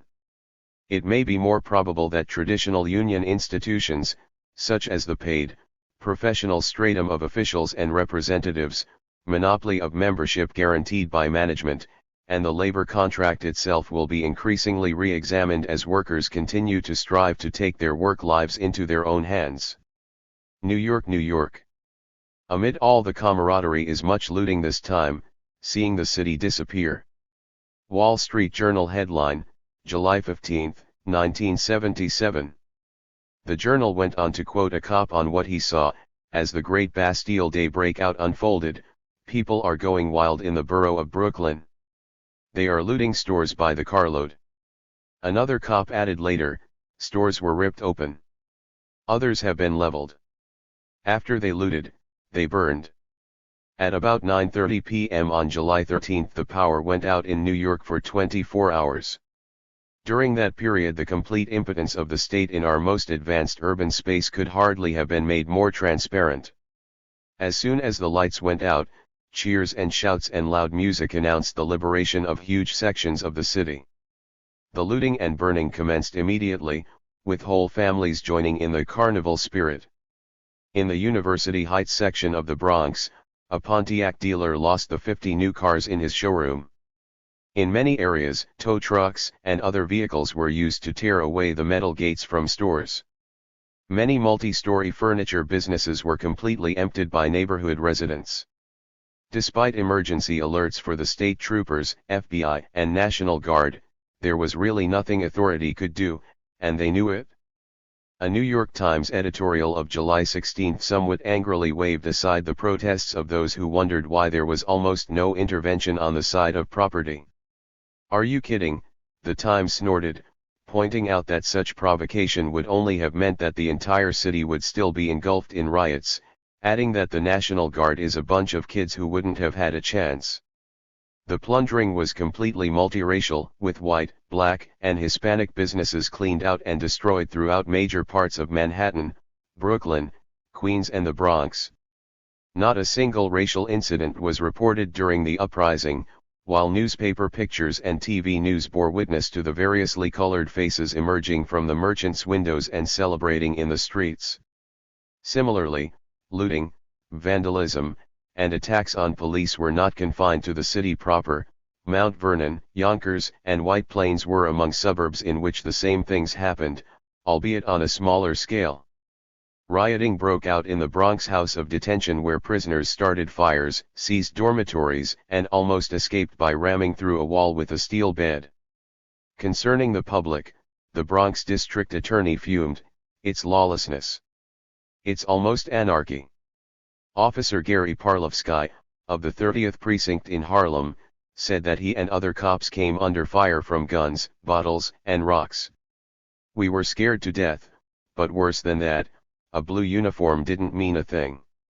They couldn't understand why we were arresting them," he continued.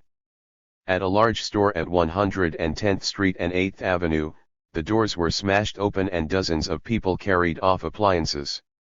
A woman in her middle 50s walked into the store and said laughingly, "Shopping with no money required." Attesting to the atmosphere of a collective celebration, as one worried columnist put it, a distribution center was spontaneously organized at a Brooklyn intersection, with piles of looted goods on display for the taking. This was shown briefly on an independent New York station, WPIX-TV, but not mentioned in the major newspapers. The transformation of commodities into free merchandise was only aided by the coming of daylight, as the festivity and music continued. Mayor Beam, at a noon press conference, spoke of the Night of Terror, only to be mocked heartily by the continuing liberation underway throughout New York as he spoke. Much, of course, was made of the huge contrast between the events of July, 1977 and the relatively placid, law-abiding New York blackout of November, 1965. One can only mention the obvious fact that the dominant values are now everywhere in shreds. The social cohesion of class society is evaporating. New York is no isolated example. Of course, there has been a progressive decay in recent times of restraint, hierarchy, and the other enforced virtues. It hasn't happened all at once. Thus, in the 1960s, John Leggett was surprised to learn upon examining the arrest records of those in the Detroit and Newark insurrections, that a great many of the participants were fully employed. This time, of the 176 people indicted as of August 8 in Brooklyn, 48% were regularly employed. And there are other similarities to New York. Naturally, Life magazine of August 4, 1967 spoke of the carnival-like revel of looting in Detroit, and Professor Edward Banfield commented that Negroes and whites mingled in the streets and looted amicably side by side. The main difference is probably one of scale and scope, that in New York virtually all areas, even suburbs, took the offensive and did so from the moment the lights went out. Over $1 billion was lost in the thousands of stores looted and burned, while the cops were paralyzed. During the last New York rioting, the Martin Luther King days of 1968, 32 cops were injured. In one day in July, 1977, 418 cops were injured. The left, all of it, has spoken only of the high unemployment, the police brutality, has spoken of the people of New York only as objects, and pathetic ones at that. The gleaming achievements of the unmediated/unideologized have all pigs scared shitless. The refusal of technology.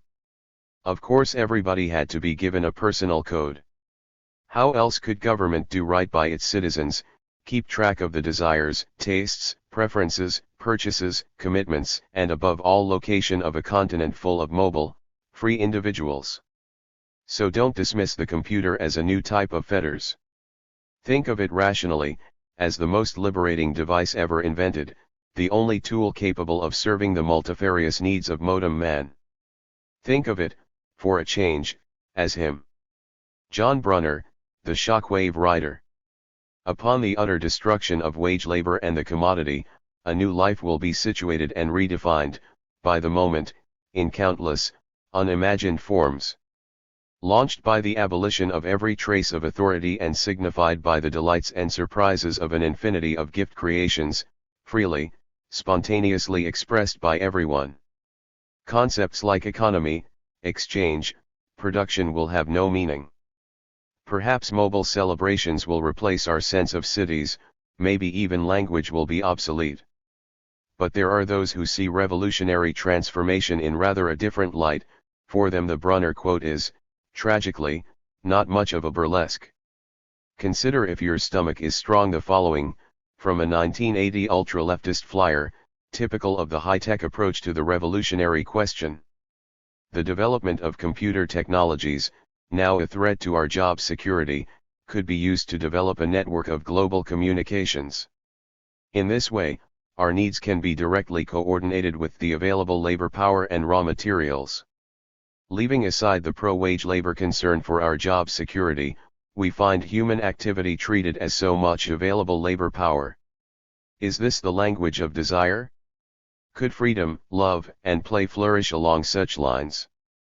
This computerized prescription is filled by taking control of the global social reproduction network. Capitalism, it need hardly be added, can be defined with some precision as the global social reproduction network. Looking at the foundations of advanced technology, which our ultra-leftists, in their instrumentalism, always wish to ignore, even the most visionary of intentions would founder. High-tech as a vehicle, far from aiding a qualitative regeneration, denies the possibility of visionary development. The great height now made possible by computers and the like is, alas, only an expression of the perverse logic of historic class rule. Technology has not developed neutrally, as if in the right hands it could benignly transform reality into something importantly different. The means and methods of social reproduction are necessarily in keeping with the stability of a social order. The factory system expressed the need for a disciplined proletariat. More modem modes progressively extend the civilizing process via specialized, usually centralized, technologies. The individual is everywhere reduced by the instruments of capitalism, as surely as by its wage labor/commodity essence. The purveyors of alternative technology, it should be noted, promote a different illusion. This illusion lies in ideologizing fragments of possibly acceptable technology while ignoring that which will shape all of the future, class struggles.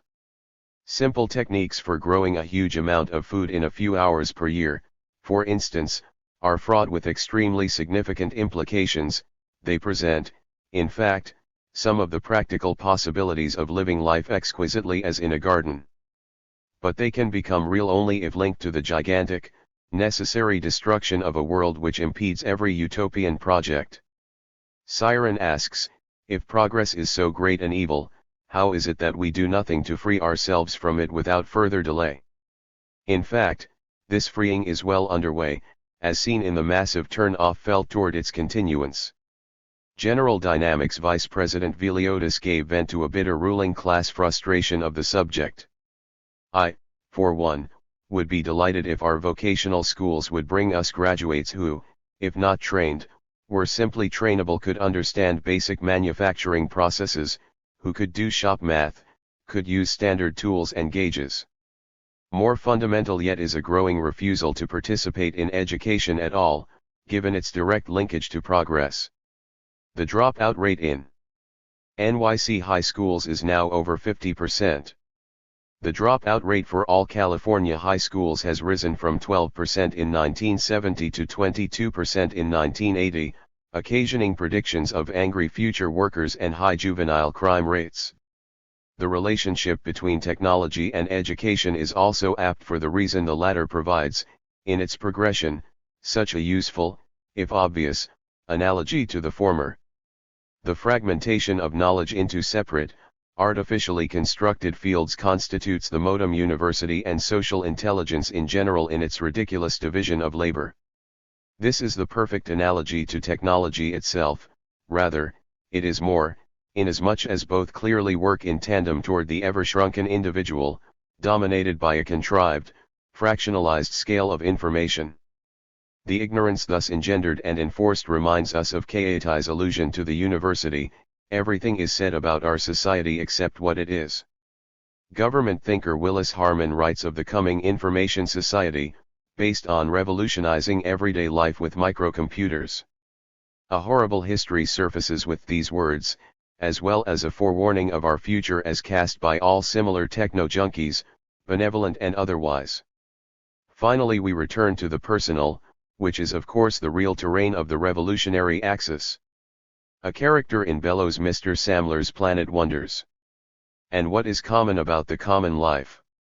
What if we're to do with common life what Einstein did with matter? Finding its energetics, uncovering its radiance. The radiance and energetics will be there when we are all that Einstein, when every productivist, standardized separation and every other mediation is destroyed by us forever. Everything in the past and present is waiting to detonate. Anti-work and the struggle for control. The debacle of the air controllers' strike and the growing difficulties unions are having in attracting new members are two phenomena that could be used to depict American workers as quite tamed overall and adjusted to their lot. But such a picture of conservative stasis would be quite unfaithful to the reality of the work culture, which is now so untamed as to be evoking unprecedented attention and countermeasures. Before tackling the subject of anti-work, a few words on the status of business might be in order. Bradshaw and Vogel's corporations and their critics seize enterprise today as faced by uncertainty and hostility on every hand. In fact, this fairly typical book finds that latent mistrust has grown to the point at which lack of confidence in business's motives has become the overwhelming popular response to the role of the large corporation in the United States. An early '81 survey of 24,000 prominent students, as determined by Who's Who among American high school students, showed a strong anti-business sentiment. Less than 20% of the 24,000 agreed, for example, with the proposition that most companies charge fair prices. Not surprising, then, are Peter Berger's conclusions about current attitudes. His new attack on the legitimacy of business is summed up, in part, thusly: when people genuinely believe in the rightness of certain social arrangements, those arrangements are experienced as proper and worthy of support, that is, as legitimate. American business once enjoyed this kind of implicit social charter. It does not today. Within business, one begins to see the spread of work refusal. Nation's business strikes what has become a familiar chord in its introduction to Dr. H.J. Freudenberger's How to Survive Burnout. For many business people, life has lost its meaning. Work has become mere drudgery, off hours are spent in a miasma of dullness. Similar is Datamation's Burnout, Victims and Avoidances, because this disabling trauma seems to be running rampant among data processors. Veninga and Spradley's The Work Stress Condition, How to Cope with Job Burnout was condensed by the December 1981 Reader's Digest. To continue in this bibliographic vein, it is worth noting that the sharp increase in scholarly articles such as Kahn's Work, Stress, and Individual Well-Being, Abdel Halim's Effects of Role Stress Job Design Technology Interaction on Employee Work Satisfaction, and Belling and Holcomb's Dealing with Employee Stress. Studies in Occupational Stress, a series initiated in 1978 by Cooper and Castle, dates the formal study of this facet of organized misery. There is other related evidence of aversion to work, including this reaction in its literal sense, namely a growth of illnesses such as job-related allergies and at least a significant part of the advancing industrial accident rate since the early 60s. Comes to mind the machinist who becomes ill by contact with machine oil, the countless employees who seem to be accident-prone in the job setting. We are just beginning to see some awareness of this sort of phenomenon, the consequences of which may be very significant. And, of course, there is absenteeism, probably the most common sign of antipathy to work and a topic that has called forth a huge amount of recent attention from the specialists of wage labor. Any number of remedies are hawked, Frank Kuzmits offering no fault, a new strategy for absenteeism, for example. Dietz and Dilts getting absent workers back on the job, the case of General Motors, puts the annual cost to GM at $1 billion plus, and observes that absenteeism is of increasing concern to management and organized labor alike. There are other well-known elements of the anti-work syndrome. The inability of some firms to get a shift working on time is a serious problem. This is why Nucor Corp offers a 4% pay hike for each ton of steel produced above a target figure, up to a 100% pay bonus for those who show up as scheduled and work the whole shift. The amount of drinking and drug taking on the job is another form of protest, occasioning a great proliferation of employee alcoholism and drug abuse programs by every sort of company. Tersign and Russell confront the staggering employee theft phenomenon, observing that it has become more widespread and professional in recent years. Turnover, very high since the early 1970s, has inched up further. All of these aspects come together to produce the much publicized productivity, or output per hour worked, crisis. Blake and Moulton provide some useful points.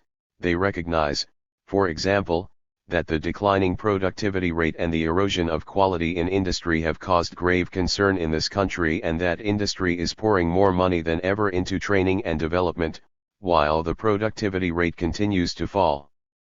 Further, attitudes among workers themselves, including, most basically, an erosion of obedience to authority, are seen as at the root of the problem. Unlike many confused mainstream analyses of the situation or the typical leftist denial of it as either a media chimera or an invention of the always all-powerful corporations, our two professors can at least realize that basic to the decline in productivity is the breakdown of the authority-obedience means of control.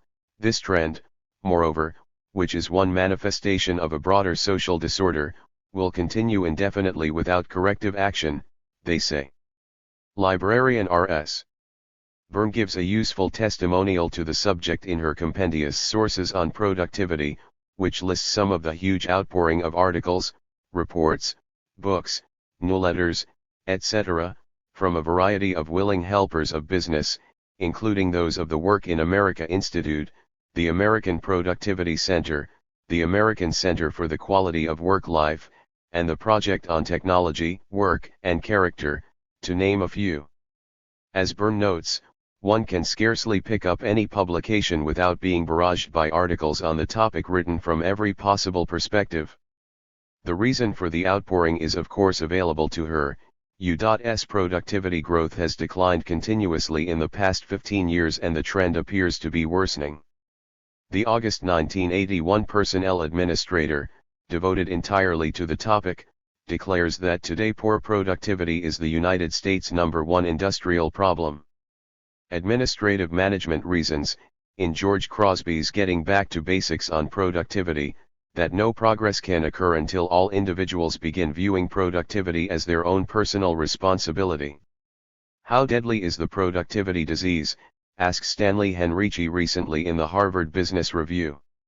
An endless stream, virtually an obsession. Dissatisfaction with work and the consequences of this have even drawn the Pope's attention. John Paul II, in his Laborum Exercens encyclical of September 1981, examines the idea of work and the tasks of modern management.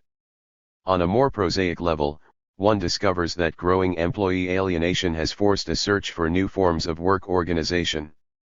The December 1981 Nation's Business has located a new consensus in favor of more worker involvement in decision-making. James O'Toole's Making America Work emphasizes the changed work culture with its low motivation and prescribes giving workers the freedom to design their own jobs, set their own work schedules and decide their own salaries. The productivity crisis has clearly led to the inauguration of worker participation, in a burgeoning number of co-determination arrangements since the mid-70s. The May 11, 1981 Business Week announced the arrival of a new day in U.S. management with its cover story and special report, The New Industrial Relations.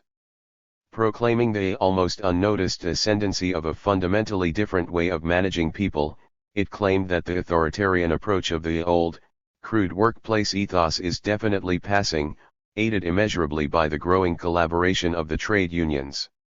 With the adversarial approach outmoded, the trend is toward more worker involvement in decisions on the shop floor and more job satisfaction, tied to productivity. Shortly after this analysis, Business Week's A Try at Steel Mill Harmony recounted the labor management efforts being made between the U.S. steel industry and the United Steel Workers to create a cooperative labor climate where it matters most, between workers and bosses on the mill floor.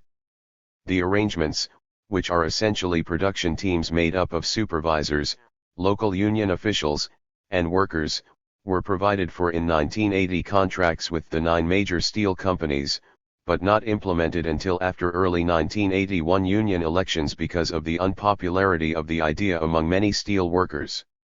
The participation team concept was devised as a means of improving steel's sluggish productivity growth rate, the obvious reason for a climate of disfavor in the mills. In a series of Fortune articles appearing in June, July, and August 1981, the new system of industrial organization is discussed in some depth. Shocked by faltering productivity, according to Fortune, Americans' corporate managers have moved almost overnight toward the worker involvement approach, which challenges a system of authority and accountability that has served most of history. With a rising hopefulness, Big Capital's leading magazine announces that companies which have had time to weigh the consequences of participative management are finding that it informs the entire corporate culture. Employees are no longer just workers, they become the lowest level of management, it says, echoing such recent books as Meyer's Every Employee a Manager. The bottom line of such programs, which also go by the name quality of work life, is never lost sight of. G.T. Strip-Poly, a plant manager of the TRW Corp., provides the guiding principle: the workers know that if I feel there's no payback to the company in the solution they arrive at, there will be a definite no. I'm not here to give away the store or run a country club. In effect, in about 100 auto manufacturing and assembly plants, the co-management replaces the traditional, failed ways of pushing productivity. Auto, with virtually nothing to lose, has jumped for the effort to get workers to help run the factories. As far as I'm concerned, it's the only way to operate the business. There isn't another way in today's world, says GM President F. James McDonald. United Auto Workers committeemen and stewards are key co-leaders with management in the drive to gain higher product quality and lower absenteeism. Similar is the campaign for worker involvement in the AT&T empire, formalized in the 1980 contract with the Communication Workers of America. The fight to bolster output per hour is as much the union's as it is management's.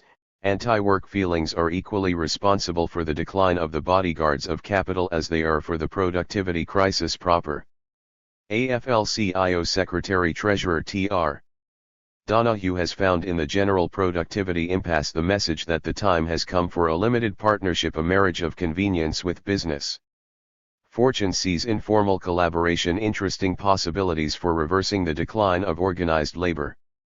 Business Week's Quality of Work Life, Catching On observes that shop floor worker participation and the rest of the QWL movement is taking root in everyday life. Along the same lines, the October 1981 issue of Productivity notes that half of 500 firms surveyed now have such involvement programs. William Aukey's 1981 contribution to the industrial relations literature, Theory Z, cites recent research, such as that of Harvard's James Medoff and M.I.T.'s Catherine Abraham, to point out the productivity edge that unionized companies in the United States have over non-union ones. And David Lewin's Collective Bargaining and the Quality of Work Life argues for a further union presence in the QWL movement, based on organized labor's past ability to recognize the constraints of work and support the ultimate authority of the workplace. It is clear that unions hold the high ground in a growing number of these programs, and there seems to be a trend toward co-management at ever higher levels. Douglas Fraser, UAW president, sits on the board of directors at Chrysler, a situation likely to spread to the rest of auto, and the Teamsters Union appears close to putting its representative on the board at Pan American Airways. Joint labor management efforts to boost productivity in construction have produced about a dozen important local collaborative setups involving the building trades unions, like Columbus Most, Denver's Union Jack, and PEP in Beaumont, Texas. Business Horizons editorialized in 1981 about the newly established industrial board with such luminaries as Larry Chaprin of DuPont and Lane Kirkland of the AFL-CIO as a mild portent of the growing formal collaboration. The board, a reincarnation of the Labor Management Board that expired in 1978, is chaired by Kirkland and the chairman of Exxon, Clifton C. Garvin Jr. The defeat in 1979 of the Labor Law Reform Act, which would have greatly increased government support to unionization, was seen by many as almost catastrophic given labor's organizing failures. But the economic crisis, perhaps especially in light of generous union concessions to the auto, airlines, rubber, trucking and other industries, may provide the setting for a revitalization of the national order, including a real institutionalization of labor's social potential to contain the mounting anti-work challenge. There is already much pointing to such a possibility, beyond even the huge worker participation QWL movement with its vital union component. The 1978 Trilateral Commission on Comparative Industrial Relations spoke in very glowing terms about the development of neo-corporatist institutions.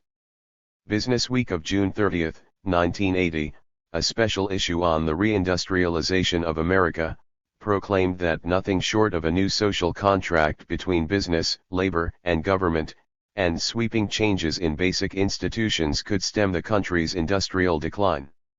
Thus, when the AFL-CIO's Kirkland called in late 1981 for a tripartite National Reindustrialization Board, a concept first specifically advanced by investment banker Felix Rohatyn, the recent theoretical precedents are well in place. One of the main underlying arguments by Rohatyn and others is that labor will need the state to help enforce its productivity programs in its partnership with management. Thus would spreading worker involvement be utilized, but shepherded by the most powerful of political arrangements. Wilbur and Jameson's hedonism and quietism puts the matter in general yet historical terms. Ways must be found to revitalize mediating institutions from the bottom up. A good example is Germany's efforts to bring workers into a direct role in decision-making.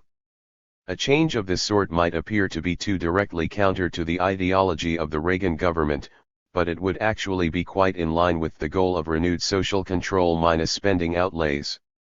Washington, after all, has been trying to reduce its instrumentalities because this giant network of programs is past its ability to coherently manage, just as its cutbacks also reflect the practical failure of government social pacification programs. Meanwhile, the refusal of work grows. One final example is the extremely high teenage unemployment rate, which continues to climb among all groups and is the object of a growing awareness that a very big element is simply a rejection of work, especially low-skill work, by the young. And legion are the reports that describe the habits of teenagers who do work as characterized by habitual tardiness, a chronic absenteeism, disrespect for supervisors and customers, etc. Which recalls the larger picture drawn by Frederick Herzberg in his New Perspectives on the Will to Work. The problem is work motivation all over the world. It's simply a matter of people not wanting to work. The gravity of the anti-work situation seems now to be approaching an unprecedented structural counter-revolution.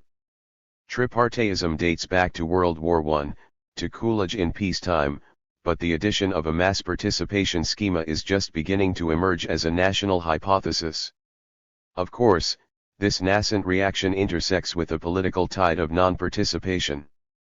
The larger culture of withdrawal, from the state as from work, will make this integration effort highly problematic, and may even produce a more effective exposure of capital's organization of life, given that organization's heightened dependence on its victims' active participation.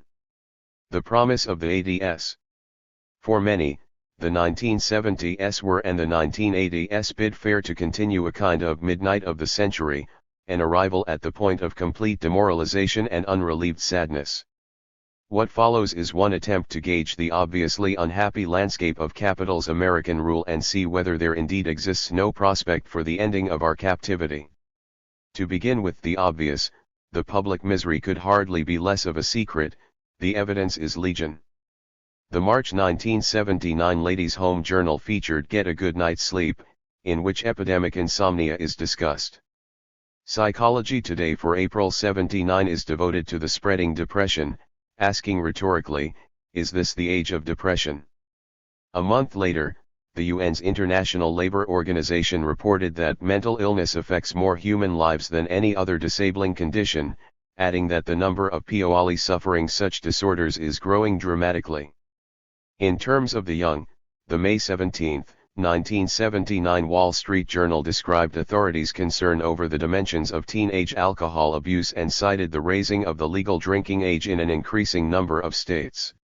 Matthew Wald's alarm over teenage drinking echoed the point in the New York Times for August 16, 1979. U.S. News & World Report in the same week talked about drug use among the very young.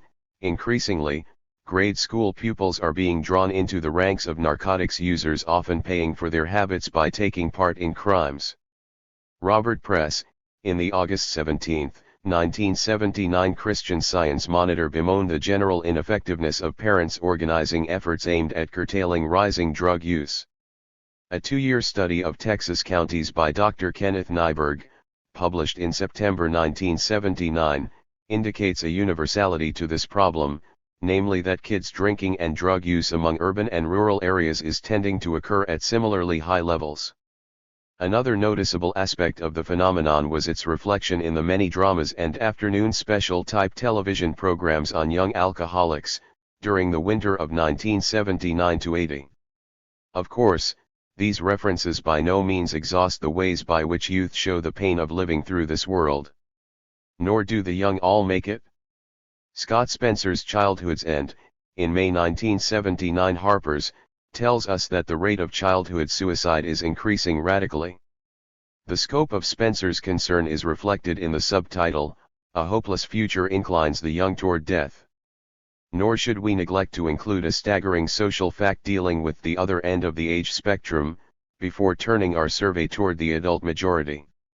Senility, according to several doctors interviewed in Newsweek for November 5, 1979, is affecting millions, at far earlier ages and in a recent upsurge that qualifies it as epidemic. The mountain of tranquilizers consumed in the U.S. each day is not a new situation, but by the late 70s the pressures against humans became more intense and identifiable. In general, this may be characterized by the Harvard Medical School Health Letter of October 1979, the concept of stress, a term that has become the banner designation for our human condition. 1978 saw an unprecedented appearance of full-page ads in national magazines for such products as Stress Tabs, a high-potency stress formula vitamin. In the first half of April 1979, the Wall Street Journal ran a 4-part, front-page series on stress and its mounting, and seemingly inescapable toll on health and sanity. On May 1, ABC TV's World News Tonight began a highly advertised 4-part series of their own, called Stress, Is It Killing You? The November 1979 American Journal of Nursing's cover story was Smith and Silly's The Trauma of Stress and How to Combat It. Quite naturally, stress and wage labor emerges as a pressing topic just at this time. The first volume in a series of studies in occupational stress appeared in 1978, Cooper and Payne's Work and Stress. Articles on the subject, too, seem to fairly burst forth in the literature of industrial relations from 1978 and continue without let-up, through new developments in occupational stress, published by UCLA's Center for Quality of Working Life in early 1980. That work is becoming viscerally unbearable is an idea reflected in the popular press, as well as in academic writings. Marcia Kramer's assembly line Hysteria of Fact, Not Fiction recorded the incidence of stress-releasing mass psychogenic illness often occurring in monotonous work scenes, in the May 31, 1979 Chicago Sun-Times. Nadine Brozan's Stress at Work, The Effects on Health, surveyed changing values and reactions toward work in the New York Times of June 14, 1979.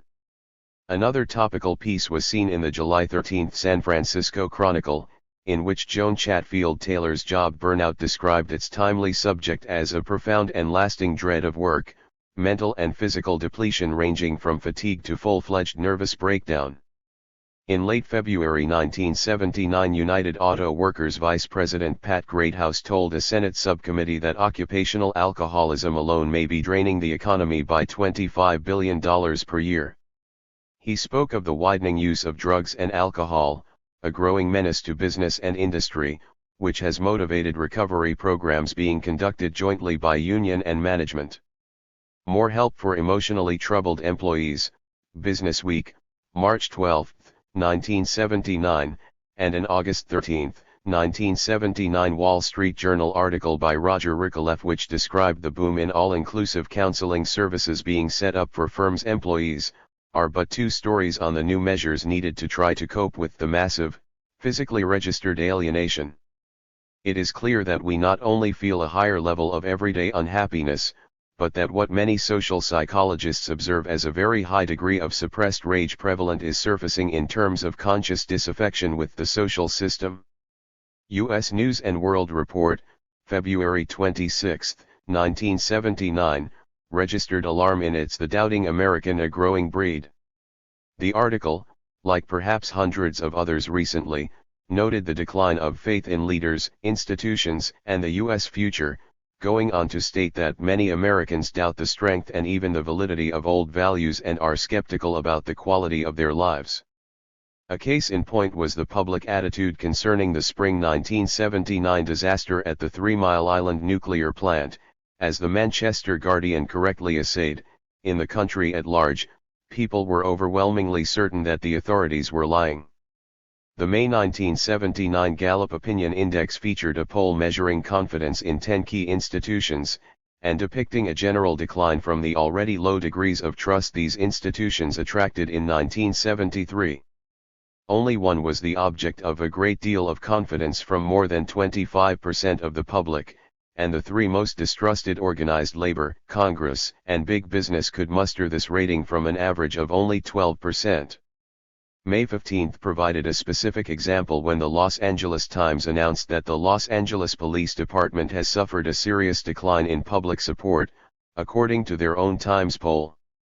And May 21 unveiled a Gallup poll which disclosed that despite the best efforts of the Carter administration, energy experts, and the oil companies, only 14% in the nation believed that a real gasoline shortage existed, while 77% felt it to be artificial, contrived by the oil companies. The poll results had been finding their practical expression as well, as evidenced by the dismay voiced on March 11 by Energy Secretary Schlesinger. Record levels of gas and oil consumption had been reached despite all the energy crisis appeals for restraint. Coinciding with long lines at the gas pumps in 1979, Times' June 18 issue included hoarding days, in which the incidence of hoarding other goods and the likelihood of its increase in the ADS is caused principally by public distrust of government and its statements. A Summer of Discontent by Walter Annenberg decried the American unwillingness to sacrifice. The essay appeared in the June 16, 1979 issue of TV Guide and was a full-page reprint in the New York Times of June 14. Donald Wink's Speaking Out with a Forked Tongue was an editorial in the July 2 Business Week, which reminded that rising mistrust of big government is matched by strong public mistrust of business. On July 3, President Carter's popularity was assessed by an ABC News Harris poll. His job performance rating was 73% negative, lower than Nixon received as he left office in disgrace, the lowest for a president since modem polling began.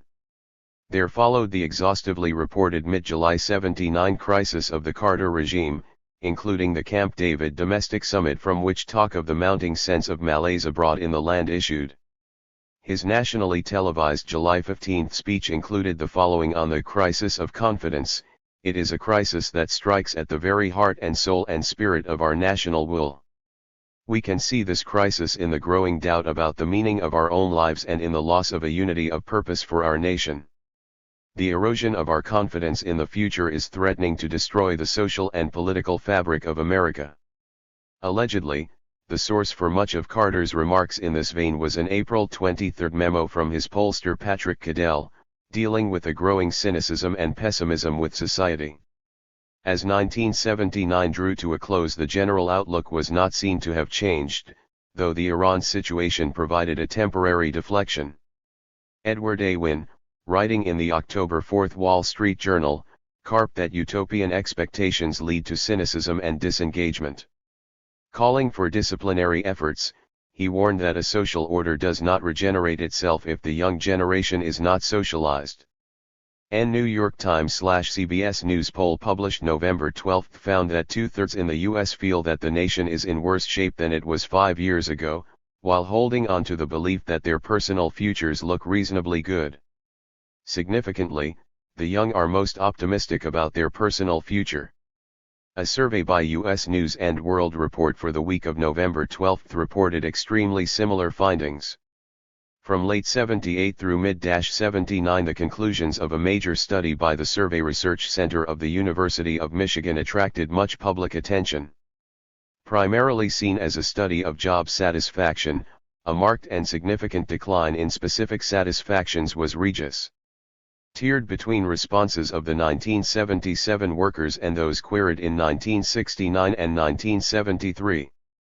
The June 4, 1979 Business discussed the results of this Third Nation LSRC survey as a warning that worker discontent is rising, a typical summation. Coincidentally, however, the next day's June 5 Wall Street Journal noted a further interpretation of the poll data of even wider significance. It was reported that the survey's director, Graham Steins, had recently drawn attention to the life satisfaction responses, indicating that the dissatisfaction in this area was even greater than in terms of job discontent, and the workers tended to see less separation between work and non-work desires for satisfaction. The appearance of Robert Auger's A Little White Lie, Institutional Division of Labor and Life also suggests that life and society is a totality which should provide all-around fulfillment. That an authentic life is absent is more consciously obvious, as individuals demand more from all spheres of living. Concerning work, a few examples should suffice to indicate the general range of disaffection. Wright and Hamilton's Education and Job Attitudes Among Blue-Collar Workers, in the February 1979 Sociology of Work and Occupations, demonstrated that education and job satisfaction are not significantly related. In other words, contrary to stereotypes, it is not only the more highly educated who are discontented. Neither, apparently, do the seniors fit the cliché image of docility, according to the 1979 publication by Action for Independent Maturity, entitled How Do You Motivate the Older Worker? Edward Harrison's Discipline and the Professional Employee from the Personnel Administrator for March 79 announced the increasing need of management to discipline professional workers, as opposed to the rather rare instances in the past.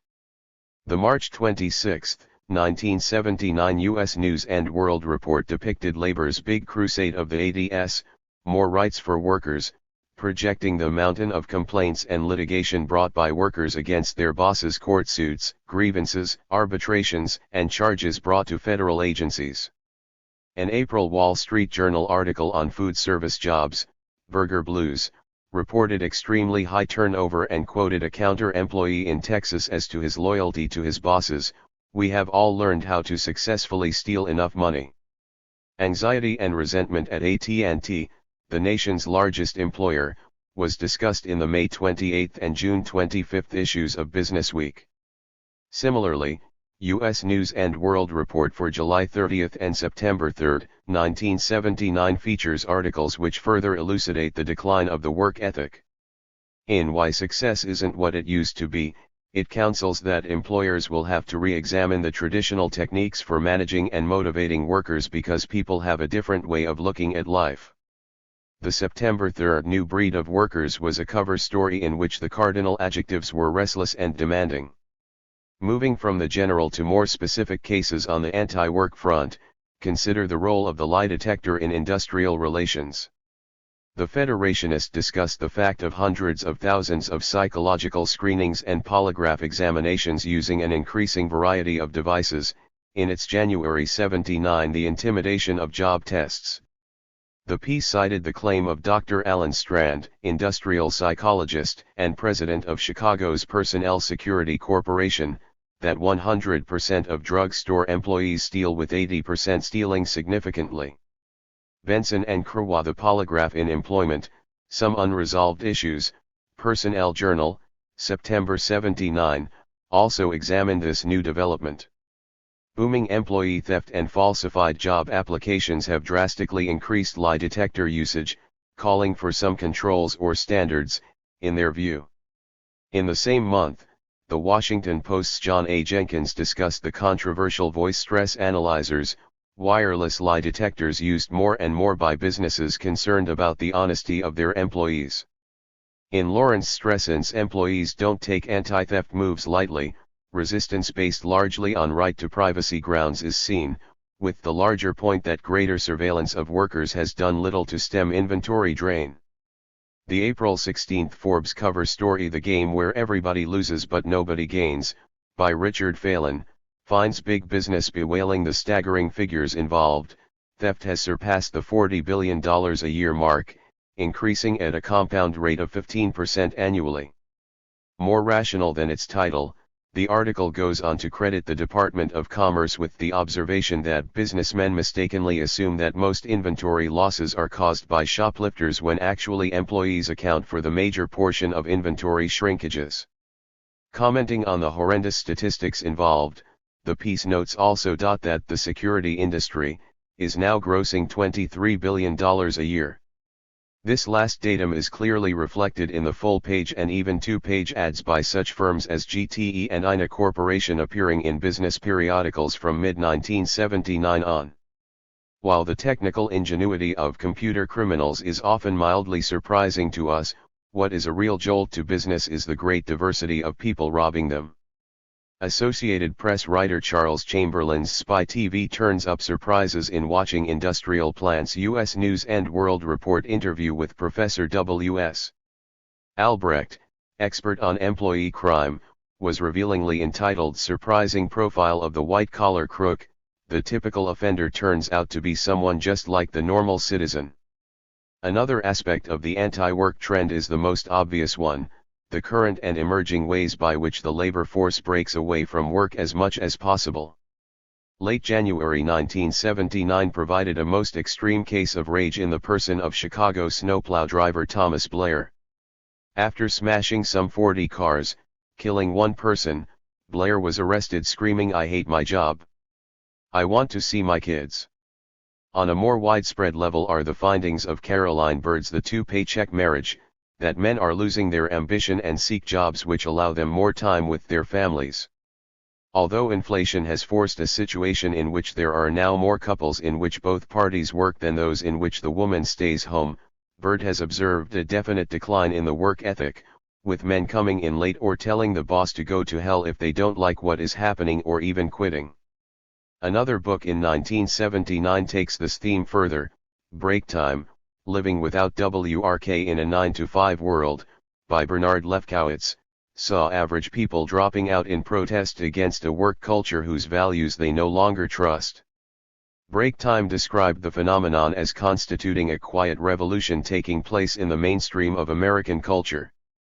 Time wasting at work, in the March 5, 1979 U.S. News and World Report, is representative of the recent outpouring of attention on time theft. In mid-April, Robert Half of the Placement Service Philadelphia Incorporated reported that the deliberate misuse and waste of on-the-job time was costing the economy $80 billion a year. A further facet of work avoidance is the growth of part-time employment. Barney Olmsted's Job Sharing, an emerging work style explored the innovative U.S. work pattern of two people splitting one full-time job. In the same issue of the ILR, Olive Robinson found that the number and proportion of part-time workers in Europe has been rising for 20 years. Big Market for Part-Time Help by Lloyd Watson points up the same tendency in the U.S. What gives added significance to this trend can be grasped in studies like Miller and Terberg's Job Attitudes and Full-Time Employees, which found that part-time employees were less satisfied with work, benefits, and the job in general. The plight of the mass occupation of secretary is a reminder that antipathy to work has its more specific targets. Help wanted, a shortage of secretaries took note of national aversion to the job, this severe undersupply despite a 6% unemployment rate and the most openings for secretarial positions of all the 300 Department of Labor classifications. The 20th Century Fox movie 9 to 5, which appeared in early 1980, reinforced the image of such corporate work as degrading and empty. The 4-day week, touted in the mid-70s, produced no improvement in worker attitude or performance, beyond a sometimes seen initial welcome. Talk of the 3-day week, logically or illogically, has emerged from this failure. It is the scheduling of work time that has, most recently, occupied perhaps greater attention in management's hopes to quell the anti-work syndrome. Flex time, or the choosing by employees of which hours in the day they will devote to wage labor, has not, however, achieved results much dissimilar to working fewer days in the week. Similarly, it leads to an extension of its basic idea in this case, to that of flex life. Live now, work later, though it may sound like a parody, was the quite serious article appearing in the Financial Times of London, early October '79.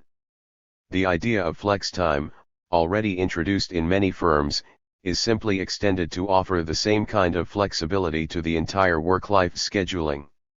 Worker disaffection is likewise behind this concept's appearance, introduced by no less a figure than Francis Blanchard, Director General of the International Labour Organization. Work, to which we will return at length further on, is of course only part of the arena of public disenchantment and withdrawal. The steady decline of voting, as discussed in books like E.C. Ladd's Where Have All the Voters Gone? And Arthur Hadley's The Empty Polling Booth, is bringing popular support of government to lower and lower levels. Nor, by the way, does this phenomenon seem confined to the U.S., the June and October 1979 elections in Italy and Japan, respectively, attracted the lowest turnouts since World War II. And the participation of the young is the strongest portent for the future of the electoral diversion. Only 48% of the newly enfranchised 18 to 20-year-olds voted in 1972, 38% in 1976, and 20% in 1978.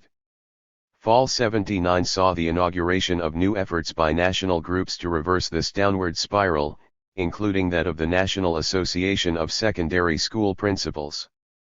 A United Press International story of October 23 reported that registration is down throughout the country for all voters, but most notably for those 18 to 20, and described attempts to register high school seniors in the schools plus provide a new voting education curriculum. Time had also remarked on the steady decline of young voters and the consequent registration drives in high schools, as typified by the new state laws deputizing school principals and teachers as registrars. Nonetheless, November '79 elections produced, in many places, such as San Francisco, the lowest turnouts in their histories. As T.W. Madron put it in the December '79 Futurist, the downward trend threatens the entire American political system. Without its recreation by the citizenry, the modem political network indeed collapses. When Ralph Nader urges that voting be made mandatory, he is recognizing this essential need for participation.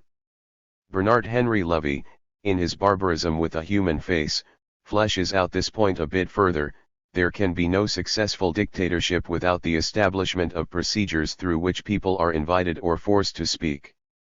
The great socializer, education, is also beset by an advancing resistance, which exhibits both passive and active forms without precedent in their magnitude. Avoidance of school is seen, for instance, by a January 79 Oakland, California school district report, which discussed the growing number of truants and the various costs of such unexcused absences. The May 79 Educational Press Association convention heard school officials term the 25% high school dropout rate a national disgrace. The label's school phobia, it's real and growing, in which children experience panic and often severe physical symptoms in growing numbers, is another example of passive resistance to school on an important level. This withdrawal, no matter what form it takes, is obviously a major cause of the continually declining academic test scores. The pre-college scholastic aptitude test, which measures high schoolers' verbal and mathematical reasoning abilities, showed lowered scores for the 10th year in a row. It was announced on September 8. The average scores for the million high school seniors taking the SAT in 1979 are thus part of the downward current that began in 1969. The National Assessment of Educational Progress, a nonprofit organization which monitors students' achievements in math and science, reported 79 declines comparable to those of the SAT scores.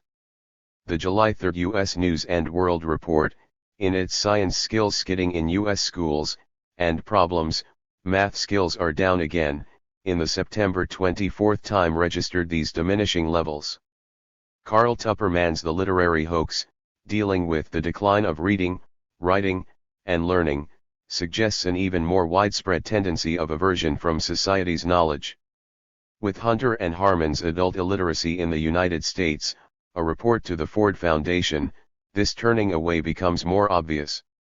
Made public in September 79, the two-year study states that reading and writing problems are increasing, with as many as 64 million adult illiterates. Distrust of the institutions of the mainstream culture is advanced as a key factor in this American dilemma. And within the educational system there are the most active forms of rebellion paralleling the quieter crisis in our schools. A brief chronological sample will have to take the place of an easily voluminous catalogue of student mayhem and teacher retreat.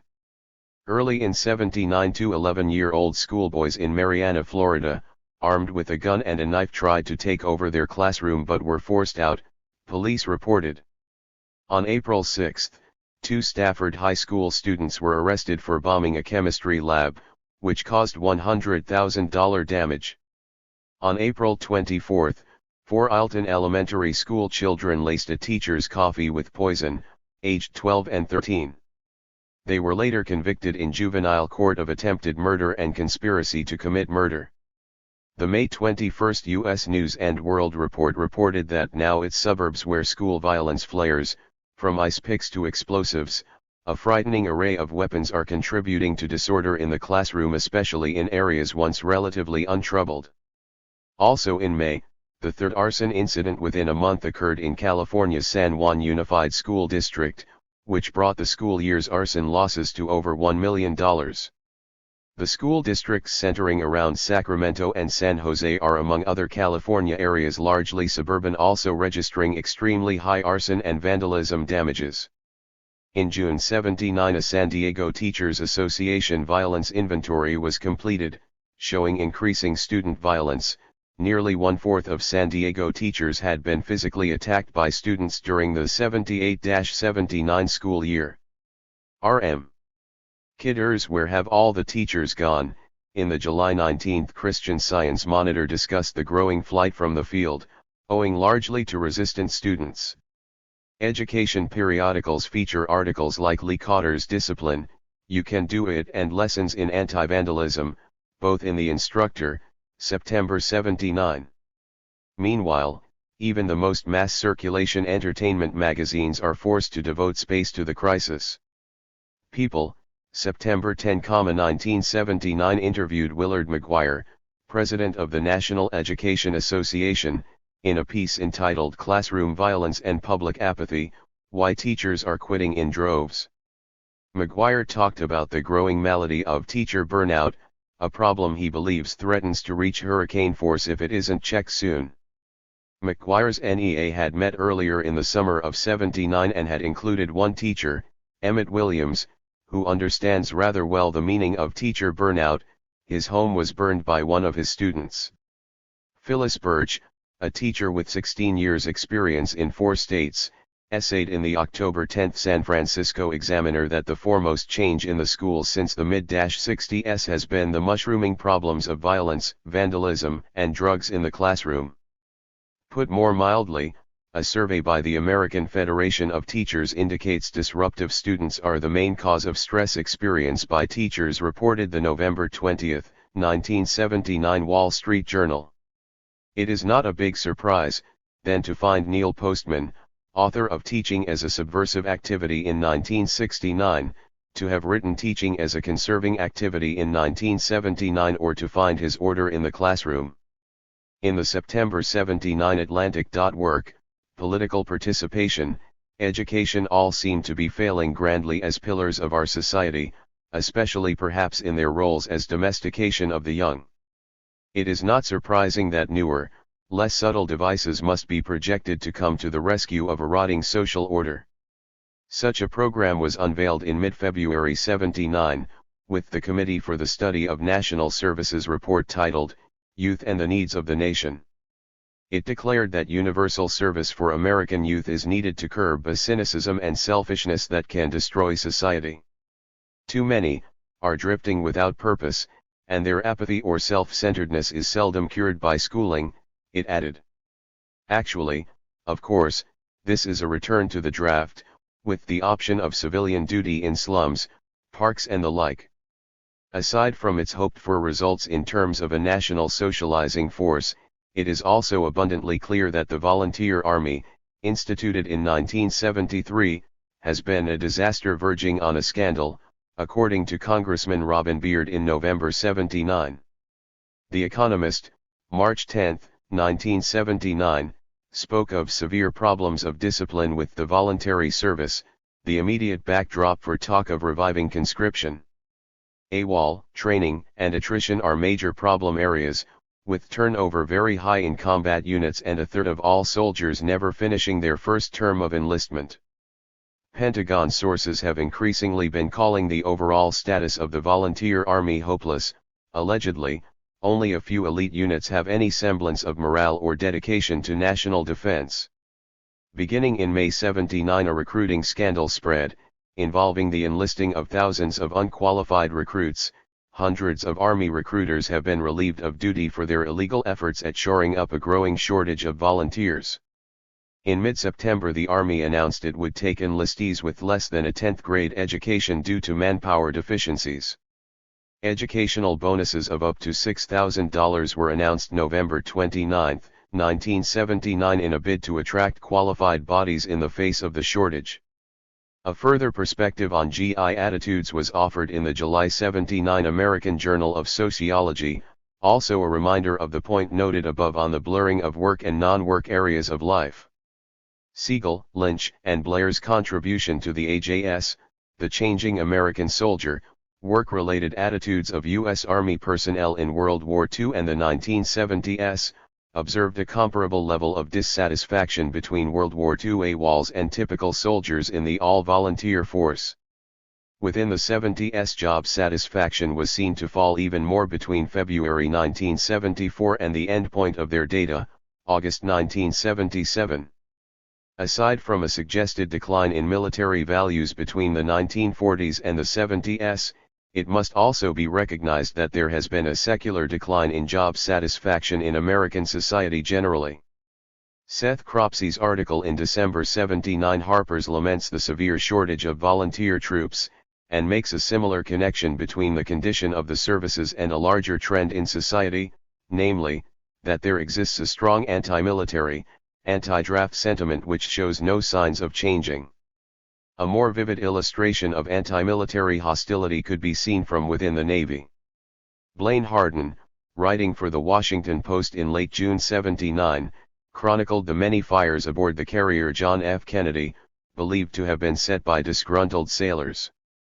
In July, naval officials announced that the period of April-July 79 contained twice as many suspicious fires aboard Atlantic Fleet ships as there had been during all of 1977 and 1978 on both Atlantic and Pacific vessels.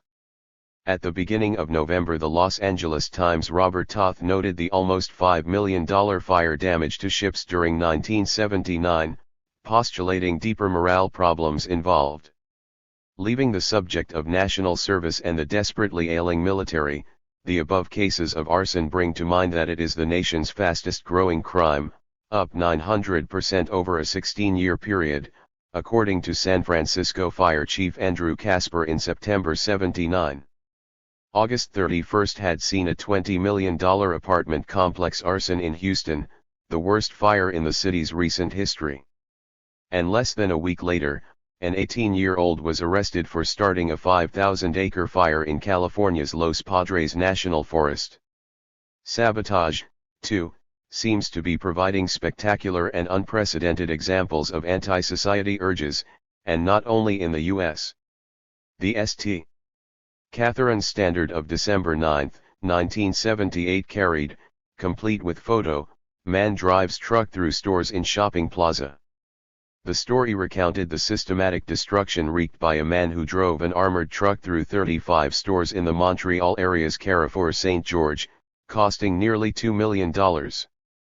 Crestview, Florida was the scene of a derailment on April 19, 1979 of 24 cars on the Louisville and Nashville Railroad.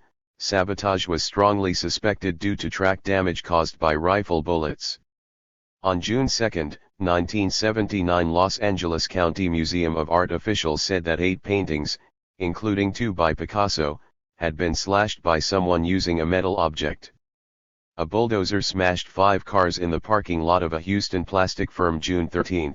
The driver, finally halted by a collision with a railroad boxcar, had been recently fired from his job. Southern Pacific Railroad investigators announced on October 8, 1979 that saboteurs had derailed a 101-car freight train the day before near Santa Barbara. A barricade of lumber and concrete caused the crash, which closed the main rail line between Los Angeles and San Francisco.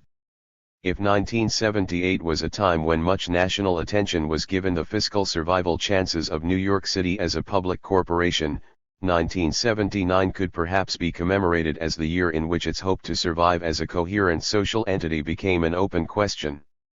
As the highest point of American urbanism, it deserves at least the following few, random readings from the front pages of the New York Times. March saw NYT stories covering the alarming jump in subway crime and the consequent decision to station police on every nighttime train. March 15 disclosed the New York's illegal garbage dumping gets worse, as some roads in the Bronx and Brooklyn are completely blocked by mountains of unauthorized trash. Graveyard vandalism continues, was another featured March topic. In May, the Times front page for the 7th featured, vandals ruin $80,000 sculpture outside a Madison Ave gallery. On the 10th, Mayor Koch, in a public safety move eliciting mostly laughter from New Yorkers, was announced to have banned the drinking of alcohol in public places, such as streetcomers.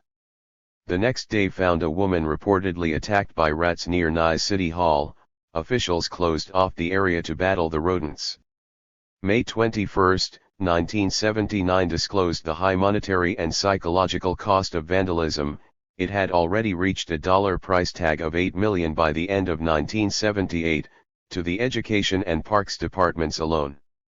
Tens of thousands of derelicts jam New York's criminal courts appeared on the June 7 front page, within days of news stories on the description of drug abuse in city schools as critical by a congressional investigating committee. Narcotics Abuse Committee Chairman Lester Wolf said the New York problem reflects the state of affairs in all major metropolitan and suburban areas throughout the nation. Turning to the subject of contemporary forms of violence in society at large, we encounter the sniper. Lately it almost seems that every newscast includes a story on someone who has flipped out into a posture of lethal behavior, such as a man firing away from inside his barricaded apartment. A well-known case was that of Brenda Spencer, 16, who surrendered to police after shooting at an elementary school across the street from her San Diego home, killing its principal and custodian and wounding 9 students. "I hate Mondays," she offered following the January 29, 1979 attack. In late April, a 64-year-old man opened fire on a group of 7 police, wounding 6 of them and then killing 2 women and injuring more than 30 others who were present watching a San Antonio parade. A 30-year-old social worker shot and killed 2 FBI agents in their El Centro, California office on August 9, 1979 and then killed himself. As unreasoned as these suicidal acts may be, they are clearly a part of the syndrome of anger at authority, discussed throughout this essay. Marilyn Elias, in her June 1979 essay Freelance Terrorists, lends a judgment that applies. People seem willing to resort to drastic acts in an era marked by ebbing faith in such institutions as the family, the church, our economic system and the government. Despite an everyday reality that enforces the calm of isolation and entropy, acts of collective as well as individual violence mount. Outbursts shatter the facade and contain mixed elements in their released rage.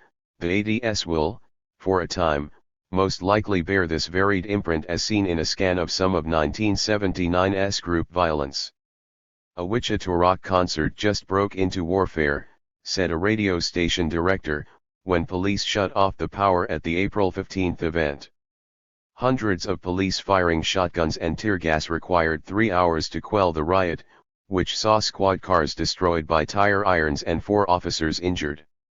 San Francisco's Dan White riot of May 21 caused over $1 million in damage to civic center buildings and looted stores and banks. A largely gay crowd of 5,000 also injured 60 police and burned 13 squad cars in an all-night explosion which laid siege to City Hall, begun as a protest against the extremely lenient legal treatment of a reactionary county supervisor who had murdered a gay supervisor and the mayor. The riot included many other elements and quickly transcended concern with legality or politicians. On the same night, a crowd of 1,500 attacked firemen and police with rocks and bottles at the scene of a $1 million factory fire in Redwood City, 25 miles south of the San Francisco outbreak. Also at the same time, end-of-semester vandalism at the University of Connecticut left smashed furniture and burning debris across the campus, in a rampage apparently caused by nothing so much as boredom. 2 days of rioting occurred in the famous Philadelphia suburb of Levittown, a name once synonymous with suburban conformity and tranquility, in late June, involving 3,000 people and 200 arrests. Truckers blockaded the area and joined teenagers and motorists in burning gas pumps and vehicles, throwing objects, including Molotov cocktails at police and demanding more and cheaper fuel. 4 further examples from summer '79 demonstrate continuing non-individual violence in an array of forms. The Chicago White Sox annual Teen Half-Price Night, July 11, was billed as Disco Demolition Night, but the anti-disco theme proved the excuse for 7,000 rioters to overrun and destroy the playing field. Red Lake Indian Reservation experienced 2 nights of arson and gunfire, including a 3-hour firefight between Indians and federal police, on July 21 and 22. 1 man was shot to death during a July 27 rock concert in Cleveland which was marked by vandalism and rock and bottle throwing at police. An August UPI Newswire from Slatington, Pennsylvania points out that even hamlets are not immune. It read, "The mayor of this tiny Lehigh County community Saturday declared a state of emergency and imposed a midnight 6 a.m. curfew in an attempt to break up streetcomer crowds." Mayor David Altrichter said the groups were at times urinating and defecating on Main Street. Curfew was also imposed on the central Connecticut city of Meriden on September 6, 1979 following a teenage gang's rock-throwing attack on a police station. Mayor Walter Evalia said the assault came from Hispanics, blacks and whites living in and around a downtown housing project. "It's going to get like New York City soon," he told a reporter. Dozens of melees could be cited involving people versus police, but it is also true that a brutalized population is quite capable of brutalizing itself, as with gang violence or the tragic storming of a Cincinnati rock concert entrance on December 3, 1979 which resulted in 11 youths trampled to death. With both its liberatory and its backward aspects, however, we do appear to be embarking on the ADS in an increasing current of discomfort with passive spectatorship. Stephen Jenkins, in his mid-April '79 Newsday piece The Growing Spectre of Fan Violence in Sports, points to the mounting fragility of all types of sports spectacles. For example, almost any large gathering seems vulnerable, as if physical closeness reminds us, bitterly, how far away real community is in this buy and sell existence. Turning to specifics of the less graphic, everyday plane of the job, an unchecked tendency to stay away from it as much as possible is seen. U.S. News & World Report for July 3, 1978, in its World Business column, observed that in the United Kingdom, bonuses are offered for coming to work in an effort to check rising absenteeism. Missing workers are an old problem, but it's getting worse. Allen and Higgins, The Absenteeism Culture, in the January-February 79 Personnel, typifies a flood of interest in the subject by specialists. Similar was the March 14, 1979 Wall Street Journal article by James Robbins, Firms Try Newer Way to Slash Absenteeism as Carrot and Stick Fail, All Cures Seem Temporary. And the 1979-82 United Auto Workers contract increased the number of paid personal holidays to 26 from 12 provided under the previous covenant, bowing to auto workers' refusal to maintain attendance.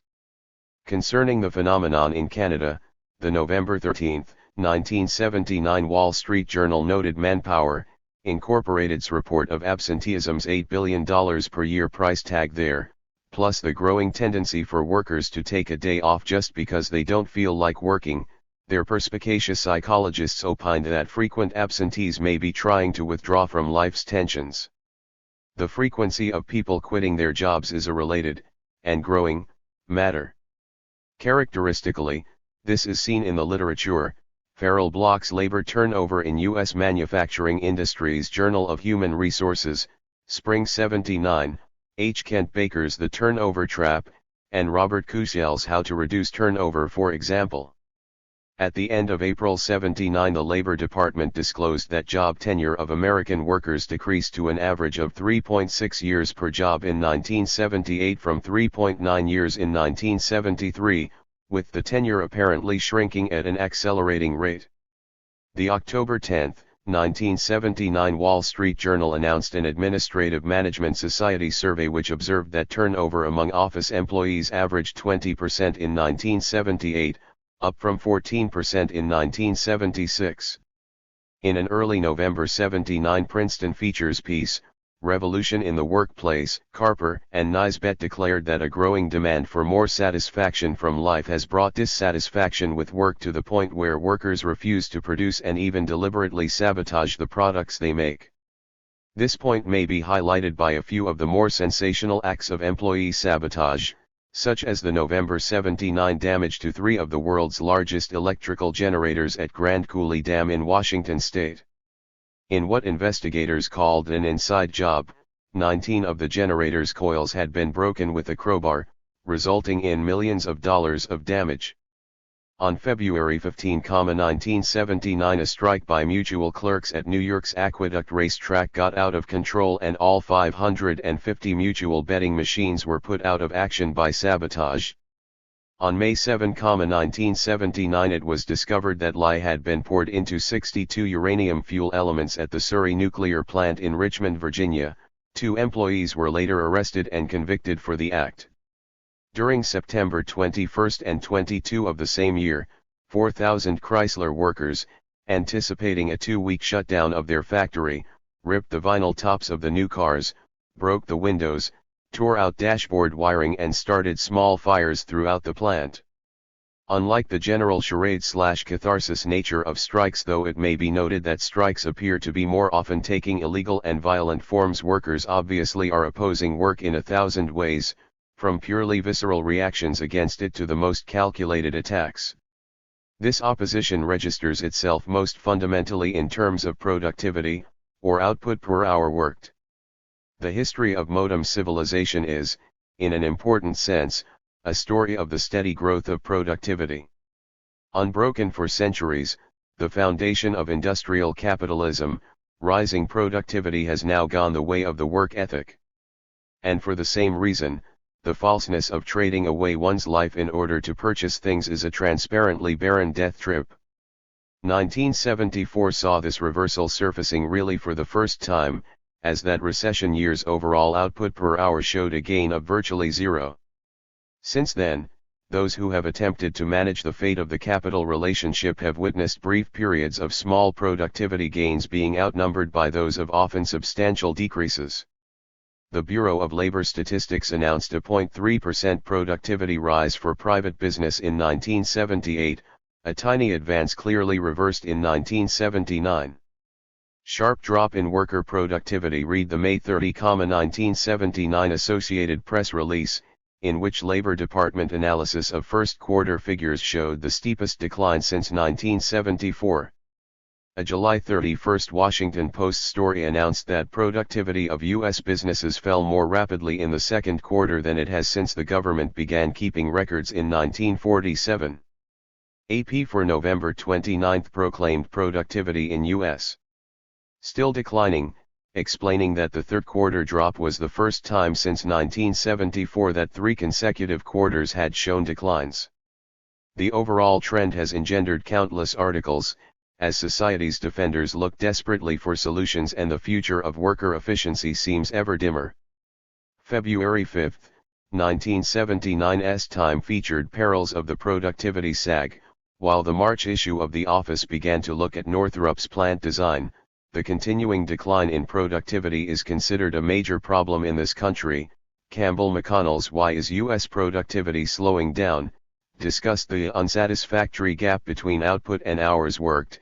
In the April-May Harvard Business Review, the May-June HBR Earned Productivity: The Problem Behind the Headlines by Burton Malheal. Industry Week of May 14 spoke of a new emphasis on office productivity, in its removing the cages from the corporate zoo. Meanwhile, unions and the left publicly exhibited their delusion, if not callousness, on the subject.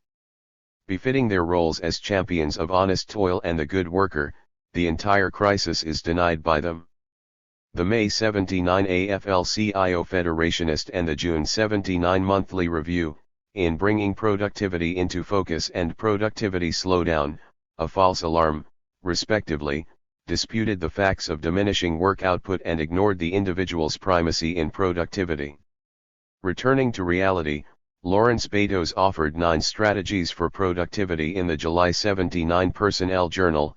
John Naylor wrote of diagnosing and treating the symptoms of low productivity in August's Supervisory Management, and the August 7 Wall Street Journal front-paged white-collar workers start to get attention in productivity studies, employees resist. On June 4 and September 10, 1979 Time editorialized on the plight of America, in the weakness that starts at home and the fascination of decadence. Considering the mass circulation involved, we glimpse here the growing awareness of how critical the changing work posture is. The June essay deals with the damaging slackness in U.S. society at large and locates a key part of the problem in the state of American productivity, which after several years of declining growth has in recent months actually dipped below zero progress. September's opinion piece declared that the work ethic is nearly as dead as the Weimar Republic, citing the last business quarter's alarming 3.8% decline in productivity as a symptom of decadence. It is a certainty that the ADS will see even more on capital's productivity dilemma, inasmuch as it cannot be solved without the destruction of that wage-labor/commodity relationship which is capitalism. Business Week of October 1, 1979, fretted over why it won't be easy to boost productivity, and in mid-October Theodore Berry and Associates reported their findings that the average worker is productive during only 55% of working hours. James Fields, of the Berry firm, said this compares with 80 to 85%. Spent productively working around the turn of the century, the implications of that are staggering, declared Fields. The team concept of work improvement received a most negative judgment by Lotane, Williams, and Harkin's social loafing. The November 79 Psychology Today article concluded that output per hour actually declines in groups. And so on, into the new decade.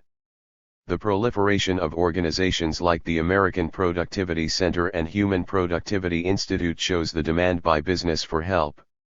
Similarly, Sylvia Porter's column, Hot Careers for the 1980s lists the top two fields as Management Information Systems and Human Resources, in which improving productivity is the fundamental challenge of each.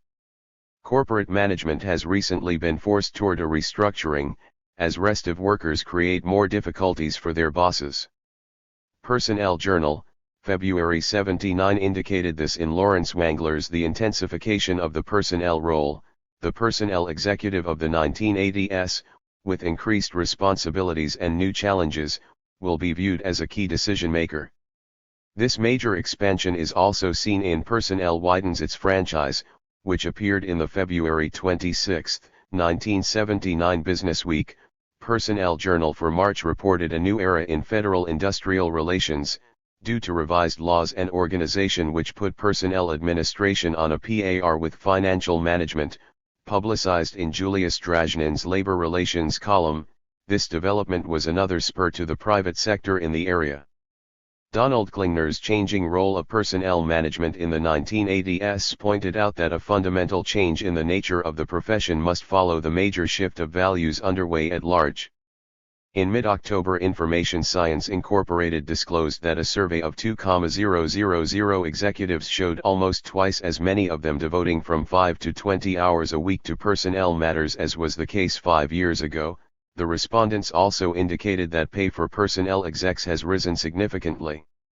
Of personnel chiefs surveyed at a November 79 meeting of the American Society for Personnel Administration, 85% felt unions will have increased difficulty controlling their members during the ADS, according to the November 20 Wall Street Journal. It is this sense of union infirmity which is bringing on the great bolstering of personnel departments, and, more importantly, pushing increased union management collaboration. Whether or not unionism is seen as weakening, its vital, disciplinary role is unquestioned by America's corporate leadership.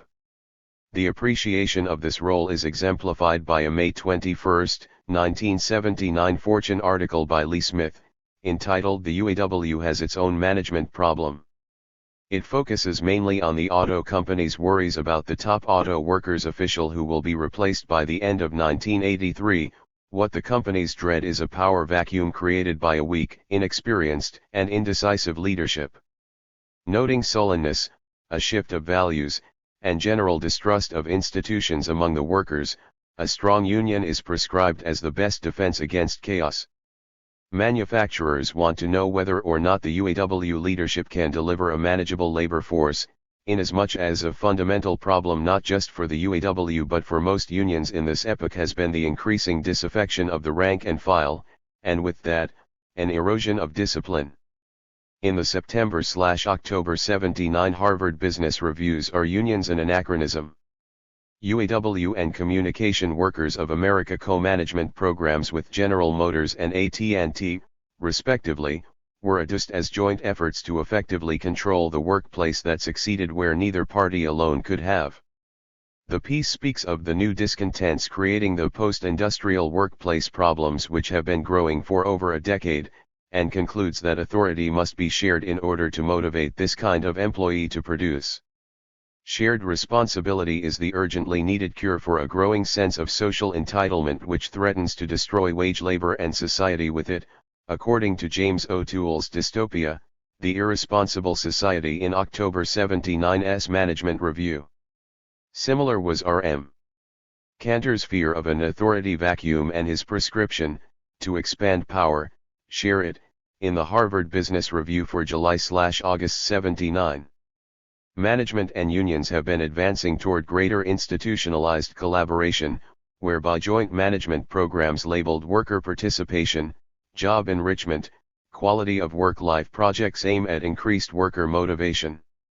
Business periodicals see the need for strong union partnerships in these developing setups, just as they have, for example, bemoaned the anarchy in the coal fields produced by a weak United Mine Workers Union, or applauded the United Steel Workers partnerships with steel companies in pursuit of higher productivity. Workers seem generally distrustful or cynical about such programs, like the major UAW GM1 at Tarrytown, New York, or the UAW Harmon International Program in Bolivar, Tennessee, which dates from 1973 and is discussed in an early 1980 University of Michigan study by Macy, Ledford, and Lawler. But Unionists show a greater enthusiasm, as evidenced by Ponak and Fraser's finding of strong support for union management cooperation in a study of middle-level union officials, entitled Union Activists' Support for Joint Program. The highest levels of power also see clearly the stakes involved, the need for new forms to contain the individual.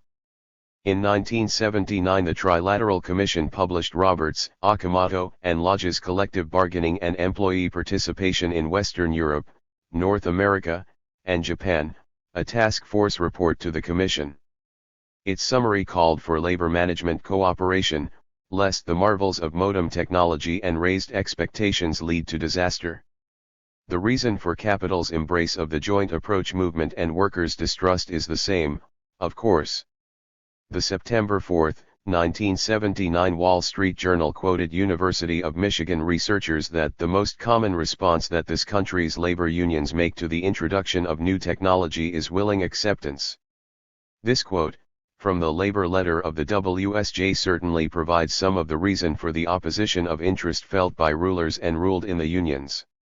The union management committees and the other forms of quality of work-life co-determination seem on the brink of important growth in the U.S., according to Business Week, September 17, 1979, which noted that representatives of 32 unions attended a Spring '79 American Productivity Center meeting aimed at such programs. The biggest top-level change, billed a major breakthrough in U.S. labor history, was the UAW trade-off of $500 million in contract concessions for a seat on Chrysler's board of directors. Agreed to in October '79 and consecrated by the federal government in December, UAW President Douglas Fraser will obtain the directorship in May 1980, prompting such editorials as "Are unions knocking at boardroom doors?" The move also sparked discussion of a possible shift toward the social contract, in which unions and government agree upon and attempt to enforce various social programs at the national level. Fraser, for one, has declared himself quite interested in this direction for American unionism, following European examples. Certainly there already exist labor management bodies with broader social objectives than has generally been the case before. California's Council on Environmental and Economic Balance, or CEEB, was founded in 1973 and is composed of bankers, oil company executives, nuclear power industry representatives, land developers, and the like, plus the heads of the State Building and Construction Trades Union Council, the Teamsters, and the United Auto Workers.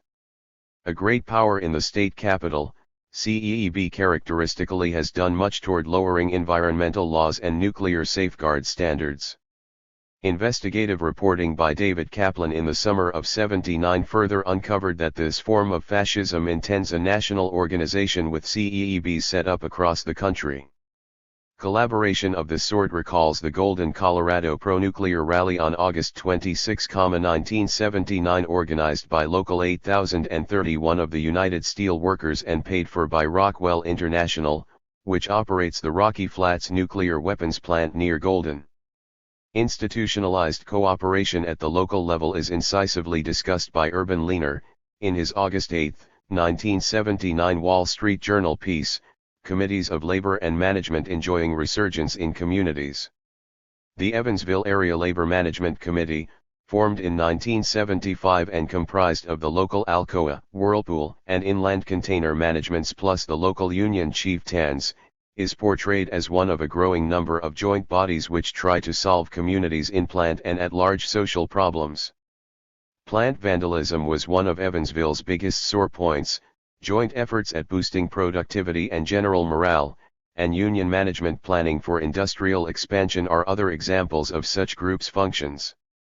In just the past year or so, new area-wide committees have sprouted in Scranton, PA, Portsmouth, Ohio, and St. Louis, and a long-standing committee in Pittsburgh has begun expanding its operations.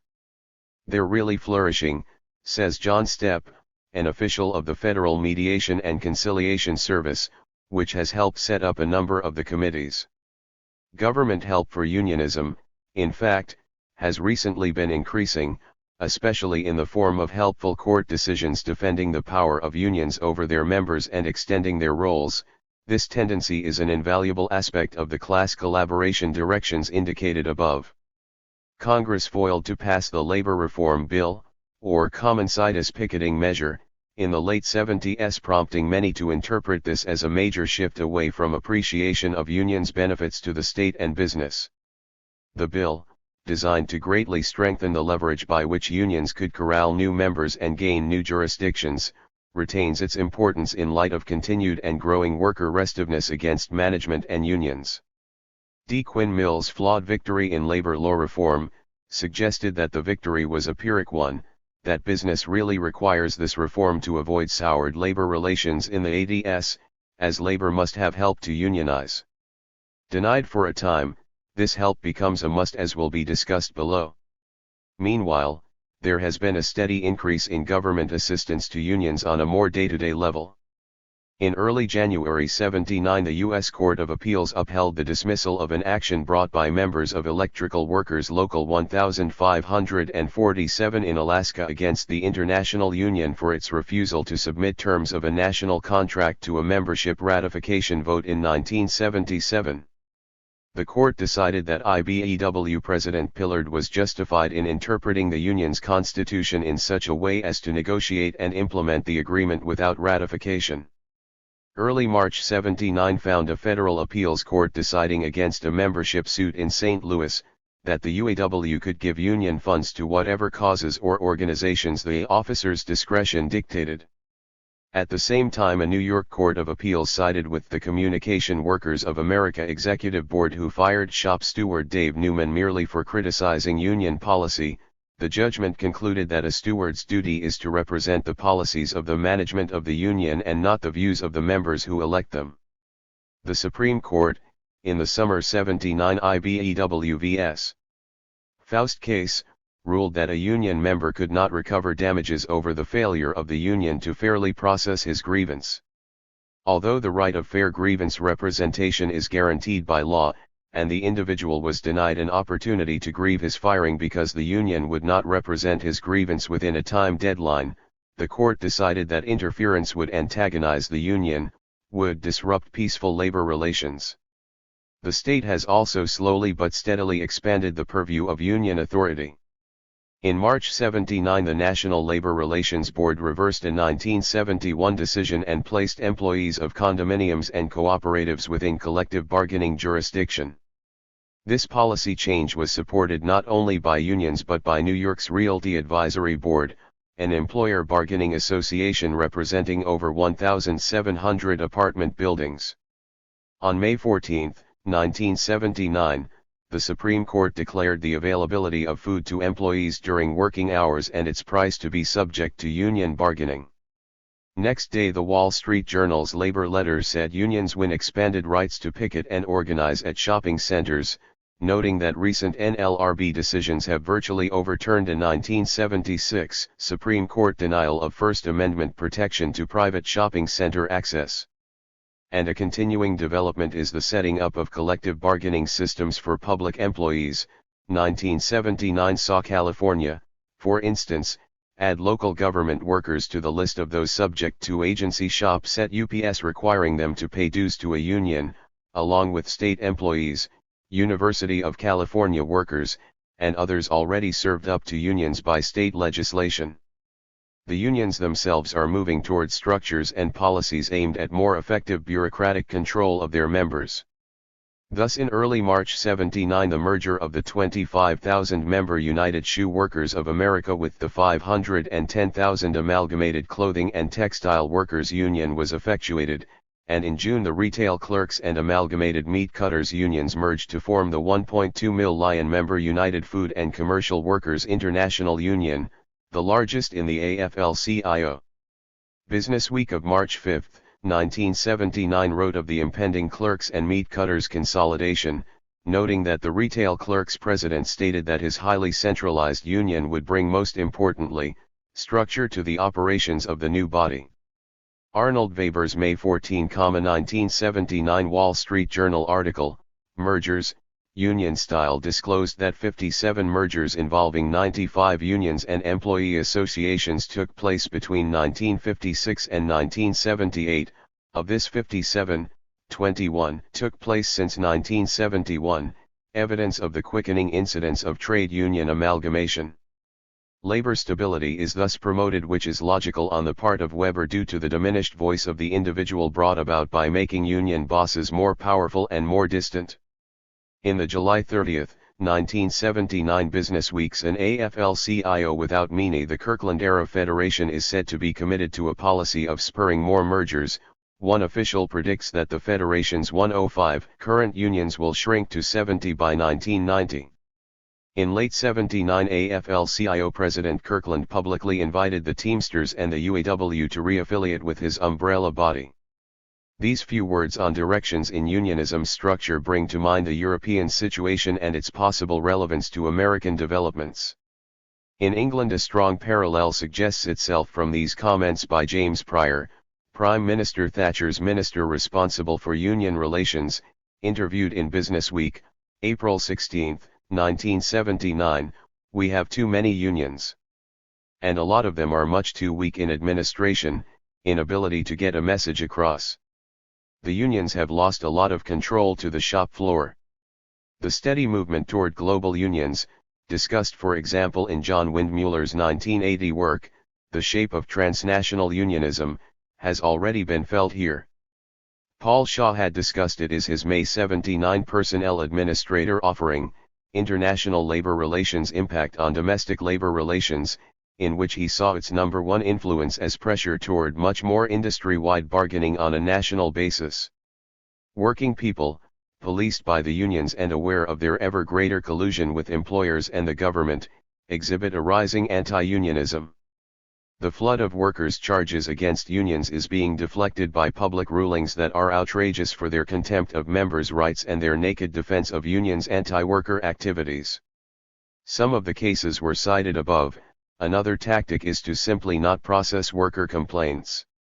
NLRB members Penello and Truesdale, for example, both spoke out in '79 against peering over the shoulder of the unions in the rising number of charges brought against them by their members. Trucking Turmoil, a front-page Wall Street Journal article of March 9, 1979, stressed the undercurrent of discontent among Teamsters. The NLRB's 43 annual report, released in mid-March, revealed that board-conducted elections gave unions victories 46% of the time, for the second year in a row. The percentage of union victories has been declining, from 57% for 1968, to below 50% since 1975. Druckmann and Raisin's decertification, removing the shroud, in the April 79 Labor Law Journal, found that in the past 10 years, there has been a dramatic increase in the number of employees seeking to decertify their collective bargaining representatives and become union-free. Further, these efforts are succeeding. The rate at which unions are being decertified has increased continually over the last decade. Noting that a decertification petition may not be filed by an employer, it was delicately suggested that today's employees do not consider unions to be a panacea for their concerns or desires. Underlining this point further was approval of labor union sinks to lowest point on record, featured in the June 79 Gallup Opinion Index. The Gallup measurement showed a decline of about 15% among both union and non-union families since June 1965. The downturn has been a steady one since '65, having reached in '79 the lowest point of public approval in Gallup's 43 years of polling. The August 27, 1979 Fortune carried A. H. Raskins's Big Labor strives to break out of its rut, with a subtitle which observed that labor's ways don't appeal to younger workers. An interesting specific of the article dealt with General Motors' 1979 decision to grant union workers preferential hiring rights for jobs at any of 12 non-union plants, all but one of which were in the South. UAW President Fraser conceded that only this GM policy gave the union its edge in representation elections at the plants. Besides the charges filed, and negative vote results, unions are also being hit by work actions as never before. Richard Sennett, in The Boss's New Clothes, New York Review of Books, February 22, 1979, stated rather mildly that during the last decade, the number of wildcat strikes has risen. Strikes as much against the union bureaucracy, for example that of the United Mine Workers, as against the managerial bureaucracy. The Supreme Court decided in December 79 that unions are not liable for losses caused by their members' wildcats, a finding very consonant with Senate's observation, recognizing that such acts are not an extension of union activity but antagonistic to it. As with its denial of the productivity crisis, the left sees in this internal weakening of unionism another evidence of the hopeless nature of our era. Fortunately close to extinction, ground away as a separate force like so many other illusions, the left now more than ever shows its congruence with the world we must shatter. Like the basic rule of authority, it seeks to demoralize, confuse, and divide that which proceeds past ideology, the painful enough progress of the autonomous social movement.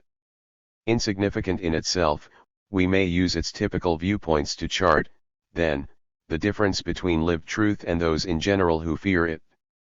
The image of ever more security-conscious consumers, happily supporting the rules of the economy, is one maintenance of that economy, though this lie is so rapidly eroded by reality. In fact, as being uninsured vies with the filing of personal bankruptcy as the greater commonplace, and wrathful jurors' demands push damage suit settlements against wealth sky high, respect for the commodity is obviously ebbing. Almost weekly, the assessments of the subterranean economy of illegal and/or unreported income seem to include more millions of people and billions of dollars. Former Treasury Secretary William Simon said in November 79 that the refusal to pay taxes had reached the level of notorious Italy, and reflected Americans thumbing their noses at the system. Meanwhile, 79 saw epidemics of bank robberies with records set in the major cities, looting to the point of requiring the National Guard after every hurricane or sizable tornado, and unprecedented, soaring shoplifting. And the rightist trend seen in the Ku Klux Klan rise scenario is also at strong variance with the fact that people increasingly feel in it together, all sorely mauled by increasingly visible sources. Taylor, Sheetsley, and Greenlee's attitudes toward racial integration, in Scientific American for June 78, the February 79 National Conference of Christians and Jews Massive Survey, and the August 78 and 79 Gallup polls, among other data, showed dramatic drops in race bias, a markedly growing toleration for persons of other races and creeds. The myth of impending economic doom, finally, is a favorite diversion among those who wish to keep the struggle to live contained on the already one plane of survival. The March 79 Supreme Court decision upholding unemployment benefits for strikers and extending them to students typify the guarantees in effect, and, in light of the collapsing capital relationship, lend more plausibility to the thesis that post-survivalist struggles occur with the stakes of total revolution much more accessible. In 1970 Herman Kahn predicted a frenzy of social travel developing in the new decade. 10 years later, Stephen Papson's futurist article, Tourism, Biggest Industry in the 21st Century, sees its arrival with the growth of affluence, as emblematic of the need to get away from all routine, not just one's work. But getting away isn't that easy and the frustration corrodes. A way of death is dying but it may survive us. Arming ourselves with an accurate sense of our intersubjectivity in its complex fight with this alien place is necessary to help us strike hard and well. The ADS so far. From new levels of boredom and the digital/TV screen mentality of the high-technology onslaught, to mounting physical pollution and economic decay, only the incidentals of alienation have changed at all in the past 4 years. A climate of violence is also greatly in evidence, as so many elements of modern life cheapen living. The tragic relevance of life is cheap, once thought applicable mainly elsewhere, emerges around us. In the mid-ADS the potential promise lies solely in the conclusion that this world is even closer to collapse.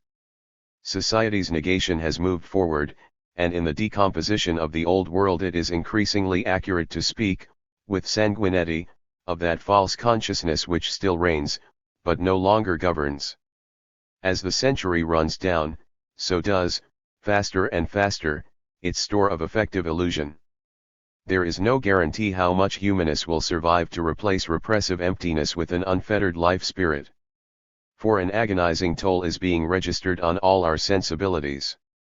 As the refrain of John Couga's best-selling record of 1982, Jack and Diane, put it, "Oh yeah, life goes on / long after the thrill of living is gone." The supermarket tabloids also reflect the rampant sense of generalized pain and loss, with their weekly parade of features on depression, fear of pain, stress, and the like, and similarly, a flow of advertising for stress guard, stress formula vitamins, etc. A September 21, 1981 Time essay, "The Burnout of Almost Everyone" reads, "Today the smell of psychological wiring on fire is everywhere. Burnout is preeminently the disease of the thwarted, it is a frustration so profound that it exhausts body and morale. In the mid-80s this condition seems to be even more widespread, if possible, for example, Procaccini and Kiefaber's popular 1983 work, Parent Burnout, and Times June 6, 1983 cover story, Stress, introduced by a contorted, screaming face. A prior psychological and social stability is giving way to an assault upon the young by the realities of dominated life."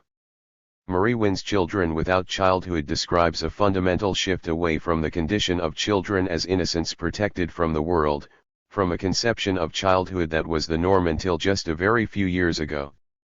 Intimate awareness of drugs and violence at very early ages, for example, is a brutalizing consequence of the awareness of the falseness of such institutions as the nuclear family, religion, and government.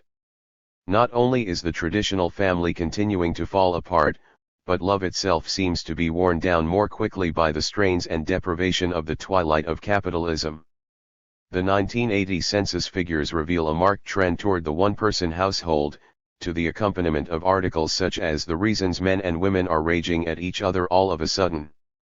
Naturally, many of the young seem profoundly horrified by what they are expected to live under. Suicide among preschoolers on the rise was the topic of a May 15, 1983 UPI feature, while the U.S. News & World reports June 20, 1983 behind a surge in suicides of young people discussed the suicide trend among youth. Newsweek for August 15, 1983 reported that the 15 to 24-year-old age group is the only segment of the population whose death rate has increased in recent years, and that among 15 to 19-year-olds, suicide is now the second leading cause of death, after traffic accidents, many of which, in fact, are suspected suicides. Anorexia nervosa and bulimia are rapidly spreading phenomena among women. First registered in the popular media in the mid-70s, the growth of these afflictions has been discussed in such articles as the binge purge syndrome and anorexia, the starvation disease epidemic. The October 1983 Ms. asks, "Is the binge purge cycle catching?" while noting that at least half the women on campus today suffer from some kind of eating disorder. A sudden surge in heroin use among various social classes, from blue-collar workers to Kennedy offspring, drew much media attention during the second half of 1983. Continued growth in the dimensions of alcohol abuse has brought a big turnabout from the 70s, namely, the tendency of states to raise the legal drinking age. A Red Book survey revealed the startling news that problem drinking is increasing dramatically among women who are under the age of 35. The Wall Street Journal of February 8, 1983 addressed the connection between brawling, falling grades, and drinking in colleges try to combat rampant alcohol use, but with little effect. The first federally funded study on the subject in 50 years, Alcohol and Public Policy, Beyond the Shadow of Prohibition, attracted attention in summer 1983 with its recommendation of a national campaign to slash alcohol consumption. At the same time, the report of the National Commission on Excellence in Education, issued in May, had been causing more of a stir by its devastating indictment of the American education system. The 18-month study warned of a rising tide of mediocrity that threatens our very future as a nation and a people, as kids have perhaps never been so turned off by school. Gambling has been multiplying so rapidly as to be measured in fractions of the national economy and to cause some social critics to refer to it as a curse that reflects basic changes in public attitudes toward work and money. Gambling rage, out of control, depicts a growing popular urge to buck the odds and take a chance on anything. Another development receiving scrutiny in the early and mid-80s is massive avoidance of taxes. The tax evasion virus employed a medical metaphor to opine that in the epidemiology of cheating, there is contagion and no vaccine in sight. Featured in Business Week for April 5, 1982 was The Underground Economy's Hidden Force, a lengthy discussion of the startling growth of the refusal to report income for the purpose of avoiding taxes, which posits distrust of government as its central element. Times March 28, 1983 cover story, Cheating by the Millions, also focused on the growing, open acceptance even of blatant tax evasion. Time noted that tax revenue lost to fraud tripled from 1973 to 1981 and project that 83 losses may entail a tenfold jump over those of 1973. In the military, reports of sabotage and the near-universal use of drugs continue to appear routinely, along with articles indicating the unreliability of enlisted persons as mindless instruments of destruction. The total fiasco of the April 1980 mission to rescue the American embassy hostages in Iran reflected, to many, the combat unreadiness of armed services personnel as a whole. During the following 2 years, political commentators of every stripe were astonished by the wholesale non-compliance which met a pre-draft registration law, as about 1 million 19 and 20-year-olds ignored the federal requirement to sign up. If the new nationalism component of the stillborn New Right movement of the early 80s seemed to exist mainly as a media creation, like the moral majority, the alleged rise of the Ku Klux Klan also proved non-existent. In 1925, 40,000 had marched in a Washington, D.C. rally, at their next Washington show of strength. On November 27, 1982, fewer than 40 appeared. And the thousands of counter-demonstrators on hand, breaking the confines of leftist ritual provided for them, used the occasion to riot, looting shops and injuring 10 police. The election of Reagan produced no social or ideological results for the right. Its efforts in favor of school prayer and creationism, and against abortion and conservation, clearly failed. A Lewis Harris poll of January 1983 expressed Americans' desire for tougher anti-pollution laws, counter to the Reagan administration's hopes to use the depth of recession for a severe weakening of environmental statutes. Meanwhile, articles like Behind the Public's Negative Attitude Toward Business and A Red Light for Scofflaws, which editorialized about the extreme infectiousness of the current spirit of generally ignoring laws of all kinds, are published frequently.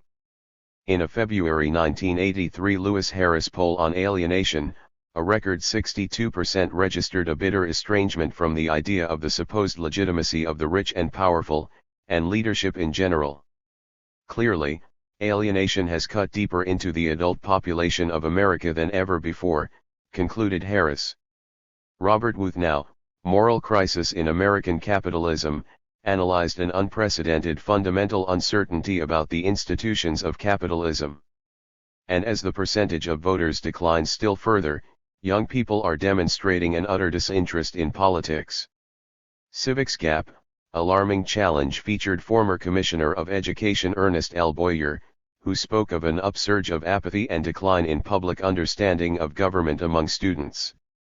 In the world of work, or should one say anti-work, the ADS continue to evidence a deepening disaffection. The reports and studies fuel countless stories on high turnover, the chronic productivity crisis, growing time theft, and the sharp increase of people interested only in part-time work, as well as on-the-job stress, unemployment insurance abuse, etc. The aspects of work refusal are virtually countless and unabating. Dunn's Business Month for October 1982 dealt with the $40 billion a year high cost of employee theft, describing it as a major cause of business failures, while in June 1983, followed with How to Foil Employee Crime, Inside Thefts Can Destroy a Business and Often Do. The continued strong growth in the use of lie detectors by employers is one obvious corollary to this facet of the vanishing work ethic. Another prominent part of the syndrome, in terms of mid-80s emphases, is referred to in Business Horizon's employee substance abuse epidemic of the 80s, and by Newsweek's Taking Drugs on the Job cover story, which outlined its enormous dimensions and cost to the economy. The movement toward worker participation as a stabilizing principle gains ground against the backdrop of anti-work phenomena. The recession of 1981-83 was used by managers as a pressure to seek the best terms for the new rules. It did not prevent their institution, contrary to most predictions. Authority relations, in this area as elsewhere, will have to be increasingly participationist or they will collapse all the sooner. In mid-September 1982, the first nationally sponsored conference on labor management cooperation was held, with some 900 union, company, and government officials taking part. The Labor Department announced it would promote and encourage shop floor collaboration, a new U.S. policy aimed of course at undercutting worker indiscipline. Chrysler Corporation Chairman Lee Iacocca, in a December 1982 speech to the Commercial Club of Boston, spoke of the crucial need to get everyone on the same team: labor, management, and the government. He repeated this idea on June 30, 1983 to enthusiastic union representatives as the first businessman to address Michigan's AFL-CIO convention in its 25-year history. Similarly, the Let's Work Together series of spots by the Radio and TV Network's Broadcasting Industry Committee to Improve American Productivity were widely aired, and Ford's two-page ad entitled "A Breakthrough in Labor Relations Has Helped Create the Highest Quality Vehicles in America" appeared prominently in 1983. Since the 70s, the new organizational model, at all levels, has been steadily moving forward. The spring 1982 Journal of Contemporary Business focused on Theory X, Y, Z, or Reshaping the American Workplace. John Simmons and William J. Murray's Reforming Work reported a dramatically increased employee participation in management and ownership, aimed at reducing alienation and reversing the productivity decline, and amounting to a quiet revolution, taking place on shop floors and in offices across America.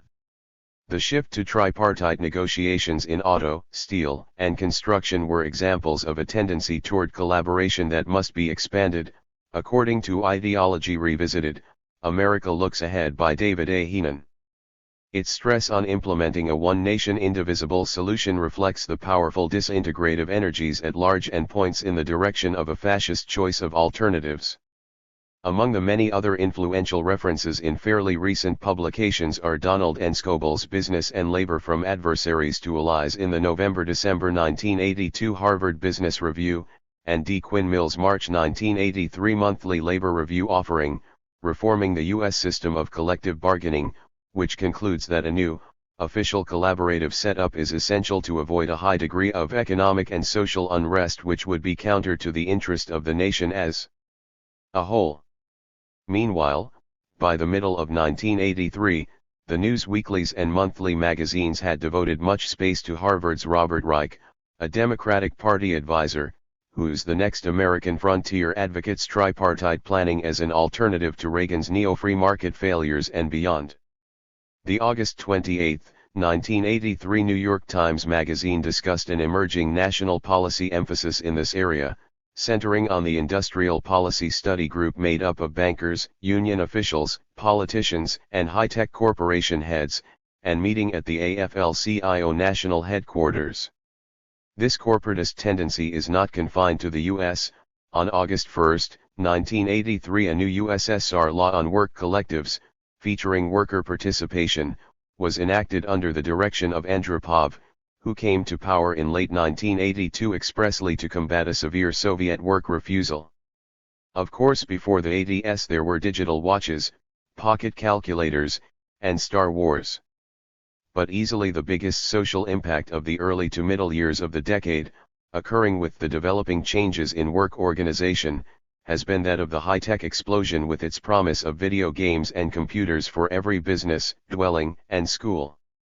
1982 was the full inauguration of this blitz, as observed by such articles as Computers for the Masses, The revolution is just beginning early in the year, and Times January 3, 1983 cover story, A New World Dawns, which proclaimed the Computer Man of the Year for 1982. The outlines are well known to everyone, even though the meaning of this latest technological wave has been publicly discussed almost not at all. Suddenly we are in the information age, its benign and inevitable consequences to be merely accepted as facts of life. A 2-page IBM ad announced the new era under the heading, Information. There's growing agreement that it's the name of the age we live in. A TRW Incorporated ad of 1983 began, There was a time when there was time. Once we could spend time with a new piece of information, proceeding to boast of the speed with which its computer systems can deal with trillions of bits of information. But the processing of data information has nothing to do with understanding, and what comes to mind here is the social affliction just around the corner suggested in Tom Mooney's 1982 novel, Easy Travel to Other Planets, that of information sickness. It is also becoming ever more obvious that technology renders each succeeding generation more technology dependent, further separated from nature, more fully colonized by the inauthentic and empty. The notion of people as appendages of machines, evoked in terms of 19th century industrialism, is even more relevant today. Apple Computer offered its product to the late 1983 consumer with the counsel, think of it as a Maserati for your mind, in a debasement of individuality and creation echoed by the claims that typing an instruction on a computer results in art or that word processors enable one to write. We become weaker, reduced, infantilized. Meanwhile this barren future's dawning is heralded, especially for the young who may be expected to have been prepared for this contrived world, by the ugliness and boredom of today's. Computer Camps for Kids, reveals a July 19, 1982 Newsweek article, followed by a look at education in that magazine's December 27, 1982 issue, entitled The Great Computer Frenzy. The Apple company announced in July 1983 its plan to provide free computers for every public school in California that asked for one, as colleges began to require that students purchase computers as part of registration. Howard Rheingold's Video Games Go to School discussed the profound transformation of education represented by the introduction of classroom computers. Benjamin Campaign's The New Literacy matter-of-factly states that the ability to manipulate a computer will soon be the criterion of literacy. One can perhaps already see some of the products along this line of high-tech culture, such as the vacuous USA Today, the nation's newspaper via satellite, which arrived in 1983. The irony in the contrast between the claims of fulfillment and empowerment as promised by further progress and its real sterility and impoverishment is stunning. And occasionally it is almost funny, as in the case of CBS TV's July 7, 1983 presentation, 1984 Revisited.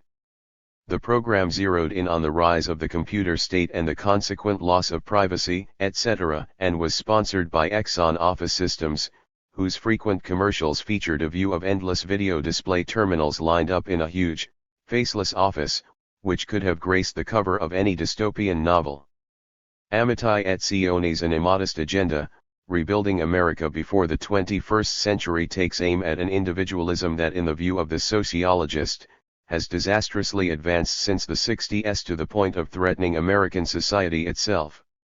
The search for self-fulfillment, which involves a retreat from work and an inability to defer gratification, affects 80% of the population and, according to Etzioni, is crippling virtually all the institutions that mediate between the individual and the state.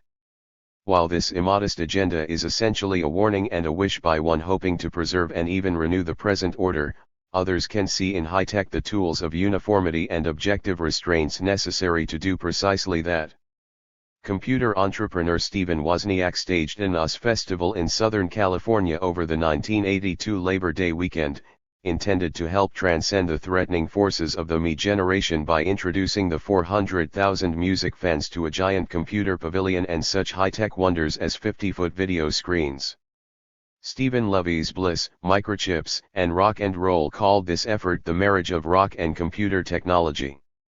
The efficacy of this spectacle may be doubted, however, especially considering the fate of the second US festival, also held in San Bernardino County, during Memorial Day weekend, 1983. Several injuries occurred, and part of the crowd tore down fences, threw bottles at sheriff's deputies and rammed their cars into police cruisers. Certainly the project of computerizing work in the neo-Taylorist direction of quantifying and tightly regulating employee output, is a major part of technology's combat with troublesome and capricious humanity. John Andrews' terminal tedium is typical of many articles describing the strong antipathy to computer systematized work. Workers in a Blue Shield office in Massachusetts, for example, denounced the electronic setup as simply an unbearable sweatshop and told Andrew they wouldn't be there long. In the May 15, 1983 New York Times, Richard McGahey wrote of the oppressive, low-paid work, such as computer assembly, that underlies the clean, dazzling facade of the new developments and warned of increased class tensions. With industrial robotics one detects high technology's wishful chinking that capital could reproduce itself while dispensing with an undependable proletariat. The growing number of telecommuters, or those performing piecework at home before computer screens, expresses some of this urge and is also part of a more general, isolating impulse at large. From the jump in one-person households to increased emphasis on home entertainment center equipment, portable music headgear and the like, we seem to be shrinking away from our social selves. High technology accelerates a sense of false self-sufficiency. An early 1983 ad for the Oregon Museum of Science and Industry cited new breakthroughs in home computers, including the not wholly unserious prediction that soon your refrigerator will talk to you even if no one else will. And yet despite the great barrage of enticements of all kinds in the schools, the media, and elsewhere, much popular resistance to the computer age exists. Since Harold Hellman's 1976 work, Technophobia, more recent works have sounded the same theme, for example, Blaming Technology by Samuel C. Florman and Science Anxiety by Jeffrey V. Mallow. More recently, lots of articles have shown that girls still avoid mathematics, as well as video games, and detail a probably sharply growing distrust of technology among various groups throughout society. September's Science 83 asked, "Are kids afraid to become scientists?" and wondered why more than half of U.S. high school students drop out of science and math by the 10th grade. Behind all the ways work and technology can be reformulated and repackaged stands their basic domination and the resultant weariness and frustration felt so universally today. A world is faltering. It is defined by absurdities and so draining that our participation must be demanded if it is to continue to exist. The issue of quality of life is spurious.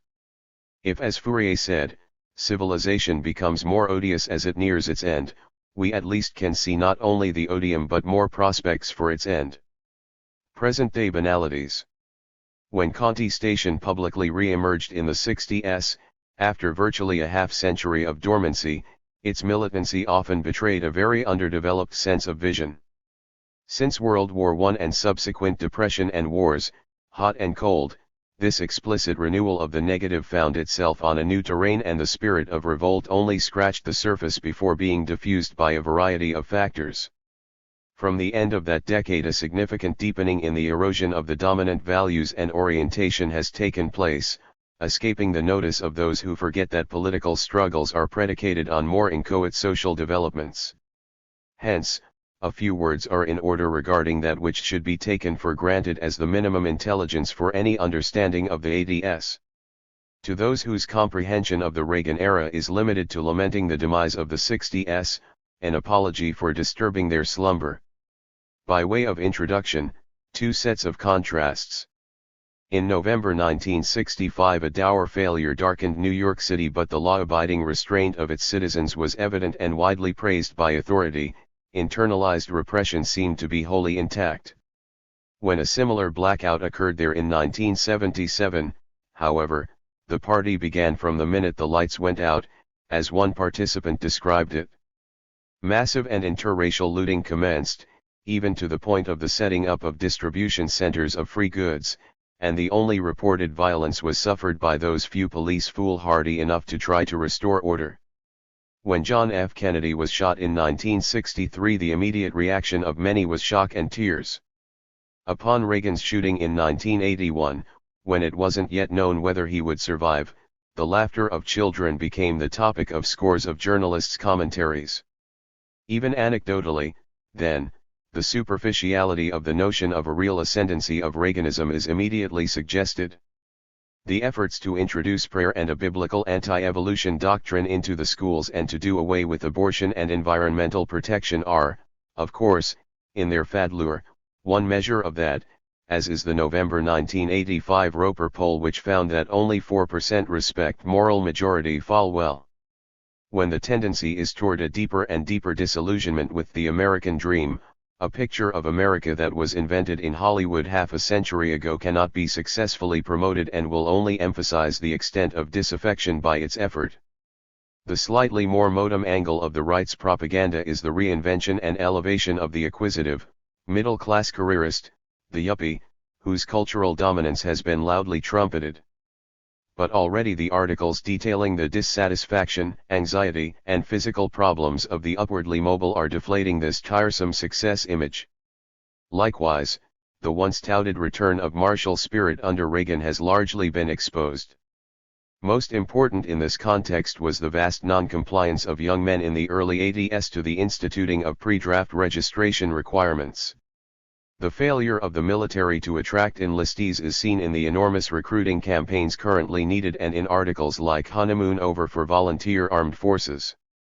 Another conservative source, columnist George Will, also spoke of this vulnerability by an important conclusion: the more complex the military organization and more sophisticated the technology, the more the success of the system depends on morale. A crucial parallel involves the world of work, where the use of polygraph or lie detector tests by employers has now passed the 1 million per year mark. A 1984 survey of merchants by American Hardware Mutual Insurance found that 80% of store owners think their employees are more likely to steal than 10 years ago. Ward Howell International, a national employment agency, disclosed that false resumes and misrepresentation of job qualifications in general, based on their 1985 study, is very widespread and on the rise. Meanwhile, fast food chains are reportedly recruiting older workers at retirement homes because they can't find enough teenagers to fill shifts, despite the fact that 17.7% of U.S. teens are out of work. Along with these data are reports that drug use in the workplace has never been more prevalent, and a November 1985 announcement by the Labor Department of the largest single-year increase in work-related injuries and illnesses since such figures began to be reported in 1973. The 11.7% jump resumes an earlier trend and can be reasonably linked to refusal of work as a major factor.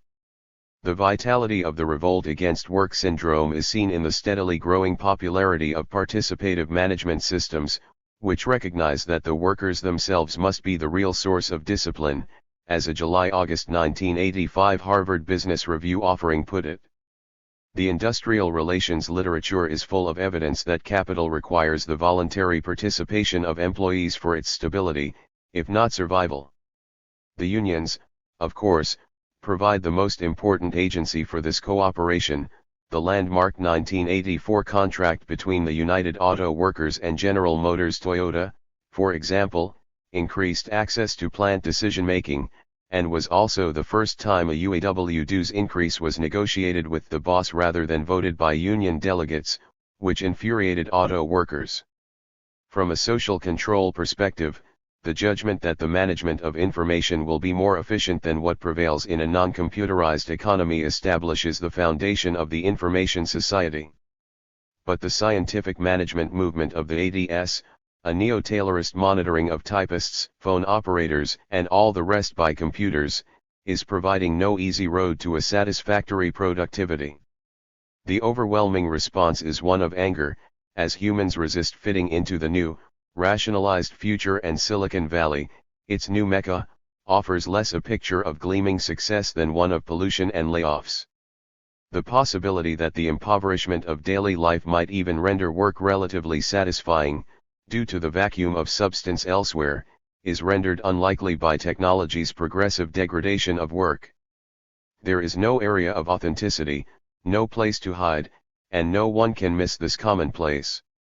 The bumper sticker, "The worst day fishing is better than the best day working," remains true, as does the also popular "different day, same bullshit." Anguished commentaries about declining civic virtue are not confined to such data as the declining percentage of registered voters who do so, or to miscreants on the job, but also draw their content from a most irresponsible consumer culture. One favorite in this vein deals with increasing shoplifting, including the stories of the complete non-involvement of shoppers presented with very visible incidences of stealing. The near-universal placement of electronic alarms on store exits testifies to the extent of the phenomenon, as high-tech vies with eroding allegiance to the work and pay rules. The present record level of the prison population, the growing state lottery mania, and the unchecked growth of the underground economy all testify to the shift in values. Concerning the latter subject, figures from the Internal Revenue Service show that tax cheating now costs the government over $100 billion as compared to less than $20 billion at the end of the 60s. A deeper, visceral disaffection can be detected among the young, in terms of remarkable behavior patterns. Psychology Today's January 1985 cover story asked, "Why are middle-class children setting their worlds on fire?" The alienation registered by widespread child arson is also evident in two November 1985 Gallup polls which showed that 12% of teenage girls suffer symptoms of anorexia nervosa or bulimia, a much higher figure than had been previously estimated. In June 1985 National Center for Disease Control statistics were released that demonstrated a jump of 50% in the suicide rate of young men aged 15 to 24 from 1970 to 1980. A September 1984 Gallup poll had found that only 23% of U.S. teenagers do not drink, the lowest figure recorded by the Gallup organization, and Family Circle and the Parents Resource Institute for Drug Education reported in September 1985 that their 4-year study indicated a spread of drinking and drug abuse into the grammar schools. During the same week of September 1985 Bishop James Malone, president of the National Conference of Catholic Bishops, declared that new emphasis on the teaching of sexual morality is urgently needed, and U.S. Education Secretary William Bennett urged conservative activists to join him in a fight to restore a coherent moral vision to America's public schools. Reality offers little or nothing to support the idea that even during the high noon of Reaganism has there been any renewal of faith in the promise of American life. Quite the contrary, the increased enrollment in college business courses notwithstanding. The idealist illusions of the 60s are mainly dead, and the failed counter-revolution of the right is equally irrelevant. If the future is unclear, it at least seems obvious that a corrosive skepticism has dissolved much of the old foundation for repression and lies.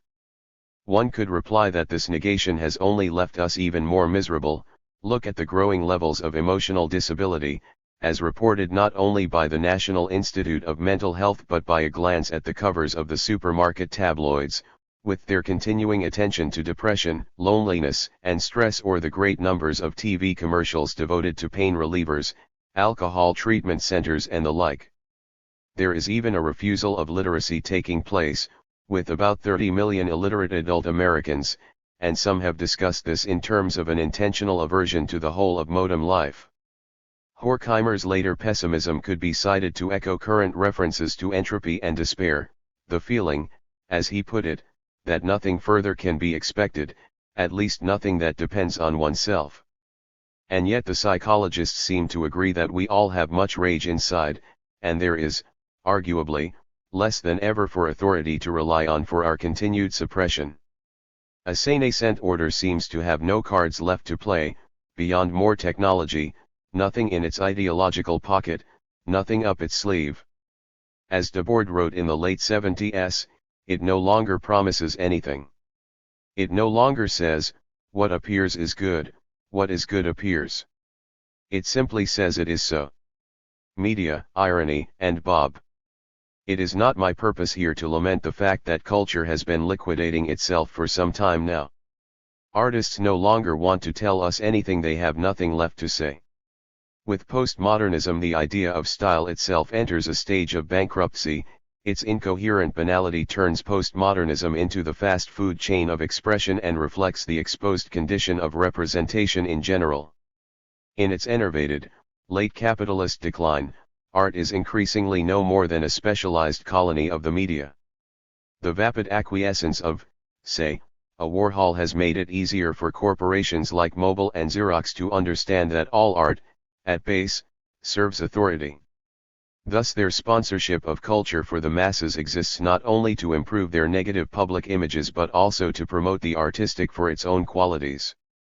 Philip Morris, to cite a most instrumental use of art, employs oversized graphics at the world's largest cigarette factory to create a culturally valorized workplace, in order to motivate and pacify workers. Media-style art uses symbols to drown out the employees' alienation and argue the existence of a shared cultural unity between owners, managers, and workers. This intention brings to mind perhaps the deepest function that Muzak attempts. One of its foremost psychologists and advisors, James Keenan, explained that Muzak promotes the sharing of meaning because it massifies symbolism in which not a few but all can participate. Reaching 80 million people a day, Muzak is one of the grosser tactics in power's struggle against the global devaluation of symbols. The Surrealists, among other avant-gardes, set themselves the goal of aestheticizing life. Today this goal is being realized at a time when avant-gardism is nearing extinction.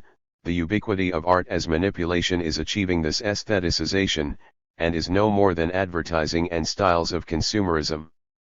The fact that the world's best photography is expressed as TV commercials is a perfect illustration of the technologized, commodified culture striving to reach everyone. This would-be conquest by media easily puts all the goods of culture in its service, as it must when there are so many signs that the whole spectacle of simulated life is running out of gas. If the spiritless melange in painting known as postmodernism implies, by its recycling of elements from earlier eras, that development is at an end, so the tired current of instant nostalgia indicates a similar condition for massified art, media, and the spectacle in general. The successful representation of life now relies, for its last resource or energy, on the reuse of ever more recent cultural memories. Occasionally the mass media themselves even make this recycling explicit, as in a TV commercial for lemonade. Look what's happened to way back when / now everything old is new again. It is among responses to this manipulated life, of course, that the deepest interest must lie, our weighing of the movement and meaning of responses. Irony, for example, was possibly always disconnective or diffusing, in its tendency to substitute an easy joke for a too direct response to a loaded conversation or other critical situation. But if it was always in that sense a form of appeasement, in Bill Bergson's phrase, for this undermining of dialogue, irony is now automatic and establishes complicity in a deeper sense. So much is camp, and whatever subversive potential that once might have resided there is long dead. An ironic or sarcastic response to the world is nearly always present today.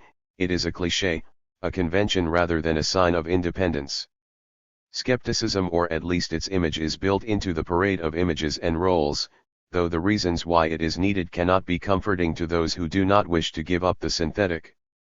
If nihilism is as close to everyone's grasp as rock music or the 7 hours of television consumed on average per day, one can see, equally, that such nihilism is not enough and that the spectacle's strength is being strained. The further alienation must be represented and sold to us. Consider Miami Vice, for example. With its ultra-hipness and angst, the more careful we must be to avoid its cultural political recuperation, and the more depth is required to do just that.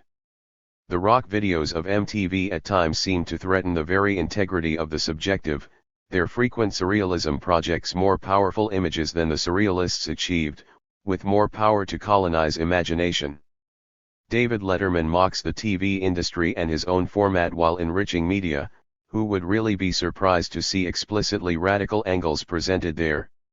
Meanwhile, the Church of the Subgenius is virtually a cultural industry in itself, and its digs at religion, work, etc. pack no more punch than Letterman. In fact, culture needs such force to pep up its dying appeal. Not surprisingly, Revelation Yvonne Stang, Subgenius founder, writes regularly for High Performance, a quarterly magazine for the new arts audience to help meet the art head demand for new antics by his church. The radical edge of the very popular Subgenius ensemble is not far from that of Saturday Night Live, or that of Art Forum, in which ready references to Adorno and Baudrillard can be found immediately following dozens of pages of gallery ads. But if media, following art and culture in general, tend to swallow up the critical and blunt the negative, that negative is not to be lost sight of. Despite the best efforts of hip, cynical substitutes, reality certainly remains problematic, eluding media's grasp. To cite just one area of apparent non-colonization, the refusal of work continues and deepens. Time for April 28, 1986. Bemoaned a maddening labor mismatch, in which growing worker shortages coexist with continued unemployment. The rejection of jobs by the young stands out most of all, especially considering the higher teenage and young adult jobless rates. The May 20, 1986 Fortune cover story announced a shocking failure, that of the zero impact computers have had on output per hour in the office. U.S. business has spent hundreds of billions of dollars on them, but white-collar productivity is no higher than it was in the late 60s. And blue-collar productivity has presented an equally dismaying picture to authority. Wickham Skinner's productivity paradox revealed that American manufacturers' near-heroic efforts have simply not gotten more work out of industrial workers. Irony and images of estrangement, neutered as they are by the limits of culture, do not contain our disaffection. That disaffection undermines, as it must, the very basis of the ironic and artistic points of view.